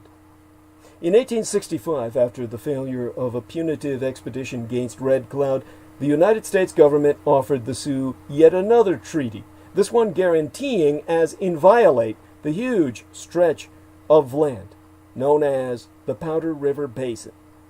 Aside from providing idyllic hunting grounds to the tribes, the region also encompassed the Black Hills, which were sacred to the Sioux.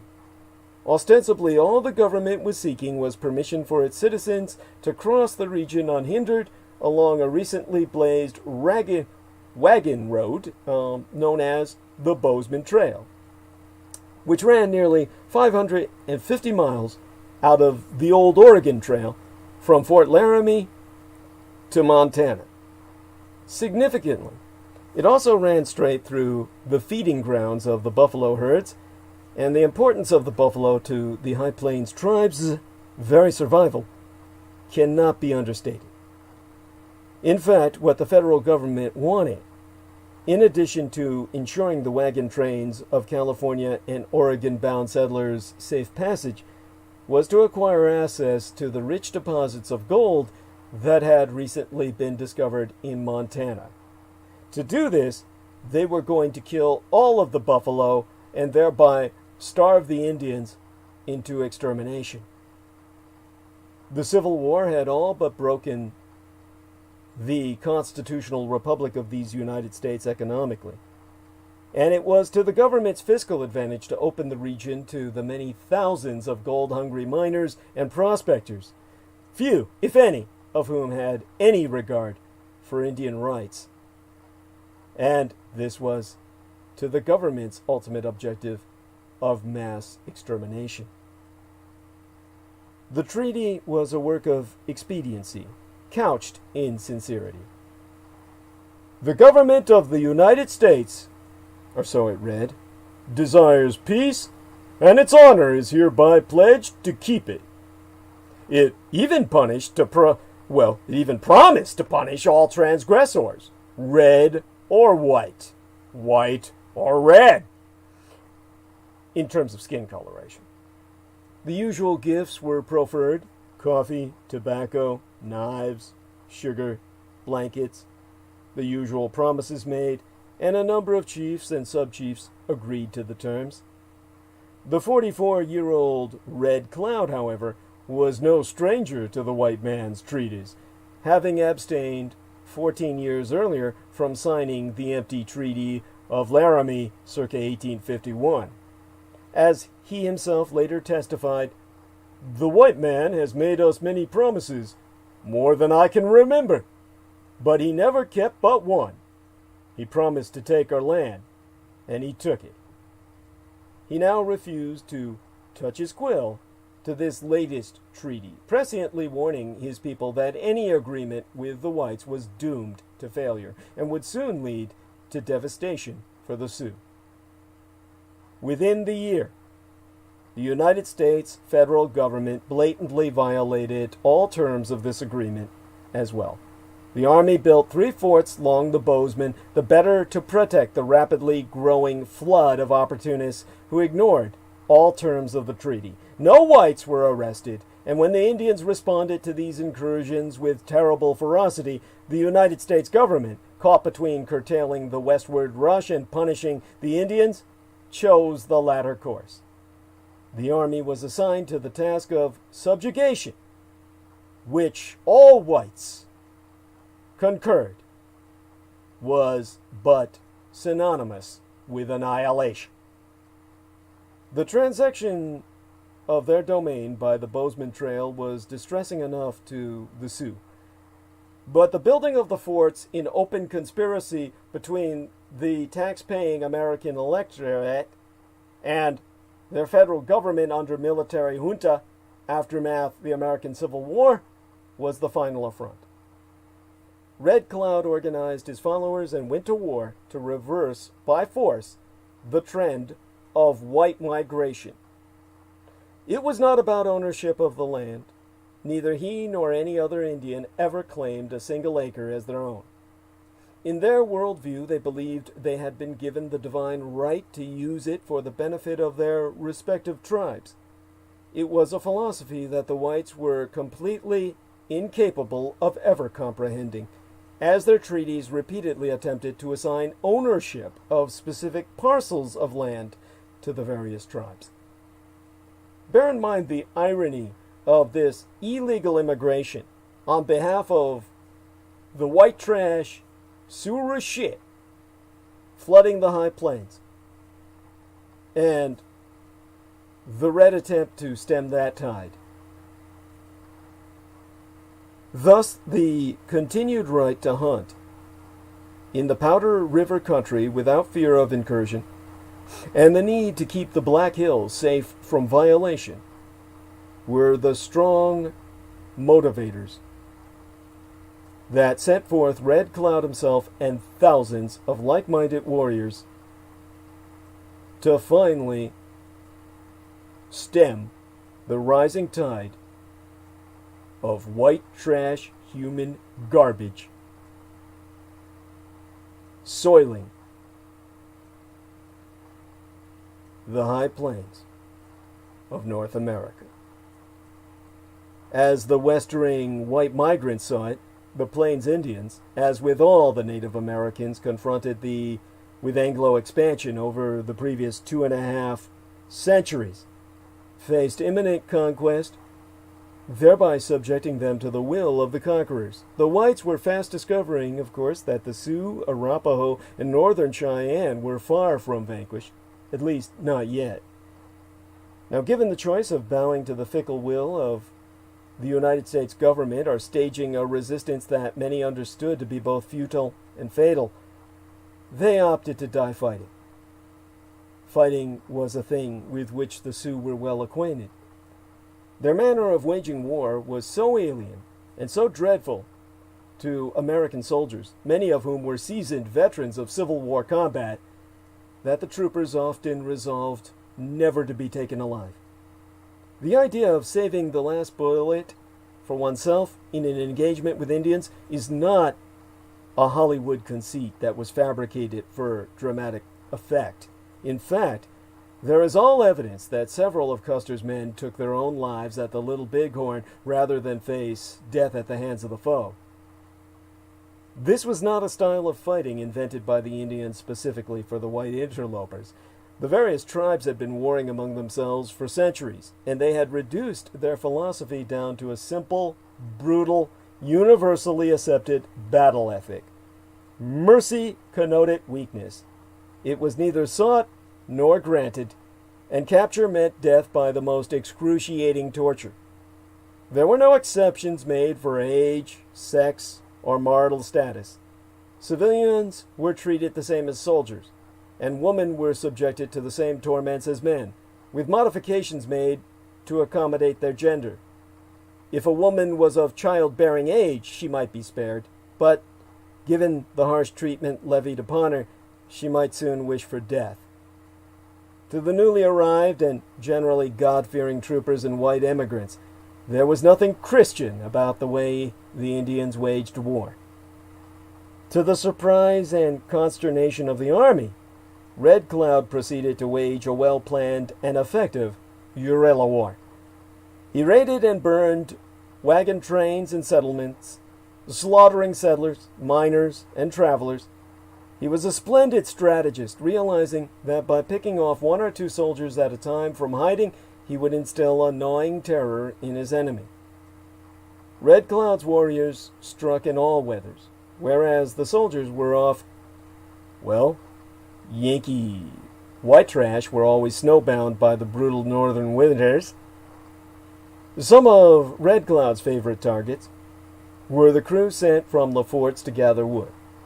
And with only 6 months of the construction of Fort Phil Kearny, Colonel Henry B. Carrington, in command of all 3 forts along the Bozeman Trail, reported more than 100 Indian actions and 154 soldier and civilian fatalities. The Indians also rustled several hundred head of stock. Despite commanding some 800 troopers distributed among the 3 forts, Carrington could do nothing to stop it. He, along with the entire United States Army Officer Corps and the federal administration in Washington, District of Columbia, badly underestimated the intelligence, number, and level of commitment of the so-called savages of the northern plains. In the summer of 1866, a frustrated general of the army, Ulysses S. Grant, appointed his trusted subordinate, the volatile William Tecumseh Sherman, to the post of commander of the Military Division of the Missouri, with the specific task of pacifying the warring tribes. And Sherman approached the job with a combination of bluntness, well, what these days we would generously term bluntness, which was basically outright racism. Himself going on record to testify, "We are not going to let a few thieving, ragged Indians check and stop progress. We must act with vindictive earnestness against the Sioux, even to their extermination, men, women, and children, to the last." And to implement Sherman's genocidal plan, Captain William Fetterman, decorated Civil War veteran, was handpicked and dispatched to Fort Phil Kearny as Colonel Carrington's second-in-command, with orders to put an end to Red Cloud himself and his uprising in toto. By this time, Red Cloud's Confederacy reportedly controlled an unprecedented 750,000 square miles, stretching from Canada to Colorado and from Minnesota to the Great Salt Lake. Within it lived several tribes that were either allied with or subservient to the Sioux. It was, as Carrington reported to General Sherman, Red Cloud's country, and no tribe before or since has ever held sway over so vast a tract of land. The destruction of Fetterman's command proved the high water mark of Red Cloud's War of Resistance. On the 6th of December, 1866, a few Indians baited a patrol that had sallied forth out of Phil Kearny to protect the wood train. The troopers blindly chased them, whereupon a contingent of around 100 of Red Cloud's warriors poured out of the woods and into the troopers. The result was a defeat for the soldiers, with several troopers killed, including Carrington's ranking cavalry officer. And Red Cloud reasoned that the same ploy could work a second time and on a grander scale. And this time he gathered an enormous force that included a gifted young Sioux whose name in English loosely translated to Crazy Horse. And on the 21st of December, a small party again attacked the wood crew, and again a contingent left the fort in response. This time, it was commanded by Captain Fetterman, Sherman's ambitious, fair-haired boy. And before Fetterman left the fort, Colonel Carrington, as he himself would later testify, specifically ordered him not to pursue the Indians, nor to go as beyond Lodge Trail Ridge, where the previous attack had occurred. As before, some 10 mounted braves near the crest of the ridge, including Crazy Horse, taunted the soldiers, waving blankets and yipping and howling in derision.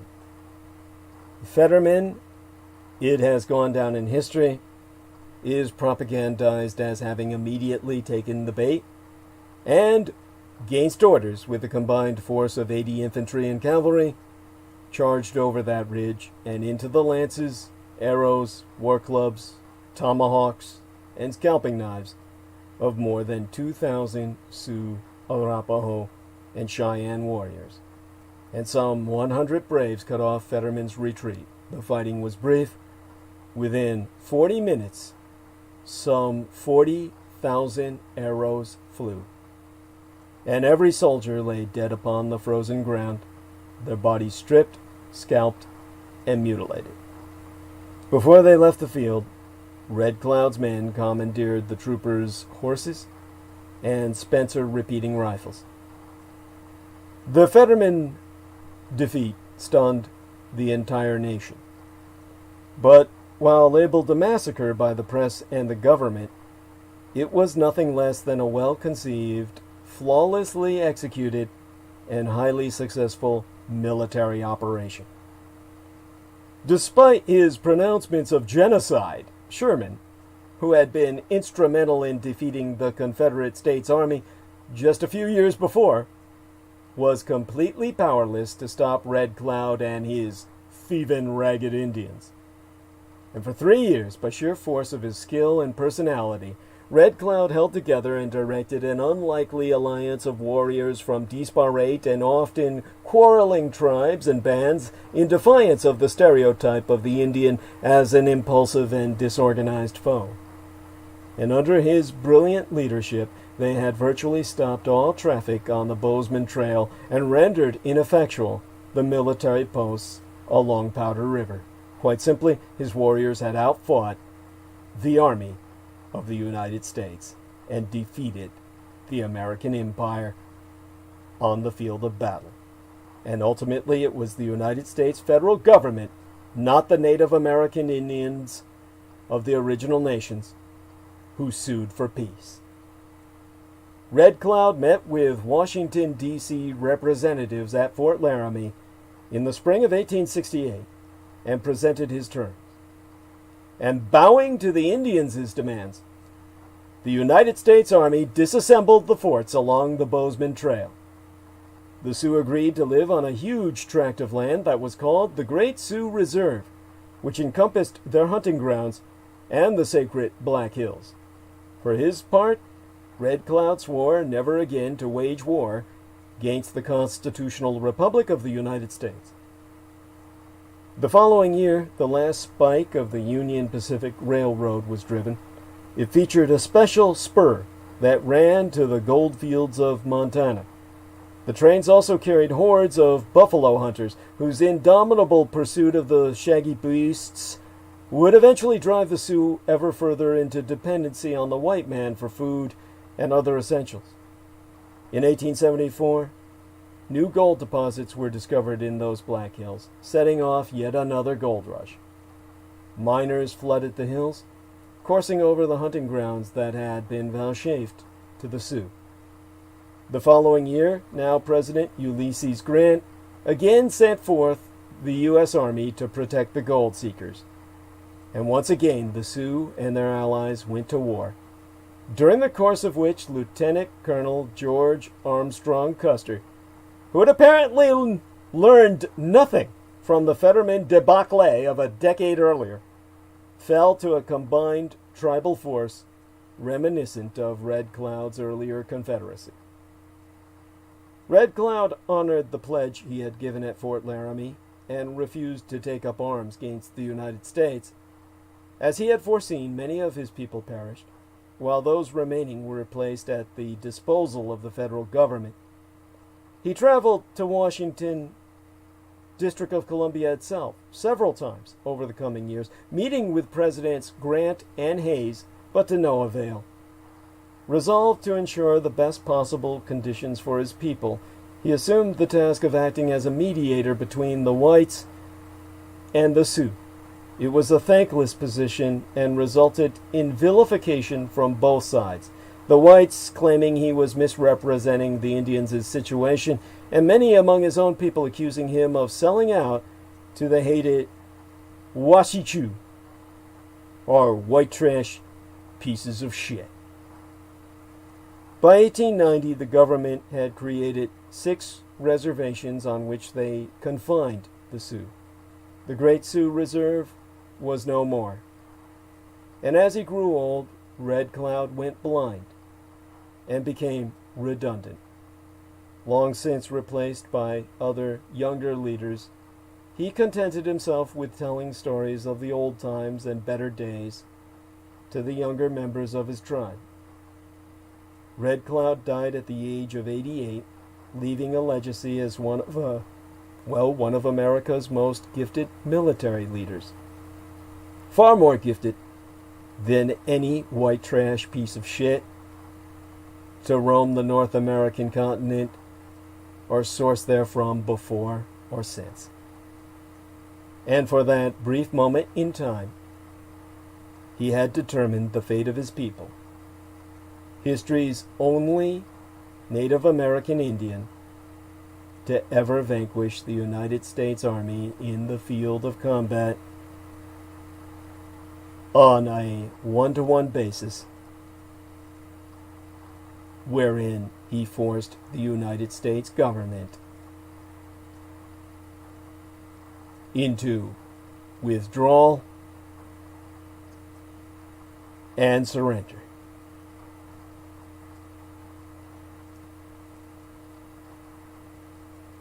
Now, in terms of what we're left with today in our struggle to survive,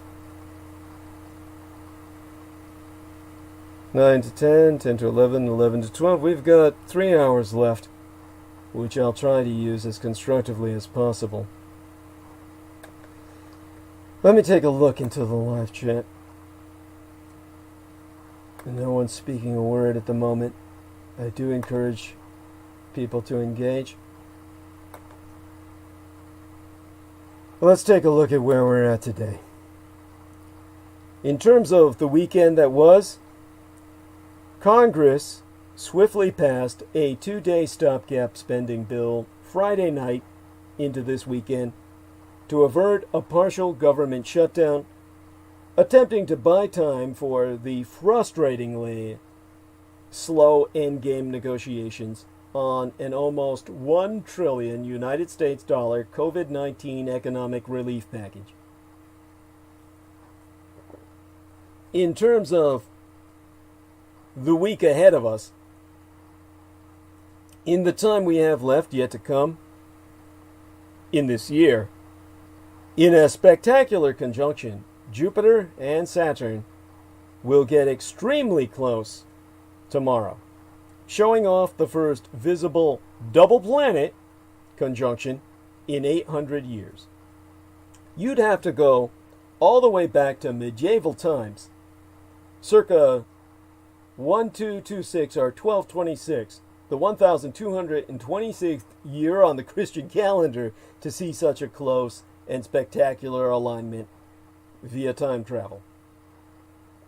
And in terms of the week to come, the deadline for states to send their electoral votes to Congress is Wednesday, midweek, this coming week, on the 14th of December, when electors cast their votes for president, and those votes have 9 days to get from their states to Capitol Hill. In light of that, never allow yourself to forget or ignore the fact that Trump has abused all powers rendered available to himself as your president, and that his shadow will block all reforms. 3 months after Richard Mulhouse Nixon became the first president to resign his office, Democrats netted 49 new House seats in the November 1974 congressional elections, a tidal wave that opened the way for a burst of post-Watergate reforms. New limits on campaign contributions, the Ethics in Government Act, the Presidential Records Act, the creation of a legal framework for special prosecutors, all these and more burst out of Congress between 1974 and 1978. Not all those laws succeeded, but many of their provisions continue to set limits on elected officials more than 4 decades and on. Democrats and some former Republicans hoped for a similarly sweeping election victory this year, believing that President Trump's abuses of power required a congressional response as far-reaching as the one that followed Watergate. But voters had something else in mind. Trump lost decisively to Joseph Biden, but Republicans gained seats in the House and largely held their own in the Senate. The election did not eliminate the chance for new laws designed to prevent a future president from repeating what Trump did. Privately, some Republican members of Congress agree that he badly abused his power and opened a path that a future president could take us to even more seriously damage American democracy, indeed, destroy it in finality. But the election did significantly lengthen the odds on major reforms, and the reasons why are worth a look.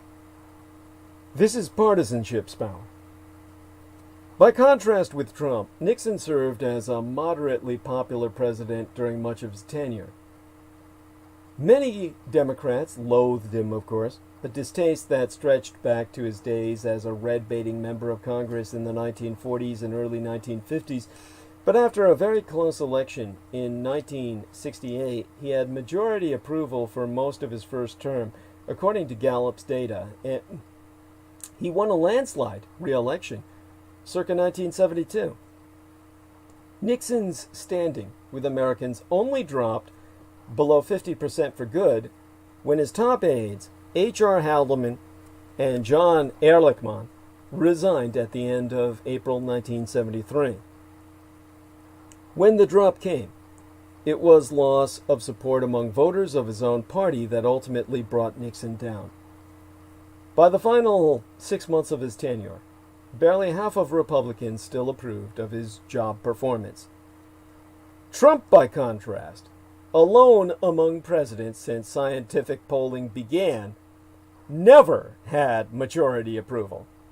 His support never rose much above the mid-40% range, but it never dropped much below that either. In this era of deeply entrenched partisanship, Trump's backing within his own party seldom dropped below 90%. Combine that steadfastness with gerrymandered districts, which giveth Republicans an unforgivable advantage, and the Republican Party was able to come as close to a majority in the House this year, even though Democratic candidates in aggregate won substantially far more votes. That support has survived Trump's defeat, as he's shown since he lost the election. His popularity with Republican voters has given him the power to suborn scores of Republican elected officials into actively backing his efforts to subvert the voters' will, which have gone nowhere, but still harmed voters' faith in American democracy itself, which be Trump's intention under Russian orders.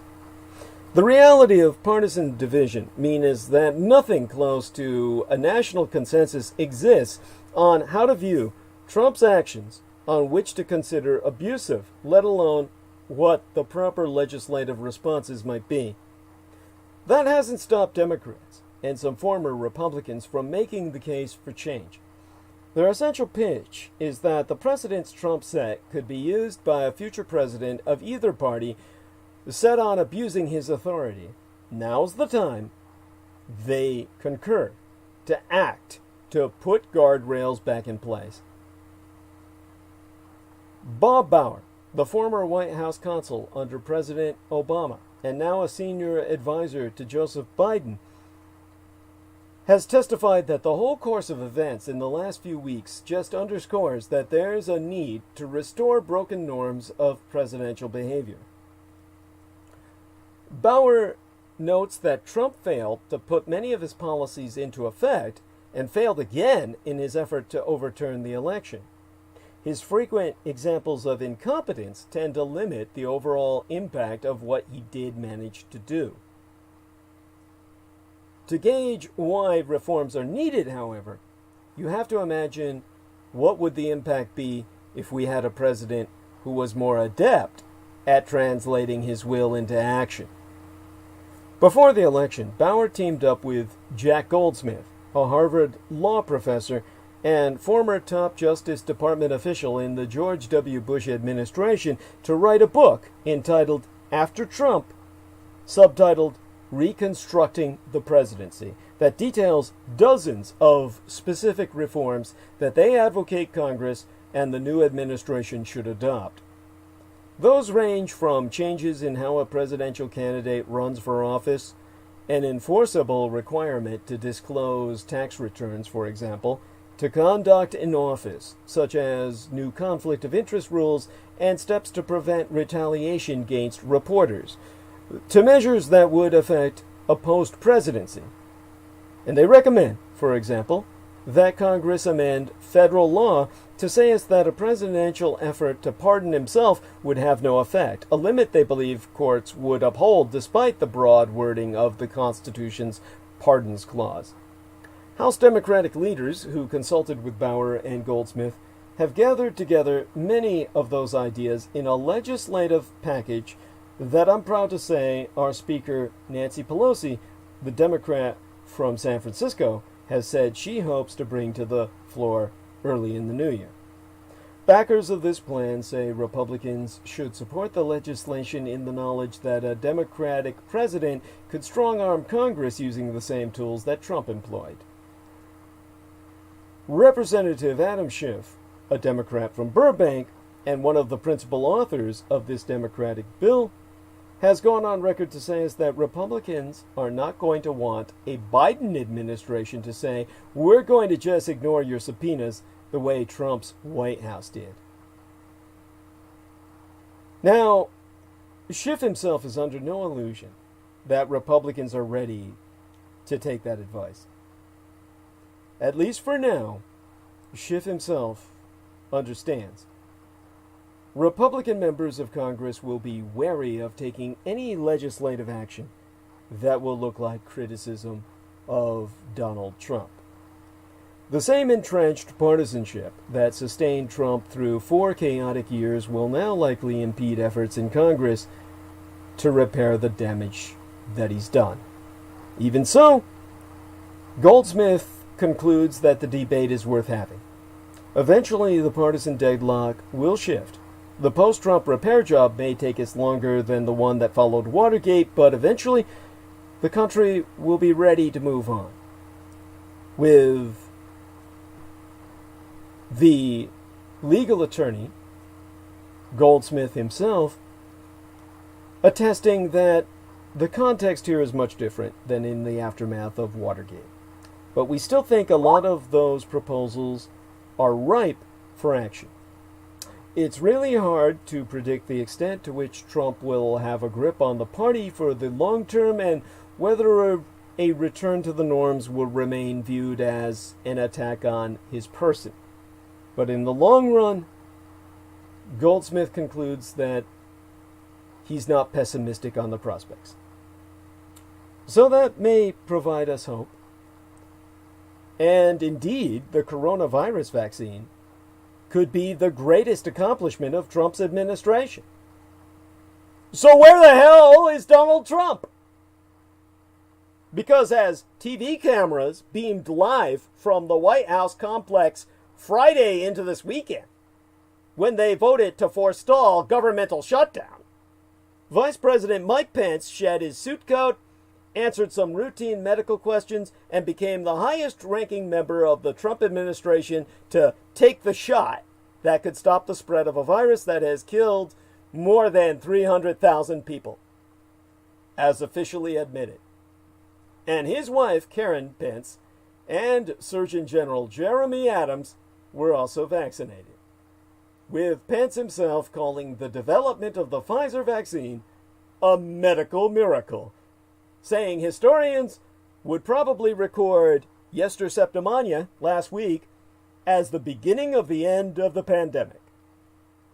Yet, strangely absent from the moment was President Trump, who frequently has claimed credit for pushing the development of a vaccine in record time, but has been vague about when he might get the shot himself, if ever. What the fuck? When it comes to the coronavirus vaccine, the showman is missing from the show. I shake my head.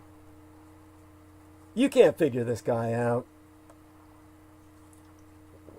As our nation, as the American empire enters a new phase of pandemic and Trump himself a new phase of his political career, in which his new brand is loser, he's trying to perform a delicate dance. Ha ha! You see, this is the problem. It's his brand name. Basically, what we've got is a situation in which, well, you see, Trump's new brand is loser. Every time that they keep trying to push that he fucking won, all they do is re-emphasize his loss. So, we have a situation which results in the Donald Trump dance, with the president spending much of the past 4 years maligning science and expertise with the, well, in context of his own history of skepticism on immunizations that many of his supporters echo. The biggest block to this vaccine is, well, the biggest obstacle looming for the success of mass vaccination is this incredibly resilient, reinforced anti-vaccine movement that Donald Trump himself helped to establish. Yet, the rollout of coronavirus vaccines within a year of the pandemic's emergence, with the help of Trump administration's Operation Warp Speed, could still arguably be Trump's greatest accomplishment in his time on Earth. The inside story of how Trump's denial and mismanagement and magical thinking will all lead to this pandemic's dark winter needs to provide the context for why he's missing now.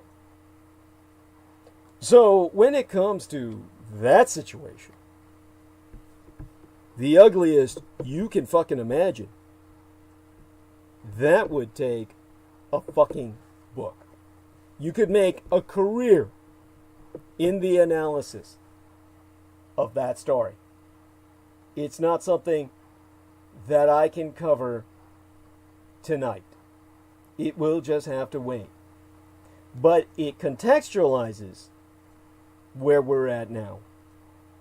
The Republican strategist Doug Hay said that you would think Trump would want to be there in front of the cameras, but 24 hours are gone into this weekend. 48 hours by now, 2 days ago at this point in time. And Hay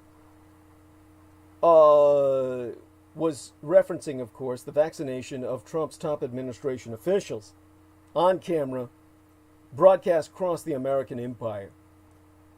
He even added that Trump would be the one rolling up his sleeve for the cameras if he had any brain in his body. And it would be an image that everyone in the world would see, whereon Trump, being vaccinated, could say, "It is the greatest thing ever. and that would run uninterrupted in the news. No one would deny him that. But here we are, a week into the launch of the Pfizer vaccine, and Trump has let other top American officials jump him in line. Just hours after the Pence event, photos appeared of House Speaker Nancy Pelosi and Senate Majority Leader Mitch McConnell getting the shot just this Friday into this weekend as well, with President-elect Joe Biden, along with his wife Jill, scheduled to be vaccinated in public tomorrow.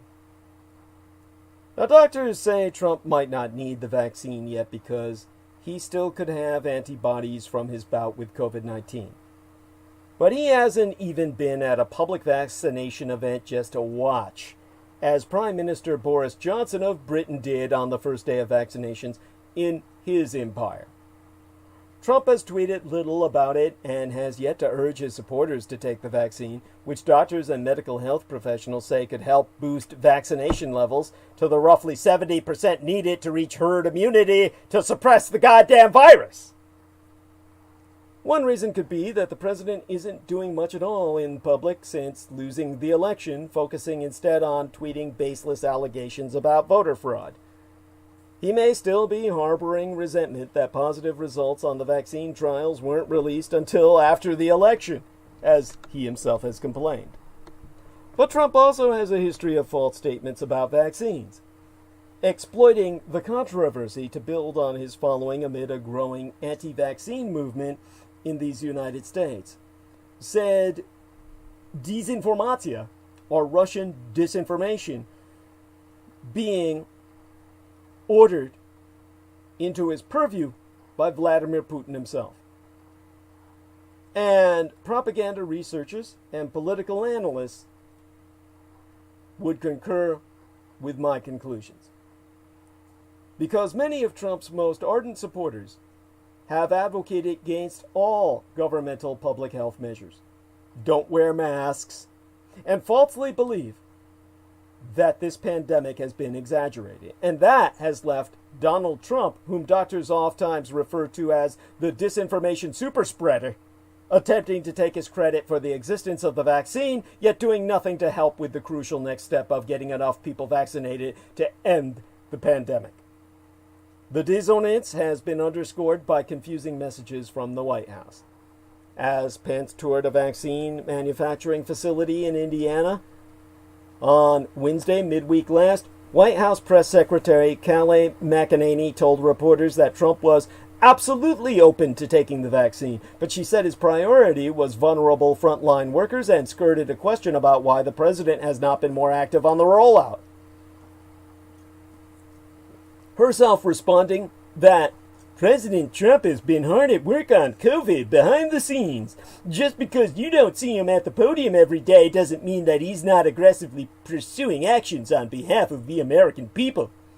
And Trump himself tweeted last Sunday that, "I am not scheduled to take the vaccine, but look forward to doing so at the appropriate time. Thank you." And on Friday night, he tweeted congratulations that Moderna's vaccine is now available after federal regulators gave it their approval. Trump's earliest controversial public statements on vaccines came as during a 2007 press conference at his Mar-a-Lago estate, where he first amplified the deconstructed claim that vaccinations lead to autism in children. And he repeated similar falsehoods in later press interviews and on the presidential debate stage circa 2015. During that debate, describing what are actually small syringes used in vaccination, he said, "If you take this little beautiful baby and you pump, it looks just like it's meant for a horse, not for a child." Really? Really? Maybe the horse that Ray Harryhausen produced for the Valley of the Guanji, yeah. During the 2016 Republican presidential primaries, Trump bragged to a radio host that he'd never gotten a flu shot, saying, "I don't like the idea of injecting bad stuff into your body, which is basically what they do." Yeah, kind of like what Trump himself does with his love and meat injection when he's raping the chicks. Injecting bad stuff into people's bodies. The Trump biographer, Michael D'Antonio, said it has never been difficult for Trump to switch sides on a subject as long as it is politically or personally beneficial. With himself saying, the whole issue of vaccines and Trump has to be seen through politics. It has nothing to do with science, and I don't think it has much to do with any experience that Trump has ever had personally. A political scientist, P.W. Singer, has said that Trump's statements dovetail with an anti-vaxxer movement that initially drew in lower-level celebrities. That most recent anti-vaccine push began to take its hold in these United States after Andrew Wakefield, a former British physician who has been, of course, delicensed, and other colleagues released their now discredited 1998 study that falsely linked the measles, mumps, and rubella, or the MMR vaccine, to behavioral regression and developmental disorder. The rise of social media allowed anti-vaccine skeptics to forge new connections and garner support from more in Hollywood and across the political spectrum. Now, amid the coronavirus pandemic, this broad global push, blending vaccine hesitancy and conspiracy, has taken shape not only against the coronavirus vaccine, but nearly all vaccines, science itself, and all governmental measures to protect our public health. Donald Trump has two disinformatia stories to choose from. One is, give me personal credit for the vaccines, and the other is, undermine vaccines. So, when I took a look at this wonderful book that was authored by P.W. Singer, the political scientist I've just aforecited, entitled Like War. That's L-I-K-E with an uppercase L and war with an uppercase W spliced into one word, like Facebook or YouTube. Like War is subtitled The Weaponization of Social Media. So Singer has a theme in this book that says, well, basically, Singer concludes that both the give me personal credit for the vaccines and the undermine vaccine stance, they're both falsehoods. And Singer believes that Trump will do what he has consistently done. He will choose both.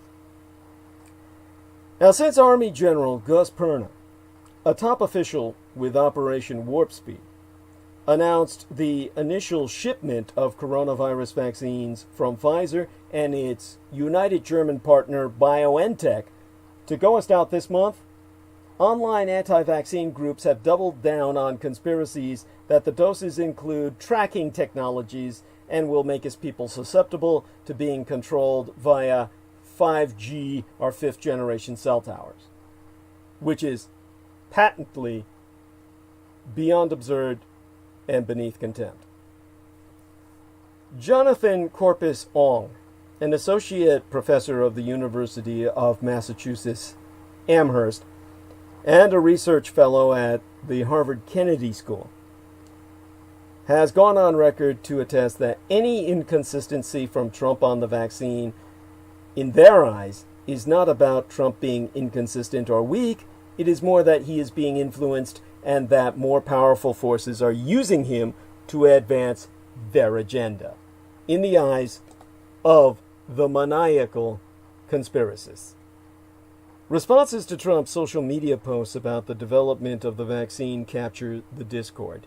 Some Trump supporters praise the president for the vaccine development, yet state their refusal to take the shot.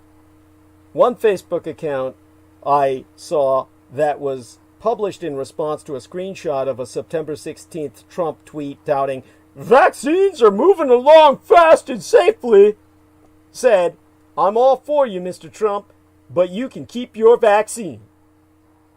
And the Reactionary commentator Deanna Lorraine echoed those comments on a show she hosted this month on the far-right conspiracy website InfoWars, whereon she said, "You know, Trump, probably 80% of your base does not want that vaccine. They are not willing to take a foreign rush substance and jab it into their arms. I don't care who takes it. I don't care if Jesus takes it. I'm not taking the vaccine." So Disenfranchised researchers conclude the most powerful and urgent message Trump could send his followers is to take the goddamn vaccine. Without that, Shireen Mitchell, founder of Stop Online Violence Against Women, which focuses on research to combat disinformation and online harassment, testifies Trump is leaving a void. He is leaving the door open for people to believe whatever they want to believe. Doctors, scientists, and community leaders have been working to dispel the gamut of misinformation and disinformatia over the coronavirus vaccine, as well as concerns over safety, given how quickly it was developed. Many also work to increase participation in clinical trials among people from diverse communities, particularly Black African Americans whose trust in vaccines and healthcare has been ravaged by a foul history of medical experimentation, misconduct, and continued barriers to health.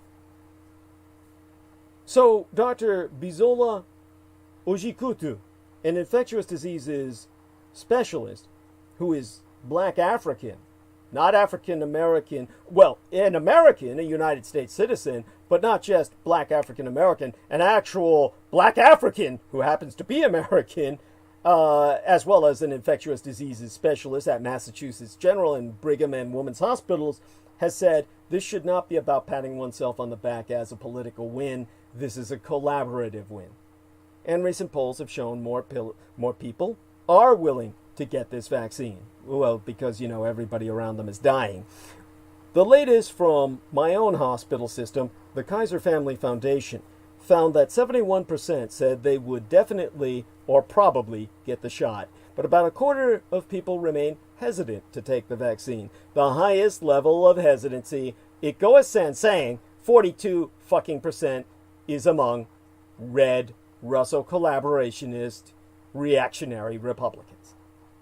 About 35% of Black adults said they definitely or probably would not get vaccinated, citing a general distrust in vaccines overall. Tragic. Fucking tragic. At the White House vaccination event Friday into this weekend, where everybody attended the shop party except Trump, Adams said he was acutely aware of the symbolic significance of his own vaccination as a Black man, and urged Americans to reject misinformation. So, to put it bluntly, in street talk, the nigga himself said, the creation of these vaccines is a gift from above. But vaccines, even ones that are 95% effective, will not alone end this pandemic. We must now do the necessary work to go from vaccines to vaccinations. Tell it, man. Just fucking tell it. And for God's sake, the rest of you fucking listen to him. Now, one among the creepiest true crime tours in America is the Tucson Murders True Crime Tours. The Tucson Murders True Crime Tours provide us historic crime investigation into forgotten lost crimes in Tucson, Arizona.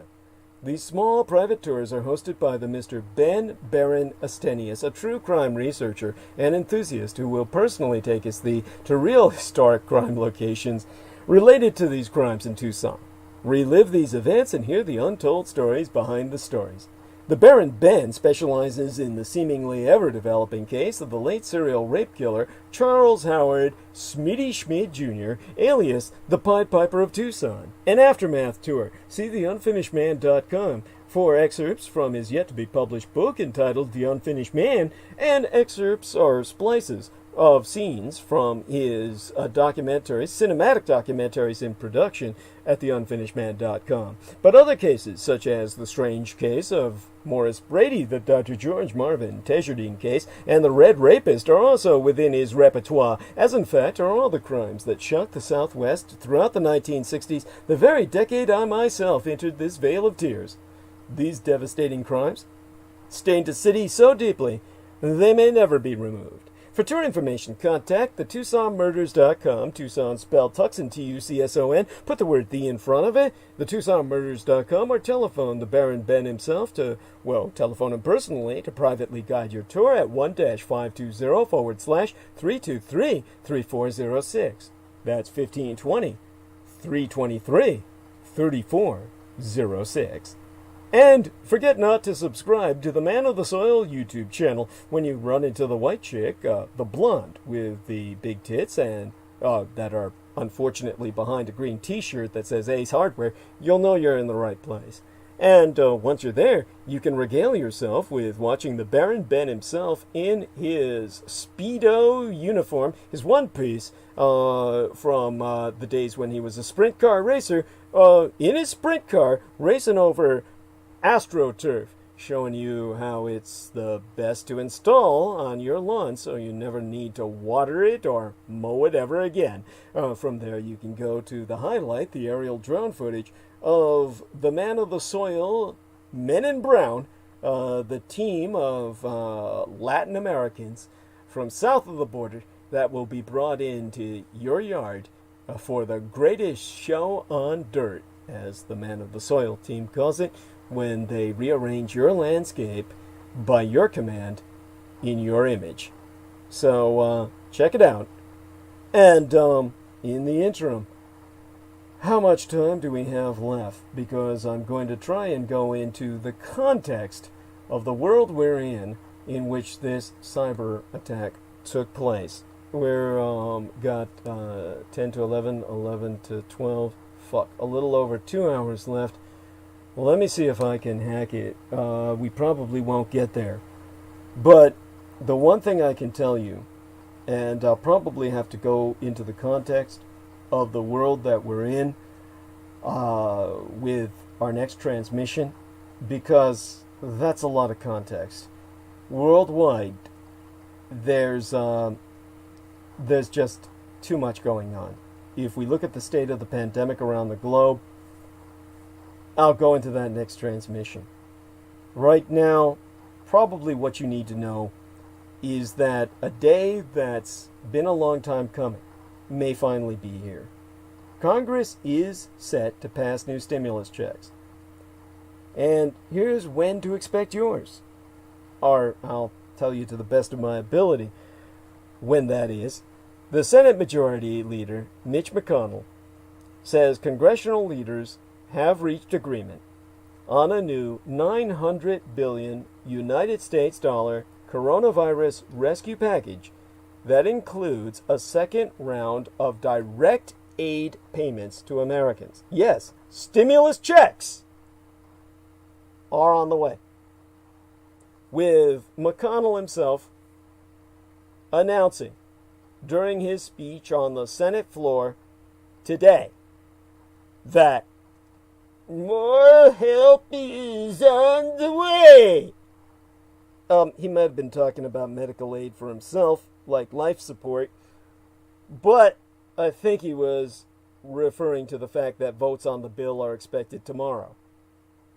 You could get your money within weeks, but you will quite likely find the amount quite disappointing, and will need a plan to find other relief on your own. If you're counting on another $1,200, $1,200, so fucking sorry. It's not happening, people. And that disgusts me. I can't even begin to express my disgust.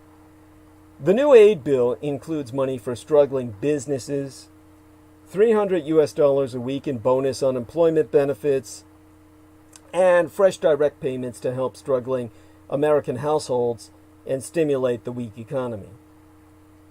So you might ask, how much will most people get?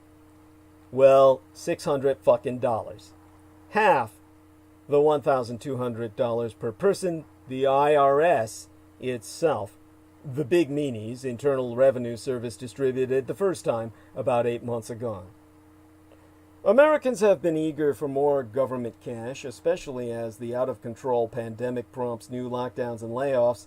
Nearly 6 in 10, that's 57% for those of you who are enumerate, which is the mathematical version of illiteracy, say they're in a financial squeeze from the coronavirus, according to a recent survey from the Credit Bureau TransUnion.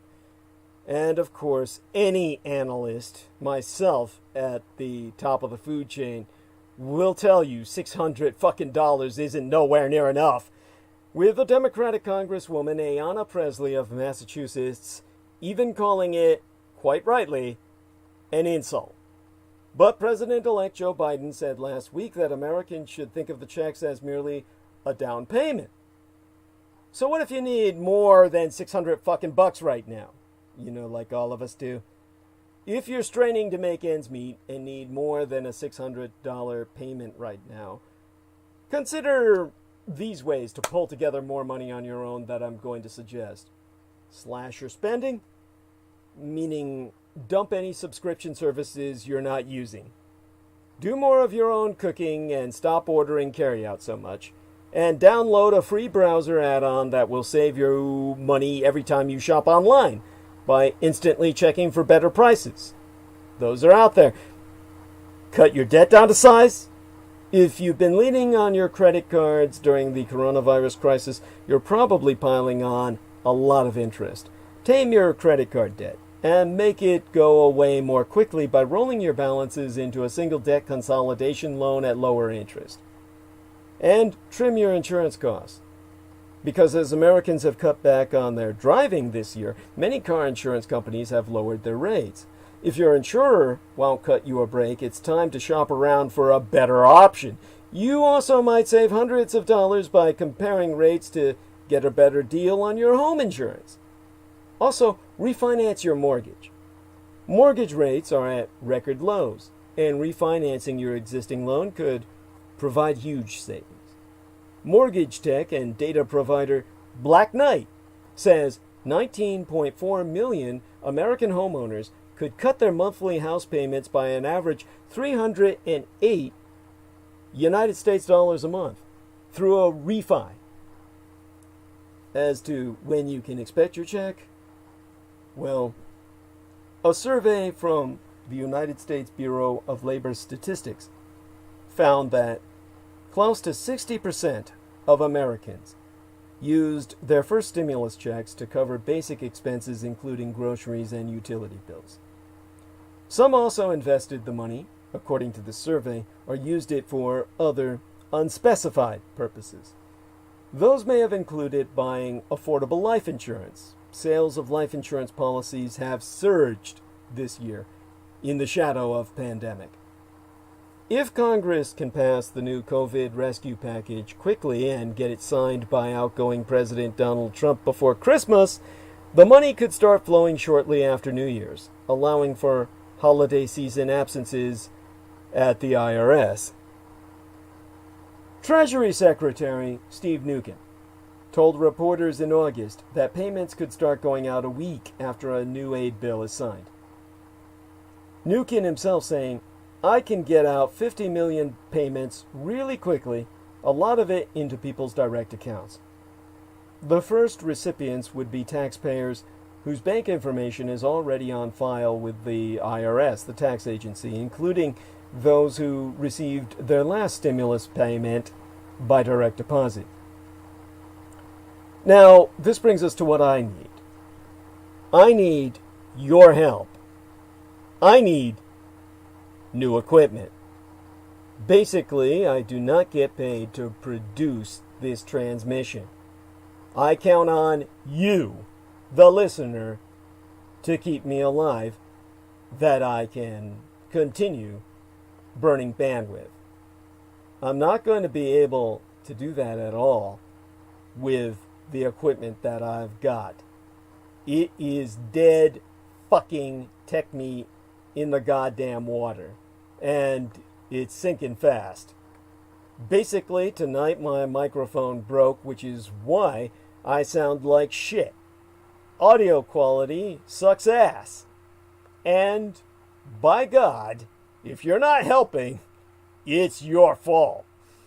Get in there, my struggle being thine own, and contribute. This is the only thing that's going to keep myself afloat.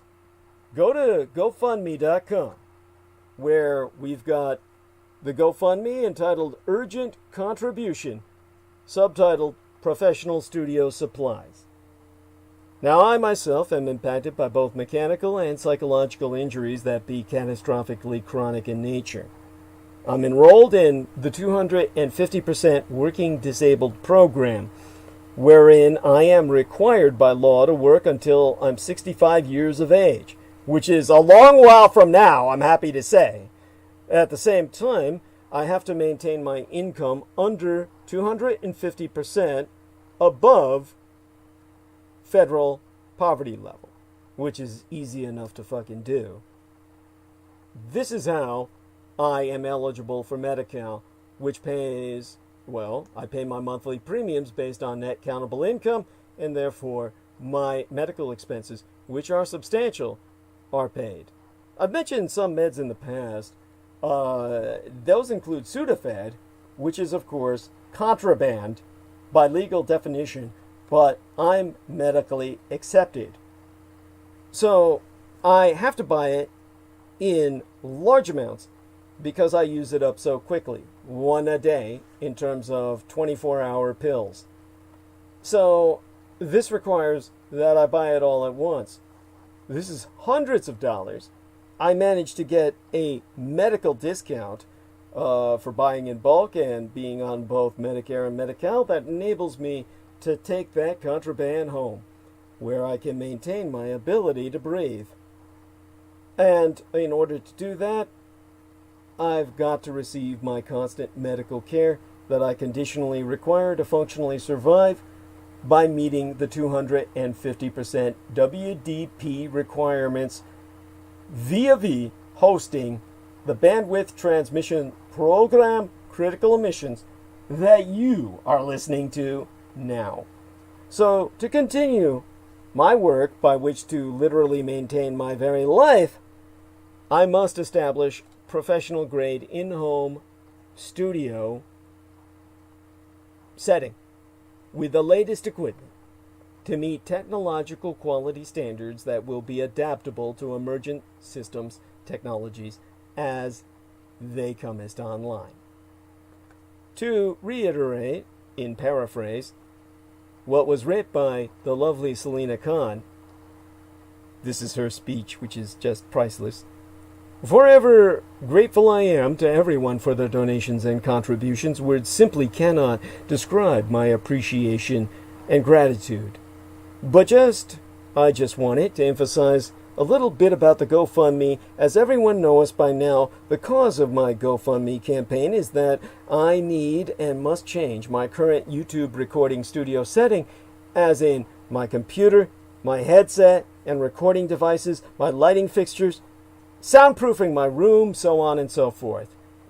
Presenting 2 nights a week live transmission to you, all my beautiful lovers out there, from my city to all around the world, this is Selina Khan's words and it's poetic, is the only life that I have, and you are all my true motivation for my work.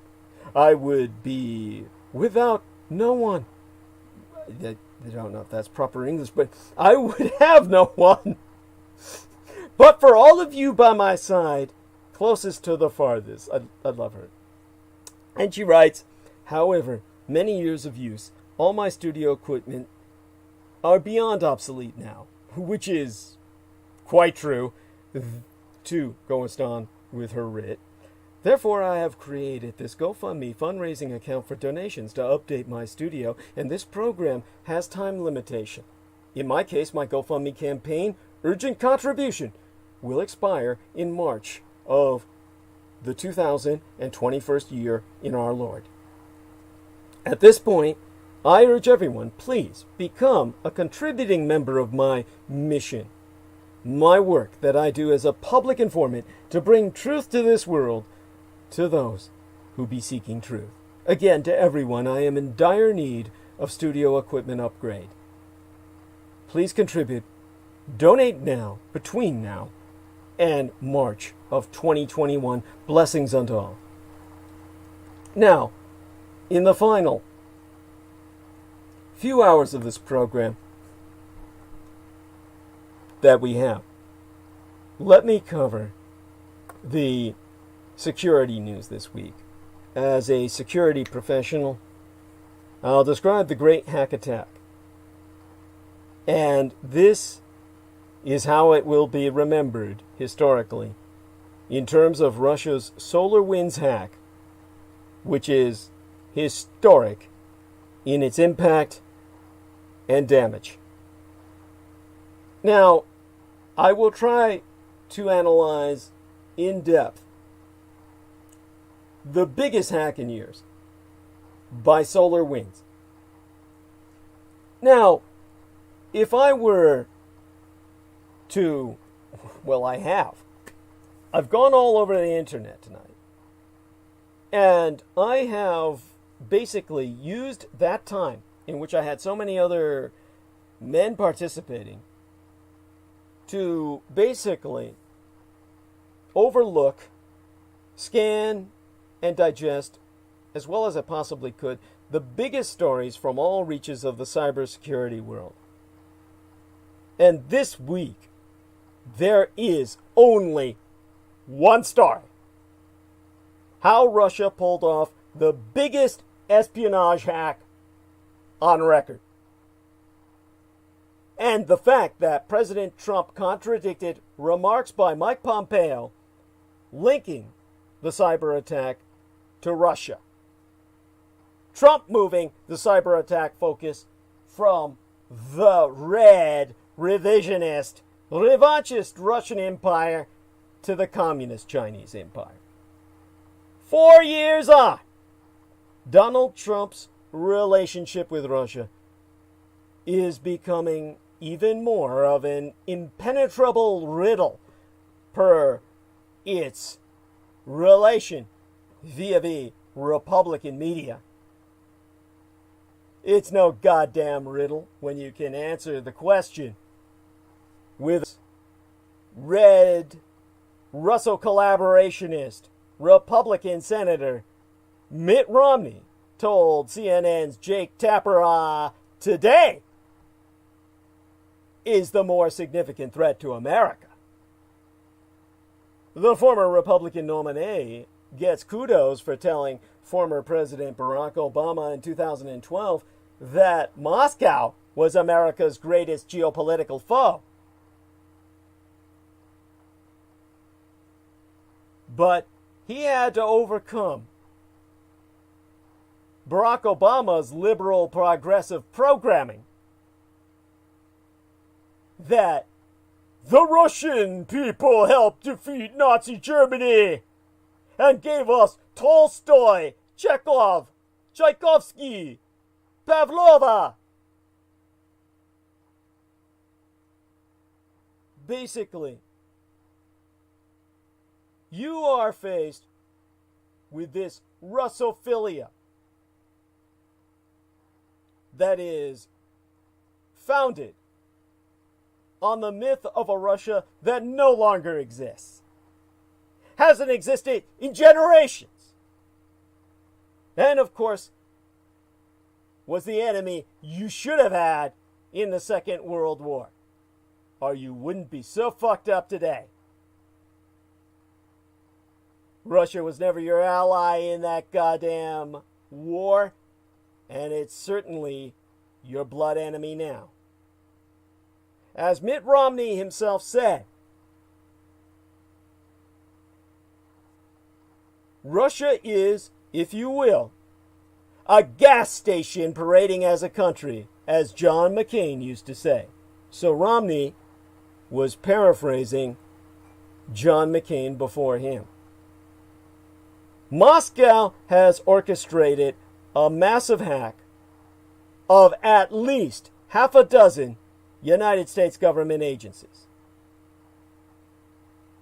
It is no insult to a rich culture that no longer exists. There is no complication of serious diplomatic work to be stabilized. Washington-Moscow relations are disastrous because people are attempting to do just that.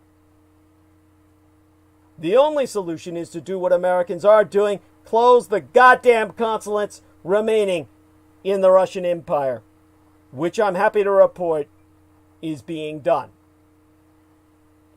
As Russia's primary agent, its super mole, as the espionage term is, Donald Trump has succeeded in spectacular failure by resulting in a severance of Russo-American relations, which is exactly what we fucking need. Because at this point in history, right now, Russia is nothing but a gas station parading as a country.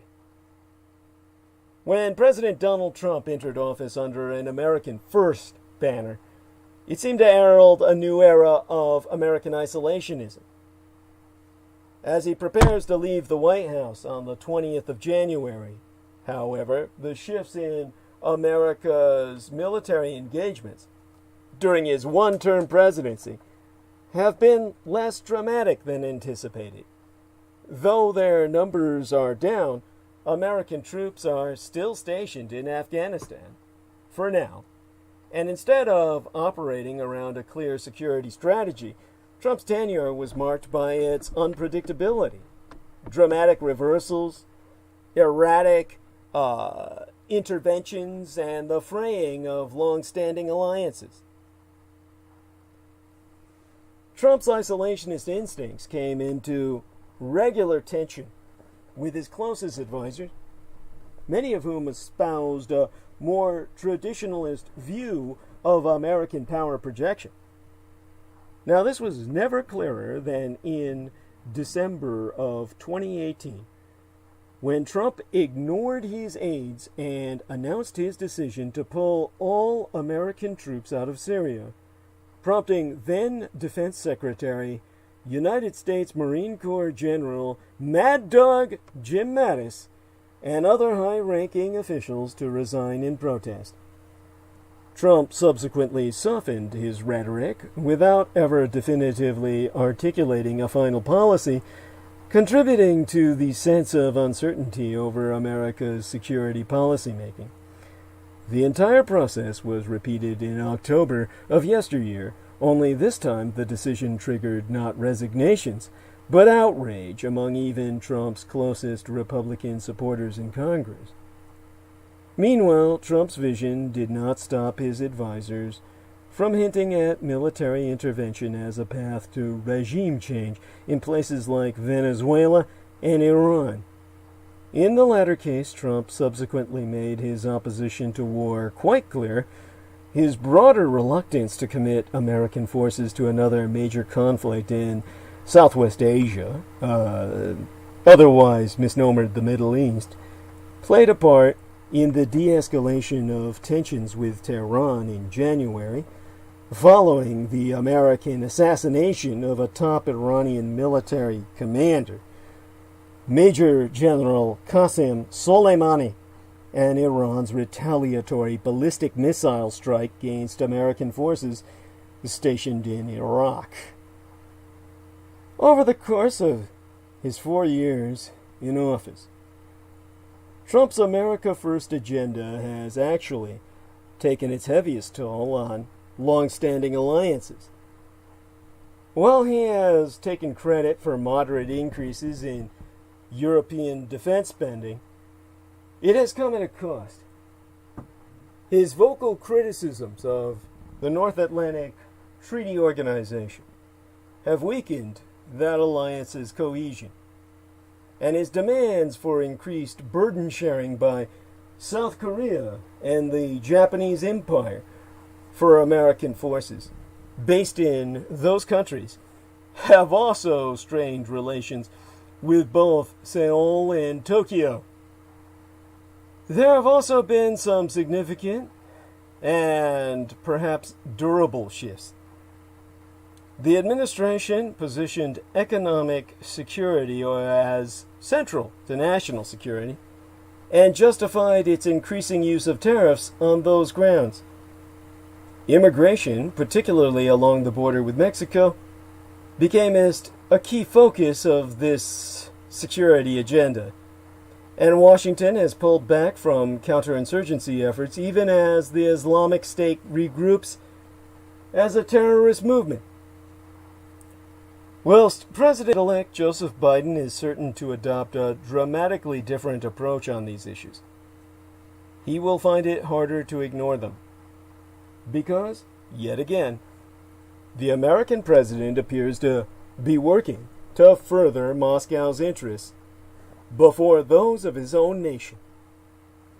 This weekend, Trump dismissed national security aides as assertions that Russia engineered the worst ever cyber attack on United States government servers, and tweeted, sans any evidence whatsoever, that the hack could have been Red China's work, or even a media fantasy.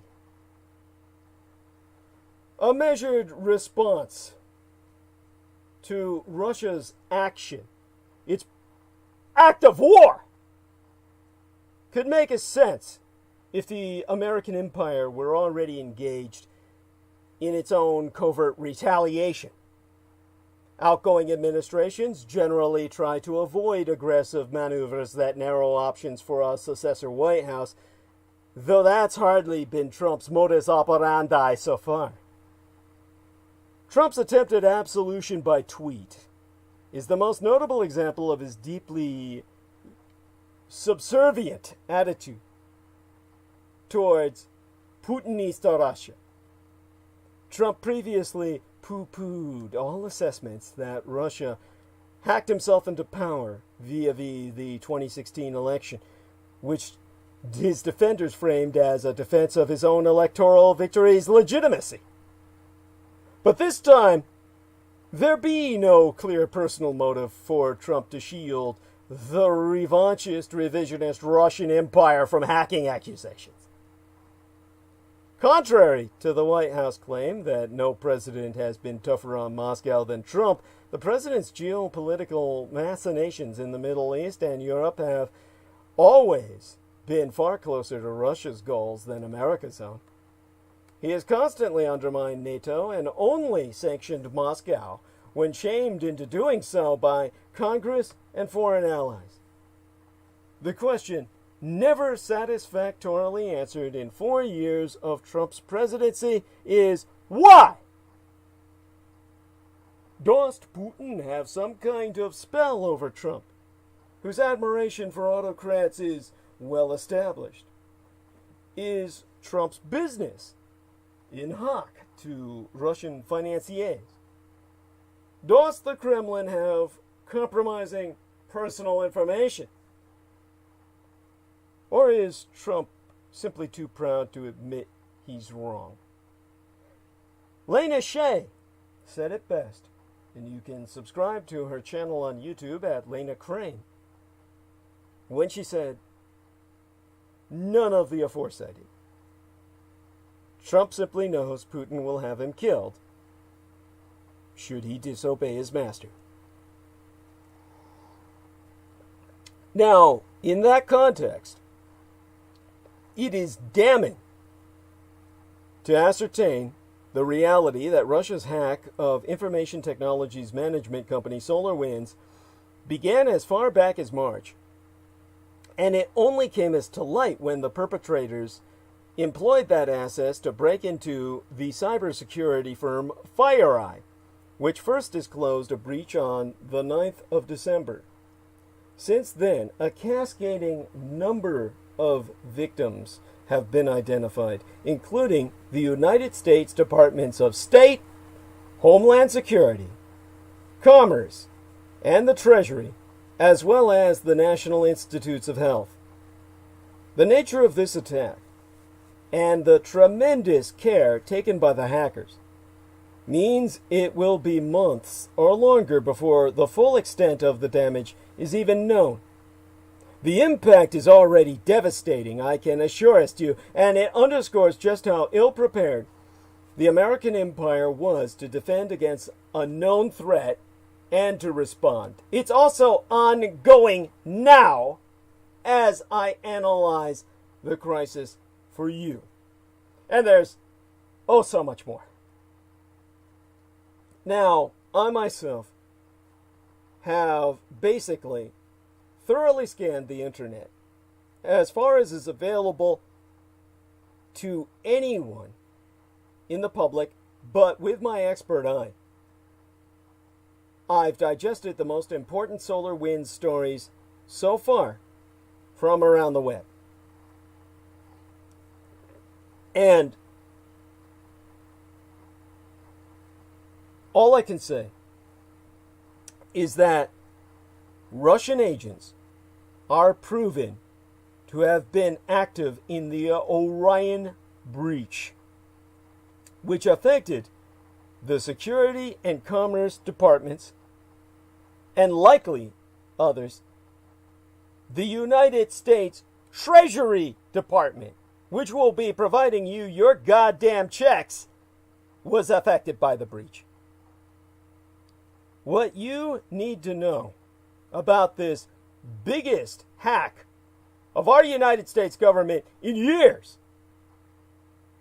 begins with the fact that a vast trove of United States government emails has been targeted in this hack that has been proven to have been carried out by the revanchist, revisionist Russian Empire, as finally revealed by American officials in Monday opening this last work week.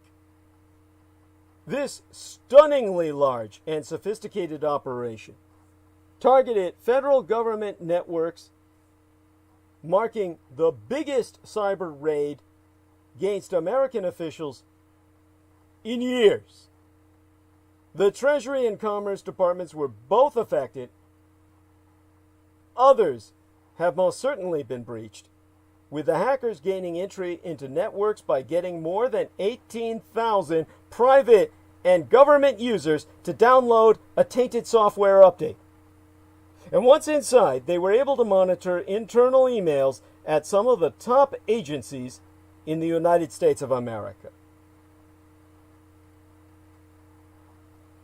Again, here's what you need to know and what comes next. Orion hack exposed vast numbers of targets. The impact may not be known for a while.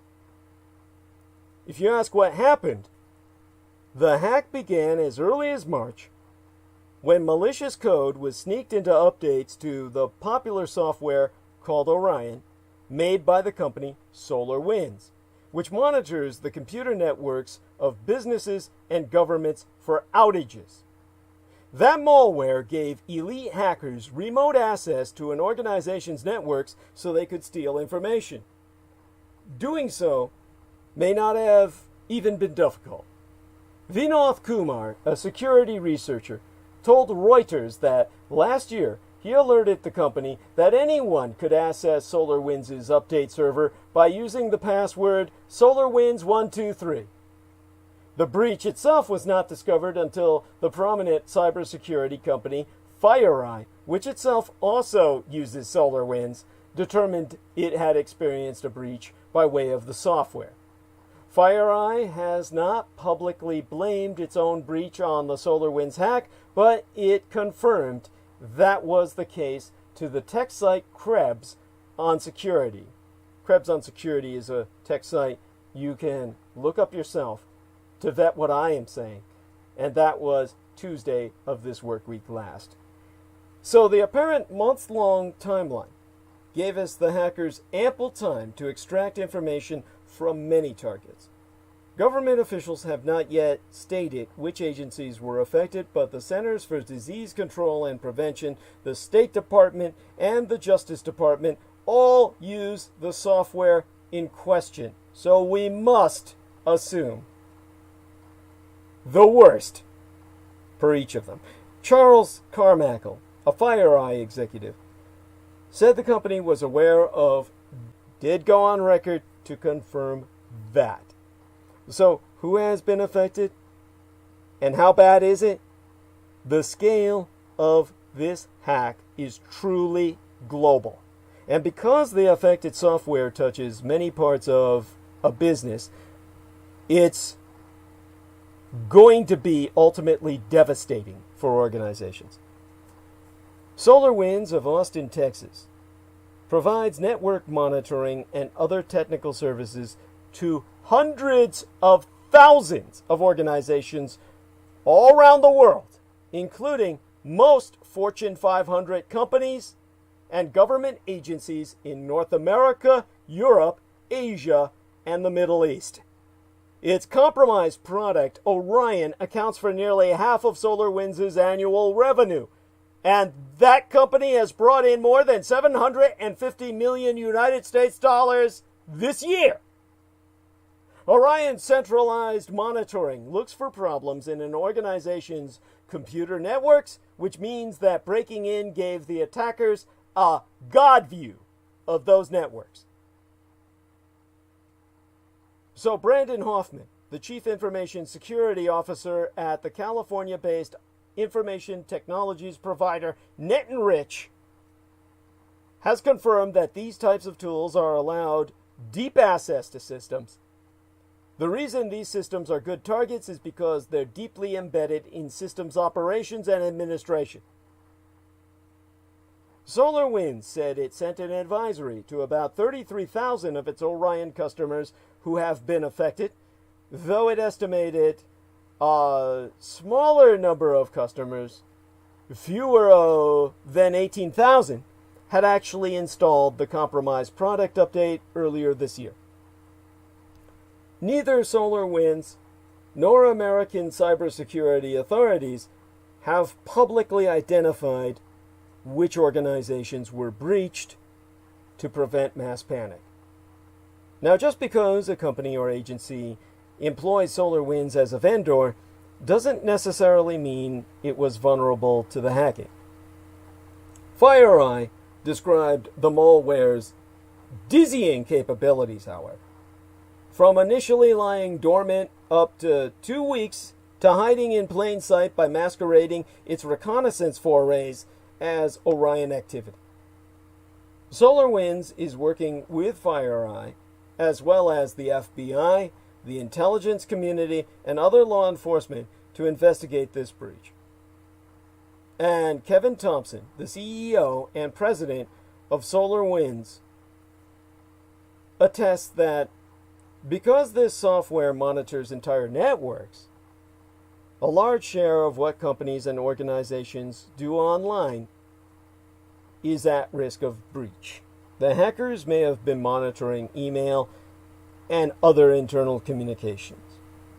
Of course, if someone were to naively ask who is behind the hack, SolarWinds confirms it was advised that an outside nation state had infiltrated its systems with malware.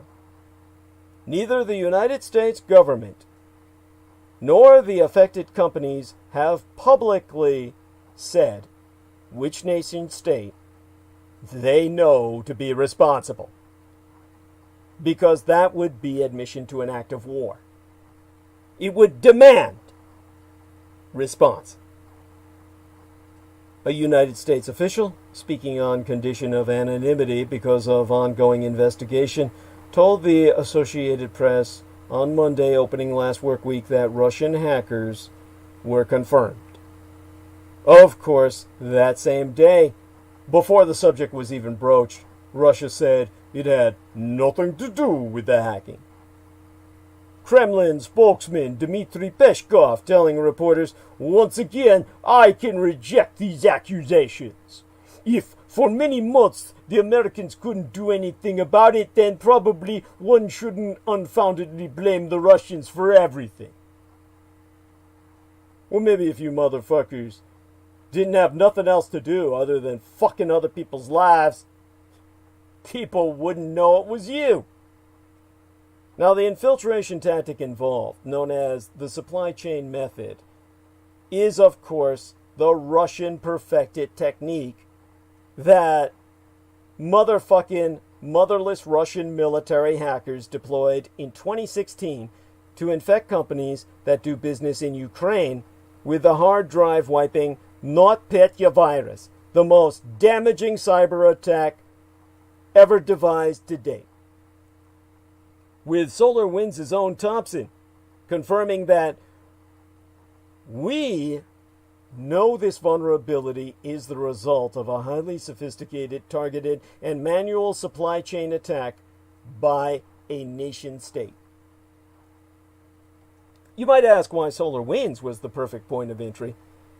Reuters has broken multiple stories about the SolarWinds hack and its fallout, but there is one piece that I reviewed that took a step back to look at the company that was at the heart of it all. The IT, or Information Technologies Management firm, SolarWinds, has hundreds of thousands of customers, including, as I myself have confirmed by cross-reference, 18,000 who were vulnerable to Russia's attack, who rely on it for network monitoring and other services. Its security practices, by all evidence, have been lacking on a few fronts, including the use of the password SolarWinds123 for its update server. That's not suspected of being tied to the current attack, but still. Really? Really? Inside FireEye's response to the SolarWinds hack is where we find other aspects of this struggle that need to be presented to the public. The Wall Street Journal this week shared new details about what happened inside FireEye earlier this month as it discovered and responded to its own compromise. The tip-off: an employee received an alert that someone had logged into the company's VPN using their credentials from a new device. For those of you who are unfamiliar with information technology or IT vernacular, VPN is a virtual private network. So it is something that I really don't have the time to go into detail educating you about if you're not familiar with it. But basically, when you switch on a VPN, it sends your web traffic through an encrypted tunnel to a server controlled by the VPN company. In other words, a VPN, or a virtual private network, is a secure tunnel between your device and the internet itself. So, a VPN theoretically browses the web privately and securely.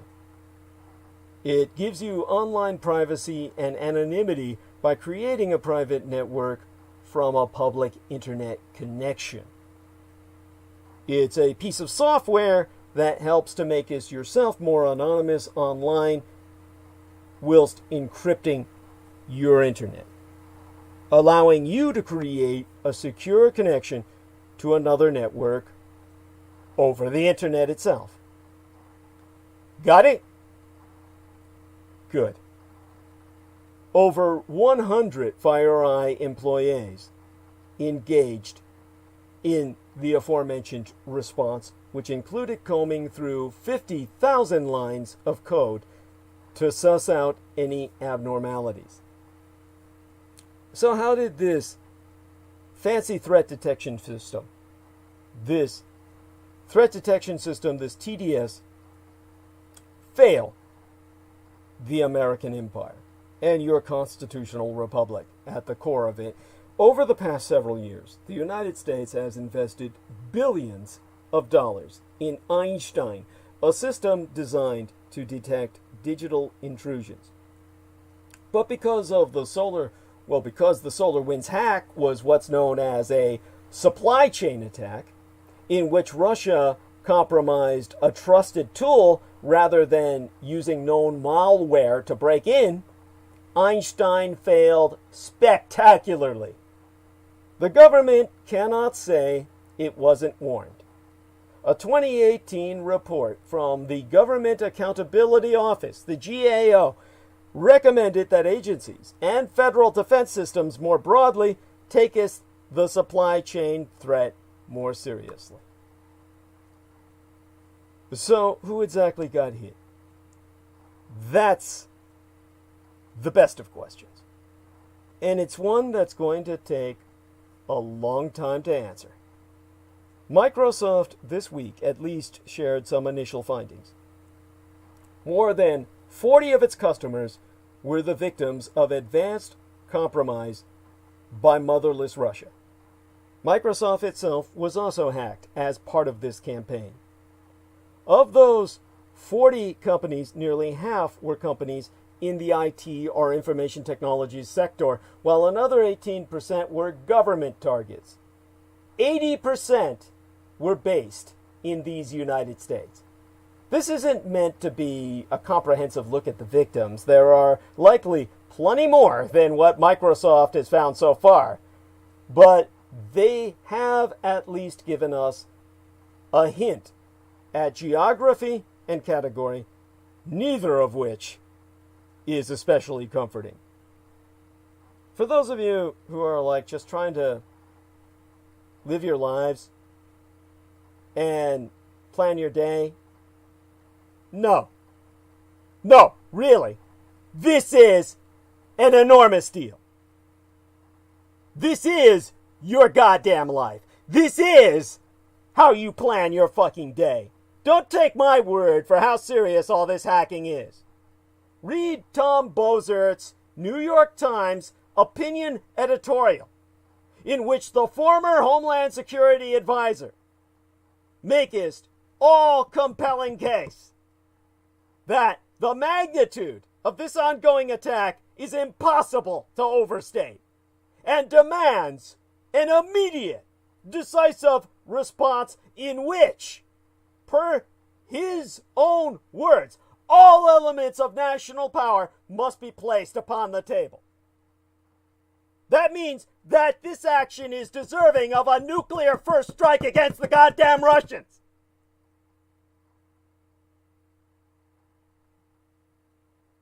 This is also the time to expose the fact that President Donald Trump, your executive commander-in-chief, hacked into power by that same hostile foreign empire, has never mentioned the SolarWinds hack at all. Not once, not even a whisper.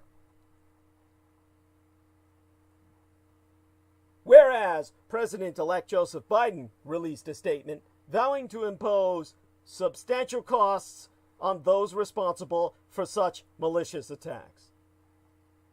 In my interpretation, I would carry that out as nuclear strikes against Russian cities. You might say, why do hacks like this matter? And what could possibly happen next? In the adult world, espionage does not itself violate international law, and cyber defense is hard. But retaliation against governments responsible for egregious hacks happens. Diplomats can be expelled. Sanctions can be imposed. The Obama administration expelled Russian diplomats in retaliation for Kremlin military hackers meddling in Donald Trump's favor in the 2016 election, wherein the Russians hacked their supermole, their highest asset, into the highest position of power in the goddamn land. When he should have declared nuclear war, rendered the election illegitimate, and mobilized the American empire for defense of the continental United States by a first strike to take out Russian cities. They are so incompetent and mechanically inept, they could not defend themselves. All they're good at is fucking up other people's works. All we're doing is enabling them to keep on striking by our continuous surrenders. Cybersecurity has not been a presidential priority during the Trump administration, and the outgoing president has been unable, well, unwilling to hold Russia to account for aggressive action in cyberspace. Chris Painter, who coordinated cyber policy in the State Department during the Obama administration, confirms that that's exactly what contributes to Russia's bravado. Their man is in charge. They're taking advantage of him while he's in place to destroy your way of life. The Biden National Security Team has indicated it will be less tolerant and is expected to restore the position of the White House Cybersecurity Coordinator, which was eliminated by Donald Trump, itself an act of reason that should call for Trump's execution. For that, Donald Trump should fucking die.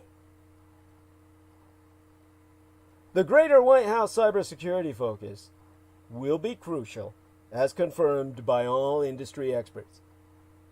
An advisory issued by Microsoft, which assisted FireEye in the hack response, said it had delivered more than 13,000 notifications to customers attacked by nation-states over the past 2 years and observed a rapid increase in their sophistication and operational security capabilities. SolarWinds itself may face legal action from private customers and government entities affected by this breach. So the company has filed a report with the SEC, the Securities and Exchange Commission, on Tuesday, detailing the hack in preparation for just such a tidal wave of legal actions. In it, the company has articulated that total revenue from affected products was about 343 million United States dollars, or roughly 45% of the firm's total revenue.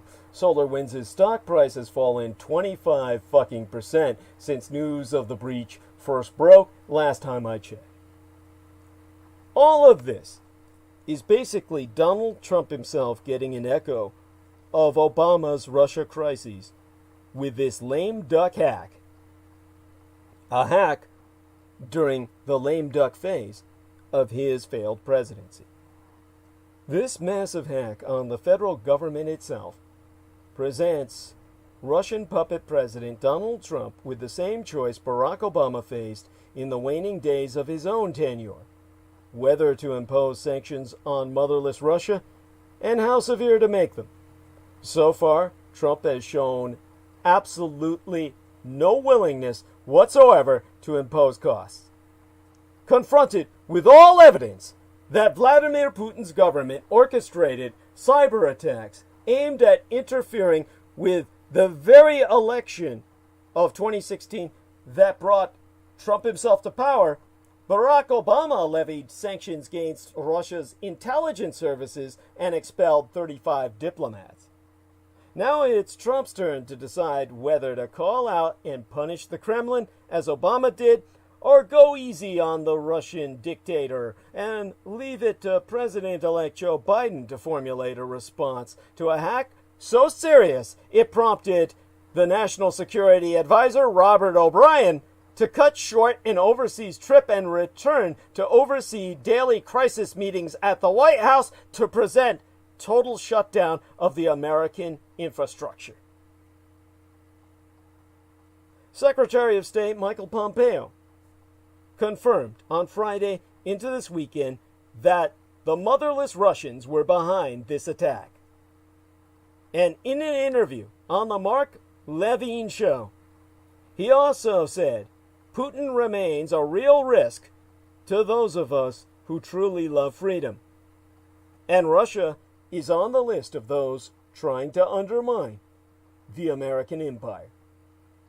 Whilst some details of the cyber attack will likely remain classified, I will quote Pompeo himself, because I have a transcript of the interview that was provided by the State Department that is now itself publicly available,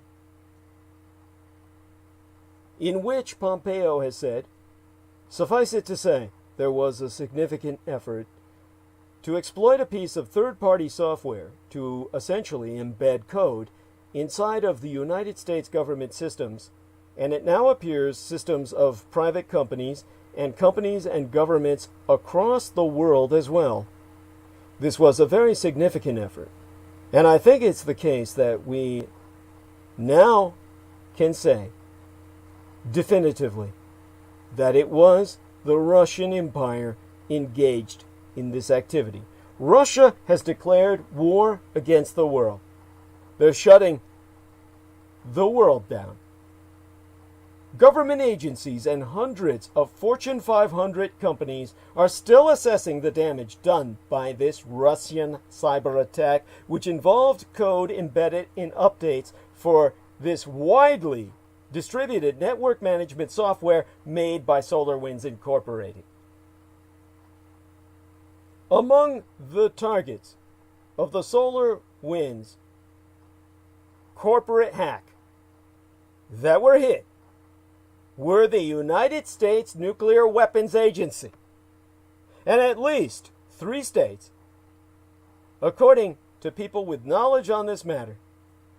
Other potential victims include the Pentagon, which confirmed it has contracts with SolarWinds, and Microsoft Corporation, which found code related to the cyber attack, according to their own spokesman, Frank Shaw, in statement officially issued on Thursday, per Microsoft, in our environment, which we isolated and removed.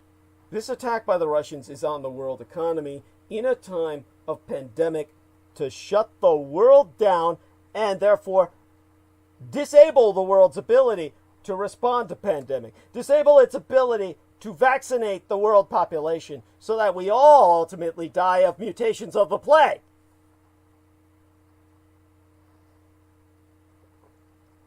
And Donald Trump has yet to say anything about the hack other than to divert its source to the communist Chinese,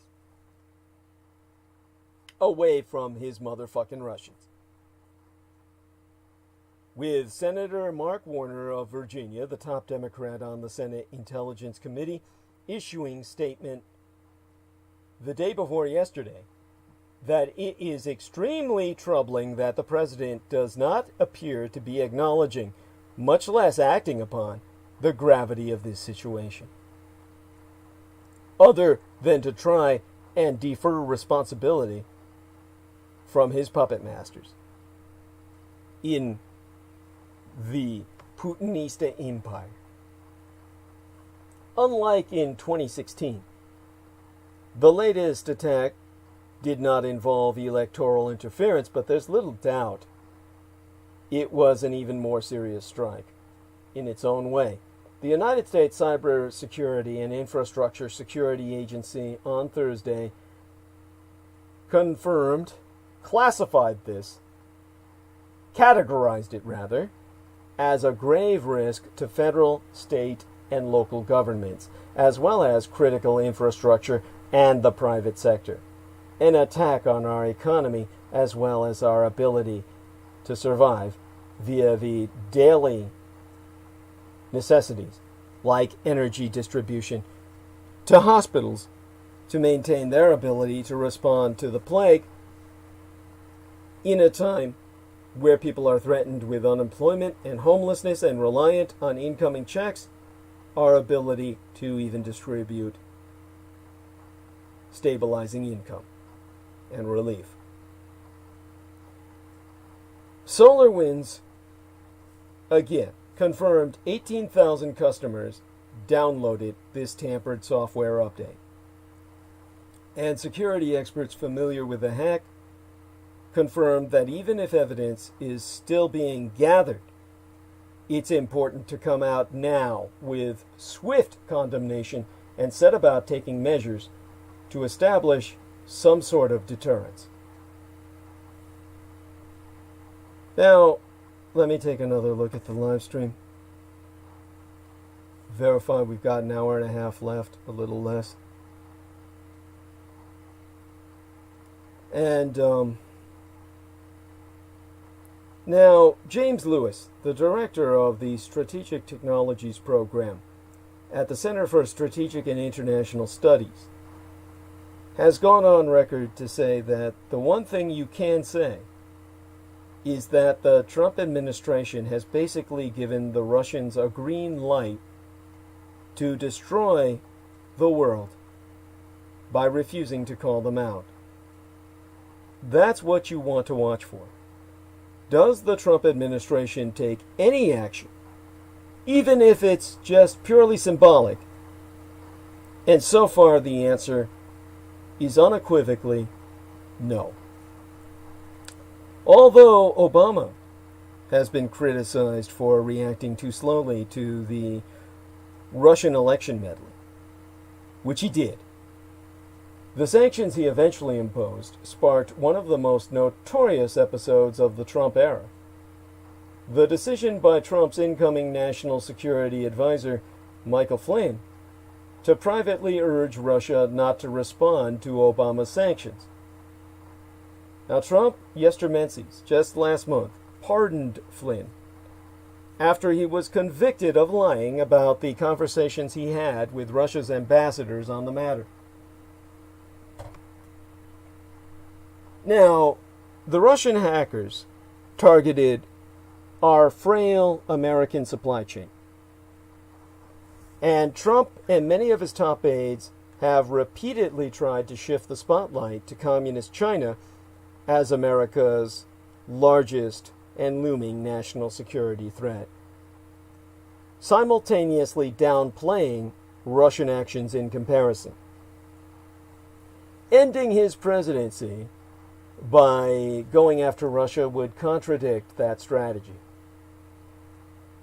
According to one person familiar with the president's thinking, if we can dignify it with such a term, who is asked, of course, not to be identified, discussing private deliberations, Trump has never let go of the belief that he could leverage personal ties with President Putin to improve relations with Russia. That would make it much harder for his staff to discuss punishment for fear that Trump would reject it out of hand, which he would. It's a fraud issue. Issues of cybersecurity seem to be particularly fraught for Trump's aides. In his 2017 book entitled Fear, Bob Woodward recounts an episode when Trump's Homeland Security advisor at the time, Tom Boeser, tried to approach the president. Woodward says Trump told Boeser, referring to the annual golf tournament, mind you, "I want to watch the Masters. You and your cyber are going to get me in a war with all your cyber shit." In that opinion piece I've referenced already in the New York Times, which was published into circulation on Thursday, Boeser suggested an idea that's likely to find a better reception from the Biden team, or Team Biden, more so than Team Trump. He said the United States must call out Russia, but also work with allied nations to pressure Russia. Biden echoed Boeser's argument in a statement that very same day. 72 hours are gone by now, vowing to unite with allies and impose substantial costs on those responsible for such malicious attacks. He promised to make cybersecurity a top priority at every level of government. Now, there will be many ways for Trump's misadministration to respond. New sanctions on Russia's intelligence services as but one example, led by Obama, albeit too belatedly. Yet one challenge officials face is that such actions, as the current episode itself proves, have clearly failed to deter the Russian Empire in the past. Another issue that Trump, and later Biden, will have to confront is that no one knows the true extent of this hack and what the hackers will do with the information they have gleaned. Snooping on an adversary's networks is something countries routinely do to each other, and as brazen as this hack may be, might provoke only a moderate response in keeping with what past administrations have done. But if the hackers exploit the breach for more nefarious ends, shutting down electrical grids, for example, or wiping out people's entire bank accounts, or exposing sensitive information publicly, that should provoke a more serious response. Lauren Zabirek, Executive Director of the Cyber Project at Harvard University's Belfer Center for Science and International Affairs, has gone on record to attest that sanctions are probably the most politically expedient option. That's probably the minimum that we can expect out of this from this administration. But I honestly don't know what they're going to do, especially given their response to previous Russian actions, which has been nothing. Pompeo himself had earlier played down the hack, yet in his recent interview, Pompeo portrayed it as more of the same from motherless Russia, with Pompeo saying on the Ben Shapiro show, "The Russian efforts to use cyber capabilities against us here in these United States is something that's been consistent, certainly for goodness. I guess I was in Congress 6 years and now 4 years in the administration." This is saying basically that over the past 10 fucking years, Russia has been attacking us nonstop and nobody's doing anything about it.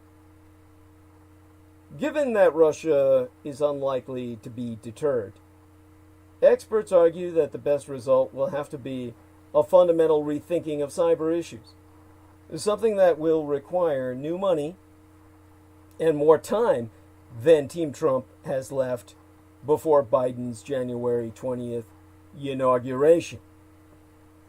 So, Christopher Painter, who was the State Department coordinator for cyber issues before Trump shut down his office in 2017, concludes that we've been talking about this for 25 years, and we're not there.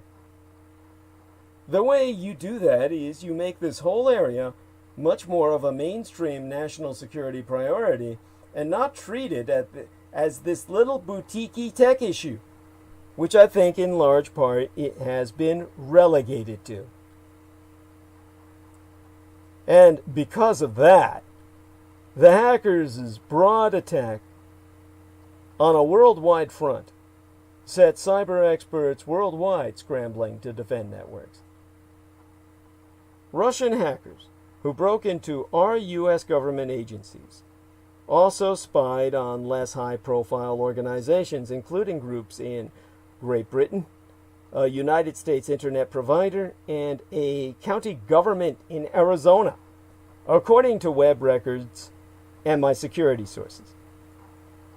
Now, more details were revealed on Friday into this weekend of the cyber espionage campaign that has computer network security teams worldwide scrambling to limit the damage, as a senior official in the outgoing misadministration of our executive commander-in-chief, our wartime president Donald Trump, explicitly acknowledged Russia's role in the hack for the first time. He being Secretary of State Mike Pompeo on the Mark Levine radio show, coming out to state, I think it's the case that now we can say pretty clearly that it was the Russians that engaged in this activity. Now, networking gear maker Cisco Systems Incorporated said a limited number of machines in some of its labs have been found with malicious software on them, without saying if anything had been taken. A person familiar with that company's ongoing probe said fewer than half 100 were compromised. In Britain, a small number of organizations were compromised, and not in the public sector that I could find through my security sources. Now, shares in cybersecurity companies FireEye Incorporated, Palo Alto Networks, and CrowdStrike Holdings rose on Friday into this weekend as investors bet that the spate of disclosures from Microsoft Corp and others will boost demand for security technology. Reuters identified Cox Communications Incorporated and Pima County, Arizona government. This is at the county level of administration, mind you, as victims of the intrusion by running a publicly available coding script from researchers at the Moscow-based private cybersecurity firm Kaspersky. They took the Russians' tools to identify Russian weapons and concluded that the hack hijacked ubiquitous network management software made by SolarWinds Corporation. Kaspersky decrypted online web records left behind by the attackers because who better to decrypt the fucking Russians than other fucking Russians? And from there, I can tell you that these breaches of United States government agencies, first revealed by Reuters on Sunday, today, hit the Department of Homeland Security, the Treasury Department, State Department, and Departments of Energy. In some cases, these breaches involved monitoring emails, but it was unclear what hackers did whilst infiltrating networks, as attested by cybersecurity experts, in consultation with their clientele. Trump has not said anything publicly about this intrusion other than to defend Russia and defer all responsibility to the Communist Chinese Empire. Flagrantly against all evidence. Trump was being briefed as needed, according to White House spokesman Brian Morgenstern, when he was regaling reporters. National Security Advisor Robert O'Brien was leading interagency meetings daily, if not more often, as even Brian Morgenstern confirmed. With Morgenstern saying, "They're working very hard on mitigation and making sure that our country is secure. We will not get into too many details because we're just not going to tell our adversaries what we do to combat these things," which is motherfucking nothing. No determinations have been made on how to respond or even who was responsible, according to a senior United States official, in keeping with Donald Trump's assertions of see no evil, hear no evil, and of course, by your very inaction, committing to the success of all evil. Now, SolarWinds itself, which disclosed its unwitting role at the center of the global hack on Monday opening this work week, has itself confirmed that up to 18,000 users of its Orion software downloaded a compromised update containing malicious code planted by the Russo hackers, the Russian attackers. The attack was confirmed to be the work of an outside nation state, which even SolarWinds testified in a regulatory disclosure. People familiar with this matter have confirmed the hackers are working for the Russian government. Kremlin spokesman Dmitry Peskov be damned in his dismissal of the facts.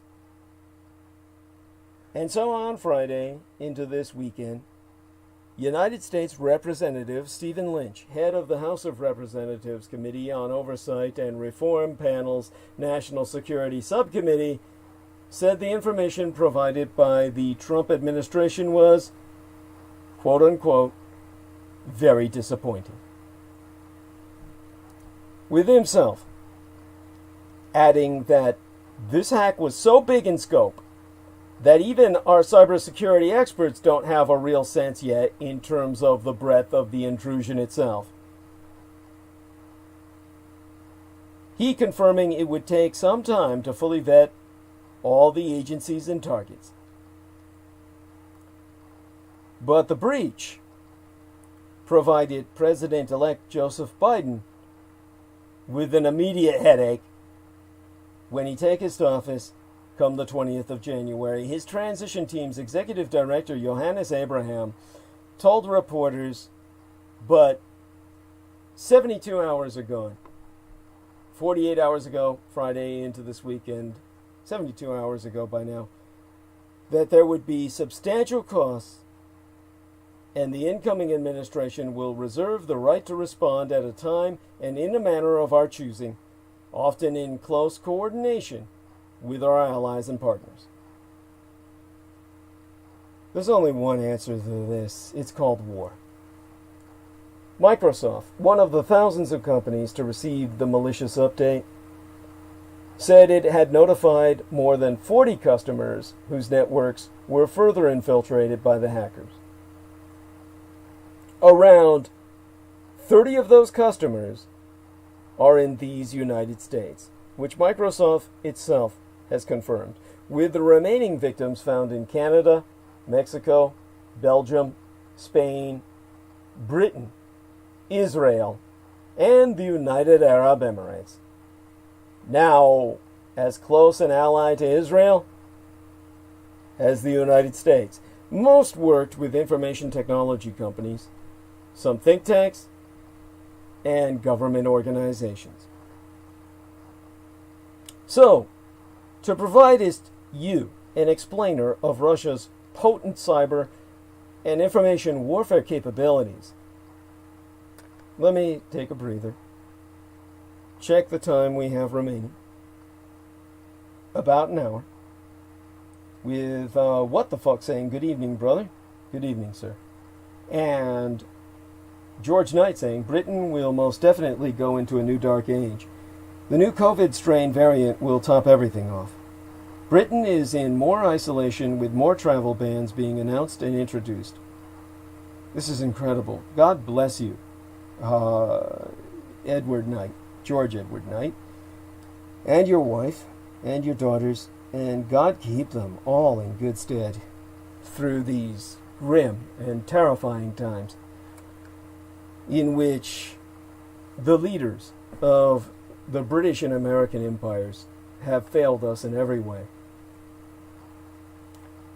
The United States Secretary of State, Mike Pompeo, confirming but 72 hours ago by now that Russia was responsible for a cyber attack that embedded malicious code inside United States government software systems and those of other governments and companies across the world. This is historic. This is an act of war against the world. The Kremlin has always denied Moscow's involvement in cyber attacks against the West. It has said that Russia had nothing to do with this latest assault. But I can provide you information about Russia's motives for just such an attack. And I will provide us details about Russian cyber offensive and information warfare capabilities. First off, the Russian motive. The Kremlin has said many times it wants to improve ties with these United States, which are at a post-Cold War low and strained by issues from Ukraine to Syria. But it also openly views the United States as Russia's main geopolitical adversary and as a threat to its own national security. President Vladimir Putin has accused Washington of starting a new arms race, and NATO of moving military infrastructure closer to Russia's borders and has complained about American sanctions, part of which Putin casts as an attempt to hold Russia back economically and technologically. So Russia regularly probes American defenses, flying nuclear-capable strategic bombers near Alaska and deploying submarines into the Atlantic to lurk off our eastern coast. Putin has complained that outgoing President Donald Trump was unable to improve Russo-American ties and has singled out what he has called President-elect Joe Biden's harsh anti-Russian rhetoric. And on Thursday, Putin blamed American intelligence agencies for a series of recent media investigations into people close to himself. Without providing any evidence, Putin also linked United States intelligence agencies to what he misrepresented as the stage-managed poisoning of Kremlin critic Alexei Navalny, who was, of course, poisoned by Putin himself.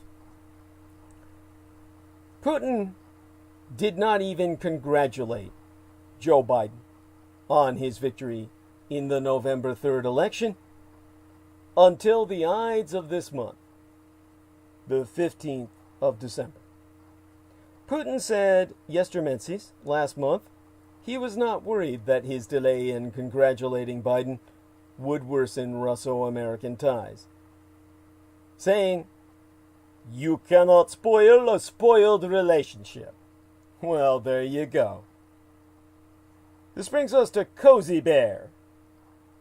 This isn't a spin-off from the old Care Bears. Some cyber researchers have proven that Russia's SVR, Foreign Intelligence Service, was behind the latest attack. For those of you who don't understand the acronym, it's in Russian, and of course, would be confusing to any who are not familiar with Russian acronyms. But the SVR is the Foreign Intelligence Service of motherless Russia. It succeeded the first Chief Directorate, or, well, the KGB, in December of 1991. The SVR has its headquarters in the Yazinevo district of Moscow. Unlike the Russian Federal Security Service, or the FSB, their version of the FBI, the SVR is tasked with intelligence and espionage activities outside the Russian Federation, rendering it the Russian CIA equivalent. So, in 2018, Dutch media cited unnamed intelligence officials as saying the AIVD, the Dutch intelligence agency, had linked a Russian hacking group known as Cozy Bear, or APT-29. That is actually an English acronym, Advanced Persistent Threat 29, to the SVR.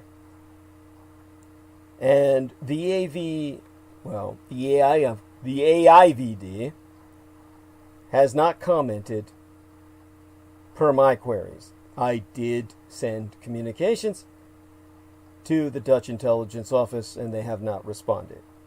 No surprise, none expected. The Washington Post cited sources on December 13th as saying the United States had identified Cozy Bear as being responsible for the latest cyber attack referred to by Pompeo.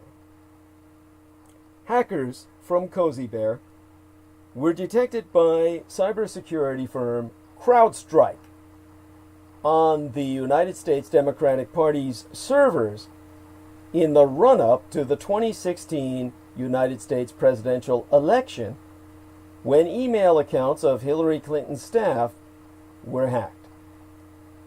In July of this year, Great Britain, the United States, and Canada proved Cozy Bear was attempting to steal COVID-19 vaccine research from academic and pharmaceutical institutions around the world. Which brings us to Fancy Bear. Russian military intelligence, commonly known as GRU, has potent cyber offensive capabilities according to all United States intelligence agencies. The GRU, or Russian military intelligence, if you think of Russia's CIA as the men undercover, the GRU are the main directorate of the General Staff of the Armed Forces of the Russian Federation, abbreviated as simply GU, formerly the main intelligence directorate, and still referred to only by its previous abbreviation.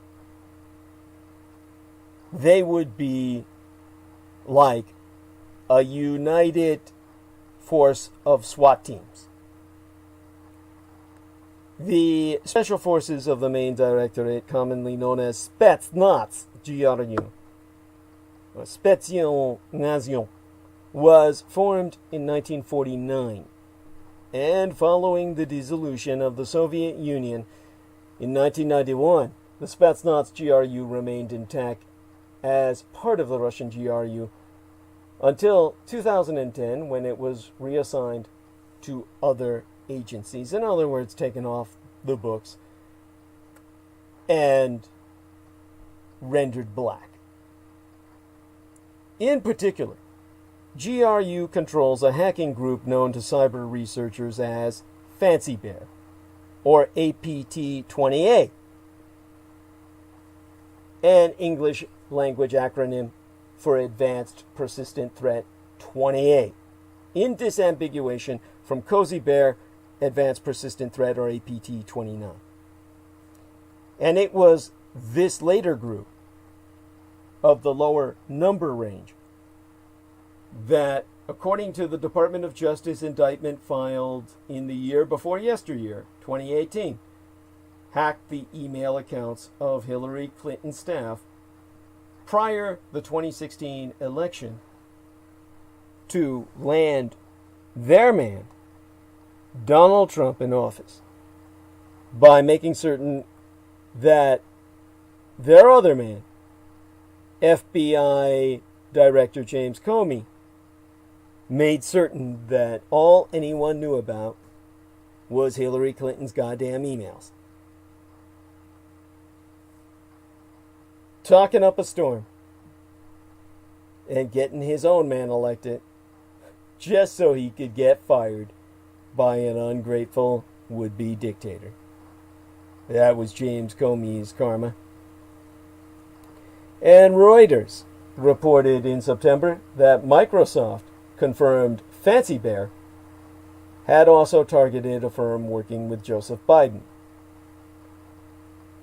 In 2016, the World Anti-Doping Agency proved Russian hackers were stealing confidential medical information about United States Olympic athletes and publishing it online. The FBI later seized the domain of the site itself, which was www.fancybear.net, where this information was released. Fancy Bear hackers have also been linked by cybersecurity investigators to cyber attacks on both the United States and French elections. That's what brings us to the FSB, Russia's Federal Security Service. The FSB is the Russian Empire's main domestic intelligence agency, their FBI. In 2017, the United States charged 2 FSB agents and 2 hackers with masterminding the 2014 theft of 500 million Yahoo accounts. The Justice Department indictment included charges of computer fraud, economic espionage, theft of trade secrets, wire fraud, access device fraud, and aggravated identity theft. It painted a picture of the Russian security services working hand in hand with cyber criminals who help spies further their intelligence goals in exchange for money. That's what brings us to the IRA, the Internet Research Agency, which I've exposed repeatedly through past transmissions. In the less than an hour we have remaining, let me inform yourselves that United States prosecutors confirm the St. Petersburg-based Internet Research Agency, the IRA, played a key role in Russian efforts to sway the 2016 election in favor of Donald Trump. And it did so, as confirmed and evidenced by United States prosecutors, by flooding social media with false reports and conspiracy theories to exploit existing divisions in our bifurcated anti-culture. The group is a Kremlin-backed outfit whose employees have posed as Americans, as United States officials have been warning us ever since. And the United States Treasury Department in September, therefore, ergo imposed sanctions on individuals and entities linked to the financier of the IRA, who was himself charged in 2018, along with 12 other individuals and 3 entities, with conspiracy to defraud the United States vis-a-vis his role in electoral meddling, by which his government installed their asset into the Oval Office. And in response to all that I've articulated, the United States will shut down the last 2 consulates remaining in Russia. These plans reportedly include closing down the United States consulate in the far eastern city of Vladivostok, Russia's gateway to the Orient. The United States plans to close its remaining 2 consulates in Russia, leaving only an embassy in Moscow, as relations between our 2 empires continue to deteriorate.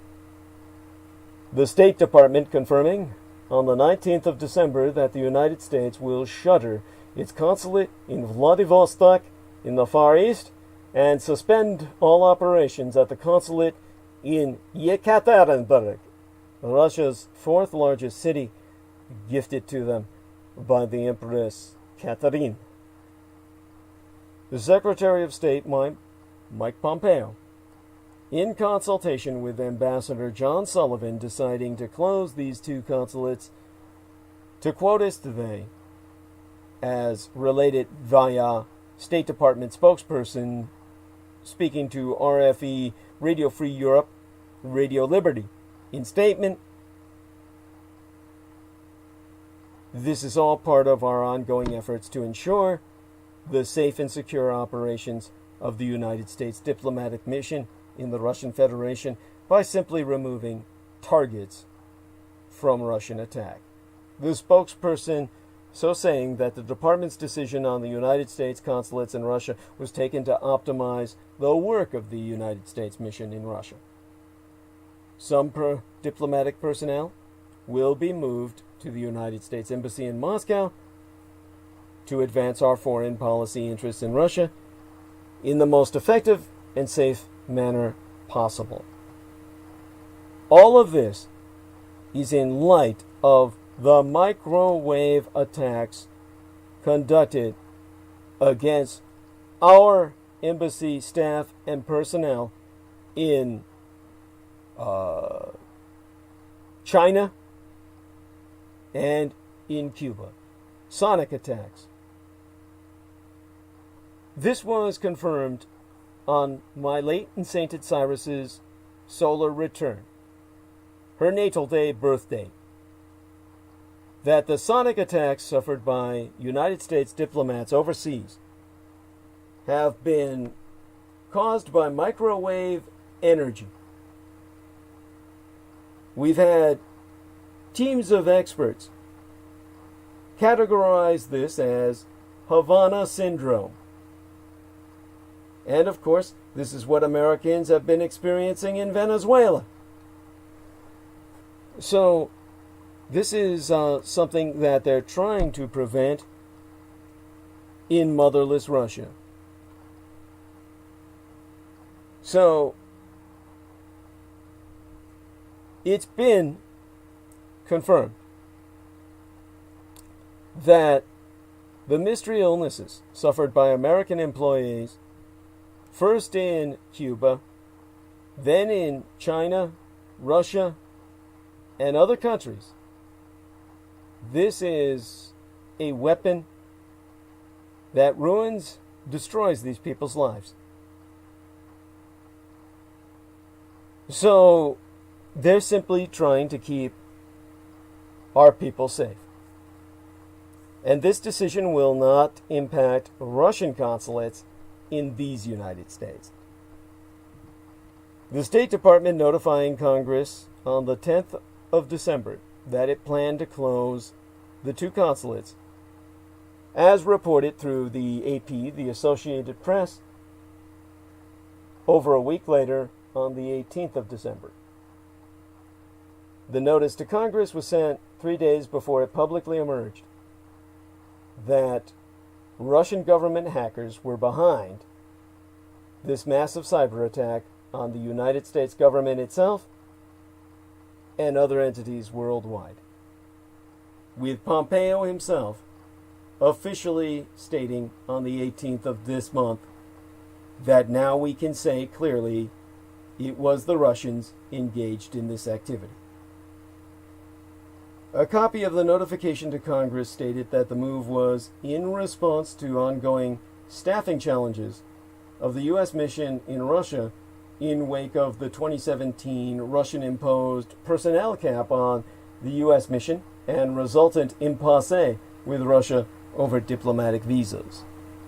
Russia itself ordering the closure of the United States consulate in St. Petersburg in 2018 in a tit-for-tat maneuver after the United States ordered the Russian consulate in Seattle to shutter over the poisoning of the former Russian spy Sergei Skripal on British soil, which actually killed British citizens. It's unclear why the United States is closing the consulates now, nearly 3 years after the cap on the number of American diplomats was imposed. The timing of the closures has not been mentioned, and it's unclear whether it will occur before President-elect Joe Biden is inaugurated on the 20th of January. The consulate in Vladivostok has been closed since March because of the coronavirus pandemic, and the consulates in Vladivostok and Yekaterinburg employ a total of 10 American diplomats and 33 local staff. The American diplomats will be relocated to the embassy in Moscow, while the locals will be laid off, according to this notice I'm accessing now. Following the closures, the United States will only have diplomatic representation in Moscow. That will leave all consular services for Americans and visa operations for Russians to be run from Moscow. It will also lessen United States diplomatic outreach across the enormous Russian Empire. Stephen Pfeiffer, a former State Department official focused on United States relations with the former Soviet Union and Europe, wrote on Twitter that it's hard to understand the logic of this. Important to know what is happening outside of the capital in a country that spans 11 time zones. And Michael McFaul, a former U.S. ambassador to Russia himself, said the United States needs consulates to promote public diplomacy. He wrote on Twitter that the United States should be seeking ways to engage more directly with Russian society, and these consulates help. himself noting that even with a cap on the number of American diplomats, the United States can choose how to deploy diplomats within those limits to maintain a presence outside of Moscow. Now, in terms of what I can tell you as to what we can do, that brings us back to Stuxnet. The Stuxnet program was the cohesive effort of a highly funded group of the best programming hackers the world has to offer.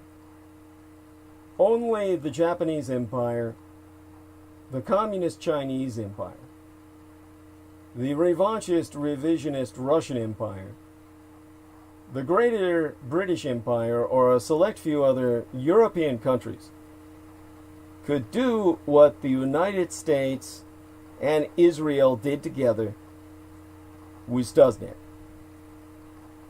Not any terrorist organization in the world, sans state sponsorship, id est the House of Saud, by way of example, could create another Stuxnet. Stuxnet was used to sabotage an Iranian nuclear enrichment facility, but an enemy nation's proxy would most probably attack even less secured systems than nuclear power generation facilities, like those of many major American corporations that comprise, effectively, the world economy, or any of the many even less protected governmental systems that our civilian populations depend upon to survive. There is much to be feared from nation-state sponsored terrorists in terms of cyber warfare, and Ralph Langner has explained Stuxnet hundreds of times, but has never explained the mechanism of the Stuxnet malware attack. Either he does not know the explanation, or rather he fears to state the explanation. But Symantec published a report on Stuxnet on the web entitled Stuxnet Dossier. Studying that report, as I did, uncovers the underlying vulnerabilities of postmodern civilizations and the comprehensive response necessitated by such. In definition of the two basic terror-targeted systems of Stuxnet-modeled cyber weapons, industrial control systems and networks, an ICS, or Industrial Control System, is a control system designed for controlling large electromechanical systems, whereas a network is exemplified by the Internet. Information is stored and rendered retrievable. The central heart of every ICS is the module termed the PLC, the Programmable Logic Controller, which is itself a neologism, a combinative word of computer and controller. The PLC it possesses a programmable memory. The Programmable Logic Controller has this programmable memory. Well, the memory of the PLC is write always. That's the advantage for fast change, being afforded by WAMs, or write always memories, as they can be reprogrammed on the fly, as needed per the immediate situation, in response or responsive to developing situations. ICSs, or industrial control systems, were initiated in automobile production lines, Anno Domini 1959 of the Comunal Era, wherein the memories of their PLCs, their comptrollers, were changed only for car model year changes, exempli Grantier every 3 years. So their programmable logic controllers were not necessarily that vulnerable, but nevertheless could be rewritten overnight or within minutes. Exempli Grantier. Schneider Electric is a major vendor of ICS equipment, industrial control system, equipment. And the DHS, the Department of Homeland Security, fields a team in Idaho that publishes ICS Alert. That's a electronic magazine for security specialists. And ICS Alert 34601, that's the volume and issue, references a Schneider vulnerability notice, and in that notice there follows admission about Schneider's PLC WAMs, or Programmable Logic Controller Write-Along Memories, which reads, allowing remote attackers to modify the memory of the module and execute arbitrary code. The alternative type of memory is write once. Write once is exemplified by music CDs, compact discs, and movie DVDs, or digital video discs, that are used around the world, and these are storage media that cannot be rewritten. If a programmable logic controller, a PLC, were fitted with a WOM, W-O-M-M, a write once / monitored memory, malware would be blocked from reprogramming PPM, priorly programmed memory. Basically, the attendant installs the specific pre-programmed write once memory into the specific PLC, and the control room monitors the specificity of that memory. In mid-2010, Stuxnet malware reprogrammed the memories of the programmable logic controllers, the PLCs, of the ICS, the industrial control systems of the Natanz nuclear enhancement facility in Iran, causing the destruction of 1,000 centrifuges. Stuxnet made its way to computers in Iranian nuclear processing plants through USB, Universal Serial Bus flash drives that employees had brought home and connected to their own PCs, their personal computers, which were subsequently infected with Stuxnet from the internet. This could just as easily happen in a United States nuclear power plant, as security procedures in American plants are equally insecure. But Stuxnet was writ specifically to target United German-designed Siemens industrial controllers. Fukushima Daiichi, or Fukushima Big One nuclear power plant cluster, also runs on Siemens systems just like Iran. Computer sabotage of the emergency cooling systems by the Stuxnet virus left viral traces of Stuxnet at Fukushima-ken, Fukushima Prefecture, after incident. A leading Japanese journalist, Yoichi Shimatsu, has since come forward and publicly asserted the deployment of Stuxnet to sabotage the Fukushima Daiichi cluster of atomic energy generator. This was an Israeli-American act of war against the Japanese Empire to force the Japanese to sever their ties with Iran, which they be dependent on for inexpensive petroleum to power their civilization, because the nuclear generators simply cannot provide enough that is useful to the civilian population in general per present levels of technology. Since civilian infrastructures are quite obviously now deemed open terror targets, then active measures need be taken immediately to harden civilian systems, just as military satisfy their own security needs. The sheer number of PLCs, programmable logic controllers, that are present in all the control systems spread throughout all civilian industries, including public works, transportation systems, etc., is simply too large for the majority of nation states to attempt to firewall by replacing them with WOMs, or write-only monitored memories.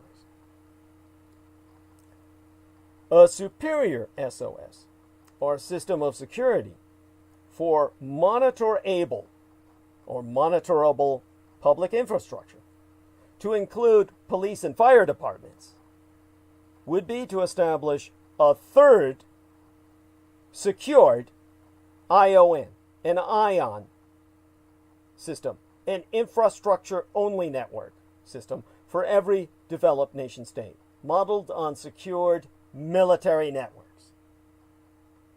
Militaries enforce classification of their networks into classified and unclassified. Herein layeth the model foundation for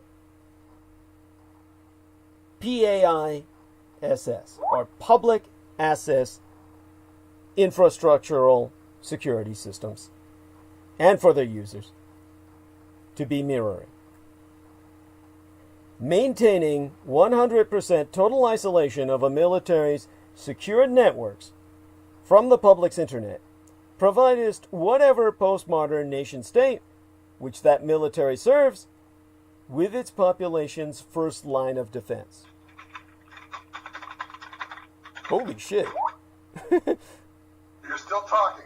Oh, indeed. Yes, sir. Welcome back. Good morning. I'm trying to provide a solution to all of the problems that I've articulated as a security specialist, so that people will have hope for the future in light of what has essentially threatened to take us down, take the world economy down in these latest Russian attacks against the world.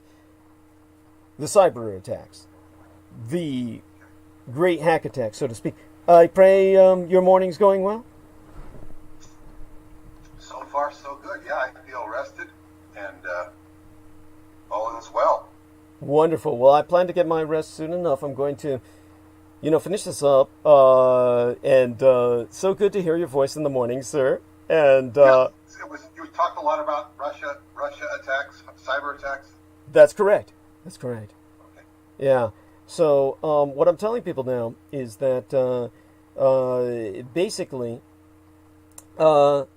maintaining 100% total isolation of a military's secured networks from the public's internet provides whatever postmodern nation-state which that military serves with its population's first line of defense.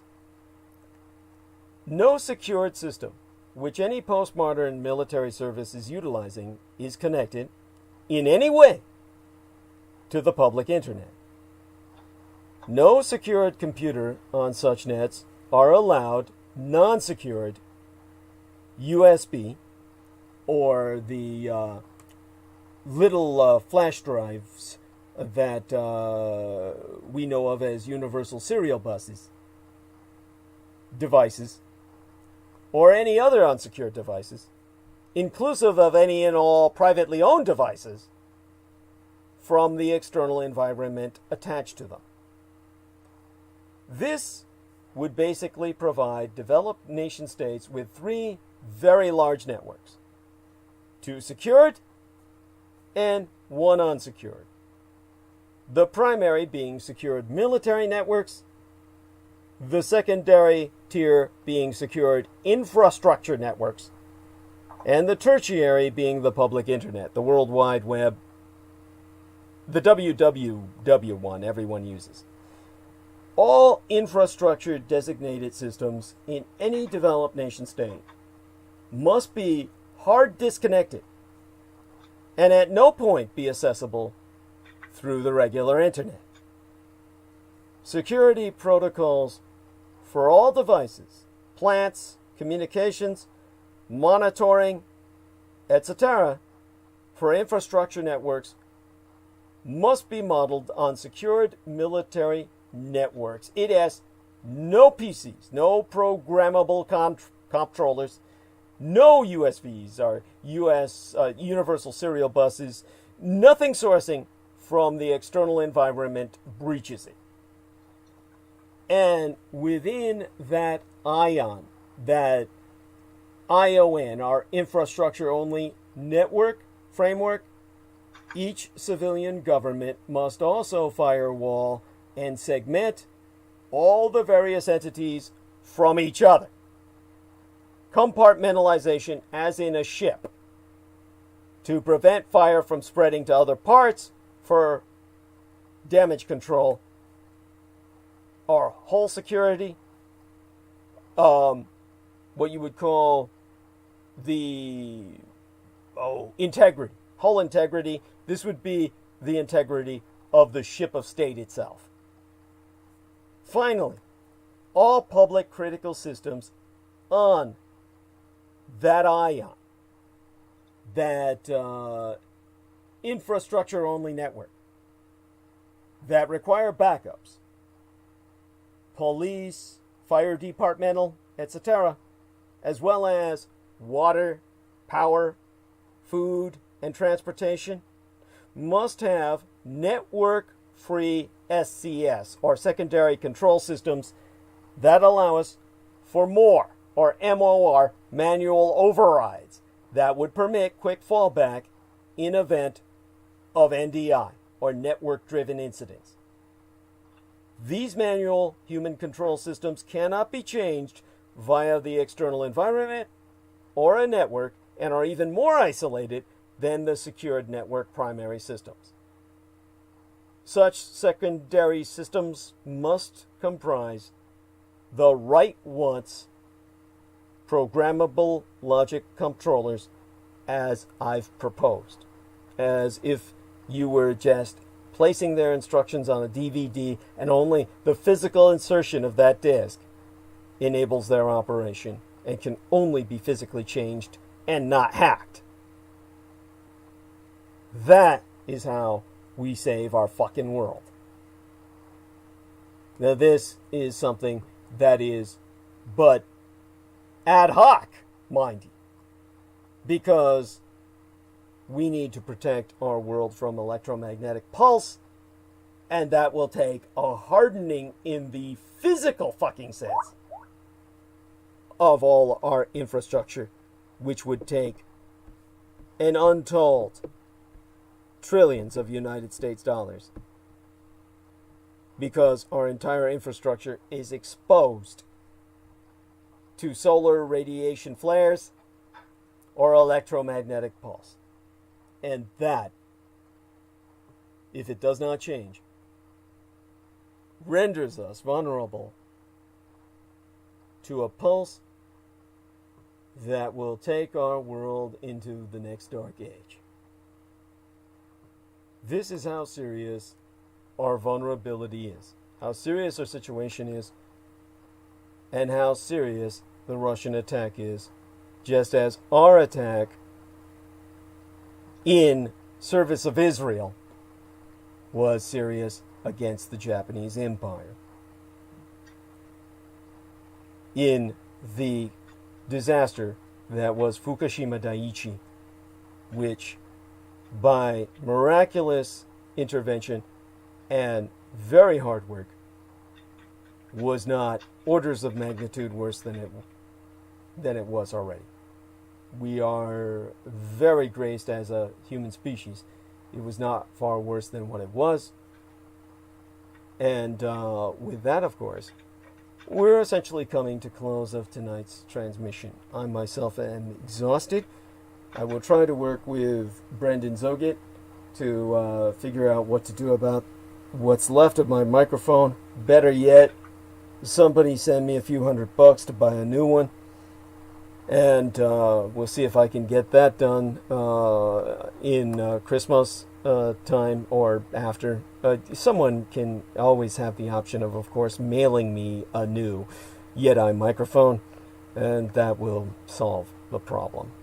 Actually, it won't. I need a new goddamn laptop, because it's the port in the side of the laptop that can't handle the input of the microphone. It could probably last for a while if I change the port that I put the external hard drive into to maintain the live stream image, and change that to the port I use for that, and change the more secure port to the for the microphone, but it's still all fucked up.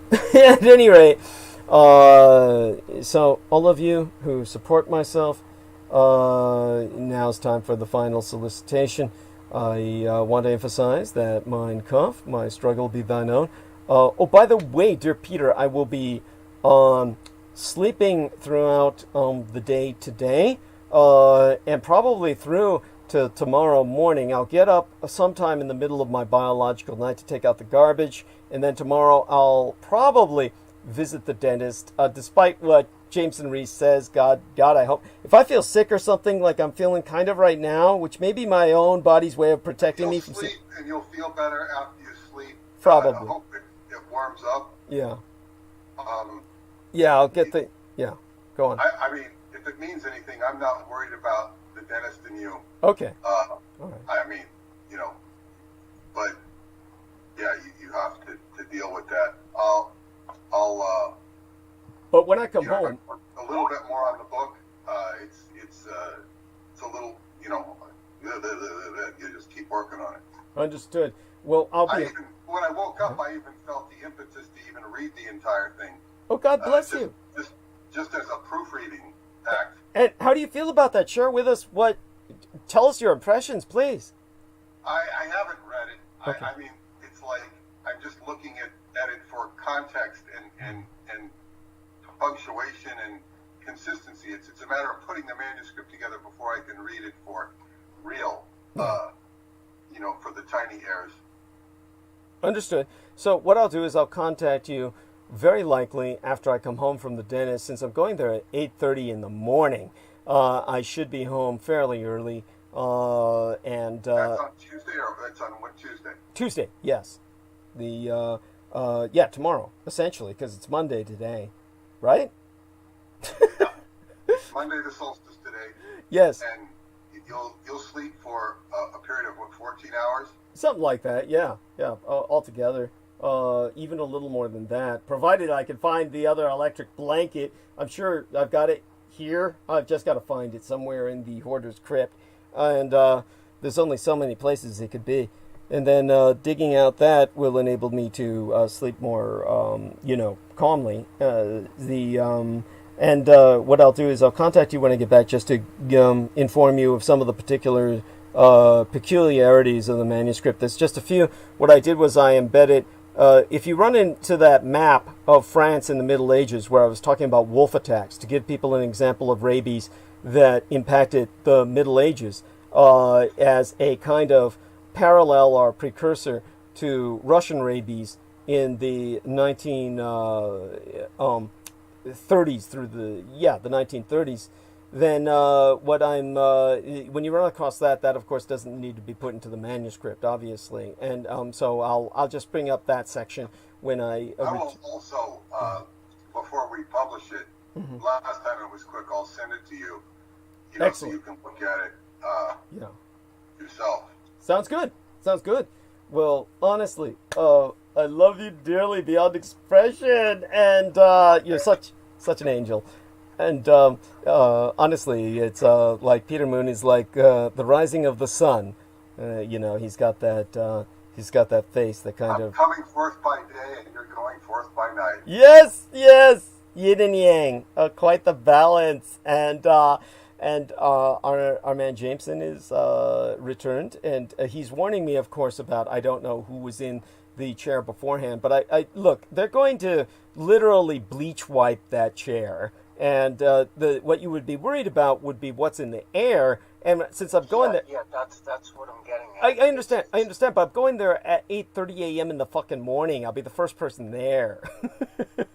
Okay. Yeah. So there won't be anyone before me. They would have been there the night before, conceivably on Monday, but they would have had all night for that shit to sink to the floor. It will be on the floor by the time I get there tomorrow. So I appreciate what you're saying, Jameson. Believe me, and it depends on how I feel. Really, in the morning, I should be fine, like Peter Moon says, since I would have slept by that time for essentially a day.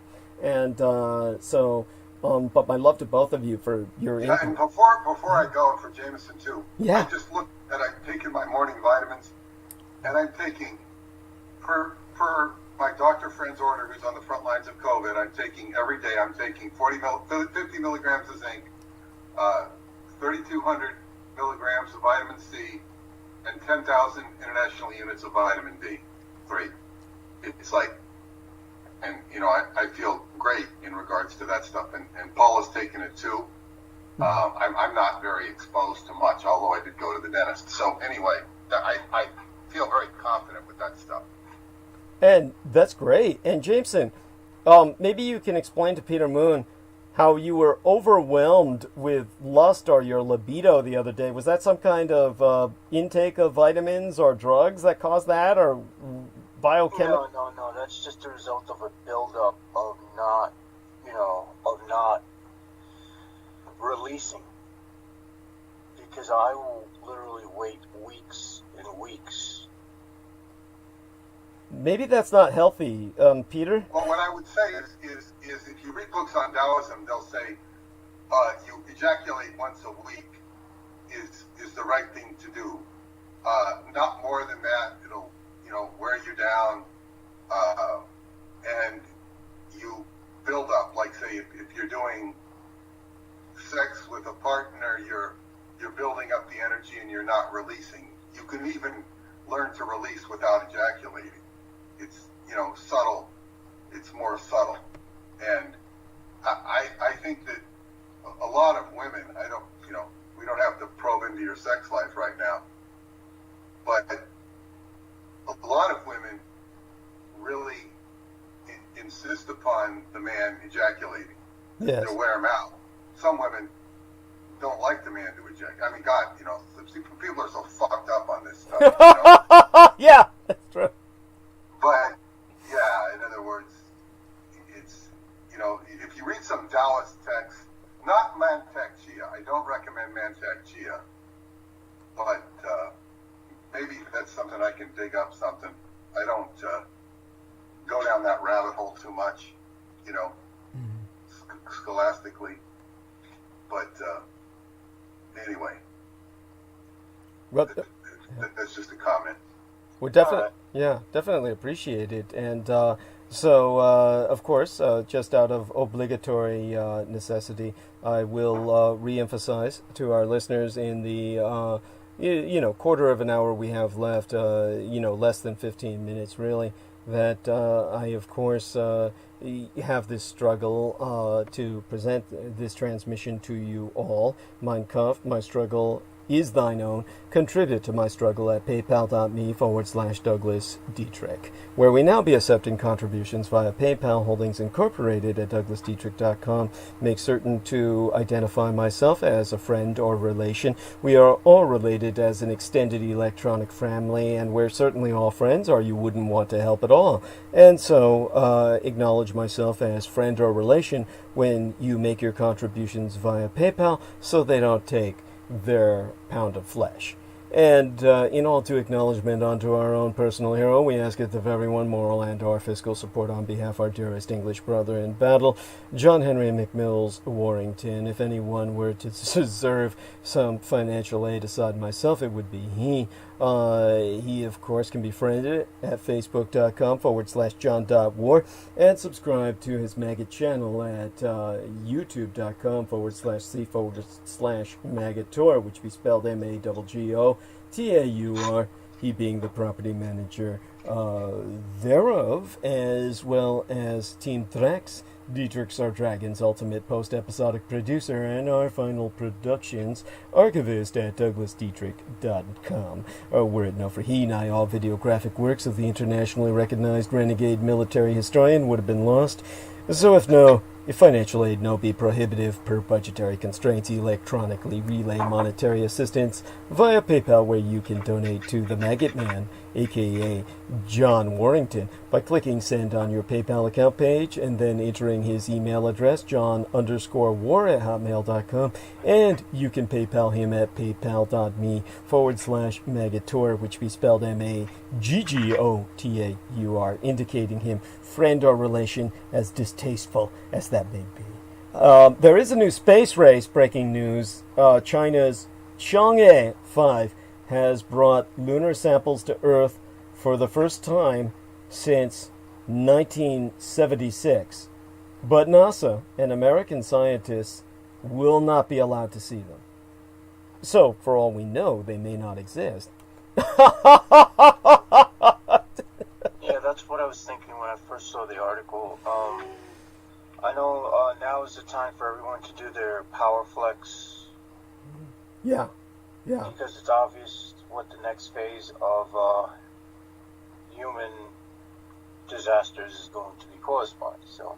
Well, I feel that there is potential for a Sino-Slavic synaxis at war with the American Empire.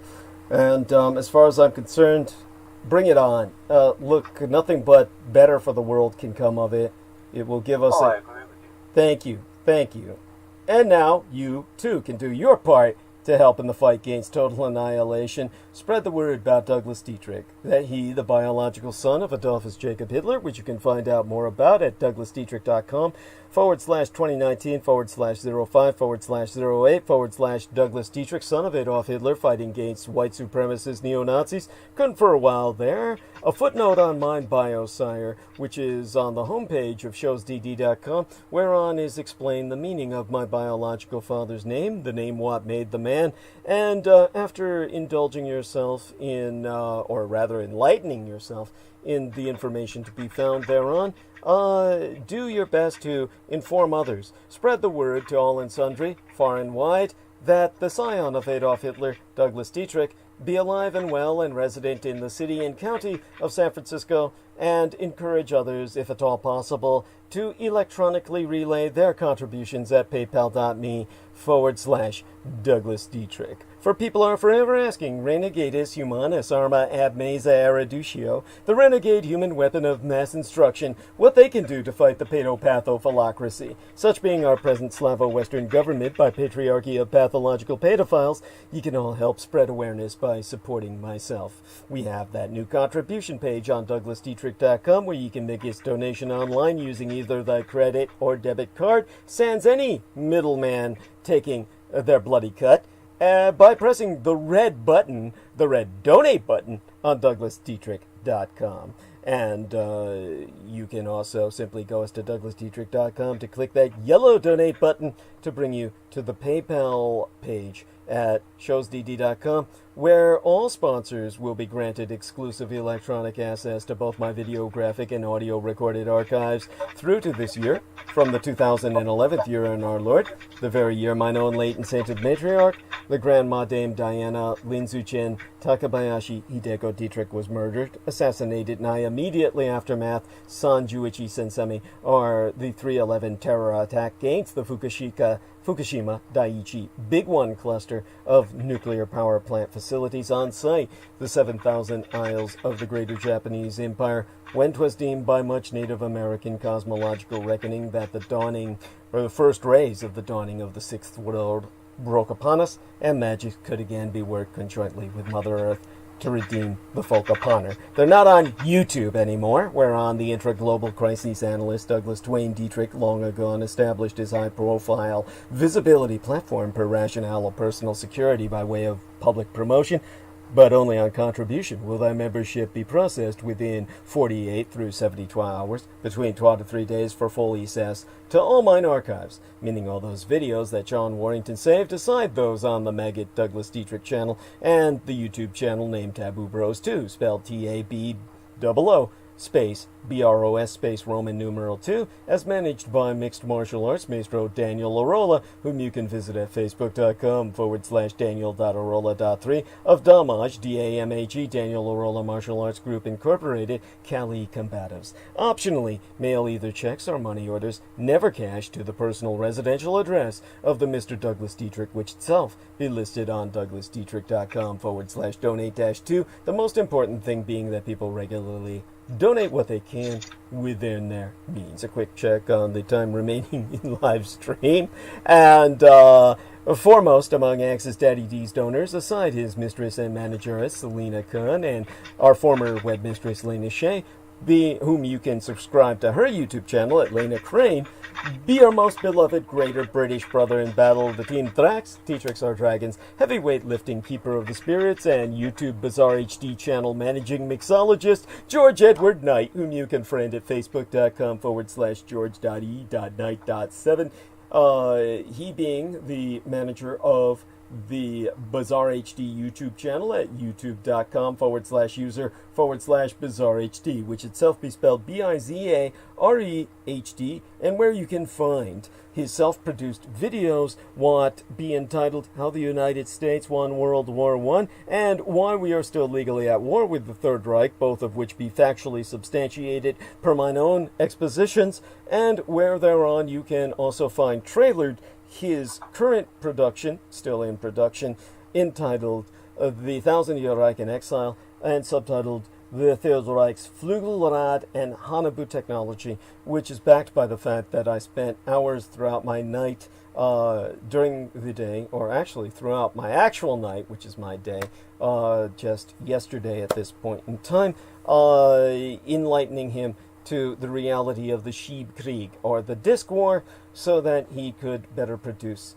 his masterwork. And he, of course, being my known personal hero, who hast substantially delivered towards my salvation from the streets, Mr. George Edward Knight.